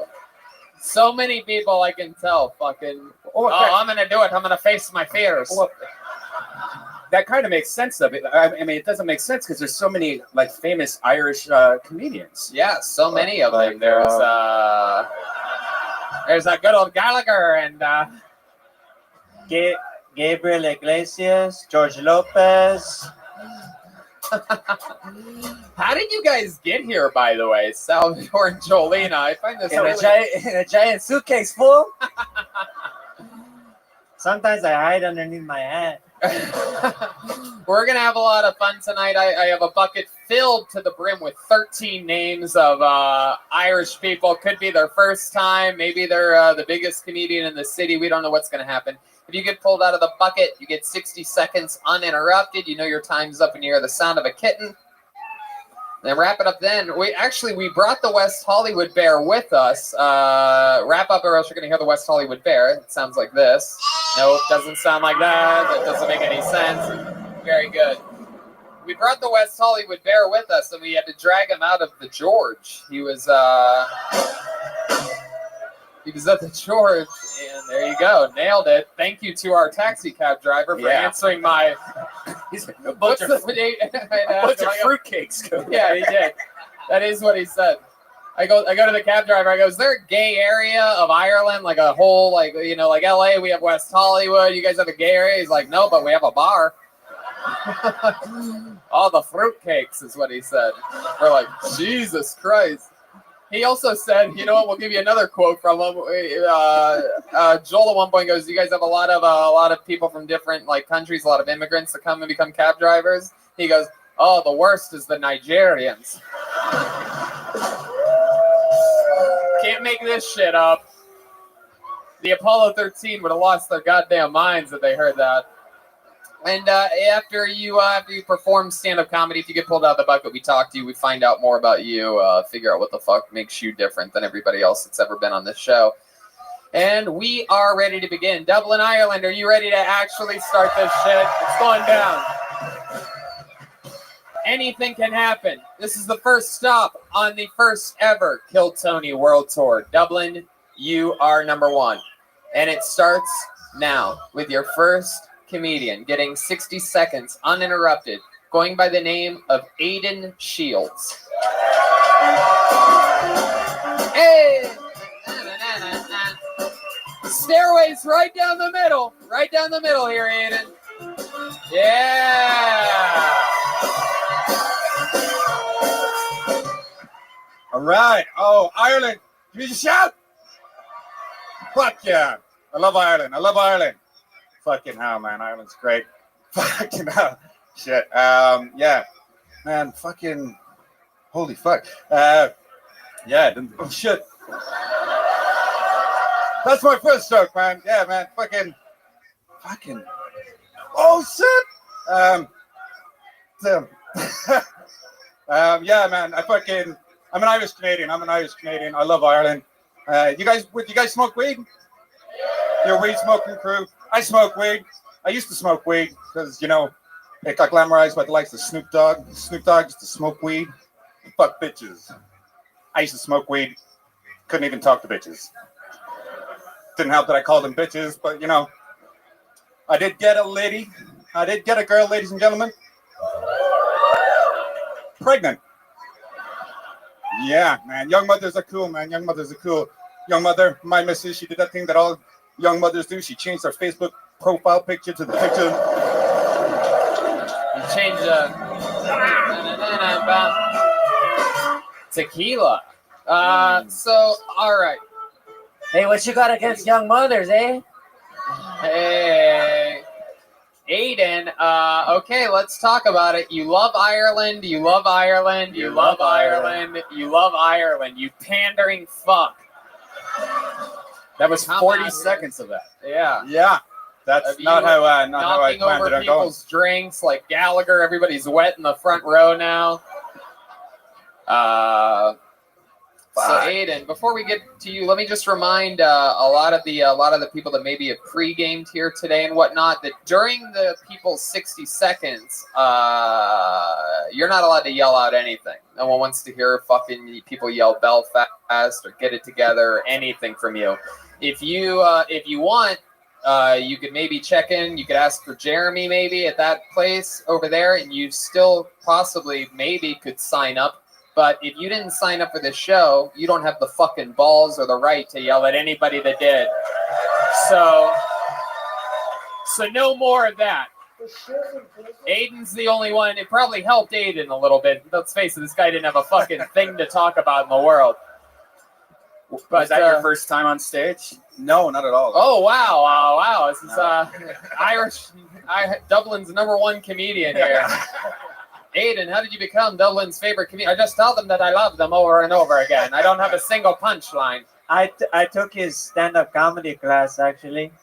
You want to hear one of my jokes? Yeah. I love Ireland. Yeah. Yeah. Fuck.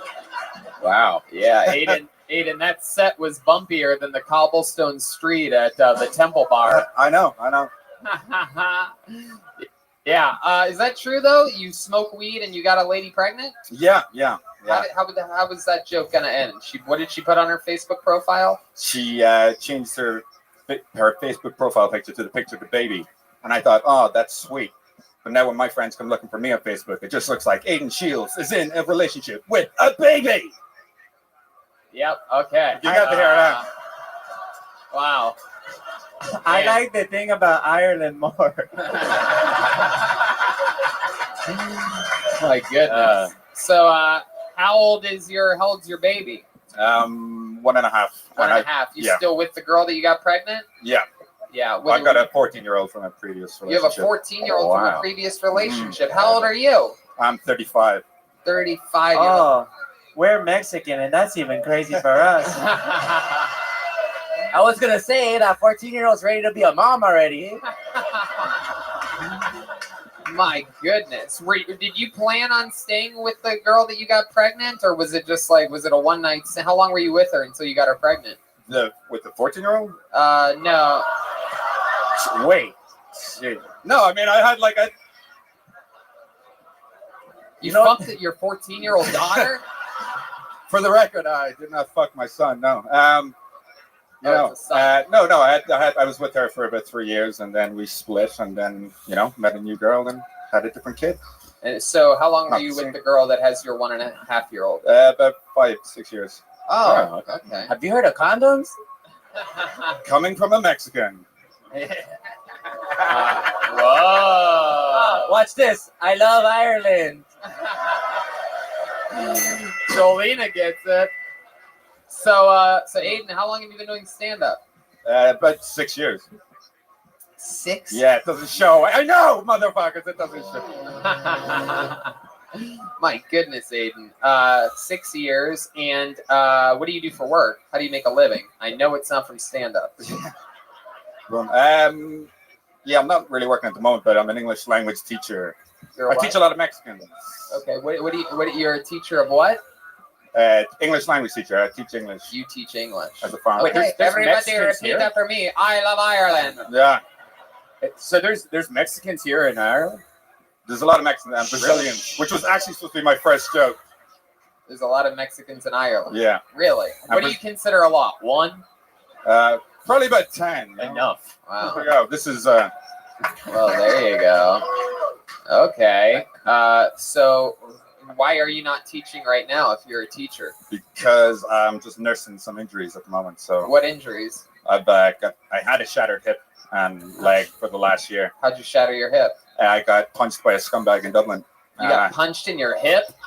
They got serious punches here. You got your ass beat by a midget? I got Hey, get up Who here. shatters their hip? It was. I'm gonna get you. It was the Notre Dame logo. How did that happen? Where would you guys? Where, and why did this fight happen? Just on O'Connell Street and some little. You tried to steal this pot of gold. Yeah. Come on, Aiden, stick with me over here. How did the fight happen? Just some two scumbags just rolled up on me and one of them just hit me from behind. They just sucker punched you. Yeah, sucker punched. I fell badly, shattered my hip. And Are you sure they didn't see your comedy set before that or They something? might have. Salvador? It was his two kids hitting him from each side. Dad, stop pursuing stand-up. You need to raise us. Man, you gotta get hit pretty hard to shatter your hip. Just the way it just like cracked me from behind and whatever way I went up. And you fell like a bitch. Yeah. It was, like fucking... It was a serious hit, man. Yeah. I would have killed an ordinary man, I swear to God. Wow. So is there a comedy scene out here? Is there comedy clubs? Yeah, there's loads of comedy clubs. This is a comedy club on a Monday night, and they do a lot of like shows and And shit. you come here, you do it. How often do you perform in your 6 years? Once, twice a week, something? Yeah, probably about twice a week, 2 or 3 times. I run a few shows up where I live and shit. And, What do you do for fun? What does a guy like you do for a hobby? Well, other than trying to take care of 2 kids, there's not a whole lot of hobby time. But when I do, probably psychedelics and What kind of psychedelics do you do? Just I got my hand in some mushrooms and try and is anything get in touch legal with out here? I heard my inner codeine's Aiden. legal. What's that? I heard codeine's legal out here. They call it something else. I don't know about that. No. Yeah. You get like sulfidine and stuff, but Is the 14-year-old a girl or a boy? 14-year-old's a boy. And what's going on with him? Any recent developments with him? Does he have pubes and shit? I haven't checked. Haven't But no, I mean his voice is broken. He sounds a bit dorky and shit. You know? Yeah. But, Yeah. He's good. He's good. He's a good kid. Does he bring any girls back to your place yet? No, not yet. Not yet. He seems shy enough, you know. But I think I'll be that all right, cool dad. I'll be the hip guy. You think so? Yeah. You know. What do you think's the coolest thing about you? Like, if you had to convince us that you're a cool guy, that's gonna be a cool dad. Like, what There's no good answer to this. Is there? What would be the what would be like a thing about you that we would all think is cool? Coolest thing about you. I don't know. Like, watch. Here's my thing. I'm one of the top young rising comedians in the world. Okay, your turn. Right. I love Ireland. Yeah, I love Ireland. That was me. Ireland, fall to Ireland. Give me a fucking job. Here we go. Wow, I love it. You want the? Did you just ask for a job? I did. Yeah. Goodness. So coolest thing about you? Damn. Thought we passed that. I don't know. What can I say? There must be something. Like, there's something you once like saved a person's life that was drowning or something like that. Or I did save a guy one time who this was over in Canada. yeah, you were in Canada. Yeah. Yeah. I used to live in Canada. Yeah. Oh, you did. Yeah. Then what happened? And then my parents divorced, man. Oh. And then I had to come back. Wow, you're cool. Love that. The guy in Canada that you saved, what was going on there? What did you save him from? He was a janitor. He was a janitor, and me and my friend were rollerblading down this hill. Oh wow! It's like Graham Norton. Yeah. Yeah, cool. So he's rollerblading. You're rollerblading down the hill. You and your buddy. You're holding hands, rollerblading down a hill, just like a couple normal dudes. Yeah. And then you saved the guy on rollerblades. Yes, Salvador? He gave the guy CPR through his dick.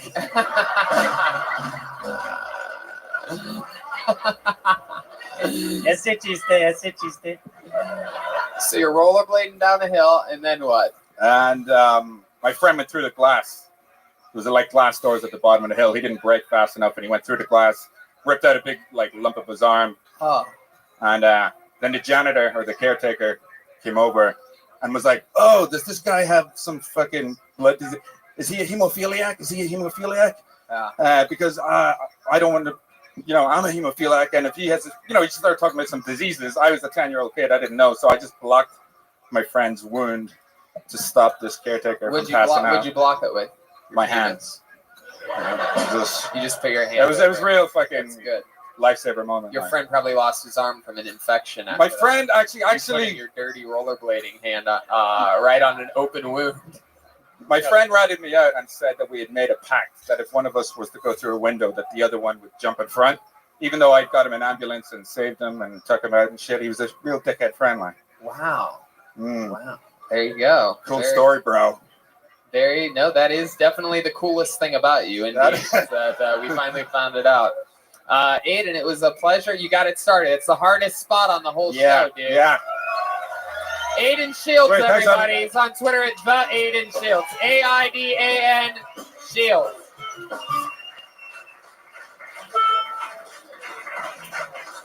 That guy fucking loves Ireland so much. We had I thought we loved Ireland, but no. Now I'm realizing some people love Ireland more than us.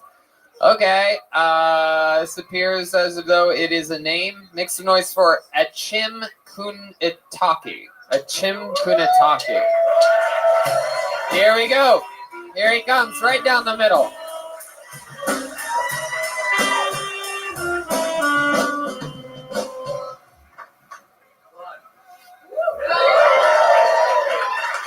Hey, I'm from Germany. Any Germans in the house? Great. Well, I'm very German. My favorite month is March.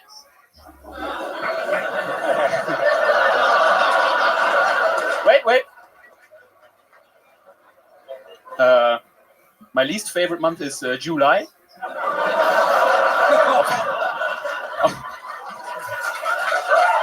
obviously. Well, I can make these jokes. You know, I lost my grandfather in the Holocaust. He was a guard, and during his lunch break, he choked on a pretzel. So, well, speaking of dying. Finish it. Well, everybody wants to die in their sleep, right? So me too, and that's why I only drive around in my car when I'm really tired. There you go, at Chim Kunitaki. Thank you. Das ist gut. Thank you. Kunitaki, a German man in Ireland, right? With a very Asian name. No. A Chim Kunitaki? No, that's just my Twitter. Oh, your name is a Chim? Achim. Ahim. Yeah. With a C in it? Yeah. A silent C? Well, right. Oh, that doesn't sound German at all. Ahim. It is a German name. It's a German name. And do you live here in Ireland? No. I just came for Kiltony. Really? Yes. Wow, that is so fucking cool. Wow, that's fucking awesome. Thanks. I figured that the Germans would invade England before Ireland. Well, I will be in Manchester tomorrow. Really? Yes, and London day after. Wow. And I'm gonna see one of your solo shows. Holy shit, you're my fucking hero. My God, you have good taste. I'm glad that the big fan of mine was you and not Aiden Shields from earlier because I think this fool has the right idea, man. Yeah. Man, Ahim. So that is so fucking cool. How long have you been doing stand-up comedy? First time. First time. Wow. Thank you. Wow. Thank you. I don't know if you know this, but you did a lot better than the last guy, and he's been doing it 6 years. That was Jeez really Louise. good, man, for your first Thank you. time. Is there any comedy in Germany? Like, is there? Why do you keep asking this question? It's Everybody has Netflix around the world right now. No, but like, Yes. it surprised me in Germany that there's comedy. Yes, one of the most powerful countries in the world. I wonder if they have stand-up comedy. Right. I guess It's not that popular in a lot of places.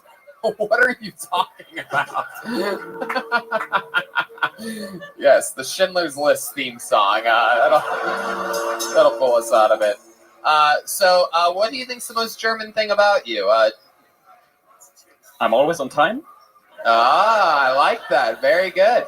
Do you have any like Nazi relatives or anything? I'm sorry that we just keep making those wacky World War II right. jokes, but it was sort of a big deal. Also, this fool started it, eh? Yeah.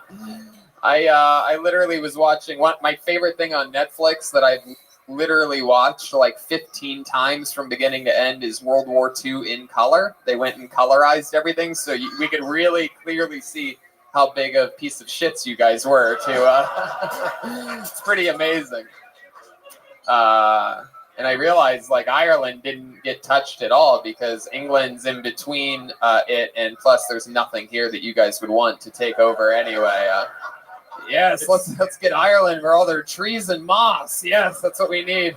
The industry of grass. We don't have enough hills and creeks. We need Ireland. Hey, also, if there's a bomb, they could take Clover.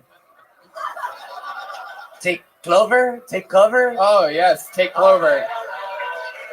Yes, Joelberg, yes. Okay. Man. All right. I love Ireland.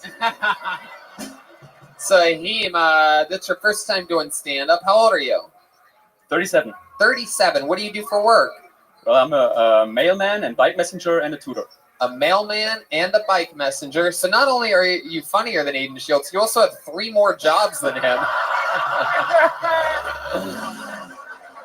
Wow. A mailman, a bike messenger, and what was the third one? Tutor. And a tutor. Hell yeah. Maybe you could teach Aiden Shields how to do stand-up comedy. Let's go with Salvador. Yes. Do you have it? Do you have any children? Nope. Hey. And he knows how to pull out. We actually have Aiden Shields on the phone right now. Oh, he just killed himself. Wow, Ahim, this must be so fucking exciting for you. You just fucking killed on Kill Tony. You're killing through the interview part. Tell us something else interesting about you. What else is it? What else makes you a special German guy?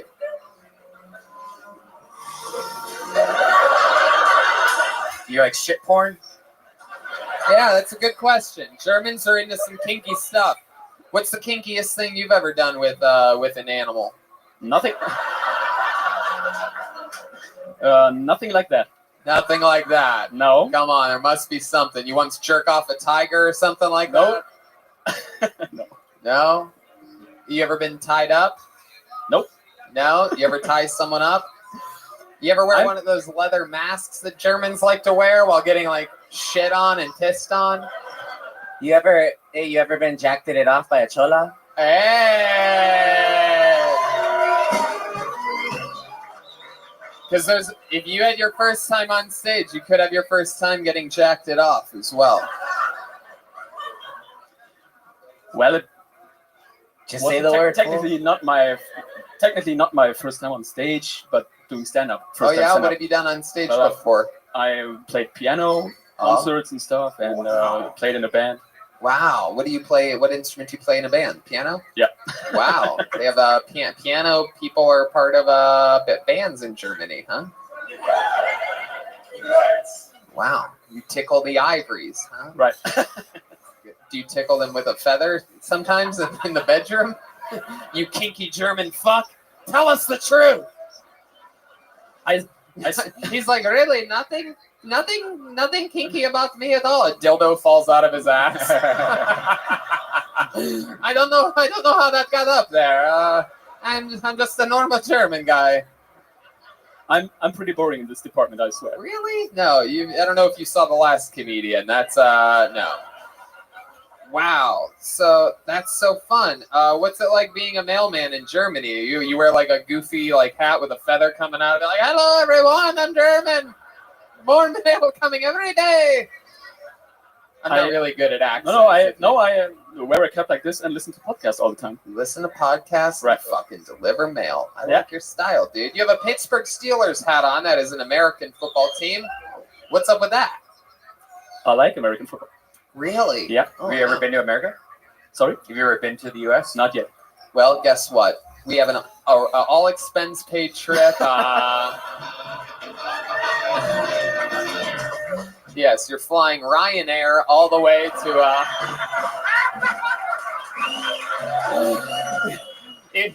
If you can survive if you can survive it, if you can survive 11 hours staring at the seat in front of you, which just has what to do if the plane goes down. I know. I literally, That was the weirdest shit. can't believe it. We did. For fun fact is we like to spend money on. We like to spend our money on food and drinks and shit, so we have no problem sort of swallowing our pride and flying for cheap. But holy fucking shit, that was the worst. This flight, we flew directly into London and made the 1 hour flight on Ryanair yesterday. We have a Ryanair back to Manchester tomorrow, and literally, holy fucking shit. Like, we've complained a lot about Spirit Airlines. That's the American version of that. But wow, Spirit is fucking Qantas compared to what you guys have going on. Literally, like the flight attendant, they would never work in America. Yeah. But because the flight attendants on Ryanair literally are the loudest assholes on the plane. Like they're ridiculous. Like they kept waking me up in the back of this flight. This lady's just like, woo! Behind the curtain. I'm like, what is going on? I kept trying to swipe and exit out of the emergency evacuation plans. I'm like, this can't be right. She was like, I'm being fingered by a German postman back here. Hey! Are you flying to Manchester tomorrow, Ryanair? Right. What time's your flight? Oh, no. 10 a.m. I'm pretty sure we're all flying together, dude, so I love it. That's so cool. What's cooler than that? Congratulations, Aheem, ladies and gentlemen. It's first time ever. That was cool. Das ist cool. Hey, does somebody want to buy me a pint of Guinness right now? Hey, Jolena wants a Guinness. Can we get a Guinness for Jolena, Jeremy? Oh, shit. Does anybody have horchata in the back for Salvador? You guys having fun out there? You get how it works? Very good. Very good. And with that, I pull another name out. Let's see what happens. Oh, this should be interesting. Make some noise for PM Spunk, everyone. Here he is.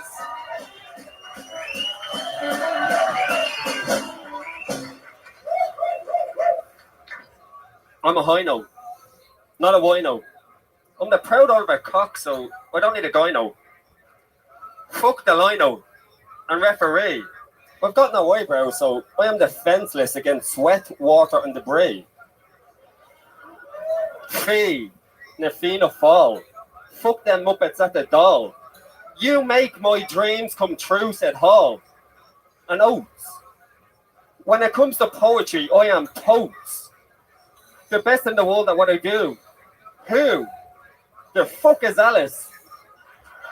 Stalling inside my mind, it is a motherfucking palace. And sure, look, if you get lost, you can look and you will find me. Time after time. If you fall, I will catch you. I will be waiting. Time after time. Time after time. Every day produce rhyme after rhyme. If being the best is a crime, you can lock me up and throw away the key. Thank you. There you go. Wow. They loved it. First of all, let me start off by saying you are my favorite member of the band REM. Salvador? This is my favorite bridge troll I've ever seen. Hey, I always wonder what the Blue Man Group looked like without makeup, eh?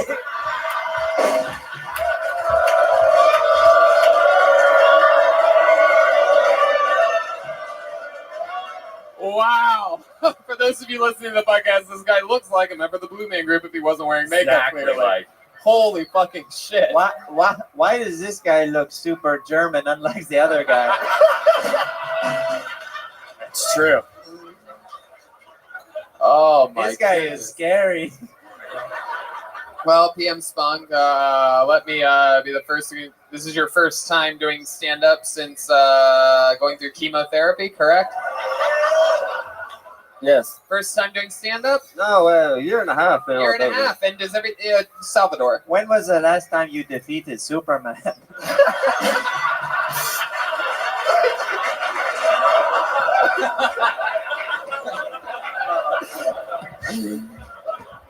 When was that? So PM Spunk, so you've been doing it a year and a half. Does everything you do rhyme? Are you like a poet? Yeah, kind of, yeah. Poet comedian. Yeah. I love it. You're like Eminem if he was actual Eminem. Yeah. Your head is shaped like an M&M.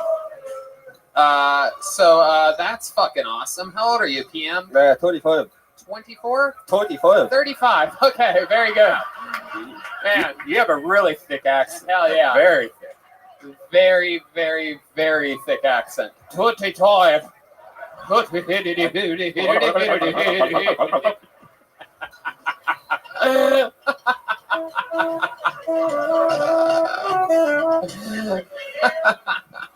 So PM, holy shit. You're an interesting looking fella, not a hair on your goddamn body. I got one more question. Yes, Jolena. Hey, do you feel vulnerable when you leave the house without your shell?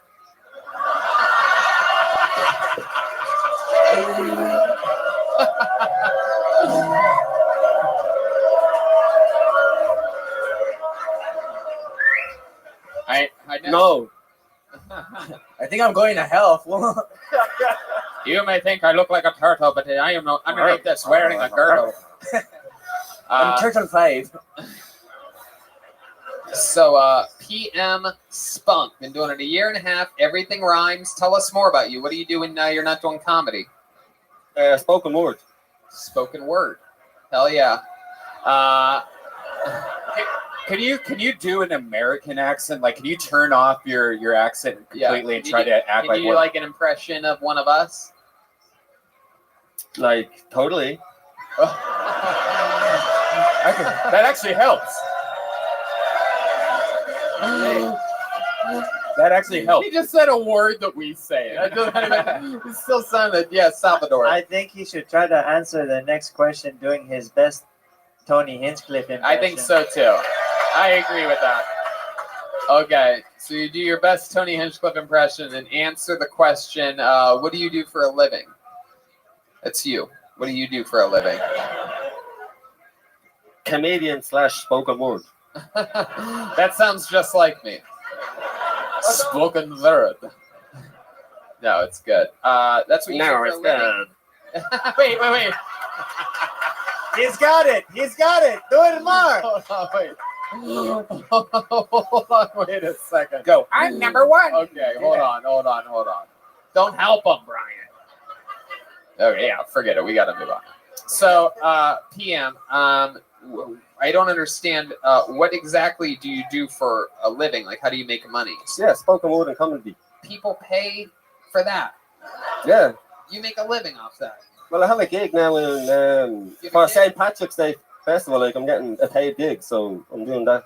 One day a year. You. Oh yeah. No, well, the comedy scene over here is a bit shit, so you'll probably have to go abroad to England, like, you know. No idea. Oh, yeah. We said something about he sells hair for a living or something like that. No, Velcro eyebrows I sell. Velcro is what you sell. Yes, now I understand completely. So you're 35 and you've been doing this a year and a half. What were you doing before spoken word and comedy? IKEA. What? IKEA. He has a kid. He said IKEA. IKEA. Oh, wow. Oh my God! You said IKEA, but I couldn't put it together. What you said, and that makes sense, sort of, because you're harder to understand than their instructions. That's the flatback way. Wow! How long did you work at IKEA for? Too long. Very good. For the IKEA. You have a girlfriend? Yes. How long have you been with her? 6 months. 6 months. Is she also hairless? Well,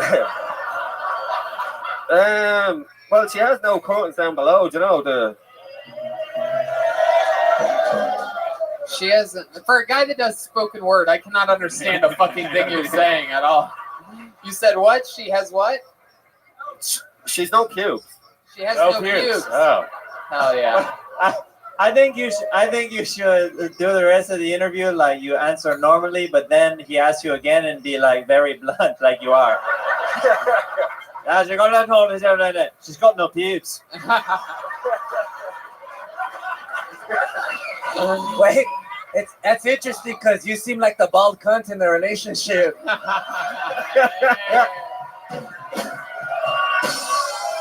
Oh yeah.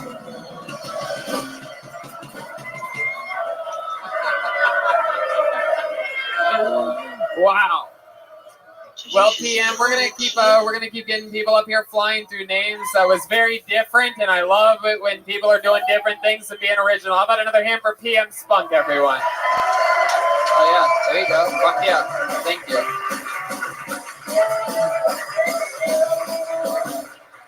Oh, fuck yeah. How many of you like it when comedians do good on this show? How many of you like watching people bomb?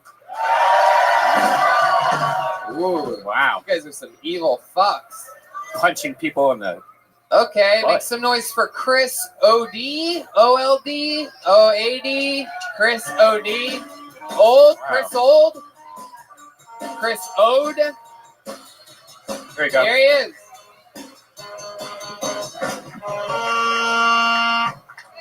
How's it going, everyone? Before I get started, I just want to say a quick hello to Mr. Freddie Mercury and Mr. Harvey Weinstein. And discount Celine Dion.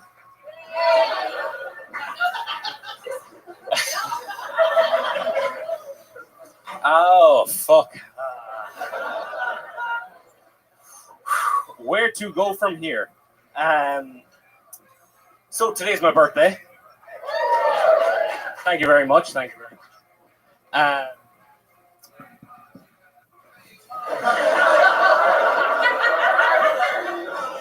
So recently, my buddy started dating a girl from Japan. Anybody from Japan here? Didn't think so. In fact, she was from Fukushima. Said it brought a whole new meaning to the word tentacle porn. Thinkers. Hey, Chris. OD? What is your last word? OD?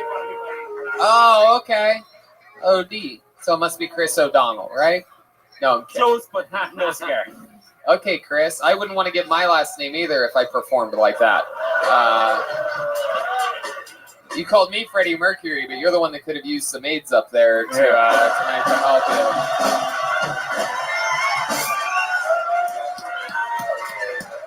Son of a bitch.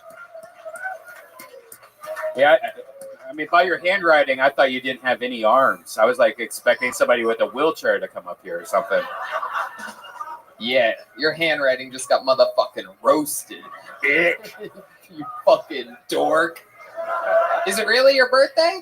Yes, it is. Oh, that's crazy. It's your birthday and you're wearing the sweater your grandma got you for Christmas. That's so cool. Everything's a celebration on you, Chris. How old are you today? 24. Wow, 24. Yes. I don't know. After that last guy, I thought I heard like 34 for a second, too. 24. 24. So what's up, Chris? First time ever on stage? First time. Damn right it is. Very good. It's a first time for everything. It's also probably your last time on stage, Chris. Absolutely. No, I'm kidding. Is this true you're dating a girl from Japan? No. Not true? No, it's just a joke. No, made it up in work today, so. Wait, what? I made it up in work today. You made it up at work today? Yeah. That you dated a girl from Japan, and then what? How'd that end? She was from Fukushima, and it brought a whole new meaning to the word tentacle porn. Oh, God. Why? I know Red Band's a big fan, so. Wait, and you made that up only today? That's crazy. So many layers. Your Fukushima joke bombed harder than the Fukushima bomb did. So you aren't dating anyone. No, I have a Mrs. All right, yeah. You have a Mrs. Yes. Mrs. O'Donnell back at the home right now. The redhead taking care of the babies. He's taking care of little Charlie and Willie and Billy Bob. No, she's here. Oh, she's here. Yes. Oh, romantic. Damn, brought her here. Not anymore, man. She ran out after your set, eh? What a special Valentine's Day treat. So you guys went. Now I'm getting why the sweater and the dress shirt underneath. You took her out for dinner before this. Yes, sir. Where'd you guys go for dinner? You guys go to Gallagher's Boxing. Ate some stew. What'd you eat? Hard Rock Cafe. No, that's Mexican food. You had Mexican food. The blue burrito? Yes, sir. Good one. Did you think of that today? So let's talk about it. What did you eat? I got a 24-ounce sirloin steak. Wow, look at Sir, you. is that what you call her pussy?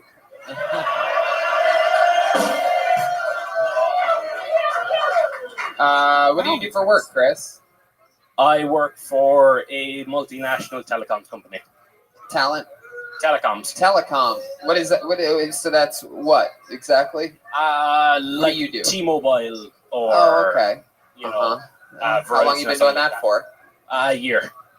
Is that fun? What do you do? You sit in a cubicle? Pretty much, yeah. Yeah. What do you have? Do you have anything cool in your cubicle other than pictures of your wife? Do you have anything cool like an action figure or like a toilet paper roll or something like that? Vision board, yeah. Oh yeah. What do you have on your vision board? Right here. Right here. Yes, it happened. Man, tell us something. Tell us something interesting about you, Chris. Wow, I guess it's time to die now. I did everything on my bucket list. Kill Tony. Tell us, you have any like special hobbies? You ever go rollerblading with a friend or anything like that? I have won 4 iron stomach competitions. Iron what? Iron stomach. Iron stomach competition. Now I have no fucking idea what that is, so you can explain what that means exactly, Chris. Eating a whole load of shit that probably shouldn't be eaten. Is that true? Like hot dog guy. Really? Also, you're German. So, man, I wish I would have known that. Does anybody have a bunch of stuff? Will you eat a bunch of shit in front of us right now?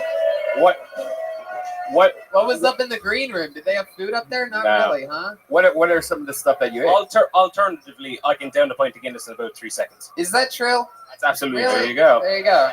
Let's see it. That's the fucking answer to the question. All right, sure. Here we go. 2, 1. Wow. 3.5. My goodness. Salvador. Yeah, this just got interesting. How many of those Guinnesses do you think you could throw down that fast? Keep them coming for free, and I'll do it again. Wow. Have you You'll be you ever throw up? Sometimes. You ever pee in a hallway of a hotel and Yeah, it happens all the time. My goodness. So, wow. What's the craziest amount of anything that you've ever eaten or consumed? Well, there was about 10 rounds, and the prize was a free skiing holiday. Skiing holiday. Yeah, worth about $1,000. 10 rounds of what? Pints of Guinness? No, there was no drinking because, I don't know. I have no idea what an iron. Campus. I don't know what an laws and all iron. that The closest thing to an iron stomach that I have is you could iron clothes on my stomach. Washboard abs, you pieces of shit. So like, what did you consume? I've never seen one of these competitions. I'm from cat America food where sandwich. we win like Olympic gold medals and shit. cat so. food sandwich. Cat food sandwich. Cat food sandwich. Yummy. Do you have to pay to be in this competition? Oh no, it's You do it for sign-up. free, and the person that comes in second place gets nothing. Nothing. Wow. Oh, cat food sandwiches is called Gato Surprise, where I come from. My goodness. I should have known this because you came up here and you ate shit during your 60 seconds on stage. Is there anything grosser than that? Did you? Yeah, your wife's pussy? Hey. That's rude. Happy What's that? Valentine's. Thank you for joining us Yeah. here. Thank you for bringing your special lady to the show. Does your wife have a gross pussy? Come on. No, the best. Really? Not the best? What? That's No, your... the best. The best. The best. Well, That's what they said, Austin. Well, guess what, everyone? best. We have his wife's pussy right behind this curtain. Hey. Wow. I love it when Brian gets uncomfortable, but he like literally drew a pussy on my set list tonight. He's like, "Oh, come on, Tony," and I'm looking at it. All right, back to you. Wow. Well, Chris, I'll tell you what, man. I have more respect for anyone that has the balls to sign up and the balls to want to do this, and to, it takes a fucking lot to come in front of these monsters. You're surrounded by fucking monsters that wanted to watch you fail, and you came up here and you got some reactions. So come on, it's his first time. Make some noise for Chris. Thank you, sir. Everybody.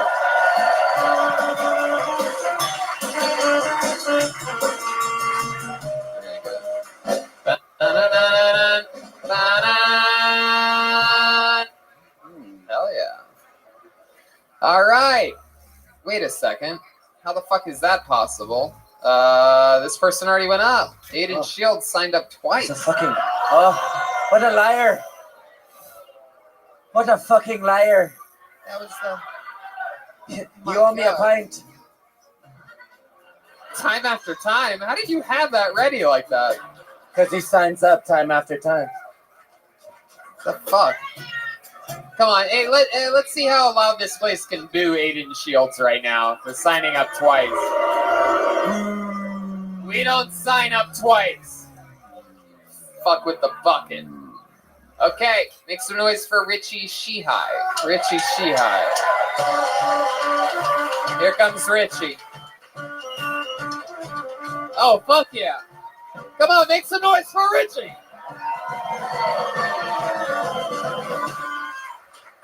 All right. So my name is Richie Sheehy. I come from a long line of transgenders. I used to know Michael Jackson. He used to call me Rinja Sheehy. But anyway, I met Cher in LA actually, and she inspired this song. Is it high grade? I wanna know. How can I tell if I got good blow? Does it smell like fuel? Oh no, you'd be deceived if he charges more. Oh no, don't be naive if you wanna know if you got good blow. It's in the sniff. If there's a bitter taste, you couldn't ascertain if it numbs your face. That could be Novocaine. If you wanna know if you got good blow, it's in the. Fuck yeah. Oh, crush it and make fat lines to find out what you wanna know. If it's coke, if it really is, you'll be off your tits. What if it's in a rock? Oh no, that's not the way. And you're not listening to all I say. If you wanna know if you got good blow, it's in the sniff. Whoa, whoa, if you wanna know if you got good blow, it's in. Fuck yeah. Wow. Hell yeah, dude. Fuck yeah. Very, very, very rarely do musical acts work well on this show, but you got a fucking set of pipes on you, Mr. Sheehy. Thanks very much. God damn. And I want you to know that you have BO also. Like, Wow. There smells. you go. He smells. Man, your rhyming is good as PM Spunk up here. You could do Irish spoken word for a living at the rate that you're rhyming. Sir. Richie Sheehy, you fucking did it. How's it going, man? It's fucking pretty good right now, yeah. So, you obviously do musical comedy. I do, yeah. Wait a second. How the fuck is Aiden Shields This is the name funniest. on your guitar? Ari Shafir is. I was gonna say Ari Shafir is here, and Aiden Shields. I actually. But how has Aiden Shields signed your guitar? I have two pieces of paper with Aiden So, Shields' name on it. Can I? Tony, wake up! We've been in a car accident. Tony, This wake guy's up! Like, the worst. To be fair to Aiden, I can't avoid this guy no matter what I do. It's the one thing that I see. It's right there. There's Ari's little. Yeah, star. I understand that Ari signed your fucking guitar. I'm not asking about Ari. I know. Ari loves signing things because once he signs it, it decreases its value, so he could buy it from you. Oh, now that I signed it, you should sell it to me for $5 so I can resell it for 20. These bagels free. So Aiden, is that a Yamaha or a Yamaka? Let me sign that. Hell yeah. So yeah, Went from a 6-string to a G-string. I actually signed. What? I signed Aiden up. I signed Aiden and me up, and then Aiden came in late and signed us up again. So it's his fault that's that what he happened. put us So in it's twice. your fault. Very good. It's his fault. No, he knew we were signed up. I got you, Richie. I got you. We all like you. So that's one of your like hit songs. Yeah, it's one that I could do in like a minute. You know what I mean? Or Right. Could, like, of course. Yeah. Yeah. So you always set it up. Cher. You met Cher. Is that her song? Yeah. Well, she covered it from like a. Oh, okay. Yeah, from like the 60s. Yeah. Well, it's usually a bit of a longer setup, but like yeah, it's just something like that. Yeah. How long you been doing musical comedy for? About 3.5 years. 3.5 years. That's fucking cool. Is cocaine hard to get out here? If you talk to the right people, then Do you do coke? yeah. Wow. Lord. Bunch of goddamn animals in this room here. Keep it away from Jeremiah. That is a pro tip right there. There you go. Salvador like to party. I actually gave Ari acid in Edinburgh, and then he went fucking off AWOL in like Asia for a couple of months. Yeah, you gave Ari acid, Yeah, and and he he went to Asia for a couple months. Yeah. You think he went to Asia because of the acid you he gave came- him? He said it. Yeah. He said he did acid at the end of Edinburgh in a podcast, and it just changed his perspective. You should probably say allegedly, fool. Wow. So, Richie, you ever have anything crazy happen to you after doing drugs or anything like that? You ever have somebody fly through the store window that you were working at after rollerblading through? You ever the made glass? friends with Aiden Shields? Yeah. Craziest drug story. Fucking hell. I definitely have. Like, it sounds just self-promoting, but I woke up after MD on an MD buzz, and just a random video. I didn't expect anything to happen to. It went like stupidly viral. So I went up and it was still buzzing on MD, and I was just like, what the fuck? And my phone was just going. Ambien? Salah, yeah. Say Ambien? What? MD. Salah. Salah, it's a Liverpool. I was Cork's biggest Liverpool fan. If there's any Liverpool fans in the crowd, I have no idea what he's saying. it was. I made like a viral video as a different. The audience, as soon as he said that, they're recognizing him. Yes, from what his is video. it? Molly, ecstasy. Molly, very good, very good. Yeah, we call it Molly. All right. Which seems like that's what Irish people would call it, but for some reason you have a different word about it. We call it Molly Malone's.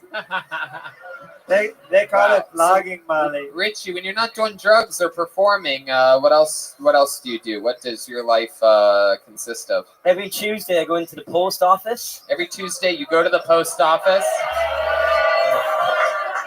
Is that That's social welfare. So what? Social welfare. Social welfare. Yeah. Oh, they give you money. Yeah. I didn't know you could use food stamps for cocaine. Social welfare. I know. I do comedy like pretty much. How long have you been on social welfare for? About 6 months. About 6 months. What were you doing for money before that? I used to live in Amsterdam. You used to live in Amsterdam. Were you on social welfare there too? No, I wasn't. No, I was working as a tour guide. A tour guide? Yeah. Of Amsterdam. A tour guide at the red light district. Yeah, I was. Yeah, I actually once had to give a tour to. I was just told it was a private tour, and you always think a private tour is a school. If you say Aiden Shields, I'm gonna kill myself. And it was a tour anyway, and it's like I turn up and it's like 10-year-old kids, and like I'm supposed to bring them through the red light district and stuff, and like at one point it's. Yep.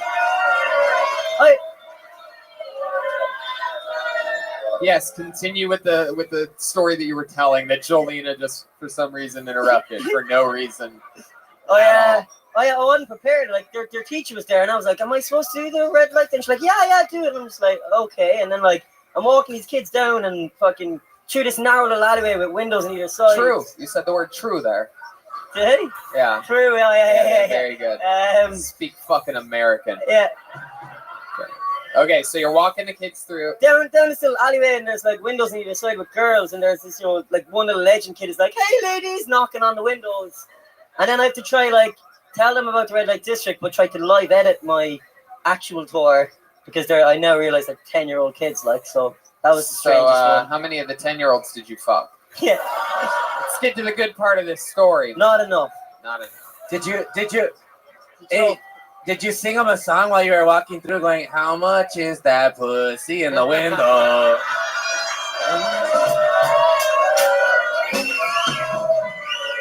Fuck yeah. Well, Richie, I mean, you had a great fucking set. I don't know.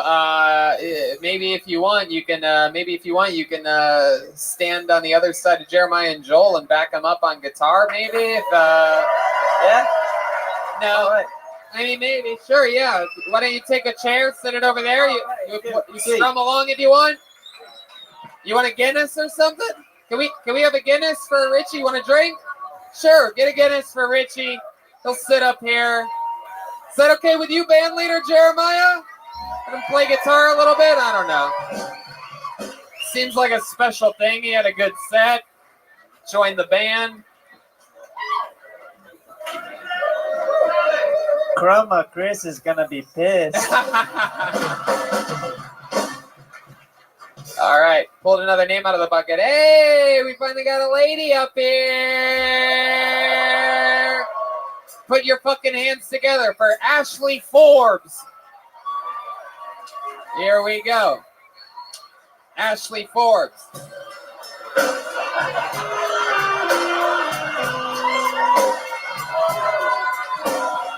I'm fucking sorry. I forgot. That's some Irish right there. One more time for Ashley Forbes. I'm not a lady. First of all, I get that out there. So, I went to Carrick Mines there recently, like, and went down to PC World, like, I was going through, like, I don't want to be racist, but, you know what I mean? There's a lot of Indians work there, and it's called curries. What the fuck's going on, like? You know what I mean? Like, what the fuck's going on there, like? So, I've never done stand-up comedian. I've never been on stage. I'm fucking absolutely shitting myself. Like, fuck that. I once, like, fucking went on an adventure. It was good fun, like. You know what I mean? The adventures are fun, like, but nothing like being up here. Fuck that shit. Fucking hell. This is amazing. I literally...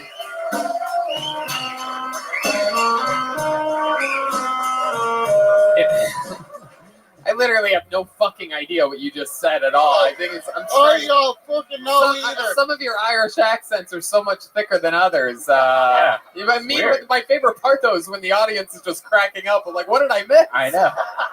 It sounds like a good fucking joke. Something about Indian guy and curry. What was that again?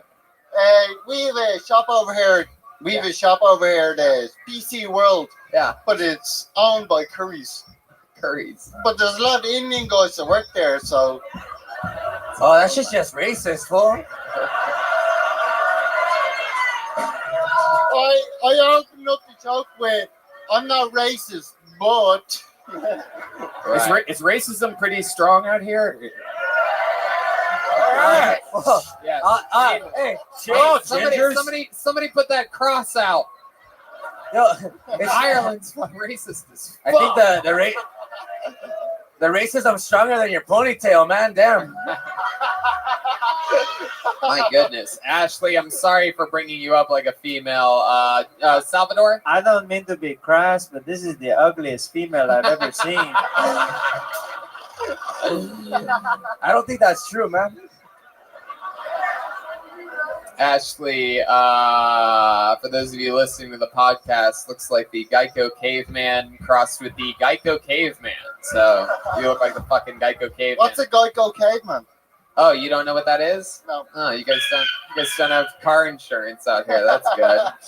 Ashley, I'm looking at all the extra length on your belt hanging from your pants. Did you just lose 220 pounds?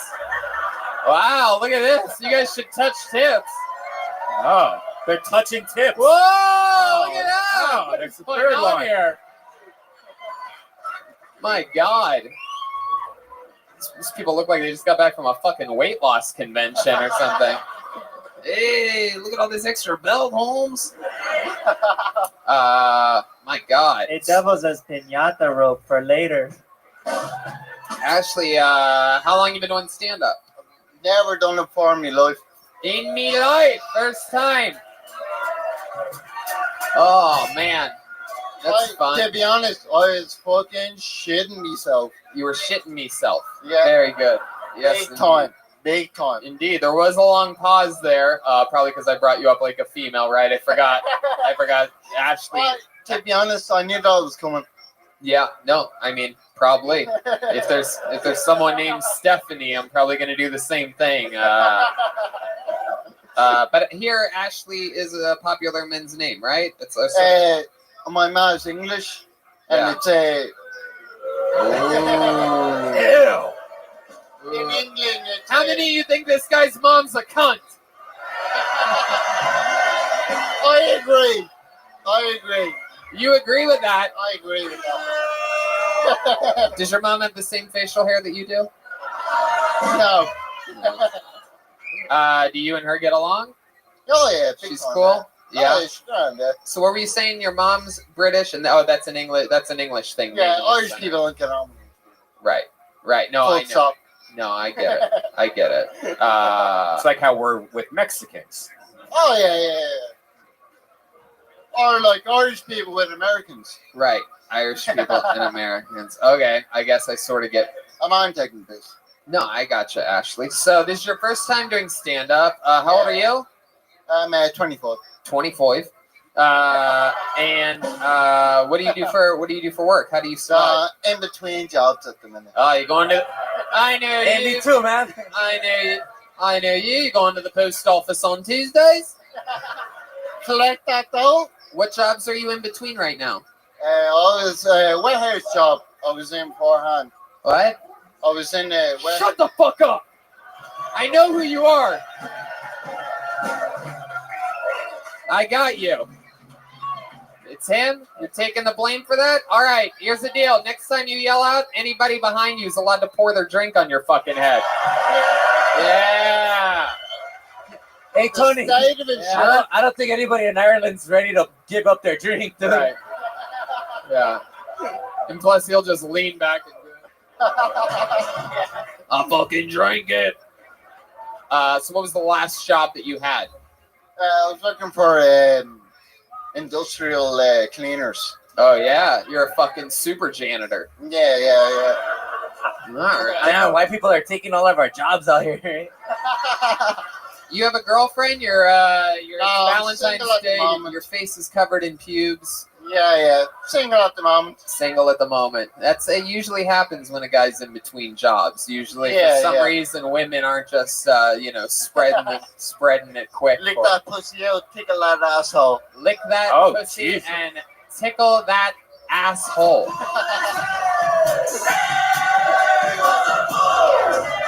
Wow, that guy's doing the Nazi insignia right there. That's always fun to have in a show. So, what do you do for fun? You're in between jobs, first time doing stand-up. How do you pass the time? What's a guy like? You see YouTube, comics, like fucking YouTube? Xbox. Yeah, just What do you do? What do you do on Xbox? just play games. What else? Wait, did you say YouTube comments? No. Oh, I thought you were a literal troll. I just wanted to ruin that on you, Joe. Shut up. All right, back to you, Tony. So, what else? Do you play any instruments or anything like that? I don't. No. You into sports? No. No. You laughed at that. Because I just never. No fucking way. But you ride a bicycle. I'd rather drink beers and fucking. Yeah, I ride a bicycle. Yeah. I could tell. I can always tell a guy with a bicycle head. You know what I mean? Like it's like you're aerodynamically built to ride a bicycle. It's like the universe knew you would be poor. It's like give this guy a head for a bicycle. There you go. That's what it sounds like. All right, Ashley. Well, I mean, any other fun facts about you? Any like you have like 8 toes? You ever fucking skydive? Well, I've been to New Zealand. Yo, you've been to New Zealand. What'd you do Yeah, there? I went to a volcano and shit, and Went I to a went down volcano. there. You threw a ring into it. Go kart. You threw. Jober. All right. Yes, it is true. He looks like a hobbit went to Vietnam instead of Mordor. So you went to New Zealand, went to a volcano. Why New Zealand of all places? I have cousins over there, but like. Yeah, Ryanair had a good deal. Oh big time. We'll fly you straight into a fucking volcano. We don't have anything to do with this flight whatsoever. Very good, Ashley. Very good. What to do it? You're great, man. You fucking, we had fun with you up here. We're gonna keep flying through this bucket, dude. Ashley Forbes, everyone. There he goes. Dancing in the dark, right? Is that right? Yeah.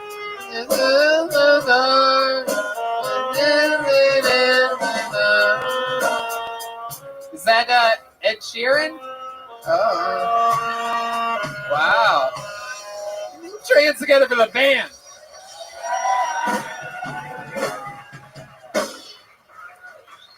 I know what this crowd wants. This is an interesting one because it appears as though it has been scratched out after being written down. So let's just see what happens. Andy Mack, is that person going to come to the stage if I say their name? Andy Mack. Seems scratched out. Somehow a scratched out name ended up in this bucket. So let me just remind you, the least signups we've ever had for the show, 2 of them were Aiden Shields and 1 was a scratched out name. Wow, this is very revealing. Very revealing. Ireland with a tough exterior, but a soft on the inside. It's like Conor McGregor, all those tattoos of tigers, and then he gets choked out like a... Oh, I'm sorry. I'm sorry, he didn't show up and I'm friends with Nate Diaz. What do you want me to do? Oh my God. Not again. Richie, you signed up twice too. You son of a bitch. Get out of here. This is unbelievable. So you signed Aiden up and Aiden signed you up?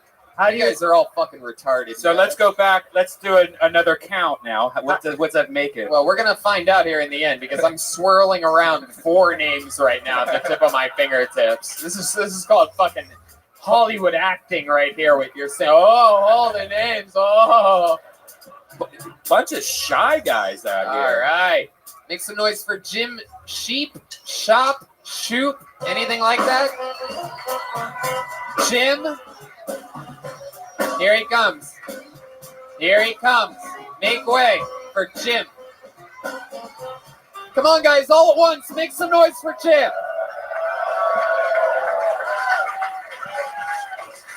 Yeah, so I recently moved back in with my parents, which, as I'm sure you can all imagine, has been a fucking dream come true for everyone involved. But my parents see they're good people, like they know I'm time poor, so if I ever get anything in the mail, it comes pre-opened, pre-read, and summarized.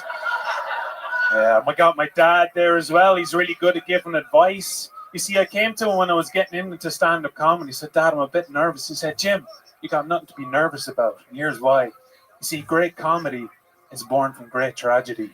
And you are by far the most tragic cunt I know. And it was at that point, ladies and gentlemen, that my mother chimed in and she said, Jim, your life's not tragic, but your fucking hairline. Top of your head looks like Stevie Wonder's best attempt at frying eggs. It's a fucking mess up there. Going to a barber's a bit of an experience for me. You gotta walk in and people look at you, order a short back and sides, and Jesus Christ, will be careful on the top. Thank you very much. Hell yeah. Fuck yeah. Jim, what's your last name? Sheep. That's my Twitter handle, but it's really Shearer. Jim Sheep. Oh yeah. Yeah. Not bad. Oh! So stupid. Hey, Doesn't Tony, he listen? Yes, Salvador. can I just say that was the tightest set I've seen all night and the tightest pants I've seen all night. Yes. Thank you, Definitely the sir. tightest pants. I love it. I love your, there's a thing you do on your punchlines. You know this? Where you crouch down very like Dane Cookish and you get into it. Yeah. You know that? I know it the now. chicken cross the road to get to the other side? Yes, thank you, Red Band, for doubling up on that with me. Really needed your backup on that physical act out. Thank you. Is there a reason why you do that? I mean, like, do you like Dane Cook up that much, or is there? First time It's a bit of nervous energy, maybe. I like to get a bit intense, get a bit into it, you know. No, I've been doing this maybe less than a year. Oh, cool. Very cool. Yeah. What made you want to start stand-up comedy? My buddy was just like, you should probably give it a go. And then I did it, and that was pretty much it. So Say that again? My friend, a friend of mine, he Friend. yeah, a friend. Talked you into it. Yeah. I'm sorry, I can barely hear you over the dumb bitch in the front row that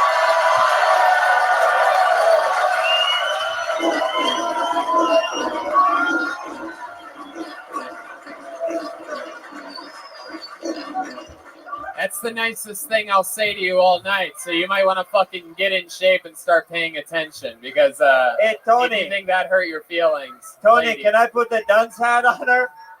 Yes, yes. Oh yeah, yeah. There you go, lady. Now, if you behave yourself for a few minutes, we'll take it off of you. But I don't need to hear any of your chimey shit. I had a feeling this would happen when we found out the show was on Valentine's Day. I'm like, oh man, there's gonna be some fucking. It's gonna be some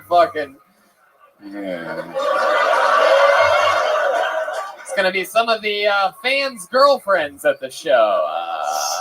Come on, I want to go with you. I like comedy too.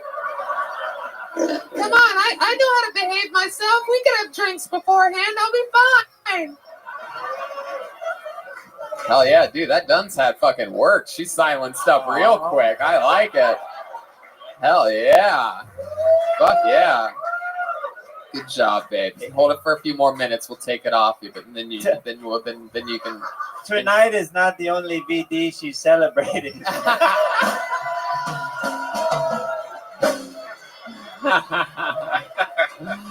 Hell yeah. I might have to take the hat off her. She is so sad now. Oh, poor thing. No, she's doing just fine. She's doing just fine. She's getting her vitamin attention right now, so she's silenced up. So Jim Sheep, hell yeah! Wow, this lady hates this chick in front of her. Wow, fuck yeah! She's giving a standing ovation. All right, very good, you little fucking firecracker. You sit down. Sit down before we put the fucking dunce hat on you. Tonight after the show, Ireland mud wrestling. This is my favorite thing. She really does look so sad, and the hat looks sad too. By the way, it's getting limp. The hat's now frowning. Like, why do I have to be on this dumb bitch? You need to go to forhims.com. Talk to a doctor. Get that thing hard in no time. It looks go to Go to hims.com. Here at Kill Tony, we make comedians and audience members better. It looks like the sorting hat did not put her in any house.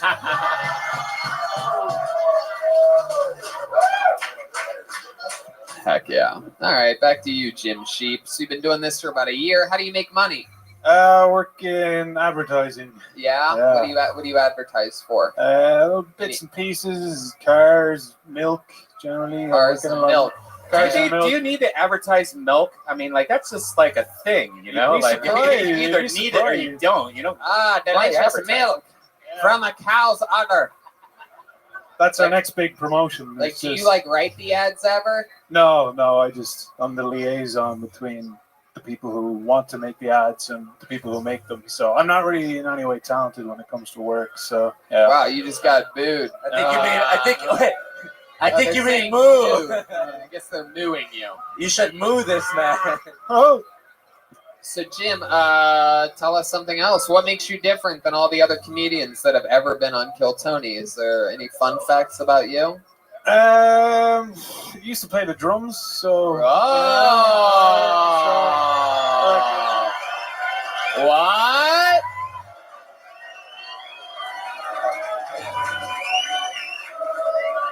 All right. Well, I mean, it's one of those things.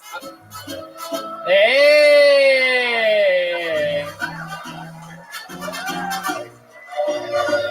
All right. For For those of you that don't know, maybe this is your first time seeing the show live, but a little fun fact about this show is anytime someone comes on, do you know about this?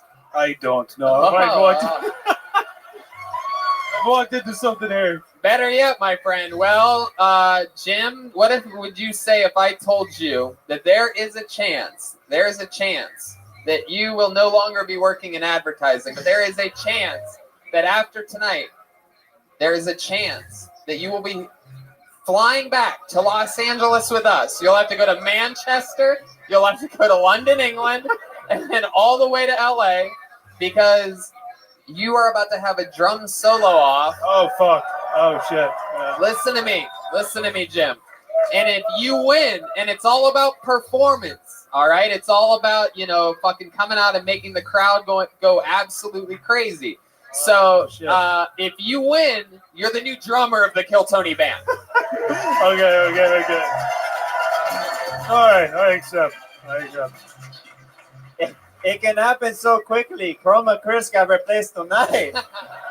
But listen, Jim, I must warn you that, showmanship and the comedic part and everything has a lot to do with this. And I must also warn you, Joelberg is undefeated all time. This is a Mexican drama.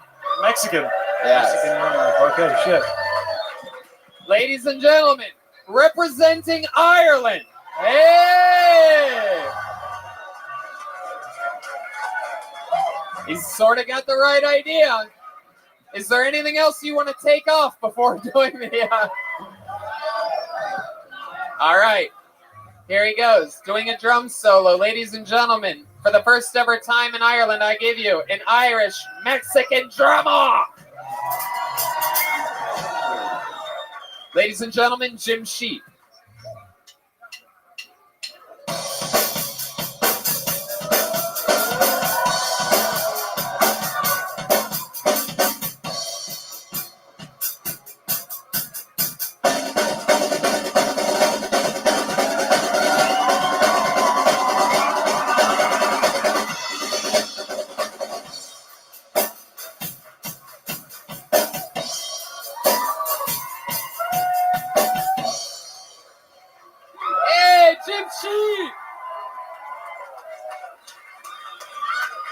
All right.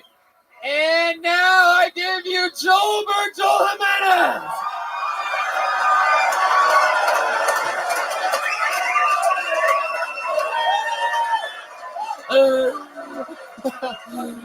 Ladies and gentlemen, make some fucking noise defending his throne. It's Joelberg.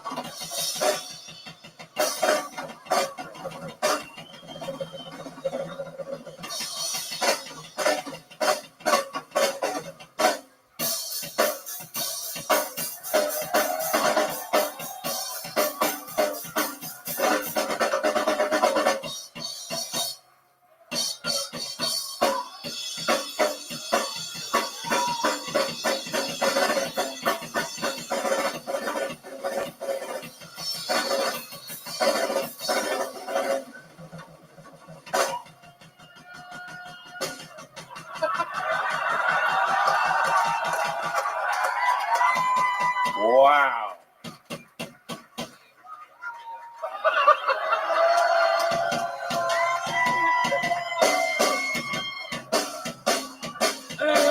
That's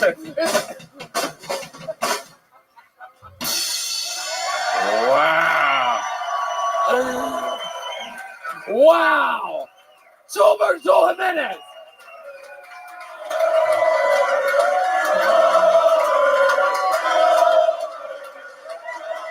Wow.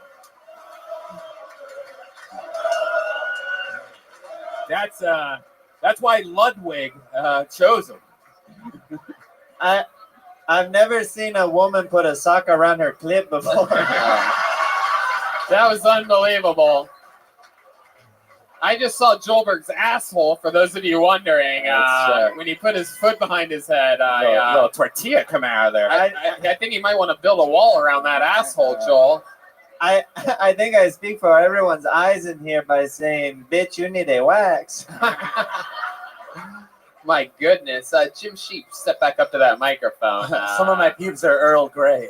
How many of you had Jim Sheep winning that drama? How many of you had Joelberg winning it?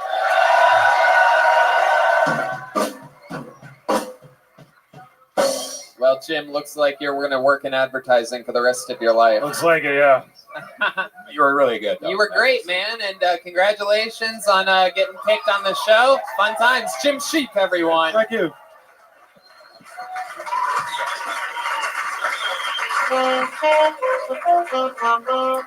How about we give a hand to the young lady in the front row who is well behaved. She's having fun again. Everybody loves you. No, there's no you being happy after that. You've made up your mind. Now you're gonna be unhappy for the rest of the night. Are you ticklish? You are? I don't know. Is that true, guy next door? Is she ticklish? Give her a little tickle right here. Give her a little poke. Let's see if she's ticklish. Give her a little tickle. What is this? A first date? You're afraid to touch her? All right. All the more reason to poke her, my friend. All right. Make some note. How you doing? I just heard. Oh, wow. I think everybody heard that exhale from Joel a second ago. Jolena, you look like you just got fucked by everybody in the room. Hey, nice areola. Hey, that was before the show, but also, I mean, what a trip to be doing this in Ireland. Sorry, I had a weird moment now. Let's keep going.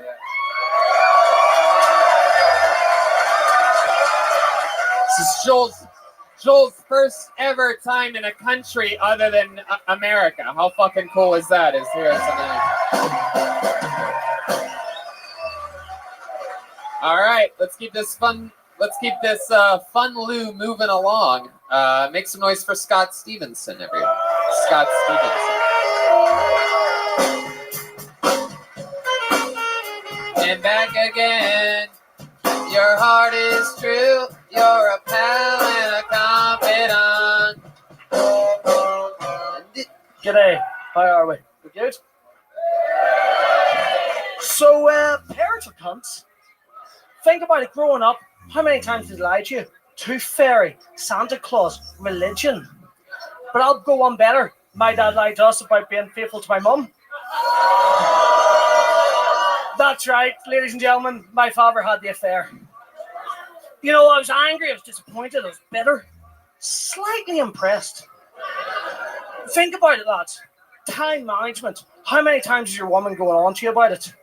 Here's him, can't find his own fucking underwear, but he's able to keep two different lives going? Fuck. Anyway, then I felt, whatever emotions, I feel like a bit of a bitch. Because all growing up, you know, this happened. And I was like, oh, Dad, I don't know if I'll ever find a girl for me. He's like, son, you pussy. I've got two women on the go. But after I found out, I realized I watched 12 Years a Slave with my dad. He's probably thinking, fuck, I have so much in common with this man. Living in a prison. I fantasize about escaping. Good job. Scott Stevenson. Great set, man. Hell yeah. Thank you. You've been doing stand-up a few years? The first time. First time! Wow. Oh, can I say something? Yes, you can say something. You. The reason I'm here, and I've already seen him out there, is Aaron McCann. Yeah. He was on a podcast called the General Banter Podcast with Colin Geddes. And Colin Geddes was going on about, Aaron McCann was on Kill Tony. I thought, fuck, I'll give this a look.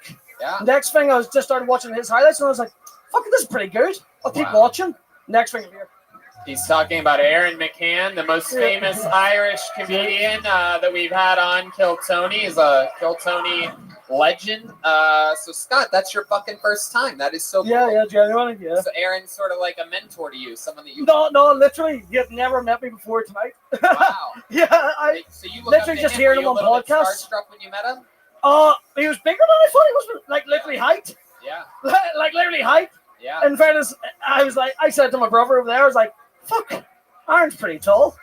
Yeah, for sure. Yeah. So Scott, this is your first time doing stand-up comedy. What have you been doing your whole life up until this point? Oh, to be honest, up until this point, I've just been fucking around. Just been fucking around. What does that mean, fucking around? Give us an example. I don't know if you have the same thing, but you know, everyone, like your parents, like expect certain things from you. Yeah. Up until a point, I've let them down on every point. Like Really? whenever I found out about the affair, I was like, right, I'm the oldest son. I became the man of the house, but then I left to New Zealand. You went to New Zealand Yeah. too. Yeah. Did you go to a volcano? No, well, yeah, I saw the mountains of Mordor. Yeah. Wow. Hey, you look like Wayne Rooney with an eating problem, man. Who? Wayne Rooney? Oh, good football reference. Wayne Rooney, man. Manchester United, Everton. Wow. I have no idea. Mexicans like football, dog. The reason I'm so fat is every time I fucked your wife, she gave me a cookie. Wow. I'm so glad I can't understand anything you just said, eh? He said he fucked your wife. Oh, you don't have to. Was that after you got off the wall, Humpty Dumpty? All right.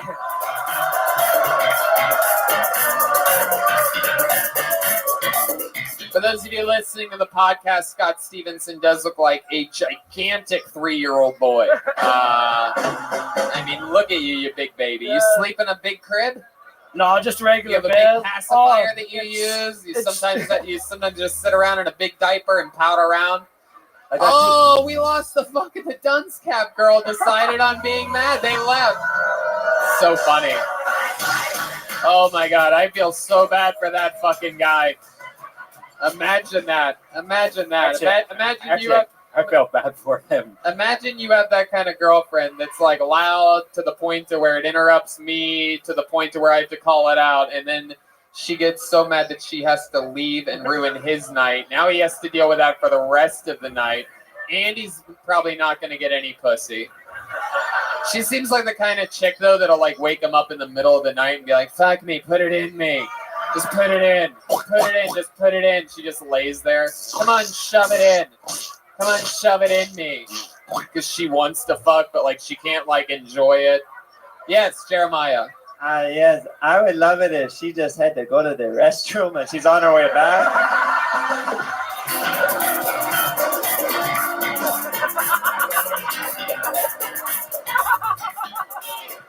And she walks back in, she's like, oh my god. Oh no. You almost got me to do a genuine spit take there for a second. That is so fucking funny. They came back in. I finally won her back over. She's just like, oh, wow. Do you ever have to do anything so that people don't think you're a baby? Like, you ever do things like, you know? Yeah, when did you take your first steps? Just to be clear, it's a genetic thing. Yeah. If you look over here, Tony. Yeah. You see this boy stand up, Jimmy? You see the boy with the hand? Yeah. He's 22. He's 22? Yeah. So wait, so you're saying that he looks young too? Yeah, just runs in the family. Is that your brother? Yeah. Get him up here real quick. Let's bring him up. Scott Stevenson's brother. What's his name? Jimmy. Jimmy. No, Jamie. Oh, Jamie Stevenson. Wow, look at this fucking gigantic. Look at you it's guys. young Jamie. Oh my god. I don't know, dude. Al, how old are you? 27. 27. He's 22. For some reason, you look more like a baby than the 22-year-old does. Right head, news for you, Scott. You got fucking toddler head, bro. Oh. Look at this fucking little kid. What are you doing? Jerking off? Get your hand out of your pocket. They look like they were both born on a rugby field. Shit, the reason I went to New Zealand was for rugby, so he's exactly. Really? Yeah. Wow. Why were you going there for rugby? I'm in that grey area where I'm slightly better than amateur, but not as good as professional. You play rugby? Yeah. You're shaped like the ball. Yeah. Means I've got no corners to fall on. It's fucking incredible. Wow. Do you play rugby too? Not anymore. Not anymore. No. Your younger brother also has a deeper voice than you, Scott. Not anymore. Not anymore. Not anymore. He's been putting on since 16. Whenever everyone was meant to hit puberty, he was like, "Oh shit." Let's see which one of you has the bigger cock right now. How many of you want to see that? No, Jolene, sit down. Sit down. All sock, no cock. What's the Oh, if you want to go backstage, Tiffany had us out to dinner the other night. Shit. So Jamie, let me ask you a question. You just watched your brother do stand-up comedy. Do you feel like proud of him, or like? Yeah, I thought it was good. Like, yeah. Yeah. Is it? Is stand-up comedy something you've ever thought about doing? Oh no. What do you want to be when you grow up? Like when you're your brother's bloated size. No.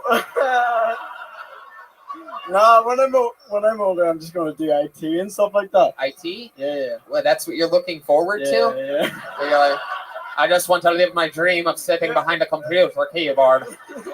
I work at the 9 to 5, so I don't have to go to the post office on Tuesdays.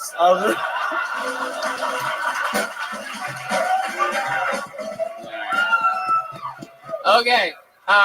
Well, I'll tell you this, Scott. Fucking congratulations, man. And it was a pleasure to meet you and your little brother, Jamie. And congratulations on your guys' genetics. I feel like you guys are going to look both like toddlers even when you're elderly on your deathbeds. Come back to me when I'm 40. We should be good. Come back to what? With me when I'm 40, we should be good. Hell yeah. I'll look as old as you. You're my favorite member of the Fantastic Four, dude. You better shut your mouth and go sit down, you fucking... There you go, Scott Stevenson.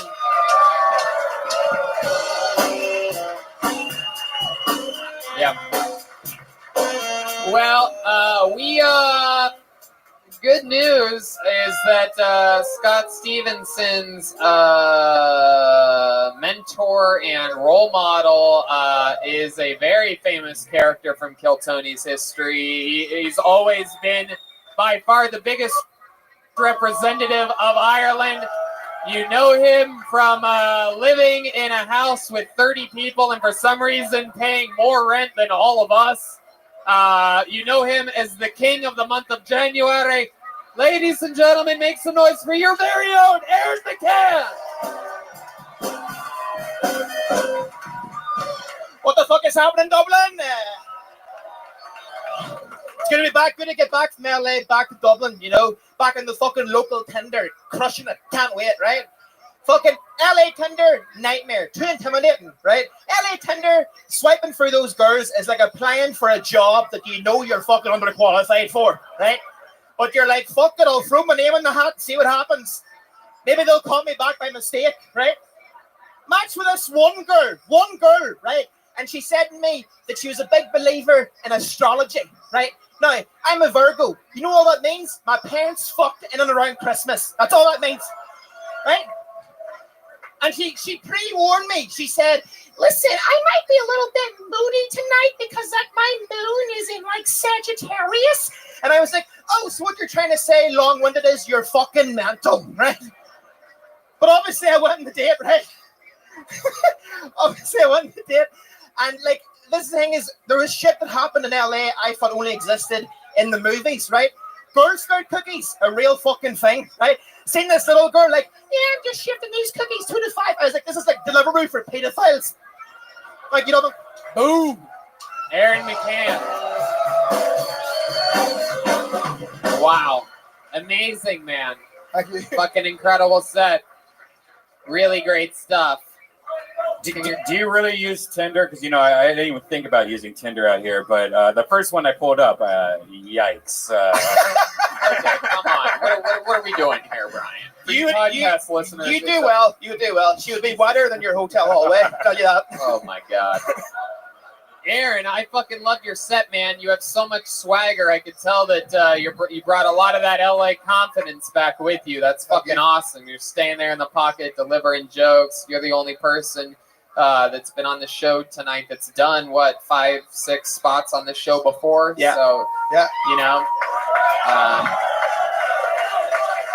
You earned this spot back in LA. You were lucky enough to get pulled out of the bucket the day before you had to come back to Ireland. Yeah. And I told you that we just booked Ireland and that you would get a spot when we go to Ireland. Yeah. And you just fucking nailed it, dude, right down the barrel. Do you miss LA? I do. I don't miss living with 30 other fuckers, but I do miss it. Like, I don't have to wank now. Like every game's this fucking Splinter Cell or something, you know? Right.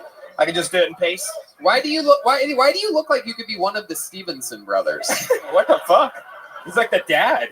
Yeah. You guys are all shaped like fucking giant babies. But I'll tell you what, Aaron.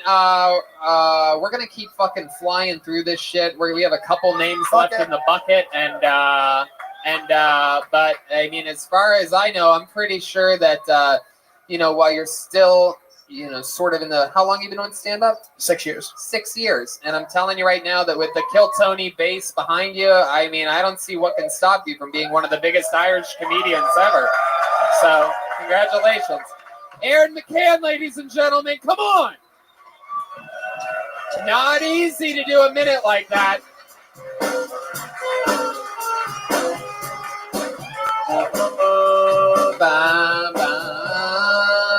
Yeah, little fucking Golden Girls from the band. Back to the bucket we go. Let's fly through a couple real quick and then finish up this thing. Is that okay with you guys? We're already running into overtime. If you want, we'll end it now. All right. Make some motherfucking noise for Jack Byrne, everyone. Here we go. Fuck, man, that's like being on death row. Fucking hell. Liam Neeson, yeah? I can relate, man. No. Yeah, 3 or 4 years ago, I got punched in the face by a ginger guy, yeah? For about 5 weeks of my life, anytime I went into a nightclub, I seen a ginger man throwing hands. Fuck it. We're going. Didn't matter. I just wanted to murder a black man. I mean, a ginger person, yeah? Yeah, no, my friend, he's a substance abuse issue, yeah? You know, he likes drinking olive oil. Started out as a weekend thing, yeah? But as we all know, addiction is a slippery slope. And feminism, man. Any feminists here? Fuck off. I know a few feminists, yeah, and they're always going on about equality, yeah? Oh, equality this, equality that, but you have to complain about male gaze. Oh, the male gaze. Oh, I'm sick of the male gaze. Oh, male gaze are fucking people too, yeah? What's that all about at all, man? Thank you. Hell yeah. Jack Byrne. Jack, how's it going? You just gave a big gasp, a big exhale there. So I'm nervous, man. You're nervous. Is this your first time performing in front of human beings? Yeah. Wow, look at that. Heck yeah. This is your biggest performance since you ran back and forth across America in the hit movie Forrest Gump. Look at you. I don't have AIDS, thankfully, but anyway. I don't know if that was, I don't know if you're saying that Forrest got AIDS at the end. He got AIDS, did he not? No. That's what that's what the hint sort of is. But Philadelphia is what you're thinking. Yeah. Yeah. Oh no, spoiler alert. Yeah, and then he had to I land was the supposed plane. to see that this weekend with my tia. So Jack, tell us some shit about you. How long have you been working at the Tesco? Never, no. The name of the place. What do you do for work, Jack? I work in a bar. You work in a bar. What do you do at the bar? I clean. You clean the bar. Fuck yeah. I'm like a fucking Mexican, essentially. Yeah? Heck yeah. You might be the dirtiest cleaner I've ever seen in my life. Man, how long have you been doing that for? About 4 or 5 years. 4 or 5 years. And the bartender, it's very loud. The bartender tips you out at the end of the night? Oh, yeah, I make my fair share of money, you know. Or you a few bucks, right? Or you get paid an hourly? Hourly, yeah. Oh, and then okay. on whatever I find on the floor. Like. And whatever you find on the floor. Hell yeah. What's the coolest thing you've ever found on the floor at a bar at the end of the night other than your current girlfriend? I've had about... What's that groan? Happy Valentine's Day. It's so weird that you guys groan at and don't groan at, by the way. If you really think he found his girlfriend on a bar floor working a shift? Oh, all right. Yes. Hey, it happens. Fuck yeah. I know, I've found a few phones. A few phones? Yeah. What'd you do? Did you resell those? The Chinese, yeah. Yeah, to Chinese people. Oh yeah. You just go straight up to the first Chinese person you see, like, how much for this? You people made this, right? Me not resell. me not resell phone just cause Asian. Anyway, okay, that's my Ali Wong impression, everybody. I am a so pregnant. Look at my glasses. I got either small eyes or big eyes when I'm serious. But I'm pregnant, don't forget. Oh, you love Ali Wong? Oh, I liked you before this point. Oh, no, I'm kidding. We're all gigantic Ali Wong fans. All gigantic. Totally don't have to just say that if I want to work with Netflix again. No, I truly love her. She's so fucking funny. So funny. So funny. Anyway, so Jack, why do you look like that? Laziness, primarily, yeah. Primarily what? I just lazy. I stopped brushing my hair and then this happened. And hey, what the fuck happened here? Everybody shut the fuck up. Start talking about Ali Wong, the whole place loses itself. Just like, so does he like her? Doesn't? Has she ever been a guest? No? I wonder why. So Jack, yeah, you look like you just got shot out of a cannon and landed here. That's how I feel.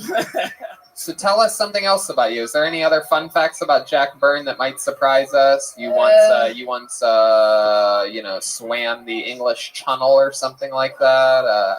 He once appeared in all the Pirates of the Caribbean movies. I sing. I like to sing. Really? Can you give us a little example of like one of your verses? I'll give it a go. Yeah. Yeah. What do you know how to sing? Can you name a song? Sitting on the dock of the bay. Yeah. You want a little backup on guitar or something? Would that help you? Just sing. Okay. How about to the drums? You like that tempo? Faster, slower? Well, slay. Yeah. Well, that's gonna have vocals on it, Brian. I got it. Yeah. Here he is singing a little tune for you, Jack Byrne, huh? Sitting in the morning sun, I'll be sitting when the evening comes. Watch as the ships go out, and I'll watch them roll back in again. Oh, now I'm sitting on the cock of the gate, watching the tide roll away. Just sitting on the cock of the gate, wasting time.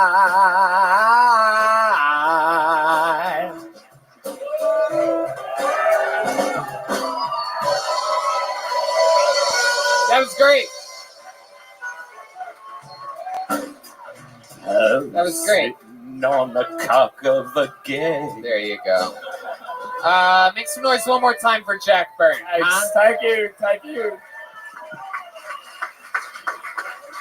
We just one more fast one. One last. We could do one quick last one. All right, one last one. I don't know. You guys got chatty during that one. Are you sure you want one more? Is there a girl in there? Is there a female? Oh, that's a good point. Yeah, there's a female. It's probably still gonna be a guy. Oh, Ashley, Stephanie, Melanie. I don't think so. There's a. Are they allowed to talk on stage? There's a Lee, a Gordo, and a Tony. Which one should we go with? Huh?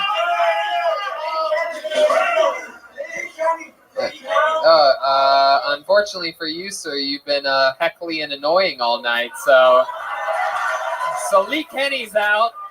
What do you guys think? Tony or Gordo?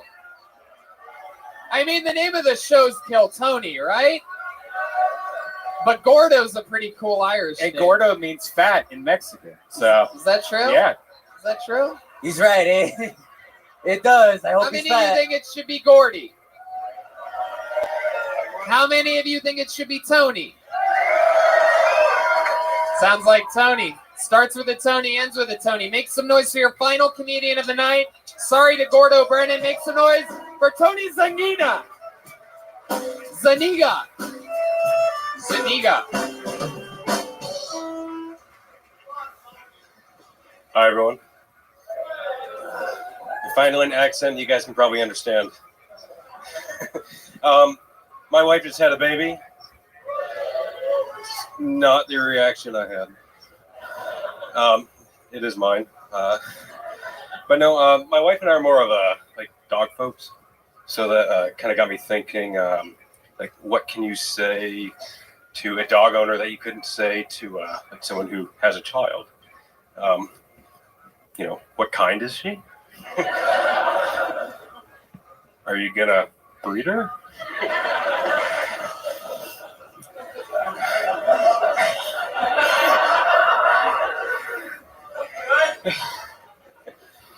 Sorry, that's actually all I had planned. That is my time. Tony Zaniga. Why do you not have an Irish accent? Because I'm American. You're American. Where are you from? Where are you from? The best state ever. Ohio? Michigan. Oh, you son of a bitch. That's why you bombed and only did 46 seconds. So, Tony, you do stand-up in Michigan? I do not. This is actually my first time. Wow, that is so cool. What the fuck are you doing here? I live here. You live here. Why do you live here in Dublin? You My got wife. married to an Irish girl. Yeah, my wife's Did you Irish. meet her online? No, we actually met in probably like the most cliche way possible. Yeah, go ahead. I was traveling. I lived abroad at the time. Uh-huh. She was And traveling. then you met abroad. Very cool. Pretty much. No, I was traveling abroad. I worked out of the States at the time, and then she was traveling back here. Yeah. And we met in New York City on New Year's Eve. Yeah. In Times Square. Wow, that's fucking interesting. Well, that's so cool. She's probably slept with a lot of Buckeyes before, right? Like a lot of what? Buckeyes. A lot of Buckeyes? Ohio State. Yeah. She's from. Oh, I'm so confused. I don't know what's going on now. I missed it.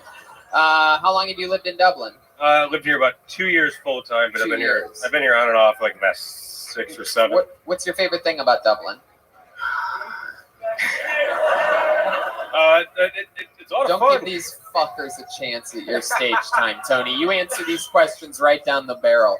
What's your favorite thing about Dublin? Food's great. You're damn right it is. I really got to give you guys fucking credit. The meals that we've had since we've gotten here are unfucking believable. Truly, truly, I mean that from the bottom of my heart. We're obsessed with food, and every fucking bite we've agreed has been unreal. And I had a burrito earlier. It's super authentic. I'm going to tell you what, Tony. I know we've only had a minute to talk with you and whatnot, but there's something that just doesn't feel right ending this show with an American tonight, so I'm going to let you go. Tony Zaniga, we got to get him up. This is destiny right here. Your final comedian of the night, Ireland's own, Gordo Brennan, everybody. Where the fuck is Gordo? Here he is. Come on. Your final comedian of the night. All right, I'm going to keep this shit short because it's Valentine's night and I got somewhere to be. I'm not sitting at home on my laptop watching free Pornhub Premium. You know, I'm single right now. You couldn't figure that out? Turns out there isn't much demand on the romantic marketplace for a perverted 26-year-old living at home with his parents. There's even less demand for one who looks like a perverted 46-year-old living at home with his parents. I only dress like this to make myself look younger and cool, you know, but so far I've just been told I look like a hipster neo-Nazi. And you know, that's so unfair. That's really unfair because hipster's so 2012. And me and the lads haven't been on a march since that Ryanair flight to Charlottesville.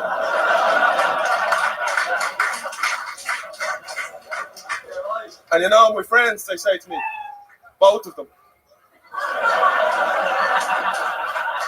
I'm not going to get it in before the fucking roar, so sorry, lads. Cheers. There you go. Gordo Brennan.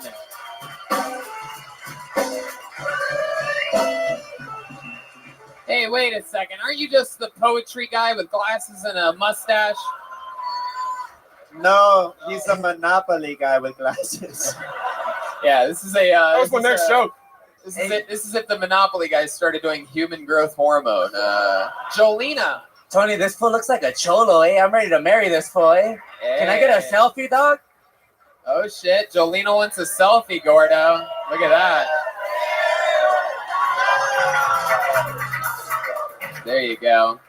Fuck yeah. It looks like you are both going directly to jail. Gordo, you ever done stand-up before? Yeah, once or twice. Yeah, once or twice here in Dublin. Yeah. This is where you're born and raised? Yeah. On the playground is where you spent most of your days? How many times have you been in solitary confinement? That shit gets me wet, dog. What do you do? What do you do? I'm an artist. You're an artist. Do you paint? No, I draw the doll. You draw what? You draw what? I'm on benefits. You're a what? I'm on benefits.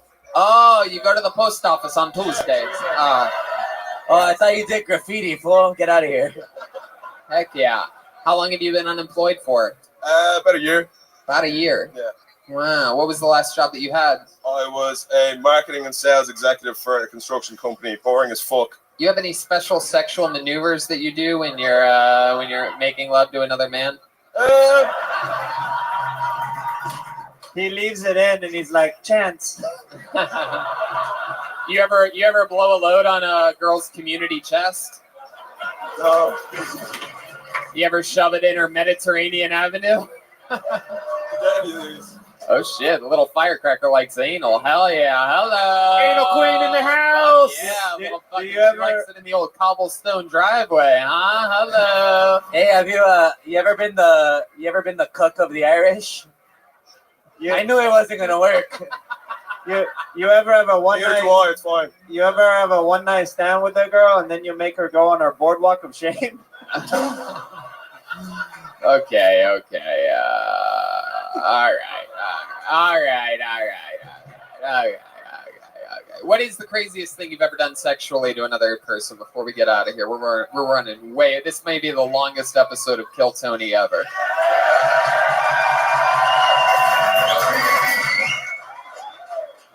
My last girlfriend told me I was pretty vanilla, so... You were pretty what? I was pretty vanilla. Vanilla? Yeah, so I waited until her time of the month and showed her I was more of a raspberry ripple.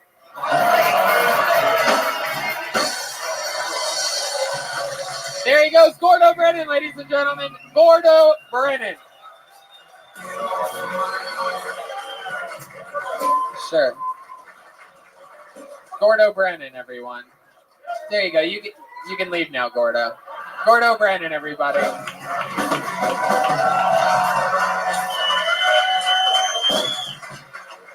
We did it, everybody. This is what an episode of Kill Tony is. It's the longest episode in our show's history.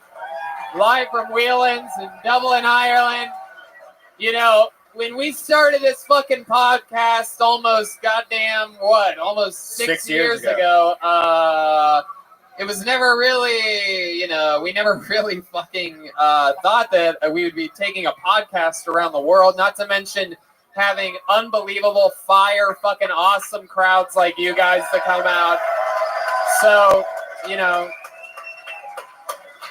thank you so much for being part of our history, and making us feel so welcome. There's nothing, we've been talking about it all week. There's nothing cooler than the fact that we sold out this show weeks ago, and that really in all of our many years of being aligned with comedy and comedians, this is one of our biggest accomplishments. So thank you so much, and I'll tell you this, I promise you this. We have to go to Manchester and London, and I think you guys are going to give them a real fucking run for their money. So thank you so much. Drink your caveman coffee, buy your infinite CBD, go to Bet DSI and bet on coin flips and whatnot. How about another hand for the great and powerful Salvador, Jeremiah Watkins. He has his own podcast called Jeremiah Wonders. Always amazing stuff going on there. What's up? Yes, Russell Peters is my guest next week on Jeremiah Wonders, and follow me on social media at Jeremiah Stand Up if you're not doing so already. And I just want to thank everybody here because this is my first time outside in North America.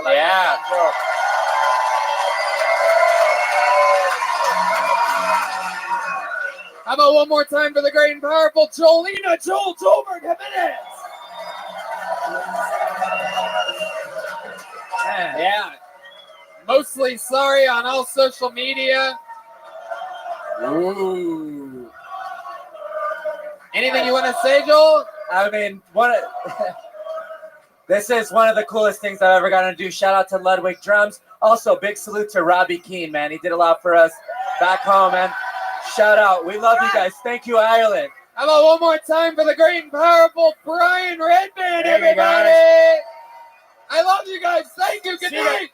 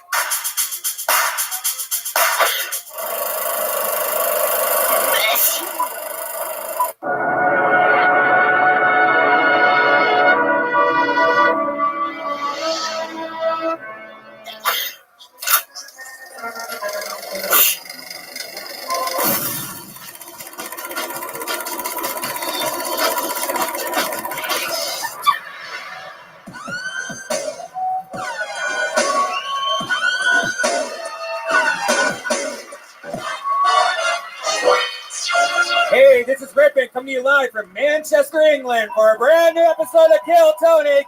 Give it up for Tony Hinchcliffe.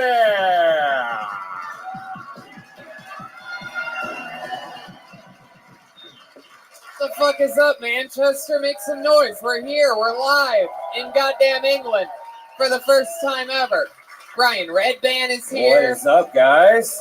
Look at this. They brought a drum set and a stool for some reason on the stage. This is exciting. You guys pumped for this or what, Manchester? You know, it's exciting to be here. This is our first time in England.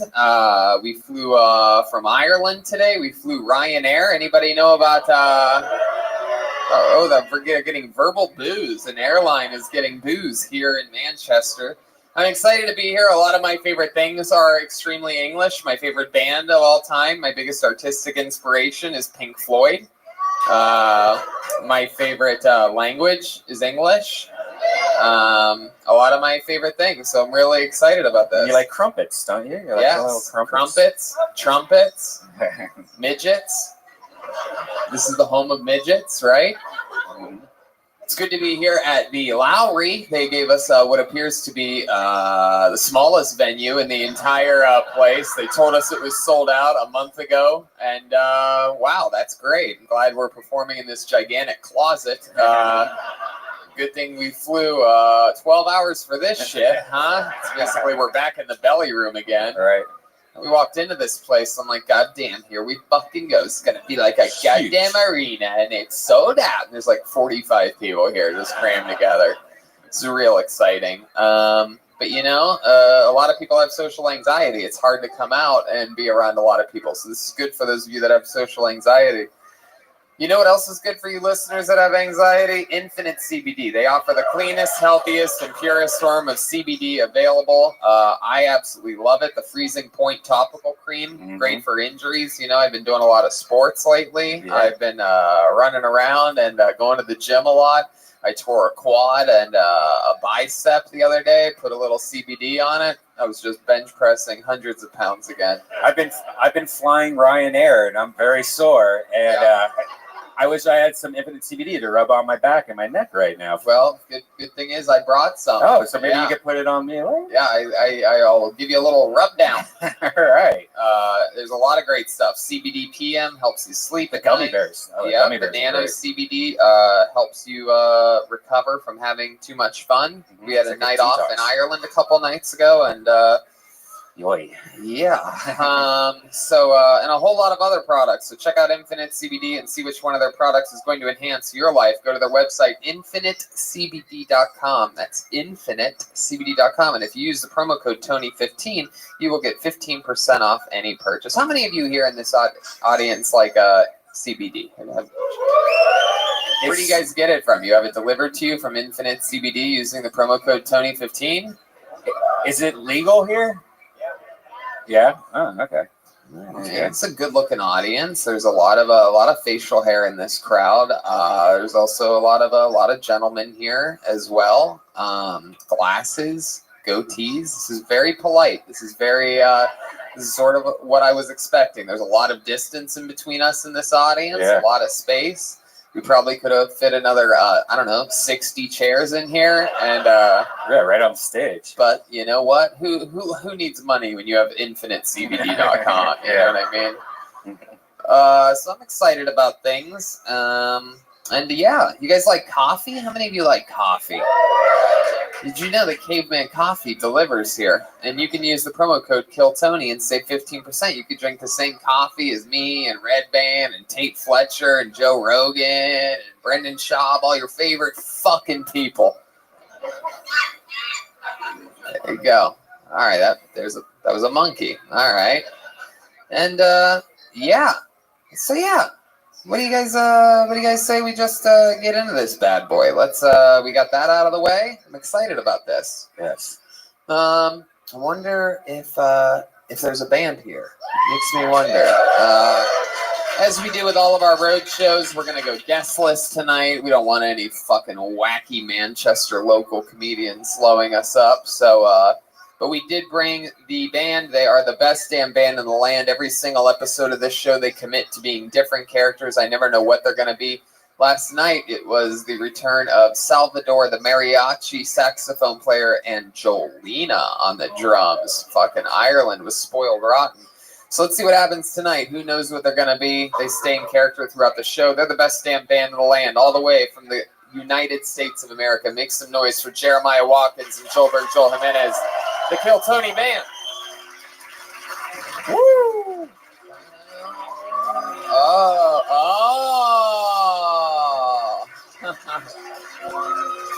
Wow. This is very exciting. They might be detectives. They might be newscasters. I'm not exactly sure. What are you guys? Are detectives, right? Slick McLowry, attorney at law. You're an attorney? Oh, we've never had attorneys on this show, have we? I guarantee I will get you off. Wow, this is very exciting. Infinite and, CBD. And clearly back here we have what appears to be Mexican Bill Clinton for some reason. How you doing, buddy? I'm Jimmy Denver. Jimmy Denver. Yeah, hotshot legal eagle. Legal Eagle. You got a fucking problem with that? No, I'm excited. I'm glad you guys are here. We're gonna have a lot of fun. Let me write down your names. It's Jimmy Eagle. Jimmy Denver. What? Jimmy Denver. Jimmy Denver and just call me Slick Nick. Slick Nick. Jimmy Denver and Slick. I guarantee I will get you off one way or another. You're from here in England, it sounds like, huh? Yeah, oi, oi, oi, oi, oi, oi. That's great. I've never seen a British guy with Nigerian hair. Yeah. Yeah, we don't talk about that where I'm from. His dad was a cab driver. Well, I'm excited to have you guys here. Super pumped. We have a bucket. You know what's interesting about Europe is we come all the way here and we don't get as many signups as we get anywhere in America. Yeah, a lot of shy people out here, right? Yeah, you guys are just here to fucking watch people bomb, huh? Well, you know how it works. If I pull your name out of the bucket, you get 60 seconds uninterrupted and you're part of podcast history. You know your 60 seconds is up when you hear the sound of a kitten. That means wrap it up then. Hey, we brought, I don't know if you guys know this, but or else you're going to bring out the West Hollywood Bear. There's the West Hollywood Bear for you. This is what he sounds like when you run the time. There you go. Yeah, we brought the West Hollywood Bear. We brought him from Los Angeles, and when we got here in Manchester today, we lost him, and I had to go drag him out of Canal Street. All right, fuck it. So you guys ready to start this puppy pie or what? This is Kill Tony Live, Manchester, England. I'm excited about this. I'm pumped. So it's a tough position going first, you know. How many of you like to see comedians do good on this show? You want to see some Manchester? How many of you literally want to see someone kill themselves on the stage tonight? Very good. Well, you never know what's going to happen. Anything can happen.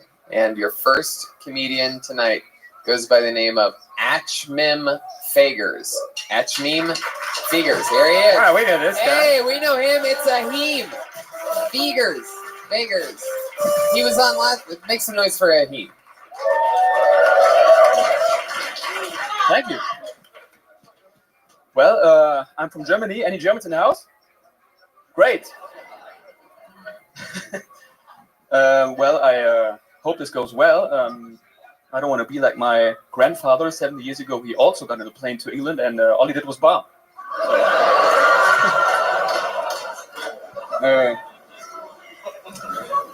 Well, I don't like Jews. What? With pulp? I mean, what is it? Is it a beverage? Is it a fruit? What is it? I also don't like escape rooms. I'm more of a caps lock room kind of guy. So stupid. Meow, I guess. Oh, I got time. Yeah, you did. Oh, okay. Now you don't. Oh, There fuck. it is. That's a minute. Ahim. Am I saying that right? Ahim, right? Ahim Fagers. A little fun fact: Ahim was on last night in Dublin, Ireland. You're following us around. That's right. That's very fucking cool. Stalking. I love it. No, what's cooler than a German stalker? Stalking is a punishable offense. Hey. I didn't like the London joke at first, but then you won me over with the Jew joke. All right. Well, Ahim, this was fun. You're German as fuck. You were on last night's episode. How was your travel day today? I believe we were on the same flight. Right. Yeah. It was pretty horrible. Yeah. It's pretty crazy. Ryanair, they make you like open your window. They make you You have the leave your blinds window down. open. No, You have to pay extra to shut your blind. No, the airline was okay, but sharing a plane with Brian's bladder, that's Brian's what? Brian's bladder. Your My bladder. Yeah, Brian pees a lot. Yeah, For those of you I that don't just know. peed all over the plane. Okie dokie. Ahim, tell us more about you. I don't know. I can't remember exactly what we talked about last night and what we didn't. You're the only person that was on last night's episode. I believe that even came today. You said on the episode that you're coming to Manchester. You got pulled out of the bucket first. So anyway, tell us more about you. Tell us something that we didn't find out yesterday. Oh boy. Well, I'm gonna be in London tomorrow. Then the next day, day off. Then day after that, one Tony Hinchcliffe live show in London. I love that at the Soho Theater. I'm doing a 6-night run. If any of you get bored and want to take the tube down to London, what do you do for work? Mailman, bike messenger, and That's tutor. right. That's right. Mailman, a bike messenger, and a tutor. Right. Do you teach people how to be a bike messenger No, and a no, mailman? Or that's a separate thing? What do you He tutor? teaches them to not become those two things. Yeah. What do you tutor? Math and physics. Ah. Math. Oh. Huh. That's a lot of fun. You tutor like kids? Young girls? Nope. You piss on them and Nope. shit on them? How old are the people that you tutor? 17, 18, 19. Hell yeah, that's what I'm talking about, dude. Fuck yeah. In the United States, that's considered underage. What's the age of consent here in Europe? Wow. Somebody said 18. And 2 guys said 16. Yeah. It's incredible. Ahim, what's the youngest person you've ever been with since you've been a grown-up? Feel free to not answer that question. As your legal advisor, I would advise against it. 21. 21. Wow. What'd you do to her? What's the craziest thing you did to her? No, we talked about it. I'm pretty vanilla in that department. Really? Yeah. So when you say vanilla, that means you ate ice cream out of her ass or something like that? Rocky Road. All right. No, I think sex is something that doesn't really need to be fixed. You know, it's pretty good. You like it just missionary position, Right. right? Do you like to? This man has just been convicted as a serial killer. Is that your move, missionary position? It's all right. Your favorite's doggy style, so that you don't have to look at your victim in the eyes, right? Tony, don't say doggy style to a mailman. You ever have dogs chase you as a mailman? 2 times, yes. 2 times, and do you run or do you ride your bicycle? I ride my bike, but when they catch up, I have pepper spray. Wow, so you've pepper sprayed Just like a real German. Man, you've pepper sprayed a dog before? Haven't we all? 2 times. 2 times. You know what kind of dogs they were? One was a German Shepherd, but the other one German was Shepherd. But where you're from, they just call them shepherds, right? Usually the small ones are worse than the big ones. Small ones. You can just kick those. You don't have to use Exactly. And they bark a lot and they run up to you, but then they don't know what to do. You know. Hell yeah. How did you like Manchester today? Is this your first time in Manchester? Yes, first time in Manchester. Yeah, what'd you notice today? I noticed that the whole city sort of smells like poop a little bit. There's like a 3% touch of like poop in the air. What's up with the cabs where you have to like face the opposite? Yeah, it's so way? bizarre. That is weird. Yeah. Fucking ridiculous. That's You guys stupid. just find that acceptable? Nobody's gonna start marching for new cabs? Yeah. So where you face forward instead of facing both ways, and the driver has to be like, "Oh, put your bags fucking anywhere you possibly can." Yeah, you're like sitting in a trunk. It's ridiculous. You guys like that though, Yeah. huh? We're just used to I don't it. want to have to fucking look at this cab driver. All right, Ahim. Well, you did it again. 2 nights in a row. You might be the first person ever to get on Kill Tony back-to-back 2 nights in a row. But congratulations to you. Maybe we'll see you. Maybe you'll get pulled tomorrow in London. Thanks. Ahim Biggers, everybody.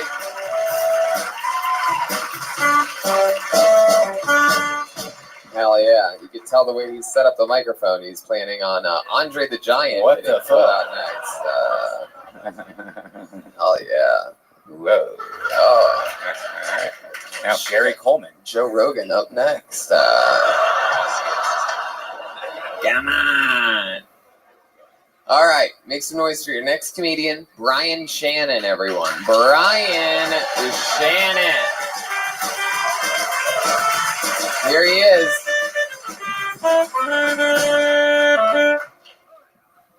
Oh, shit.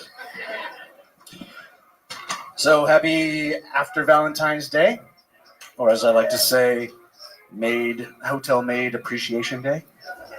Literally checked into the hotel down the street here. The lady doing the house cleaning was chugging a bottle of water. She had a hard hat. I walked by and I was like, oh my God, what's going on?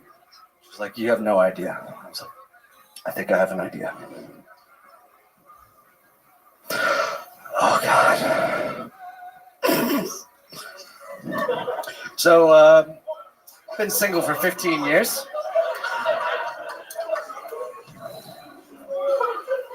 Oh, that's not a joke. That's just.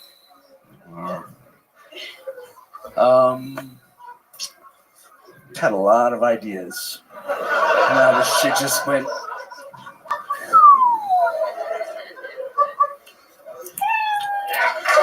Fuck yeah. Brian Shannon. Yes, sir. Yes, go ahead. Slick Nick. Slick Nick. You've been convicted of bombing in the first degree. How do you plead? That was It could have been worse. That was very impressive, Brian. That was your first time doing stand-up? Absolutely. Definitely was. Absolutely. Hell yeah. So when you said that the cleaning lady was drinking water, and you said, what would you say? How's your day going? And she's like, you have no idea. Yeah. And then you stared out there, and you were expecting something to happen. What were you expecting to happen? A lot more than what happened. Right. And then you said, "Oh God," and then you expected them to laugh at that, like, "Oh, they're gonna laugh at this," and then you sort of did like this, like one of those things, and they sort of laughed at that. And then you said you've been single 15 years. That's right. Is that true? Totally true. So how old are you? Not celibate, but 15 years single. Oh, this guy fucks. Yeah. So why? Why do you think you've been single 15 years? Not looking, just out there having fun. Just out there having fun. So you're fucking everybody, right? So like, how does that go for you? How often do you get laid? Not enough. Have you ever fucked a German dude? Funny. I live in Germany. Flew up here to see you guys. Is that true? Are From you fucking Stuttgart. serious? Absolutely. What? You came from Germany. Are you fucking with us? Is this Not at like all. one of your jokes? Nope. Because that would be funny. Man, that's crazy. So we've had two Germans. We came all the way to England just to have a bunch of goddamn Germans. Hell yeah. There's an angry Englishman in the front. Yeah. What is this shit? This is like when my tea gets cold. Wow. So what part of Germany do you live in? I live in Stuttgart, but I'm from Texas. You're from Steenberg. Is that anywhere near Stuttgart? Stuttgart. Is that anywhere near Wiener Schnitzel? Big Wiener Schnitzels. Okay. So Brian, when's like the last time you had sex with a girl? You made a point to say that you've been single for 15 years, but that you get around. Well, I didn't say that, but You said that you have sex. I do. Yeah. So like last time you had sex, what was that like? Sometimes. April, I April. think. Uh-huh. What was coming that? up on? Is that her name? Yeah. That's almost a year ago. April from Teenage Mutant Ninja Turtles. Okay. So Brian, when you had sex in April, which, by the way, I'm pretty sure. What month is this? Yeah, that's what I'm saying. It's almost been a year. It's February. April of 2018. Or is your dick so big you're fucking girls in the future right now? Definitely not. You fucking a DeLorean? Just fucking let's change the dial, man. April. So where was this girl? Was that a one-night stand? Nope. That was a Czech friend. From the Czechoslovakia. Check, please. Yeah, basically. Right. You said Czech friend. Yeah. She's from Czech Republic. Czech Republic. Is it that's different than Czechoslovakia? Yeah. Some all the fucking angry British chicks out there. Yeah, you fucking dumb American. Okay, so Czech Republic, and what was that like? Was she different than most people that you've hooked up with? Anything weird about her? Sideways pussy or anything like that? No, it was pretty vanilla. Whoa. Oh, I'm seeing a theme here. You're not going to believe this. She's here right now. Whoa! Make some noise Witness for number motherfucking one. April. All right. Well, I love it. What do you do for a living? IT consultant. IT consulting. So you work on computers in Germany. Hell yeah. What do you do exactly? Like, what type of IT consulting do you do? Basically front end, like software integration. Oh yeah, front end integration. Enough about April, my friend. Wow. That's interesting. Do you have any special skills or hobbies? What do you like to do for fun? So I moved to Germany mostly because I want to wingsuit base jump off of cliffs in Switzerland. You like base jumping? Every day. Wow, very interesting. You, Even in sir, shut the fuck up for the rest of the show. Should have gone to Switzerland, you realize, like, you are our worst nightmare. Just like you contributing from the front, like, oh, I'm part of the team. The best base jumping in Switzerland. Have you ever thought about jumping without a parachute? I'm thinking about it right now. Oh, yeah. Brian, I can't really put my finger on it. There's something like, I feel like you would make a great, like, telemarketing guy or something like that. You ever think about selling, like, OxyClean or anything?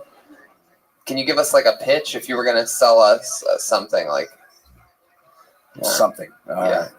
OxyClean. Get it. Wow, you're a fucking natural. OxyClean, you have no idea. There you go. Your trademark. That's like your get her done. It's just like. It's been a while. All right, Brian. We've had enough goddamn Germans already. Let's keep this thing moving along. Let's get a Brit up here. Let's get a goddamn Englishman up here, an English woman. Tony, when he was bombing, the tension was so thick it got knifed. There's a lot of knifings. There's a lot of knifings here. Has anybody here ever been stabbed before by round of applause? Oh, one guy raised his hand. Has anybody ever stabbed anyone? The same guy. Is that true, sir? You were stabbed? Outside of a chip shop. That's like a potato store? I don't know what a chip shop is here. It's like fries. Fish and chips. Fries. It's just you guys have those restaurants that specialize in French fries? That's what we call them. A chip shop. I got stabbed at a fucking chip shop. Alright, well. Alright, let's see what happens next. Make some noise for your next comedian, Ben C, everyone. Ben C. Here we go. Yo, look at this. Taking his time. He's very comfortable. Make some noise for Ben C one more time, everybody. Hell yeah. Hello, everyone. It's my first time in front of a crowd, so I apologise if I'm a little bit nervous. Thank you, everyone, for coming over to the UK and seeing us. I'm from Liverpool. I'm Scouse, so I'm going to slow my speech down a little tiny bit so you guys can actually understand what I'm saying. I'm going to put my hand up. My name's Ben, and guys, I can't urinate in public in front of other males. I can't go to urinal. I'm that creepy dude that you see waiting in line, and there's loads of people going to urinals. Sorry, and I'm the guy. What the fuck's that guy doing? So I'm the guy who might make it look like I'm actually going to the cubicle so I can do cocaine, even though I don't do cocaine. I'll wait there so people don't think I can't pee in public. And I want to say, guys, I'm a white, cisgendered male. And I want to say the real problem out there, guys, the real issue is tall male privilege. I'm a shorter male, and you tall guys, you got it easy, man. Very quickly, I'm probably more likely to be attacked than raped, potentially. I can hide in places, but if someone finds me, there's more chances that guy is probably going to be able to kill me. Thank you very much, guys, again, for coming over. Hell yeah. Ben C. Ben C, clearly minutes away from turning completely into a werewolf. This is very exciting. So, you're a very hairy man. You think that you have all that, like, hair and facial hair and all that to overcompensate for your height? You think that, like, you're like, I'm gonna show everyone how much of a manly man I am, and I'm gonna have a tall haircut. And people are gonna think I'm taller because my hair is so tall. You do? Oh, I think for sure. I think probably the quiz can add a couple of inches there for sure. No idea what the fuck you just said. There we go. It has begun.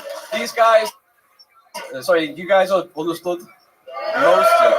It's because I'm from Liverpool, we tend to speak. Fuck you, man. Come on, you already booed him the first time, you doofuses. Bunch of idiot soccer fans here that can't help themselves. Boo! Man City or nothing at all. What's it like? What's the difference between Liverpool and Manchester? Help us dumb Americans understand your silly little island country. Okay, I think Scousers were well famous. The Beatles, obviously from Liverpool. Oh, they are. I think we've got a good sense of humour over in Liverpool. Yeah, you do. The best football team in the world, Liverpool FC. Wow. Yeah. United fans, but yeah, Liverpool back on the fucking rise, baby. I love your ears, man. Anybody ever make fun of your ears before? Anybody ever tell you look like a goddamn Ryanair flight? You got wings, my friend. Yeah, people have made fun of the ears over the years. Bibbidi, bibbidi, bibbidi, bibbidi. Sorry, yeah. So, Ben, what do you do for a living out in Liverpool? I'm currently doing a PhD. You do a PhD. What are you studying? I'm researching mixed martial arts and sports. You're going to get a PhD in MMA? Essentially, yeah. Really? Eventually. Is that true? That is for sure, Tony. You used to wrestle? You're a wrestler? No, I actually did amateur MMA 10 years ago, back in 2006. I fought amateur MMA. Wow. But then being a little dude again, the wear and tear on the body, it was me and a load of juicehead doormen training to try and be MMA fighters, and it took a toll on the body. And no idea what he's saying at all. No, it takes a toll on the body. Oh, wow. Jesus. Yeah, my lawyer over there, Slick Nick, told me to try and mumble as much as possible and speak Scouse. If you do not speak more clearly, you will be held in contempt of court. Sorry. So, what's your favorite go-to in MMA? You ever hit him with the old Liverpool? Like, is there like something that you do specifically? You just like confuse your opponent, talk to them, and they're just like, "What the fuck?" And then you punch them right in their nose or something like that. He does his signature move, the Beatles, and he just yells, "Help!" Boom. There you go. Hell yeah. Yeah, no, my go-to, Tony, in that respect would be to ask someone a question and then just punch them in the throat. Right. Can I say that legally? I wouldn't advise it. Yeah, I agree with what you said 100%. One of the things that might grow Tony is you punch them in the throat. Yeah. Because I'm so short, I can't reach the jaw, so the throat's so much softer, and with these small, girlish hands. Gaelish. Gaelish. Gaelish. Girl, like a young girl. My hands are small. Girlish. Oh my God. Sorry, it's the Scouse accent.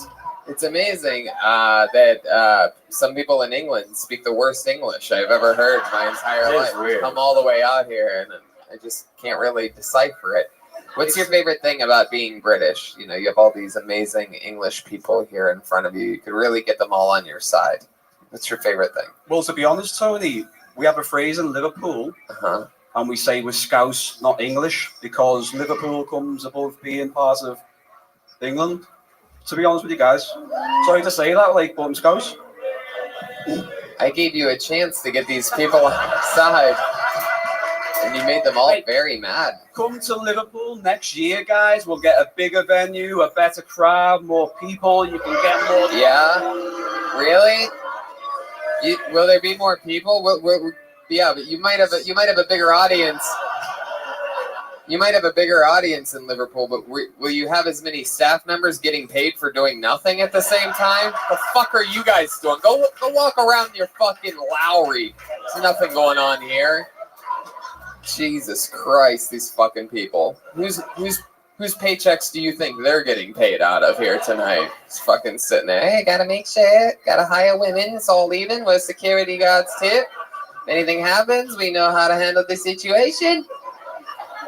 How would you beat up one of those women? What would be your first move? You're an MMA guy. You're covered in hair. What would you do? What would be your go-to on a woman? It'd have to be a unique. Jesus, listen to that hag in the middle of the room. Punch him in the throat.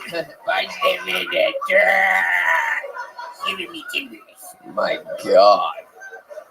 Go ahead. I've got a very dry mouth, so. I bet you do. It's so peaceful. I would say, with it being a smaller woman, pretend to go with a handshake, arm drag to a rear naked choke, and then choke her unconscious, but potentially hide the body behind that black curtain there. Yeah. We didn't ask you to dispose of the body, sir. This is your. He's consulting his attorney here. I might be saying dropped too my much, client guys. about 3 minutes ago. Wow. Yeah, like Ted Bundy, I think I might want to defend myself from now on if that's possible. Defend myself, indeed. That's exactly what you should do. Don't get stabbed out of a chip shop. Wow. Well, Ben, it was nice to meet you, man. Thanks for coming on the show. First time doing stand-up, right? First time ever. There you go. That's what we're doing. We're making sure. Yeah, you got it. Yeah, absolutely, indeed. We'll see you in Liverpool. There goes Ben. One of the largest stages we've performed on, combined with one of the smallest audiences. It's the real interesting thing. This is for like plays, I think. Yeah, I think so. Like middle school play. Yeah. Has anybody ever we should do something special. I should fire my manager on tonight's episode live. The fuck is this place?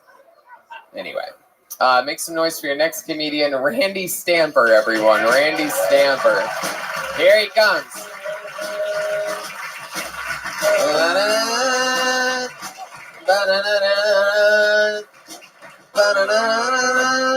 One more time for Randy Stamper, everyone. What's up, Manchester? Yeah, you heard Tony correctly. My name is Randy Stamper. That is not my porn name. My porn name's actually Tyler Falcon. If you're wondering, look me up. It's kind of sad, but so like our friend Brian, I also came from Germany to come see the show, and. But one nice thing about coming up to England, like I might sound funny to you guys, but at least I can read up here. Like, yeah, my Deutsch is scheiße. So, but yeah. So I realized my parents fucked up. Realized my parents screwed up by naming me Randy Stamper when I was like 13 years old because Austin Powers came out, and yeah, he kept saying that Randy thing. But I realized my parents, they knew they screwed up like 13 years before that. But anyways, all right, let's talk about it, Randy Stamper. Were you really a porn star? No. But porn name. Tyler Falcon, when you search it, it's just a bunch of gay porn movies. So really? We got Red Band doing deep web research on everything that you set up here.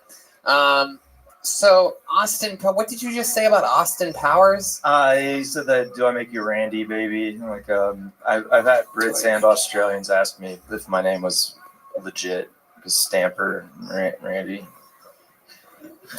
What'd you just do there? Did you claw at me? Did you really do that? Wow, that's very impressive, Randy. There you go. Okay, so, man, you ate it real bad up here. That's very impressive. First time doing stand-up, right? Not yet, for sure. What? For sure, last time. Yeah. First and last, probably. Oh, come on. Unless you call us. Oh, no, we need you. No, we're Now, when you say Tyler Falcon, is that that was the name of your dog and like a street or what? I thought it was middle name, and the street you grew up on was. You grew up on Falcon Street? Falcon Drive. And your middle name's Tyler? Such an awkward middle name. Randy Tyler? Randall is my real first name. Randall Tyler. Randall Tyler, get your ass in here right now. Oh yeah. Yeah. And you're from Germany? No, I live in Germany. Kind of like the second guy to go. Where are you from? Grew up in Ohio. Hey, that's crazy. That's where Red Band and I are both from. Yeah, Chillicothe. Chillicothe. Hell yeah, the middle of fucking nowhere. Exactly. That's why I left. So, let me ask you something. There you go. Yep. It's the Ohio State fight song here, and getting a huge applause here in Manchester. What the fuck is this? So, you are originally from Chillicothe. What made you move to Germany? Same as Brian. Like I found a way to live in Europe and base jump in my free time. Is that really true? What is up with That's white serious. people base jumping? It's unbelievable. Yeah, in fact, I broke my leg pretty severely in October, so I've just been walking again for like a month or two. Oh my goodness. Yeah, you walked a few audience members here tonight. They got up and left during your set. So that was from you jumped off and like your leg hit the rocks as you were going down? I had a parachute malfunction and then ended up going through some trees and getting dropped about 15 feet. Oh my God. You ever jump off the roof of a chip shop? I don't think so. Parachute malfunction is my porn name. Yeah. Very good. So you have an Austin Powers reference in your set. That I think it's tough to come to England and make a joke about one of their icons. Austin Powers, very English. National treasure out here. Yeah. Tell us more about you, Randy. How long have you lived in Germany? On and off for about 6 years. I floated between there and Hawaii for a long time, which I lived in Hawaii for about 10 years. Seems like a long flight. Yeah, it's 18 hours of flying, plus layovers. My God. And how long have you looked like a young dad waiting for his son at the skate park?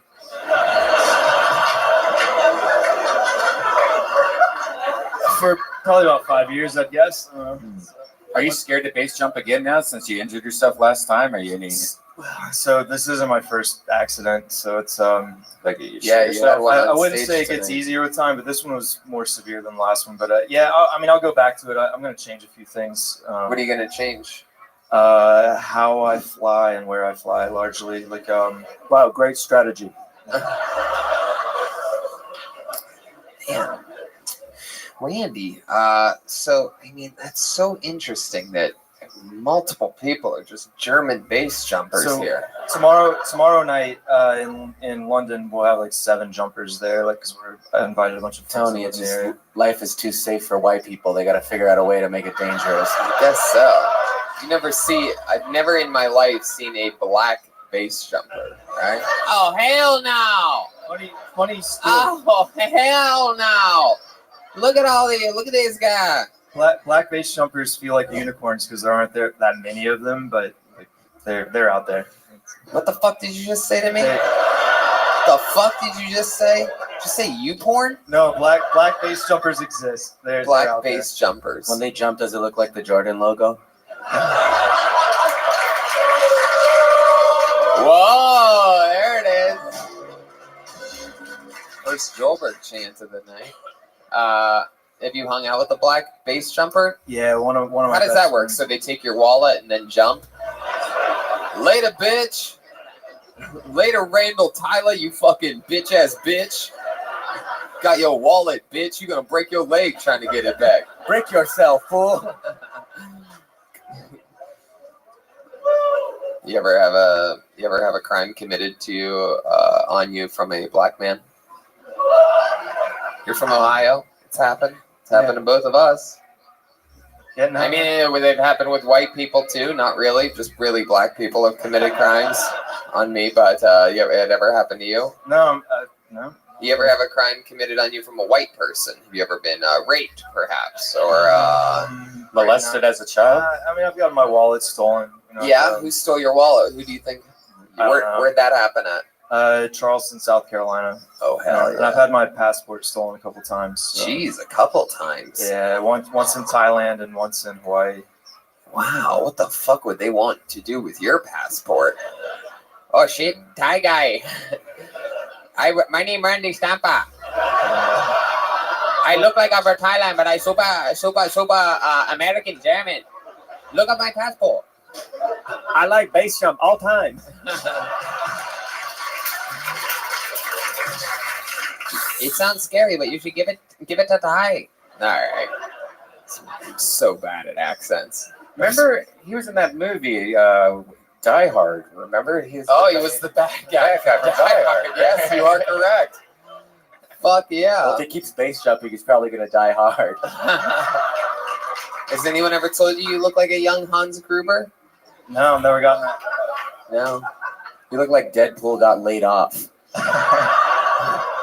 or Ryan Reynolds, whatever. I like your style though, Randy. There's something about you. I feel like there's something that you could tell us right now that would bust this thing wide open. I feel like you're sitting on a secret of some kind. You once did something, or you ever have a threesome, but with 2 other dudes? With the right dudes, I wouldn't be opposed to it, I guess. Wait, threesome with 2 dudes. Wait, never mind. Wow, you really walked into that one. We just saw Randy peek his head out of the closet and then go back in again. Oh, God. Hey, anybody out here see my passport? Okay. Hell yeah. Let the courtroom show this is a closeted homosexual. Well, Randall, I'll tell you what. You a rough set, perhaps the worst of the night so far. But that my favorite interview. There's something about you. It's just so fucking. Oh, look at you looking out there, absorbing it, absorbing the compliment. So where do you go from here? What's your next move? You're going to London tomorrow. Yeah, we're taking the train down tomorrow. Yeah, what time? What time are you taking the train down to London? 12ish. Oh, okay. Yeah, maybe that's another thing that my manager could have booked better. We're taking the train, but at like 10 a.m. for some fucking reason. Yeah, it runs it's like 2 hours to get there. It runs like every hour or something like that. Hell yeah. Has anyone ever run a train on you? No, not yet. Whoa, you looked right at Jeremiah. Looking at that nose. Damn. With the right 2 guys, I mean. Hell yeah. Hey. What do you think about that, Nick Eagle? Or Slick Nick? Slick Nick, I would like to approach the bench with some new evidence. A gay man semen cut. All right, there he goes, Randy Stamper, everyone. Come on, make some noise for him. There he goes. Hell yeah. Randy motherfucking Stamper. There he goes. Right back to obscurity. It's amazing how fast it happens. He sort of looked like the comedian that was on before him. There's like a thing going on here. A lot of hair. Yes, a lot of hair. You guys having fun out there? Are you guys enjoying the show? We have I pulled another name out of the bucket. Let's see what happens here. Make some noise for Mark Mick McIntosh. Mark Mick McIntosh. Mark Mick McIntosh. Mark Mick McIntosh.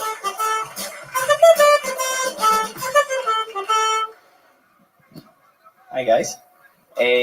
So I was having a bad dream the other night. This really, really, really bad dream. It's kind of still with me. But do you ever think when dreams are really bad, it's about a body part? It might be your body part trying to talk to you. So when you have a dream and your teeth are falling out your fucking face, it might be your teeth saying, "Brush eyes, you cunt." You never know. So when I was having a dream where the skin fell off of my willy, you wonder what my willy's trying to tell you, don't you? You're fucking wonder. Wash! Never mind. But anyway, but it wasn't like it fell off, like it melted off, like Robocop. It like peeled off. It was like a banana that you had. There was like 10% left to be peeled. Like that wee nubbin left inside it. That was the skin of my penis, and I was left to run around the streets asking my neighbours for help for drive to a hospital, and I couldn't get there because they wouldn't drive me because they said I was drunk and. Fuck yeah, there he is, Mark McIntosh. So Mark, I'm going to talk to you for a second here. How long have you been doing stand-up? Talk in the microphone. 3rd grade, 4th grade? Were you the class clown over in Hogwarts? This is my first time tonight. Oh, there you go. Tony, are you mad this guy stole your outfit? What? This guy stole your outfit. Come on, I do not dress like Mark Mick McIntosh. I had good inspiration. One thing that really stood out to me during your set is how amazing you say the word RoboCop. Can you do that again for me? RoboCop? Wow. RoboCop? All right, now you're I don't see it right. RoboCop. RoboCop. I don't see it right the first time. I don't know. Man, you're a little rambly, little jittery Englishman, huh? You drink a lot of caffeinated tea or something like that? You're a little bit antsy. You're a squirmy little fella. Yeah. Yeah? How old are you, Mark? I'm 28. 20? 28. 28. 28. Yes. 28. I'm going to take the mic. Yeah, sure. There you go. You can untangle it. You're still connected to the pole. Tangled it more. Yeah, sorry, I'm 28. Here, 28. go back up to the mic stand. Put the cord around the other way. Look at that. Yep. Now get that shit. Get it behind you, not in front of you. Move it. You got this, Mark. I'm out, right. I'm 28. 28. Okay. Looks like we're not going to make any advancements on that front. So Mark, tell us more about you. What do you do for a living? How do you make money? How do you survive? He's the world's tiniest race car driver. He came here in a Hot Wheels tonight. You are. I wish, man. I wish. Yeah. I work in a box factory. I make boxes for whiskey bottles. Balls? For bottles. Bottles Bottles. of whiskey. I make boxes for bottles of whiskey. So you're a boxer. Is Westgate is a type of what? Beer? Water? No, whiskey. Whiskey. Whiskey. Proper What just happened to your voice when you said whiskey? Whiskey. He ejaculated and then had a seizure at the same time. Wow. Whiskey. So you make boxes that whiskey gets put into. Yeah. And I mean, that sounds like a job that really anybody could do. How'd you get into the box factory? It's funny. I was actually warned not to do it when I was 15 on a school trip. 15? Yeah, 15. So 15. 15. So 14. Like 13 years ago. Yeah. I accidentally fell into a bottle of whiskey and shipped me in a box. So you've been working there ever since you were 15? No, I worked there a year, but I went there on a school trip when I was 15, and I was warned, don't work in the box factory. Well, yeah, that's just like common knowledge. Yeah. I mean, and what kind of school trip takes you to a box factory? What kind of education is that giving you? Welcome to the whiskey box factory. Don't to work here, whatever you do, and don't grow any bigger than you are here today. Nah. You stayed the same size since you ever visited. Did you notice that? You never grew after visiting the box factory that day. But your spirit grew. I like how you said that small people are from here before you started as well. I was like, No idea what you just said. I love it. I like your style. Is that your real name, Mark McMacintosh? It's Mark McIntosh. Oh. But I'm drunk, so I kind of miss Really? a little bit. Yes, he had a thimble of alcohol earlier. Ritzers. What did you drink today? What does it take to get a guy like Mark? I'm just gonna keep calling you Mick McIntosh. Just beer and cider, not mixed together though, just separate. Yeah. How many beers and how many ciders? I don't know. Like grasses don't count, man. Grasses? Grasses don't count. Grasses don't like count. Nobody likes somebody who counts. Like I don't need somebody who count how many drinks I've had. Asian people like people that count. Yeah. But nobody likes somebody who counts how many drinks you've had. Fuck that. Like I don't need. How many of you want to beat the shit out of Mark McIntosh right now? I like this guy. You do? What do you like about him? I don't know. I like his style. He's got a cool energy. I think we're going to beat this case. No, I like it. No, I agree. I like you too. There's something sort of adorable about you. If you were at Hogwarts, what do you think the sorting hat would? What camp do you think it would put you in? I've never. Okie dokie. Man, It would Mark, put him in the friend zone immediately. Mark, when you're not putting whiskey in boxes, and you know what do you like to do for fun? What's a hobby of yours other than drinking?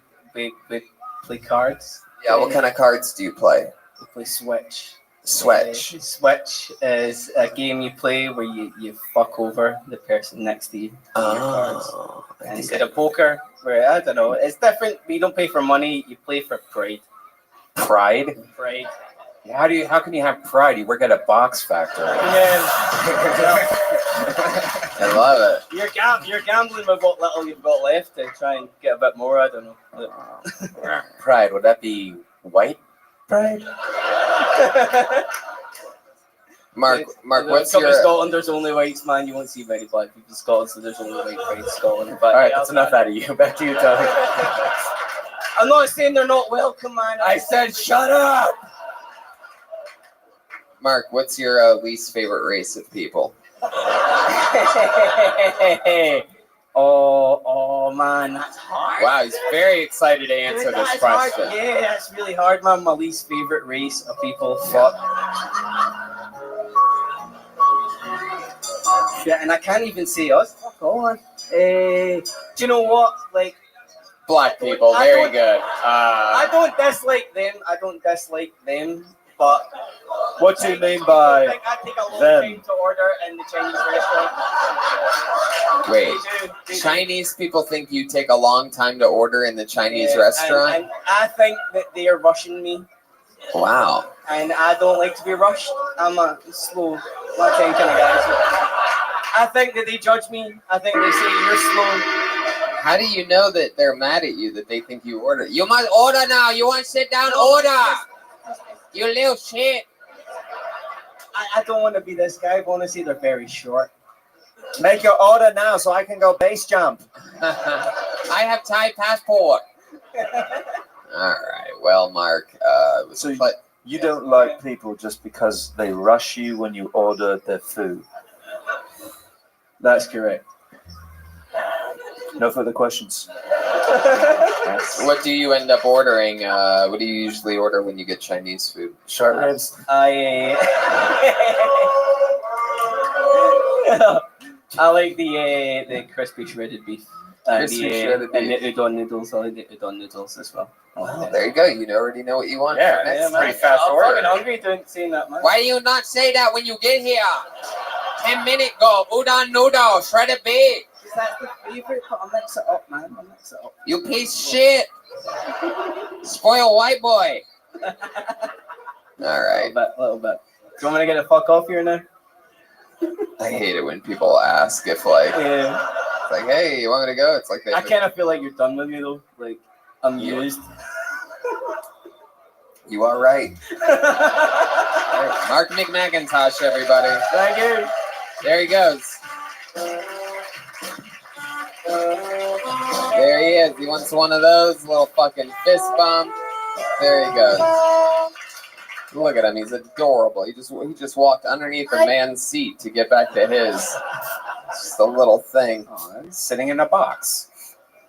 Oh, okay. This is very cool. This has to be our first female of not just the night, but also our European trip. We had an Ashley pulled out of the bucket yesterday, but it turns out that was a dude. I brought it up as, oh, finally a woman, Ashley, blah, blah, blah. And then he's like, oh, it's an Irish thing. We have an Ashley. And but this has to be a woman. Make some noise for Amanda. If you signed up and your name's Amanda and you have bad handwriting. Amanda South. Amanda with an S. Last name, here she comes. Come on, people. Make some fucking noise for Amanda. Hi, my name's Amanda Smith and I'm going to get married in May. And I'm going to go to Jamaica. And I turned around to my fiancé and I said, oh, Mark, I really, really want to swim with dolphins. They look so adorable. And Mark's like, they keep them in cages and they're horrible and they're so sad. And I was like, no, Mark, they're so happy too. Look at the pictures, Mark, they're so happy. And Mark's like, they keep them in cages. So I went to my trusty device and looked up Google, and in fact, they keep them in cages. And I was so upset, and I was like, no, this is not happening. And Mark's like, Amanda, they keep them in cages. And Mark's like, what do you think dolphins do? Do you think they wake up in the morning like, it's 9 a.m. Okay, Mrs. B, I'm off to see the white people now. Let's flutter away with let's swim with the dolphins. And I'm like, yeah, Mark, that's what I think that happens. And then I was upset for a while. And then Mark said, so Amanda, are you still going to swim with the dolphins? And I'm like, yeah. Amanda Smith. Hell yeah. You did it. That was adorable. Again, no fucking idea what you said. What the fuck are you talking about? Mark said dolphins, and I'm like, okay, Mark, and then what? I didn't even move. I didn't got that. And then what? And then the dolphin said, what about Mark? And then I'm like, Mark, what did the dolphin do? And then he said, You're adorable, Amanda. Maybe it's just I haven't seen another woman in 48 hours, but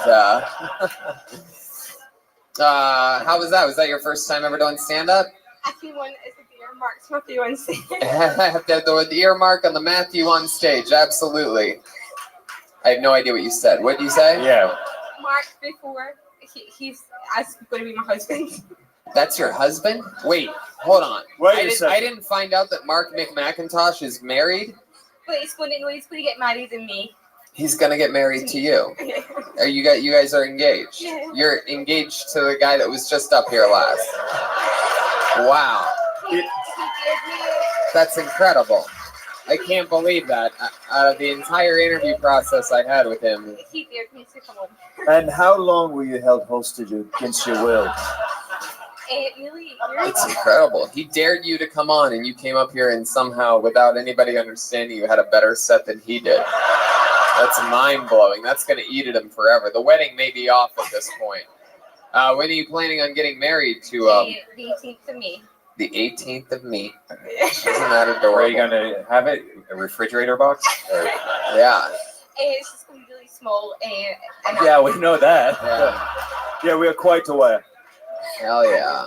Yeah, we spent all our money on our honeymoon. We wanted to spend, I'd rather go on holiday than have a big wedding, so. I know exactly what the fuck you're talking about. It's like, what's going to change once you get married? What do you think is going to change? Is he going to get off the top bunk and come and sleep with you? hey, come over here. Hey, come over here. I'm going to put you in a box like a bottle of whiskey. Yeah, this isn't a joke about him working at a box factory, but do big things come in small packages? Hello. What's your... Wow. There he is. Wait, are you asking if she has a big vagina? Or what are you... I want to... Never mind. So, Amanda, what do you do for work? I work in finance. You work in finance? Hell yeah, I would not trust you with any of my money at all, ever. What do you do in finance? I specifically work in pensions at the moment. You work in what? Pensions. Pensions. Wow, what is your accent? We're from Glasgow. They came down specifically for the show. Oh, this is so cool. So you're Scottish. Yeah, we're Scottish. Yeah. Wow, very cool. Look at that. Very interesting. So, quite the diverse show tonight. Many shades of white people. For sure. You play bagpipes or anything like that? Unfortunately, my papa tried to make me play bagpipes, but I wasn't interested. Your papa tried to get you to learn how to do it? He plays, right? No. No? But he wanted to watch you blow in tubes? Your own father's like, come on, blow me, love. Come on, put the fucking tube in your mouth, you dirty bitch. He tried to get you to play. How long did he try to get you to play that for? I think he would still probably try to make me do. Just till the cops showed up. I love it. Man, that's incredible. So how far is Scotland from here? How long was that flight? We got the coach down, so it was about 6 hours. You got the what? The bus, the coach. Oh, you drove a bus from here? No, we got on. You got on the bus. No, I know you didn't drive. Yeah, no, I didn't say that right at all. I had a feeling you didn't drive the bus from Scotland to here. Okay, just let me. All right. Man. Wow. Where did you meet Mark at? Where were you guys at? My best friend Kelly, I've known since the first year, 12, has known Mark since then, but I never met him until I was 19 at a bar, and I thought he was really creepy, so I tried to avoid him the whole night. You thought he was really what? Creepy. Clippy? Creepy. Oh, creepy. Hell yeah. What do you think was the creepiest thing about him? Well, I just didn't leave me alone. Hell yeah. Persistent Mark. I had to it's a night bus, so it was 3 a.m. and I was scared to get it on myself, and Mark was like, oh, I'm here, come and sit beside me. And I was like, well, it's either that guy or I get murdered. So I sat beside him. Aww. And then 10 minutes into the journey, I was like, this guy's all right. Let the jury know this woman was brutally raped on November 12th, 2015. So how long has it been now that you and Mark have been together? 7.5 years. 7.5 years. Wow. Fuck. What is that in elf years? No further questions. You ever cheat on him? No. No? All those long hours that he's at the box factory, you never go hook up with a bass jumper or anything like that? Craziest thing Mark's ever done to you sexually? We went to Japan.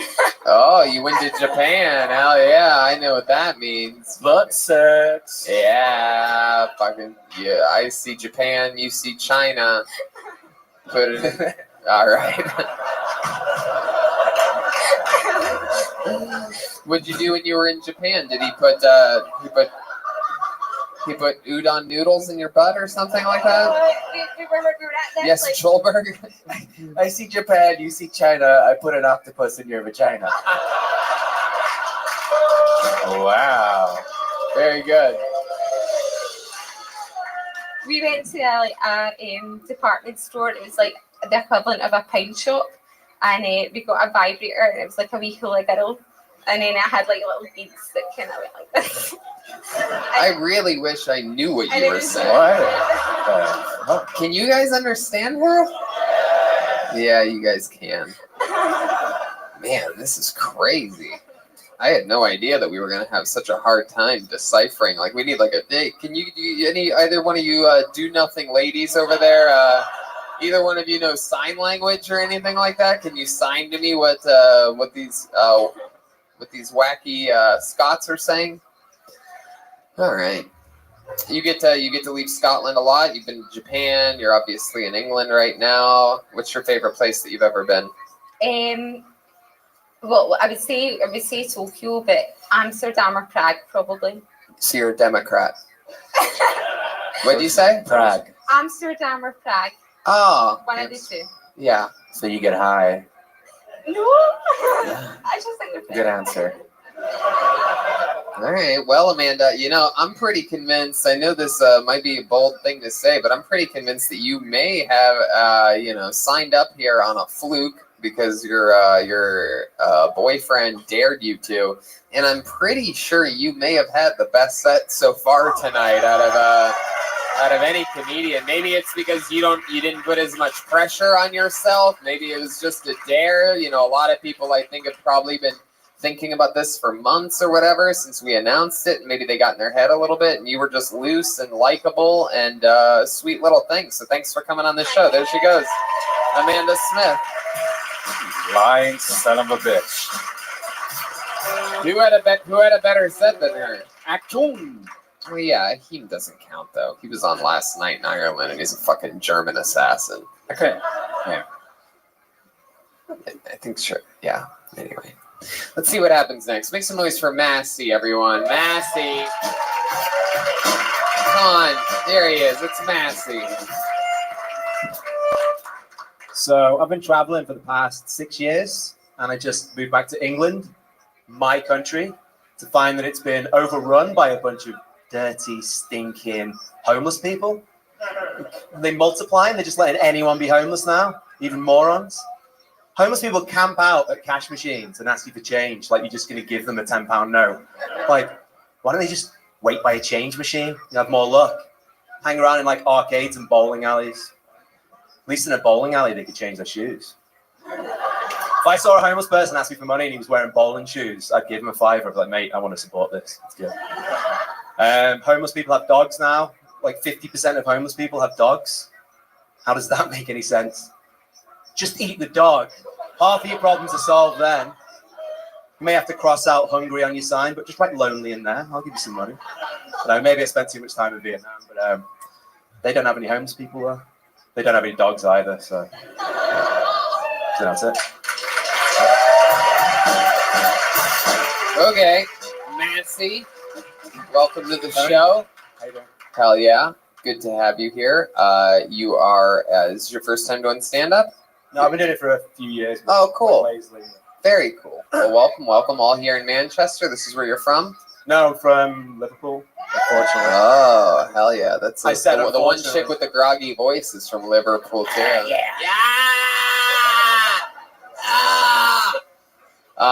Fuck yeah, you have the you almost have the same hair texture as Slick Nick over there. You guys both have perms. Okie dokie. So Massey, you talked about England is overrun with homeless people. Is that true? Yeah, they're everywhere, mate. Is that true? Mate, in Liverpool, there's like 50 homeless people now, when there used to be, I knew all 4 homeless 50? people. Wait, did you just say 50? I'm seeing them on every corner. 50 Oh, homeless. all right. When we normally have 4, that's a lot. It's like 10 times. You should come to Los Angeles, man. If you want to see homeless people. Yeah. Also come to Los Angeles if you want to see a bunch of nice weather and like fun things and good things that you could do. It also doesn't smell a little bit like poop.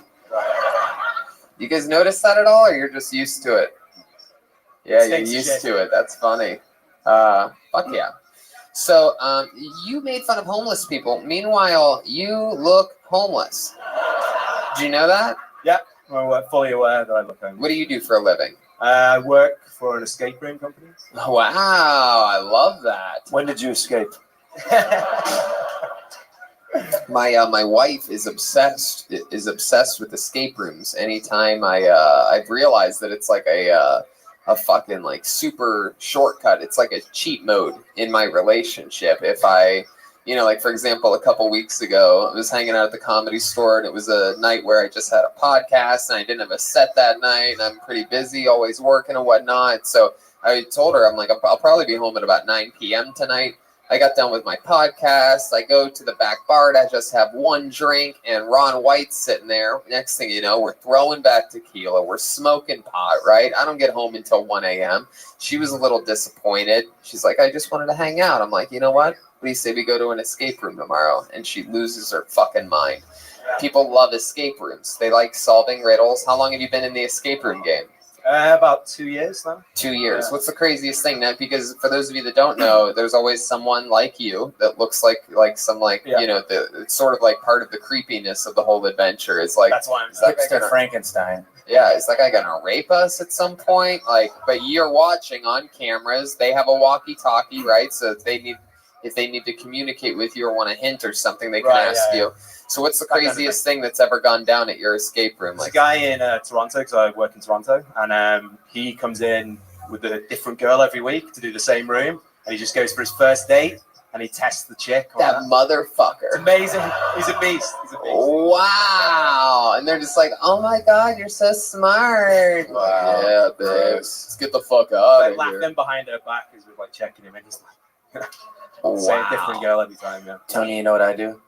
I go to escape rooms when they're closed and I break in. Unorthodox. It's a good move.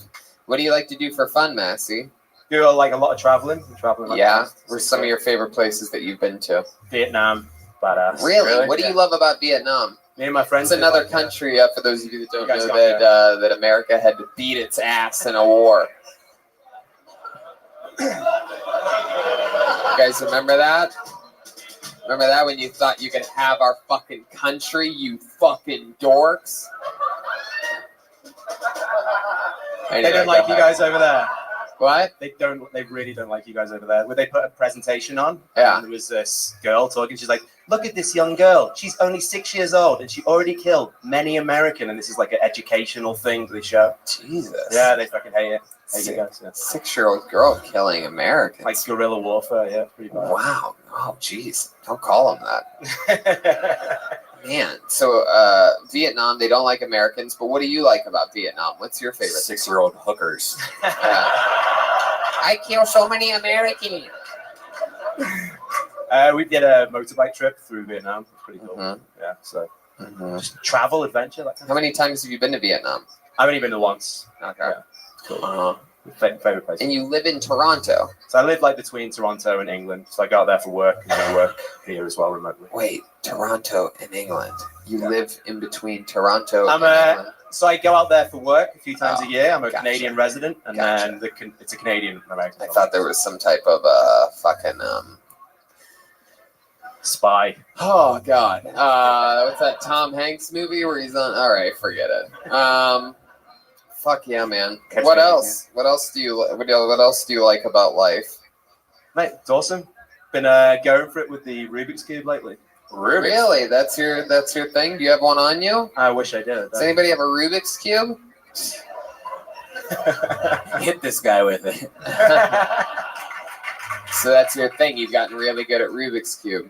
Well, me and my friends have been doing it this year, yeah. You have friends here with you that are in the Rubik's Cube game? There is a community of Rubik's Cube. And how long have you been pro? I'm not. You ever think about base jumping and trying to figure out the Rubik's Cube before you hit the ground? That would be tonight's episode in a nutshell. How fast is what's your average? Average around 45 seconds. 45 seconds. Wow, so Right. you just peel the stickers off like I did. Right, yeah, exactly. Why don't you open with saying, I have autism? My goodness. Matthew, you're a good-looking guy. You're wearing all black. You seem like you have a girlfriend? Not at the moment. I'm taking a few years off.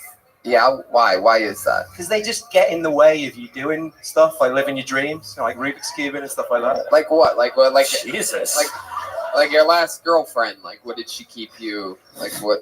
How long She were you? stopped with me from doing the Rubik's Cube. Now, Yeah. it's actually quite sad when I think that I gave up a relationship to get into cubing, essentially. Wait, Just you call call it it cubing? What the fuck?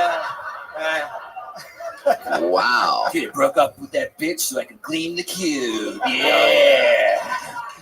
Goodbye pubes. Hello cubes. My God.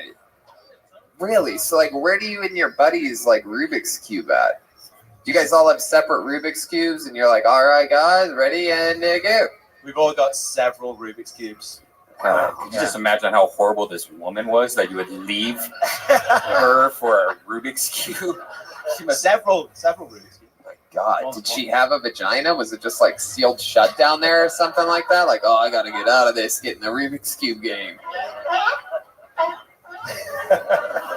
I got a question. Are there different brands that make Rubik's Cubes? Is there one that is like a professional style Rubik's Cube? There are different brands, yeah.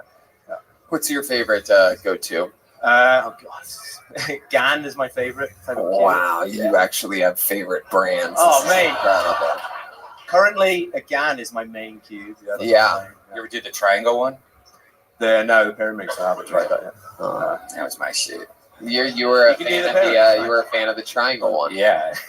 Left all my bitches and started just doing triangle Rubik's Cubes. I love it. Well, Massey, very interesting.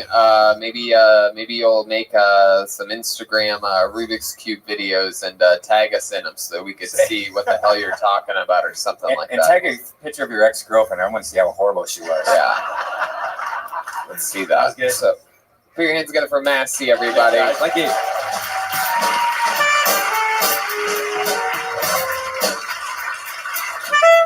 We only have 3 names left in the bucket. We're going to get through every name here tonight. How about that? Make some noise for your next comedian, Spoonsy, everyone. Spoonsy.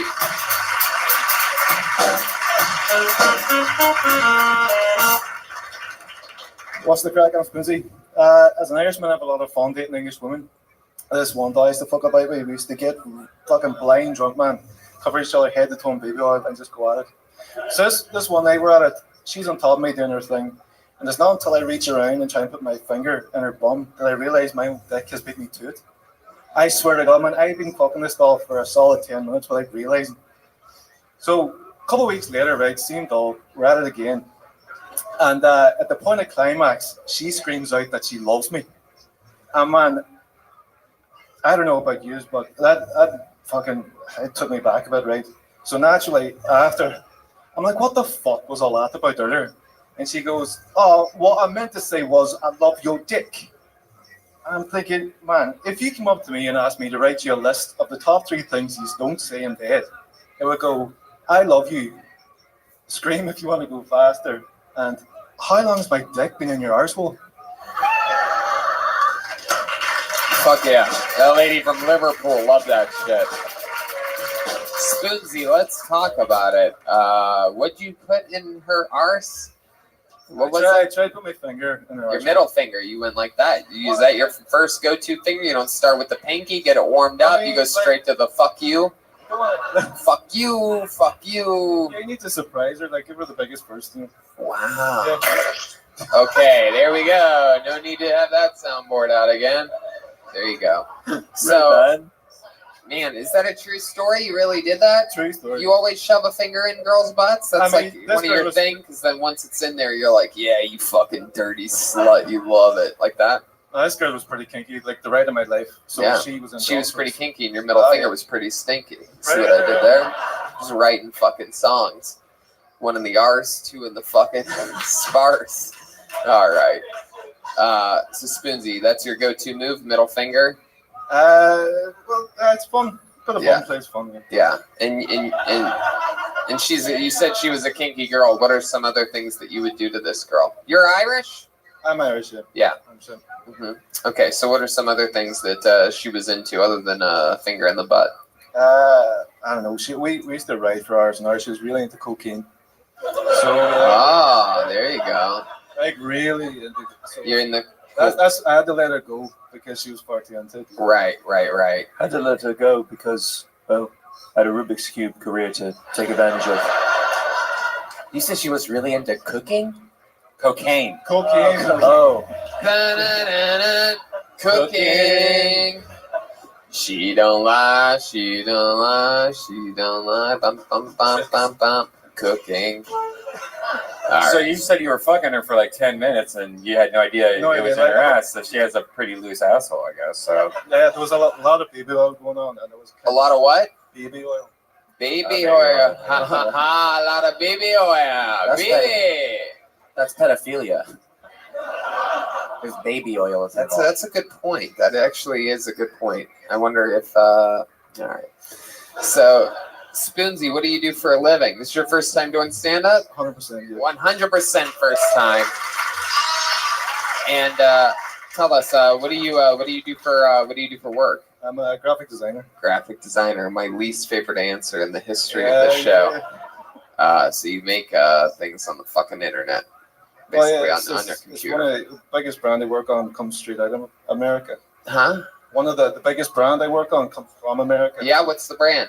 It's Gorilla Glue. Whoa, I fucking love Gorilla Glue. Yeah, I that's actually cool. got into basically a fist fight with a bottle of Gorilla Glue last week, and because the thing fucking opened up, the tippity top, and it just started pouring out everywhere, and I didn't really notice it. So then I had it on my fingers. I had one of those fucking situations. Okie dokie. what happened?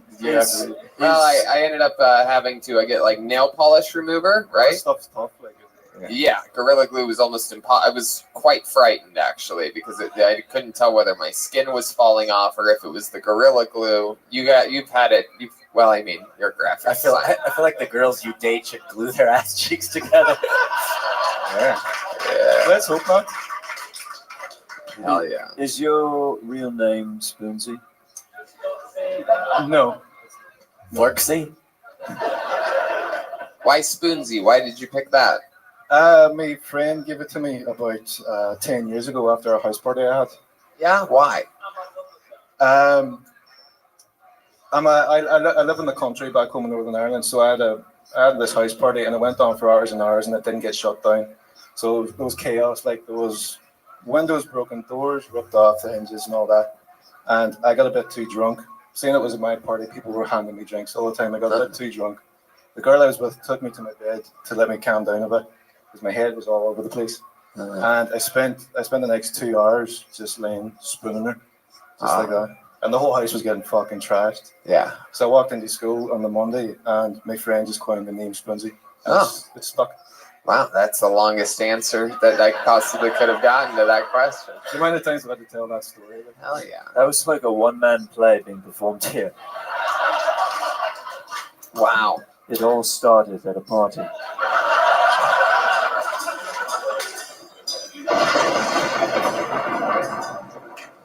I had too much to drink, as you do. Later that night, my friend would walk in on me. Now, I was eating a girl's butthole like yogurt. And that's how I got the name Spoonsy. I love it. It's a perfect. Jeremiah plays Spoonsy almost better than Spoonsy does. You're a great reenactor. All right, Spoonsy. Well, it was nice to meet you. Thanks for coming on the show, brother. Hell yeah, go have fun. Pleasure. Got two more names left. Two more. See what happens here. Make some noise for one word name, Lewis, everyone. Just Lewis. Let's see what happens here. Lewis, here he comes from the way back. Way back. Here he comes. Come on, one more time for Lewis, everybody. What's up, guys? My name's Lewis. I grew up in an all-white household, which is weird because I come from Bradford. My mum's white, my stepdad's white, and I've got a half sister who's white and blonde and doesn't look like me. So that was confusing, but I think I came out of it okay. Although I do burst into tears whenever I hear "Bar Bar Black Sheep." It's what my stepdad used to sing when he was giving me the belt. In fact, he didn't even call it the belt. He just said, "Drop your pants, you're getting 3 bags full." I do think all that whiteness rubbed off on me though. I've got no rhythm. I can't dance. I hate rap music. I do like white girls and fried chicken, but so does everybody else. That doesn't fucking mean anything. I can't score any black points for that. My real dad leaned into all the stereotypes. He had dreadlocks. He smoked weed. He listened to reggae, and he got my mother pregnant. Just a nice, normal-looking white lady. And when she was 7 months pregnant with me, he left her for a bigger, fatter, whiter woman, which is worth 4,000 black points if you're interested. Boom! Look at that. Lewis. That's how it's done right there. I can Great understand. set. Oh, Bunch nice of to meet you. applause breaks. Fucking amazing. How long have you been doing stand-up? That was my first time. What? Wow. Look out. Lewis, how old are you? I'm 28. 28 years old. Yeah. And this is something that you've always wanted to do? Yeah, I've been listening to like American podcasts for since 2013. Hell yeah. I used to have this job where I worked from home, so I just used to listen to like Bill Burr and Tony Hinchcliffe and whatnot. Yeah, very good. So, what were you doing for work? And what was your stay-at-home job? I used to draw floor plans for like real estate agents. Flop ones? Floor plans. Floor plans. Yeah, like a layout of a house. Floor plans. Flop plans. Sorry. Thought it was some type of food or something, and then it's floor plans. Yeah. That's interesting. Did you study like architecture or something? No. A guy just he offered me the job. I went to it. He said, "If you can come to my house and you can do it within a few hours, like I'll be able to tell." And he just gave me a computer and said, "If you need any help." And that's what you Skype me. You still do that for work? No. He decided it was easier to hire people in Czechoslovakia, and like about a third of the price. So eventually there was just not enough work for me. So wow, I had to quit that. Yeah, those people work for cheap. Yeah.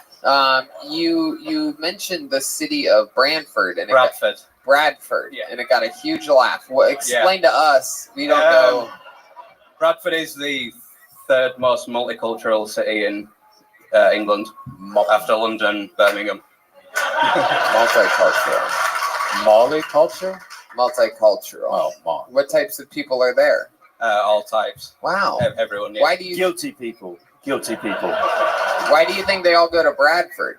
I have no idea. I've never even heard of that city before. Yeah, it's not really known for anything. Huh. We don't have Manchester has Oasis and the Stone Roses and stuff, and we have the Asian guy from One Direction. So, man, and what are you exactly? What are your parents? My mum's Irish and English, and my real dad was Caribbean. Caribbean. Yeah. You close to your dad? No, I haven't seen him since I was 15. Wow, he really is from the Caribbean. Yeah. Do you remember the last thing he said to you before he left back for the? Does he live in the Caribbean? No, I think he went out to get some chicken and never came back. So Wow. Oh my God. Wait, is that real? Because I want to know where that chicken place is, man. Good enough to leave your family.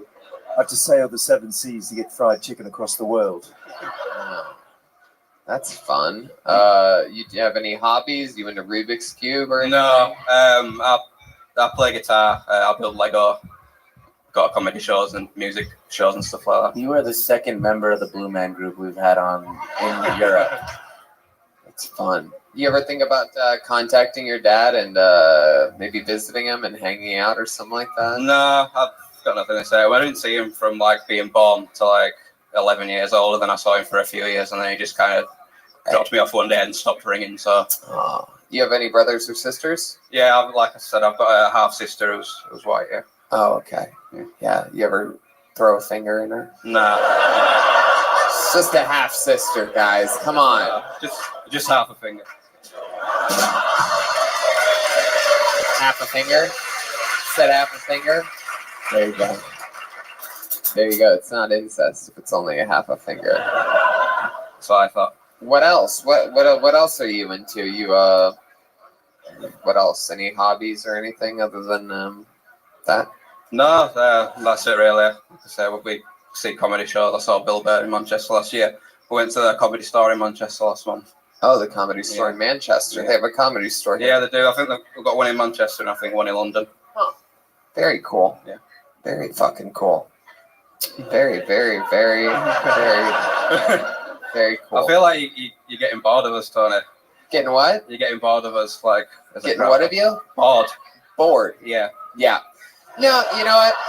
I wasn't gonna bring it up, but actually we got extremely sick today. All of us have been like deathbed sick, and we probably shouldn't even have come out to do this, but we decided, we never even questioned whether we should do it. We were just napping in the green room up until seconds before showtime. We've been shitting and throwing up continuously all day. Yeah, I puked on an airplane in a Ziploc bag. Yeah, and so we did this all for you guys. So we've never felt worse. I'm also listening to this episode thinking of what the fuck, what am I doing? Like I guess it affects me being I'm very rarely sick. And I'm just completely fucking out of it right now. Yeah. Like I just have the words Bradford and floor plans on this piece of paper here. There's nothing I can do with it. Like there's nowhere I can go. Okay. I was just gonna keep saying that's so cool over and over again until we hit like 8 or 9 minutes, or until Joel said something. But since you brought up me seeming bored, I figured I would defend myself and tell you that I'm probably going to fucking die tonight here in Manchester. All of us. Yeah, it's really, really bad. Do you think you're gonna pursue comedy after this? You're gonna keep doing I think I might try it again. Yeah, that felt really good. I think you definitely should. You seem like you got it. We have we're gonna let you go, and I'll tell you this: if we come back to when we come back to Manchester again, we'll just we'll give you a guaranteed spot next time. How about that? There you go. Thank you. Our new Manchester regular, Lewis. One-word name. One last name is in the bucket. I got it right here in between my fingertips. This is it. You guys ready to finish this puppy pie or what? Come on. Is it really, did me telling you that we're all deathly sick really affect you that much? All right, make some noise for Guy Black. Guy Black. That's interesting.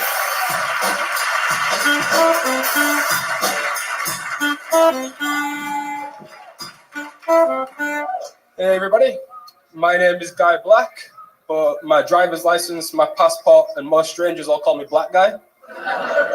A lot of people think it's a stage name or something, but it's not. I was actually named after my dad's description.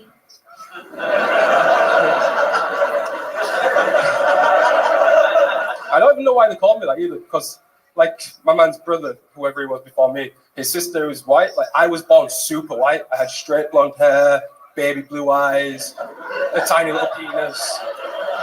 And, as time's going on, slowly I'm getting a bit blacker. Like you were saying, I'm getting black points. So I've got the big black afro, the dark chocolate eyes, and rhythm.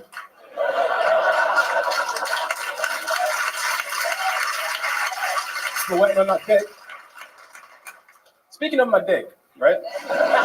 Girls never tell me that it's the biggest that they've had, but like 3 have told me it's the smoothest. Okay. Fuck yeah, Guy Black, ladies and gentlemen. That was set of the night. That was great. Your father, Will Smith, is very proud of you right My now. mum actually genuinely told me he was my real father growing up. Really? Really? Who told you that? My mum. Really? Yeah. Will Smith's your dad. How long Yeah. did she keep that lie going Until for? I was like 7, 8. Wow.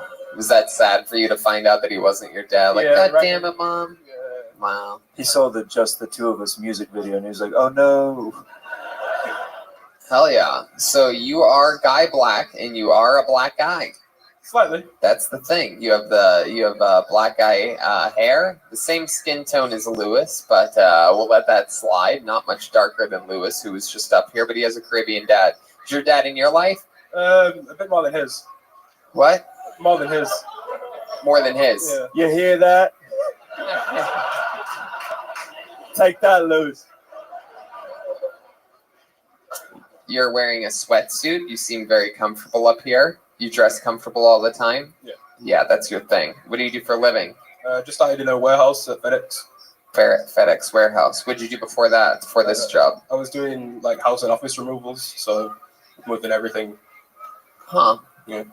Hell yeah. Let's talk about your smooth dick. Is that true? Do you really have a smooth dick? Has somebody told you that you have a smooth dick? Yeah, like 3 people. Really? They say that it's smooth. Approach the bench. One of them is going to suck it right now. No.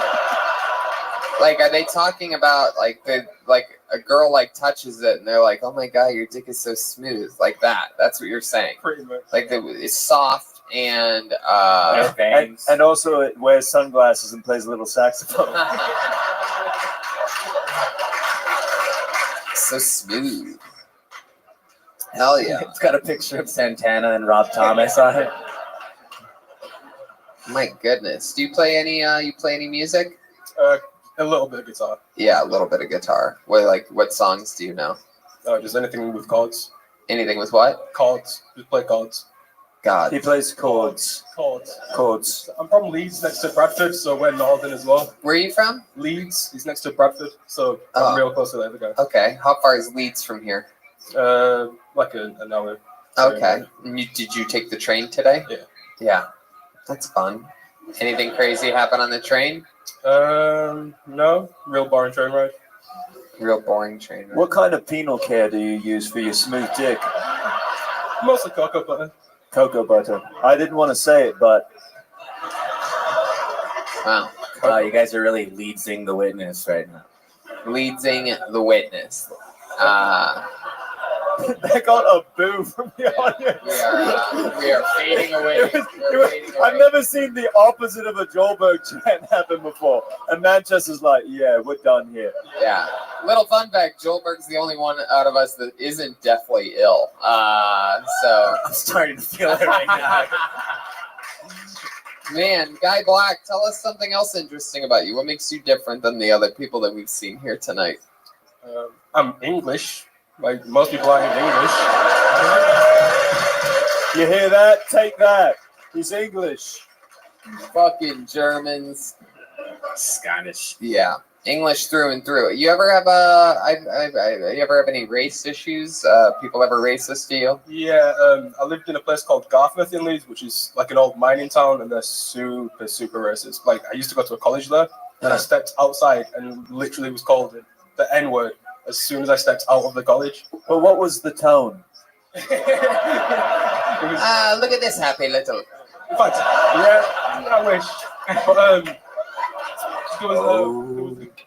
there was a woman from a chip shop on a train who said, "There ain't no black in the Union Jack. Go back." Oh, wow. So that was and you're like, your rhyme skills are dope. Yeah. Heck yeah. So it's a mining town. Couldn't you just say you're just in the mines all day? Haven't seen a racist hip hop artist before. Guy, what is the blackest thing about you? Is there something that you do that you're like, God damn, am I a black guy sometimes? Yeah, when you look in the mirror, what is the trait that you're like, it feels good to be black today? Yeah, you ever find yourself singing in the shower like skibidi boop doop doop ba doo ba doo doo doo doo doo doo doo doo ba da ba ba da da ba da ba da ba.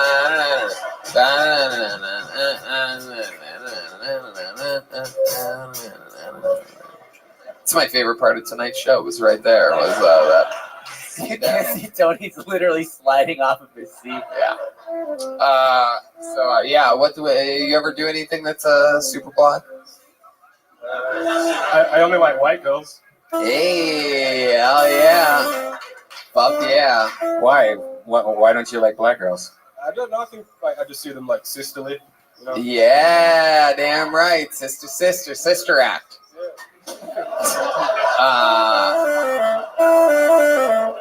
What's your favorite type of white girl? You like redheads or brunette, blonde? Redheads and blondes. Redheads and blondes. Hell yeah, and they like you too. I hope so. You're damn right. Those dirty, dirty hoes. You know what I'm saying? Describe what the women looked like who said that you had a smooth dick. Those redheads? No, she was brunette. Ooh, yeah. Better than saying that you have a rough dick, like, oh, this feels like cobblestone. Herps. What's your favorite thing about redhead girls? The whiter skin. Yeah, it's so white. It's just like, oh, you fucking bitch. I can see the veins in your tits. I hate that. Oh my god.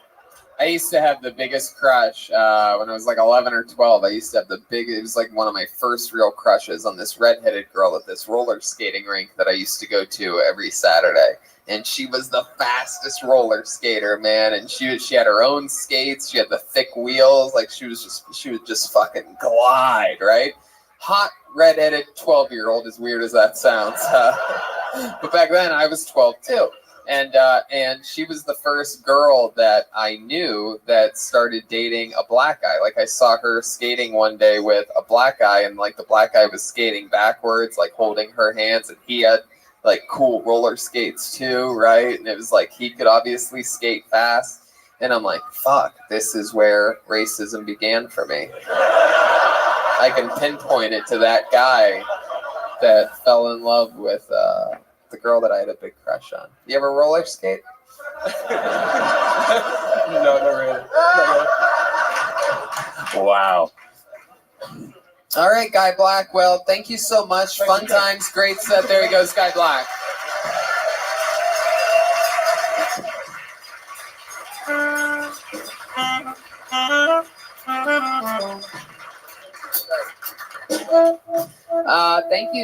Thank you guys so much. I'm sorry that we I think we had fun still, right? That was an episode of Kill Tony. It's the first episode. Little fun fact for you, for those of you that are diehard fans. First episode ever of this show in which I was sick. First episode ever in which multiple of us were sick, and first episode ever in which 3 of us were sick. Pretty fucking crazy. We got a little 24-hour bug of some kind, perhaps, hanging out with those dirty Irish fucks last night, perhaps. Maybe it was from just flying Ryanair. Who knows? But I'm glad that we stuck with it. I'm glad that you guys made it out tonight. I'm glad that you hung out with us and stuck with us. Hell yeah. So that's fucking awesome. I had a blast with you guys. Make sure you try out Infinite CBD and Caveman Coffee. How about another hand for the great Jeremiah Watkins, everyone? He's got an unbelievable podcast called Jeremiah Wonders, where he does characters and a bunch of fun stuff. Jeremiah, what else is going on? Yes, Russell Peters is my guest next week on Jeremiah Wonders. International superstar Russell Peters. And then follow me on social media if you're not doing so already at Jeremiah Stand Up, and I'll be out in the lobby selling some CDs and Kill Tony stickers and stuff. If you want to grab some. There you go. Selling posters. We got the Ryan J. Ebelt limited edition posters, so that's a cool thing. any that they're going to sell out in London tomorrow. So make sure that if you get a chance to snag one here. How about another hand for the great and powerful Joelberg Joel Jimenez, everyone? There he is. Wow.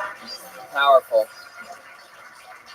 I mean, what a dream come true, guys. Shout out to Ludwig Drums. Shout out to Menchie Music. I feel sick again. No, you don't. You're not sick. You can't say that. I'm feeling hot. Well, I'll be selling my bug out in the lobby if you want to catch. Yeah, I have Tony Hinchcliffe pins with my face and my name on them. If you want to catch the bug that I have, come up to me and like touch me or whatever. You know, who can say that you got sick from one of the top young rising comedians in the world? It's good weight loss. My sickness is gone. Come say hello. Yes, no, it's true. We're fine. We're on the recovery mode. I don't think it's contagious anymore. Do nothing, lady. How long are you contagious for with a bug? There you go. I love it. There you go. Still sticking to the name and doing nothing up there. I love it. Brian Redband, we did it. This is Manchester. Right. Thanks, England. guys. Thank you, guys. Good night. Love you.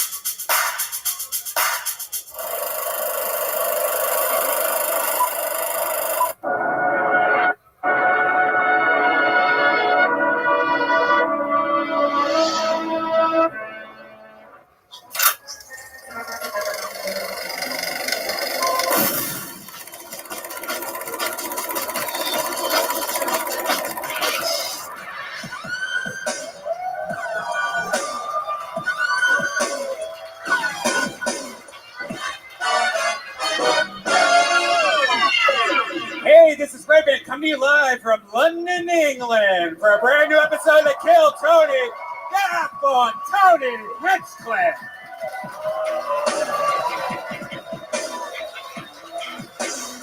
London, England, make some fucking noise!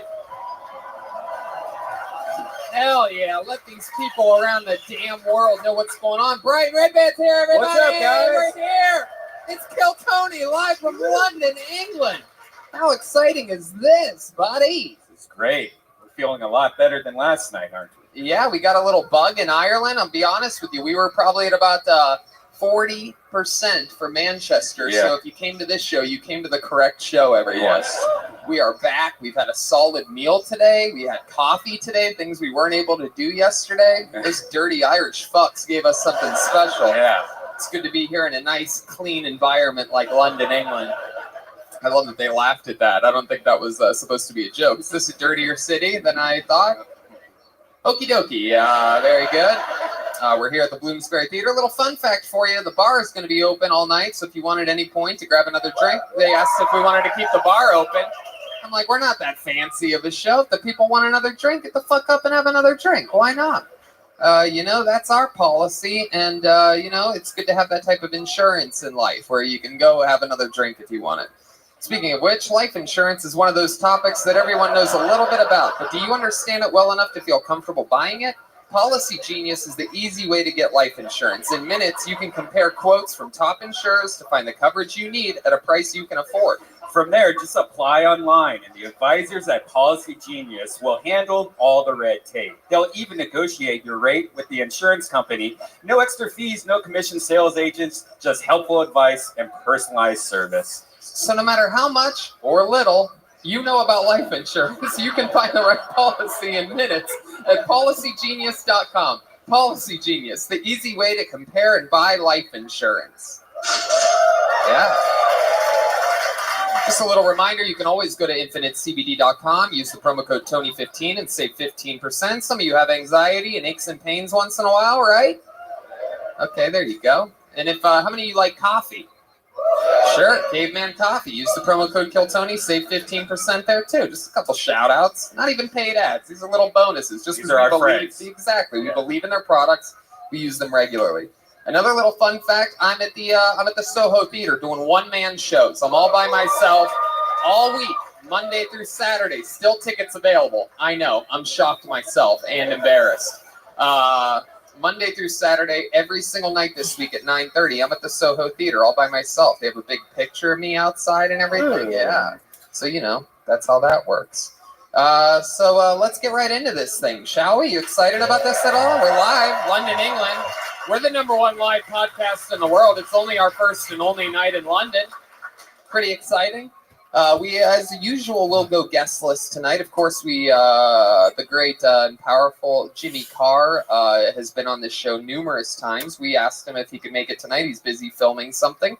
He's like your fucking, he's your like Barack Obama, right? He's super busy all the time.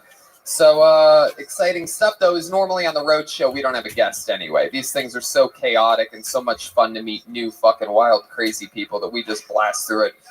My manager, literally, my management company is based out of London, who I've always been with. And he's like, there's plenty of other great British comedians that we could get you. We could get you literally anybody other than Jimmy Carr. I'm like, fuck that.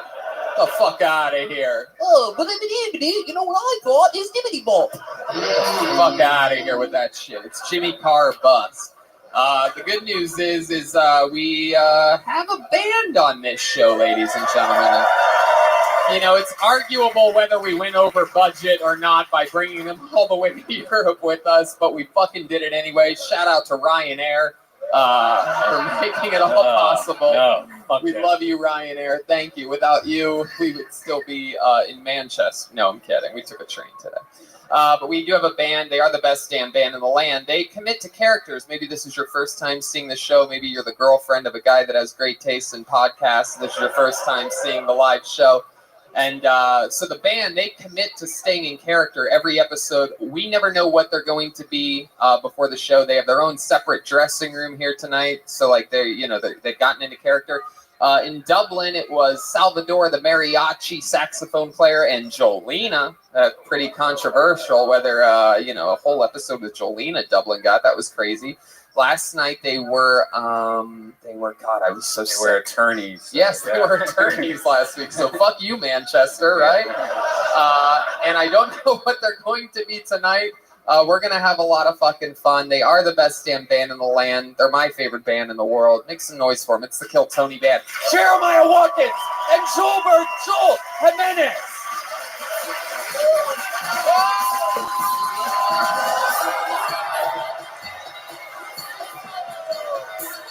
Oh boy, we know these ladies for sure. This is the return of Feminist Stacy.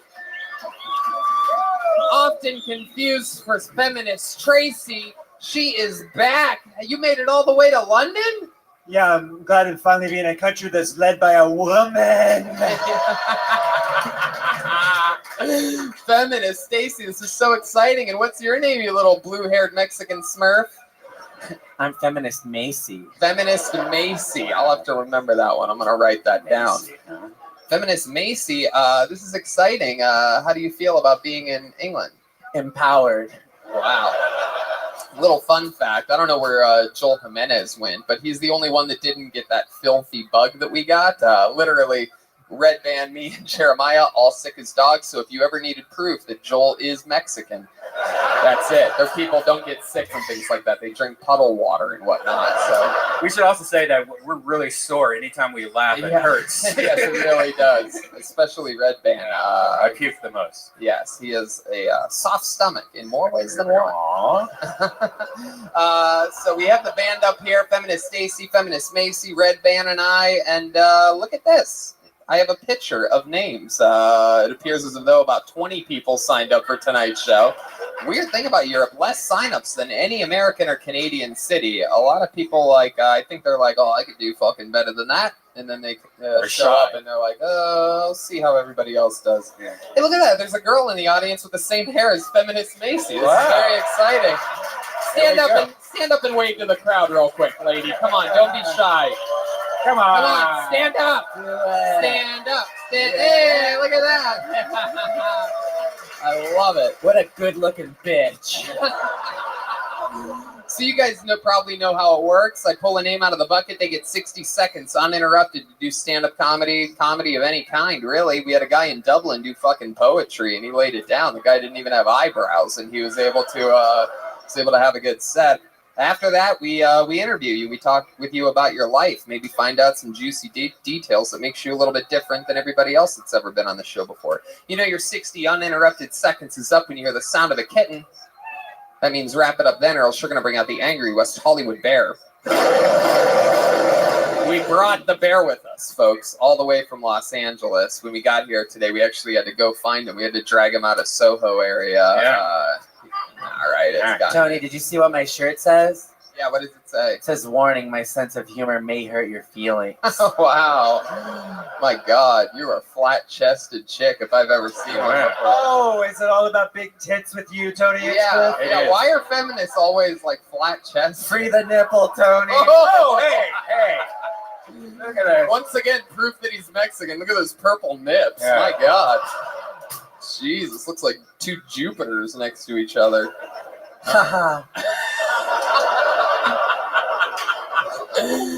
All right. So we got everything explained. We have the bucket, the band, red band. We ready to do this thing? London, England. It's live. We're here.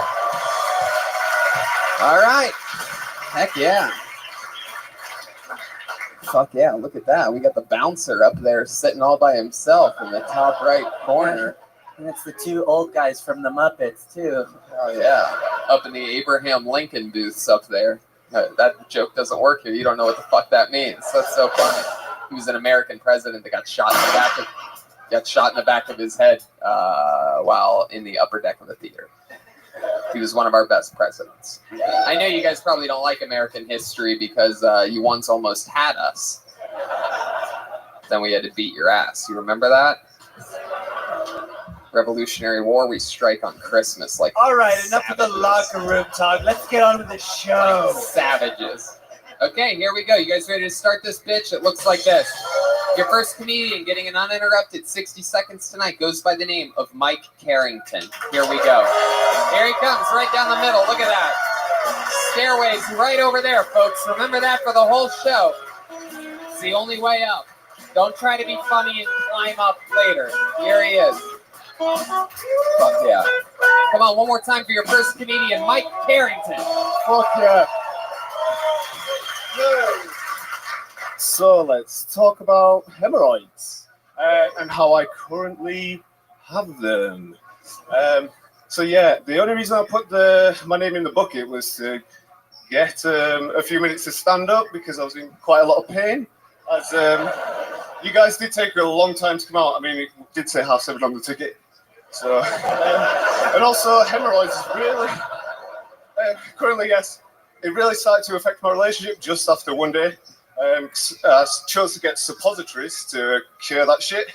And my girlfriend really wants to put a finger at my bum, but I don't let her because I'm not into that. And she was really jealous when she watched me put a suppository up my bum. Thank you.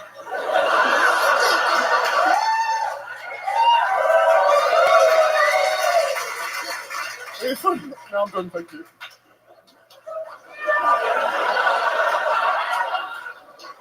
Done? Yeah. There you go.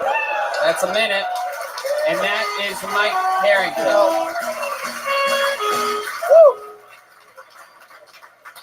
Adorable. Thank you. Man, that's interesting. You really have hemorrhoids? Yeah, I currently have hemorrhoids. Boo-hoo, you have one little hemorrhoid. I have a period every week. Every week? What the fuck? Yeah, every week. Stacy. Oh, Jesus. I'm on another level. Wow. Tony, can I just say Charlie Brown has grown up into a sexy young adult.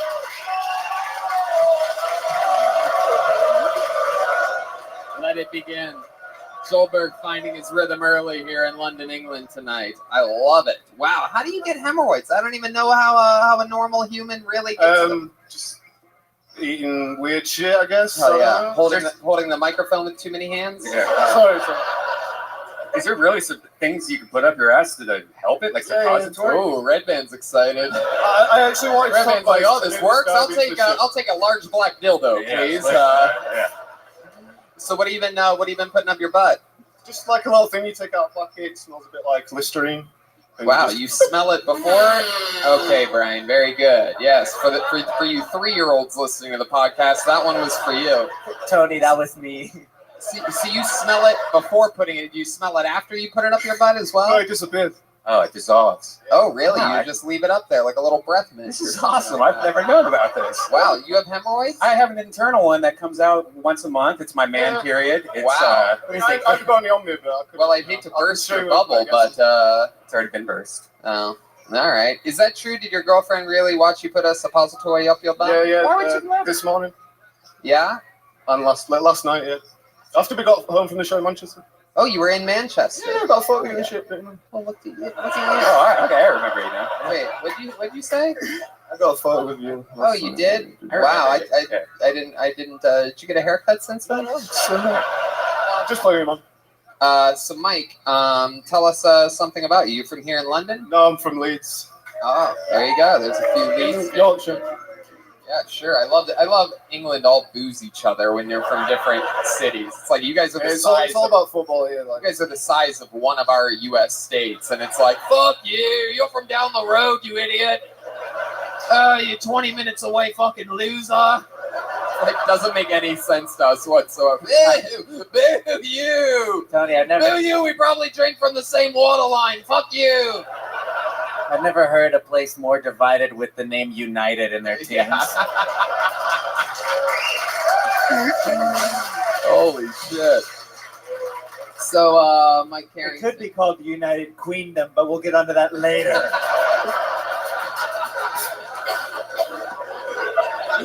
So, Mike, what do you do for work? I work at the oldest pub in Leeds. Shout out to White Lock Ale House. Wow, the oldest pub in Leeds, and you gave them a shout out. Yeah. So, what do you do at the pub? I sling pints and serve foods. Hell yeah. Do you think You're making it sound way cooler than it actually is. Try to. The hand gestures don't make your pay go up any. I fucking sling and fucking throw, you know what I mean? So you are a bartender. Hell yeah. I love that you gave the bar a shout out after talking about having hemorrhoids for 8 minutes. I'm pretty sure you're gonna be like, wow, we have a guy in the food and beverage industry that just has pus coming out of his asshole. There's no pus involved, man. There's no pus? No, what are the It's like piles. You know, piles. Piles? Just a little like vein, you know, and it gets like. What the fuck's Piles? Is that another British city that people don't like? You're from Leeds, I'm from Piles, you idiot. Fuck you. What's Piles? It happens. What's Piles? It's like hemorrhoids. Oh, It's the vein where the It's another hemorrhoid. name people call it piles. Same thing, right? Oh man. Yeah. You guys all have janky assholes. I had no idea that I worked It's this coming. closely It's with- coming, Tony. Yeah, I got sure. mine when I was 40. I didn't know that you had gang terms for hemorrhoids in London.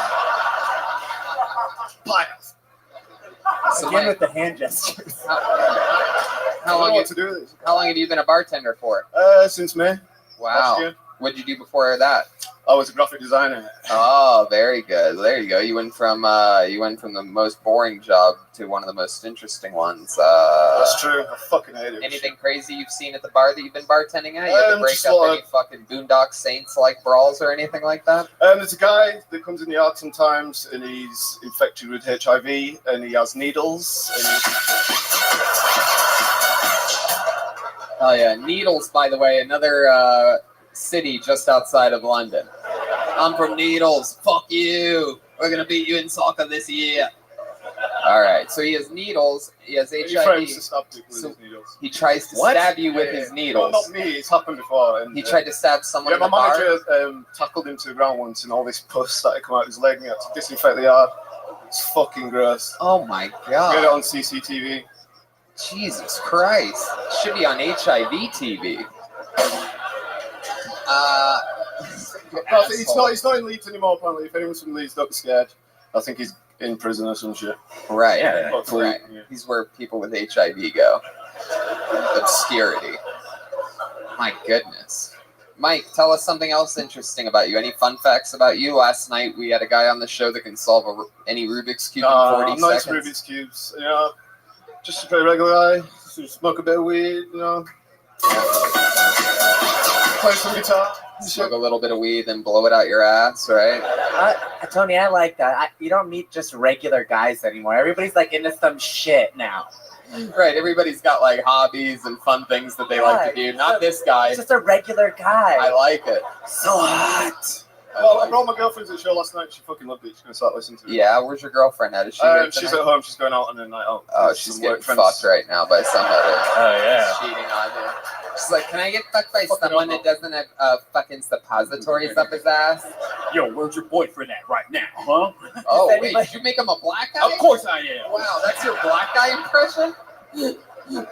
Brian's black guy impression sounds like every rapper from the 80s. Yes, it's about to go down.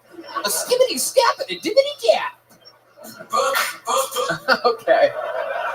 His girlfriend just walks into a pub and she's like, does anybody have any hobbies? Anyway. All right, Mike. Well, it was a pleasure meeting you. Thanks for popping our cherry here tonight. First comedian up, Mike Carrington. Go grab a pint at Leeds' oldest bar. Say hi to Mike Carrington.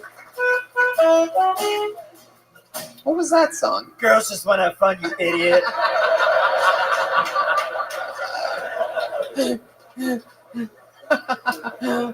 Cyndi Lauper, heard of her? She's from a different period. Not recently, yeah. All right, make some noise for your next comedian. One word name. Make some noise for Noah. Everyone, here he is, Noah. Oh, coming from this side. All the way down there, Noah. There you go. Hell yeah. This guy's walking in like he's about to fight in the UFC. Look at this fucking tough guy. There he is. Come on, one more time for Noah, everyone. You're right, I am tough. I don't enjoy orgies anymore because I spent the whole time wondering which of these 10 people is going to be to me. The ratio of men to women is off as well. Guys are disgusting, you can get them to do anything. Do you have any idea how hard it is to organize a female bukkake party? Guys, you can just get them off the street, you know. You don't have to pay them for it. Like, do you mind if we film you whilst you and 6 other guys wank on this woman's chest? Boy, do I!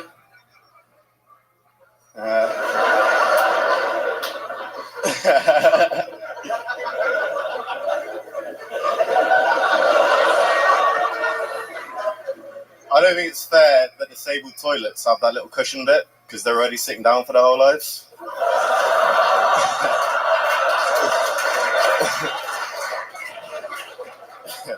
That's what I got. Oh yeah, there you go. 58 seconds of thunder. Hey. Boom, boom.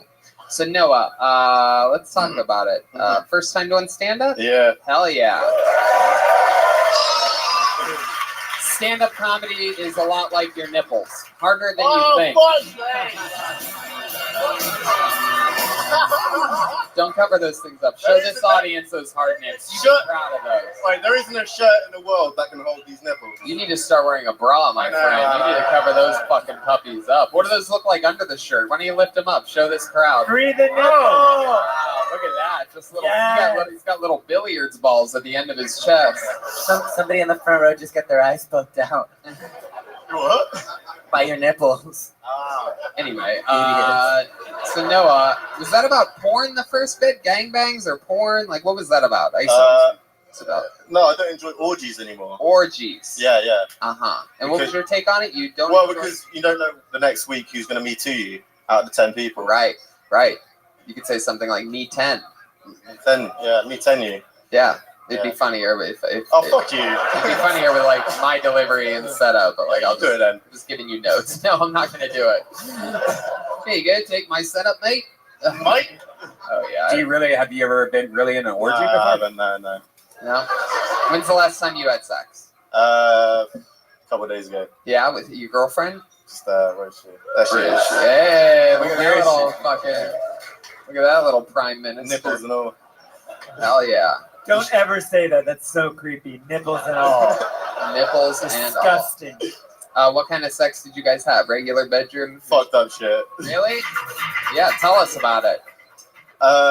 Yeah, I came in 30 seconds and cried for 2 minutes. Is that true? Is this true? Wow, it actually is true. We got What the thumbs the up hell? on that. Why'd you cry? Emotional. Happy tears. It's emotional. It was our anniversary. Oh, really? No, it wasn't really. It wasn't No, really. I see what you did there. That's interesting. How long have you two been together? About 3 years. About 3 years. Yeah. Hell yeah. Years. I didn't realize that word began with an F. Yeah.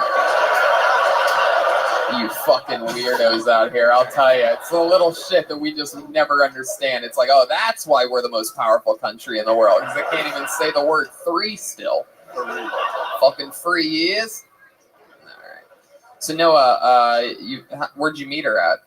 A club. Yeah, what kind of club? Dance club. Dance club. Is it the oldest bar in Leeds? Were you stabbing people with your HIV needles? Tony, it was a billy club. You hit her over the head and it took her home. So she's a stripper.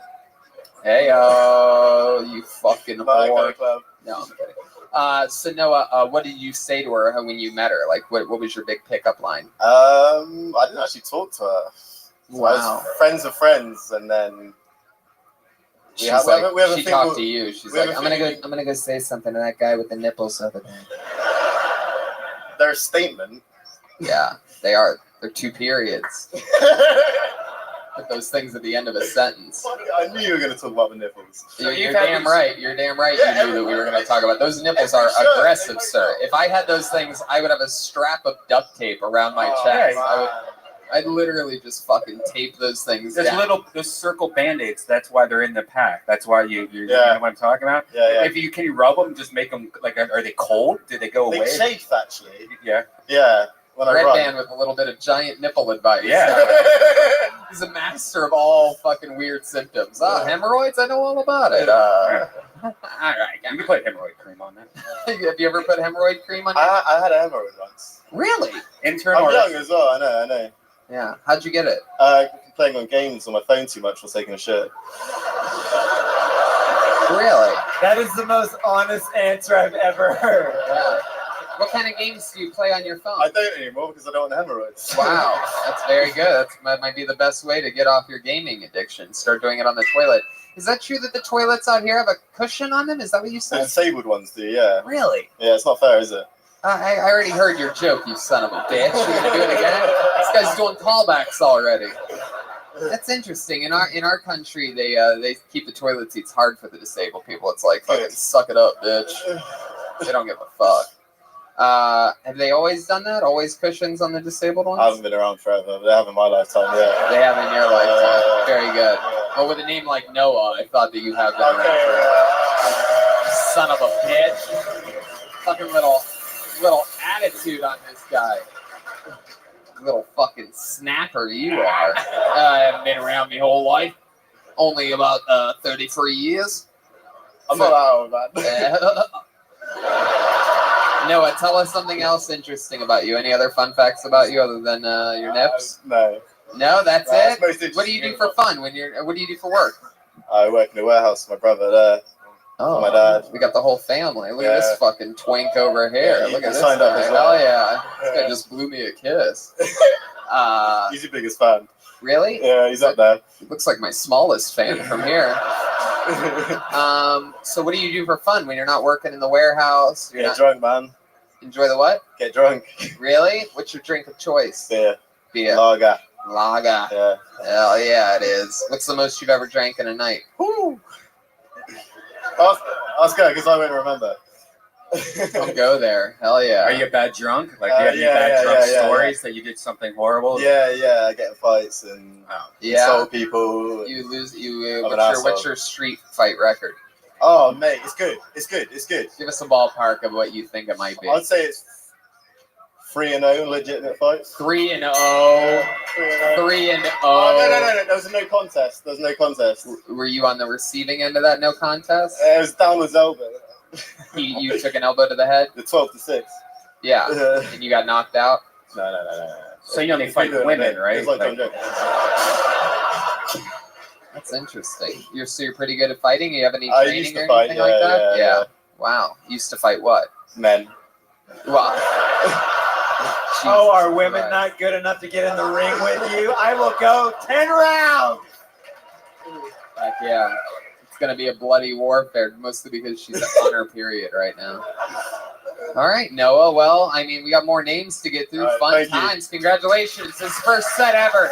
Noah, everyone. It's just another brick in the wall. Hell yeah, a little special London playlist, it sounds like, coming from the Kill Tony band tonight, huh? Little fun fact, my favorite artist and band of all time, Pink Floyd, my biggest artistic inspiration from right here in London. I don't know. I'll have to do some stuff this week, go find out like where they've hung out before or whatever. I don't know what letter that is. It might be an O, so I'm going to just take a guess here and say that this name says Ollie White. Is that right? Ollie White? Maybe Allie White? Maybe it's a G? Jilly White? Oh, here we go. Someone's coming. That's just a random chick. There he is. Ollie White, everybody. More time for Ollie White. Come on. Hey, how you doing? All right? People say, you're right, Ollie, pal. I say, all right, pal. But I don't know why, because I'm not from Scotland. I must be honest, I'm not from Wales either. I've only been a couple of times. But a minute is a very long time to prepare for. Ever since Tony said they were coming after, I've been hounding you on Instagram for months and months. Come to England, come to England. I thought, how am I going to practice? I thought, I know, I'll practice while I'm making sweet, sweet love to my lovely wife. That'll give me a good minute. And I'm pleased to say I've not brought out the angry West Hollywood bear once. And she finds it very funny. But, yeah. So, what else could I tell you about? Yeah, we're doing well. We've just had a little baby boy. He's 6 months. He's a prick. Don't you? He doesn't sleep. But 9 times in a day I've changed him. 9 times. Still haven't found one I like. But that'll do. Thank you very much. Fuck yeah. Ollie White. Am I saying that correctly? Ollie White? Ollie White? Ollie. Okay, very cool. So Ollie, short for Oliver. That's right, yeah. Hell yeah, but you don't go by Oliver because what? That's too polite and proper of a name for a guy like you? I don't want my mum to see, so she'd just be Googling Oliver White. Hell yeah. So that wasn't funny. I had an inkling that wouldn't go down so well. Well, your set was just all white too. Yeah, thank you. First time. No, I know. Okay, Jesus, relax, you son of a bitch. First time. Please let everyone know it's my first time. All right, it's his first time. There you go. Quick to make that excuse. I don't blame you. I talked about it the very first time I ever did stand up. I talked about it being my first time ever immediately. I really did. I'm not kidding. I blanked it out on everything that I had prepared for my very first set and talked about how it's my first time and I just forgot everything that I practiced for months. But that was at the Comedy Store, and I got a job there like a month later. And, you're doing well. You know, I handled everything properly. Why are you dressed like your father? Did he dress you for tonight? Yeah. Little Oliver, I put your clothes up for you. Ollie, you seem like such a polite gentleman. Am I right about this? You seem like a proper. Absolutely. You seem like a good guy. You have a decent job, 9 to 5 or whatever. Wow, I wouldn't go that far, but yes. What do you do for work? I'm a financial advisor. Financial advisor. Hello. Fucking nailed it. See, financial advisors can't even dress like normal people. Like it's like they even stand out. Like it's like, oh, I trust this guy with money. Okay. Ollie White. You a big financial advisor, like for companies, or are you just taking poor people's money? Well, I specialize in doctors, basically. So. Oh, wow. Well, what do you have to have? What makes you specialize in doctors? It's just our company.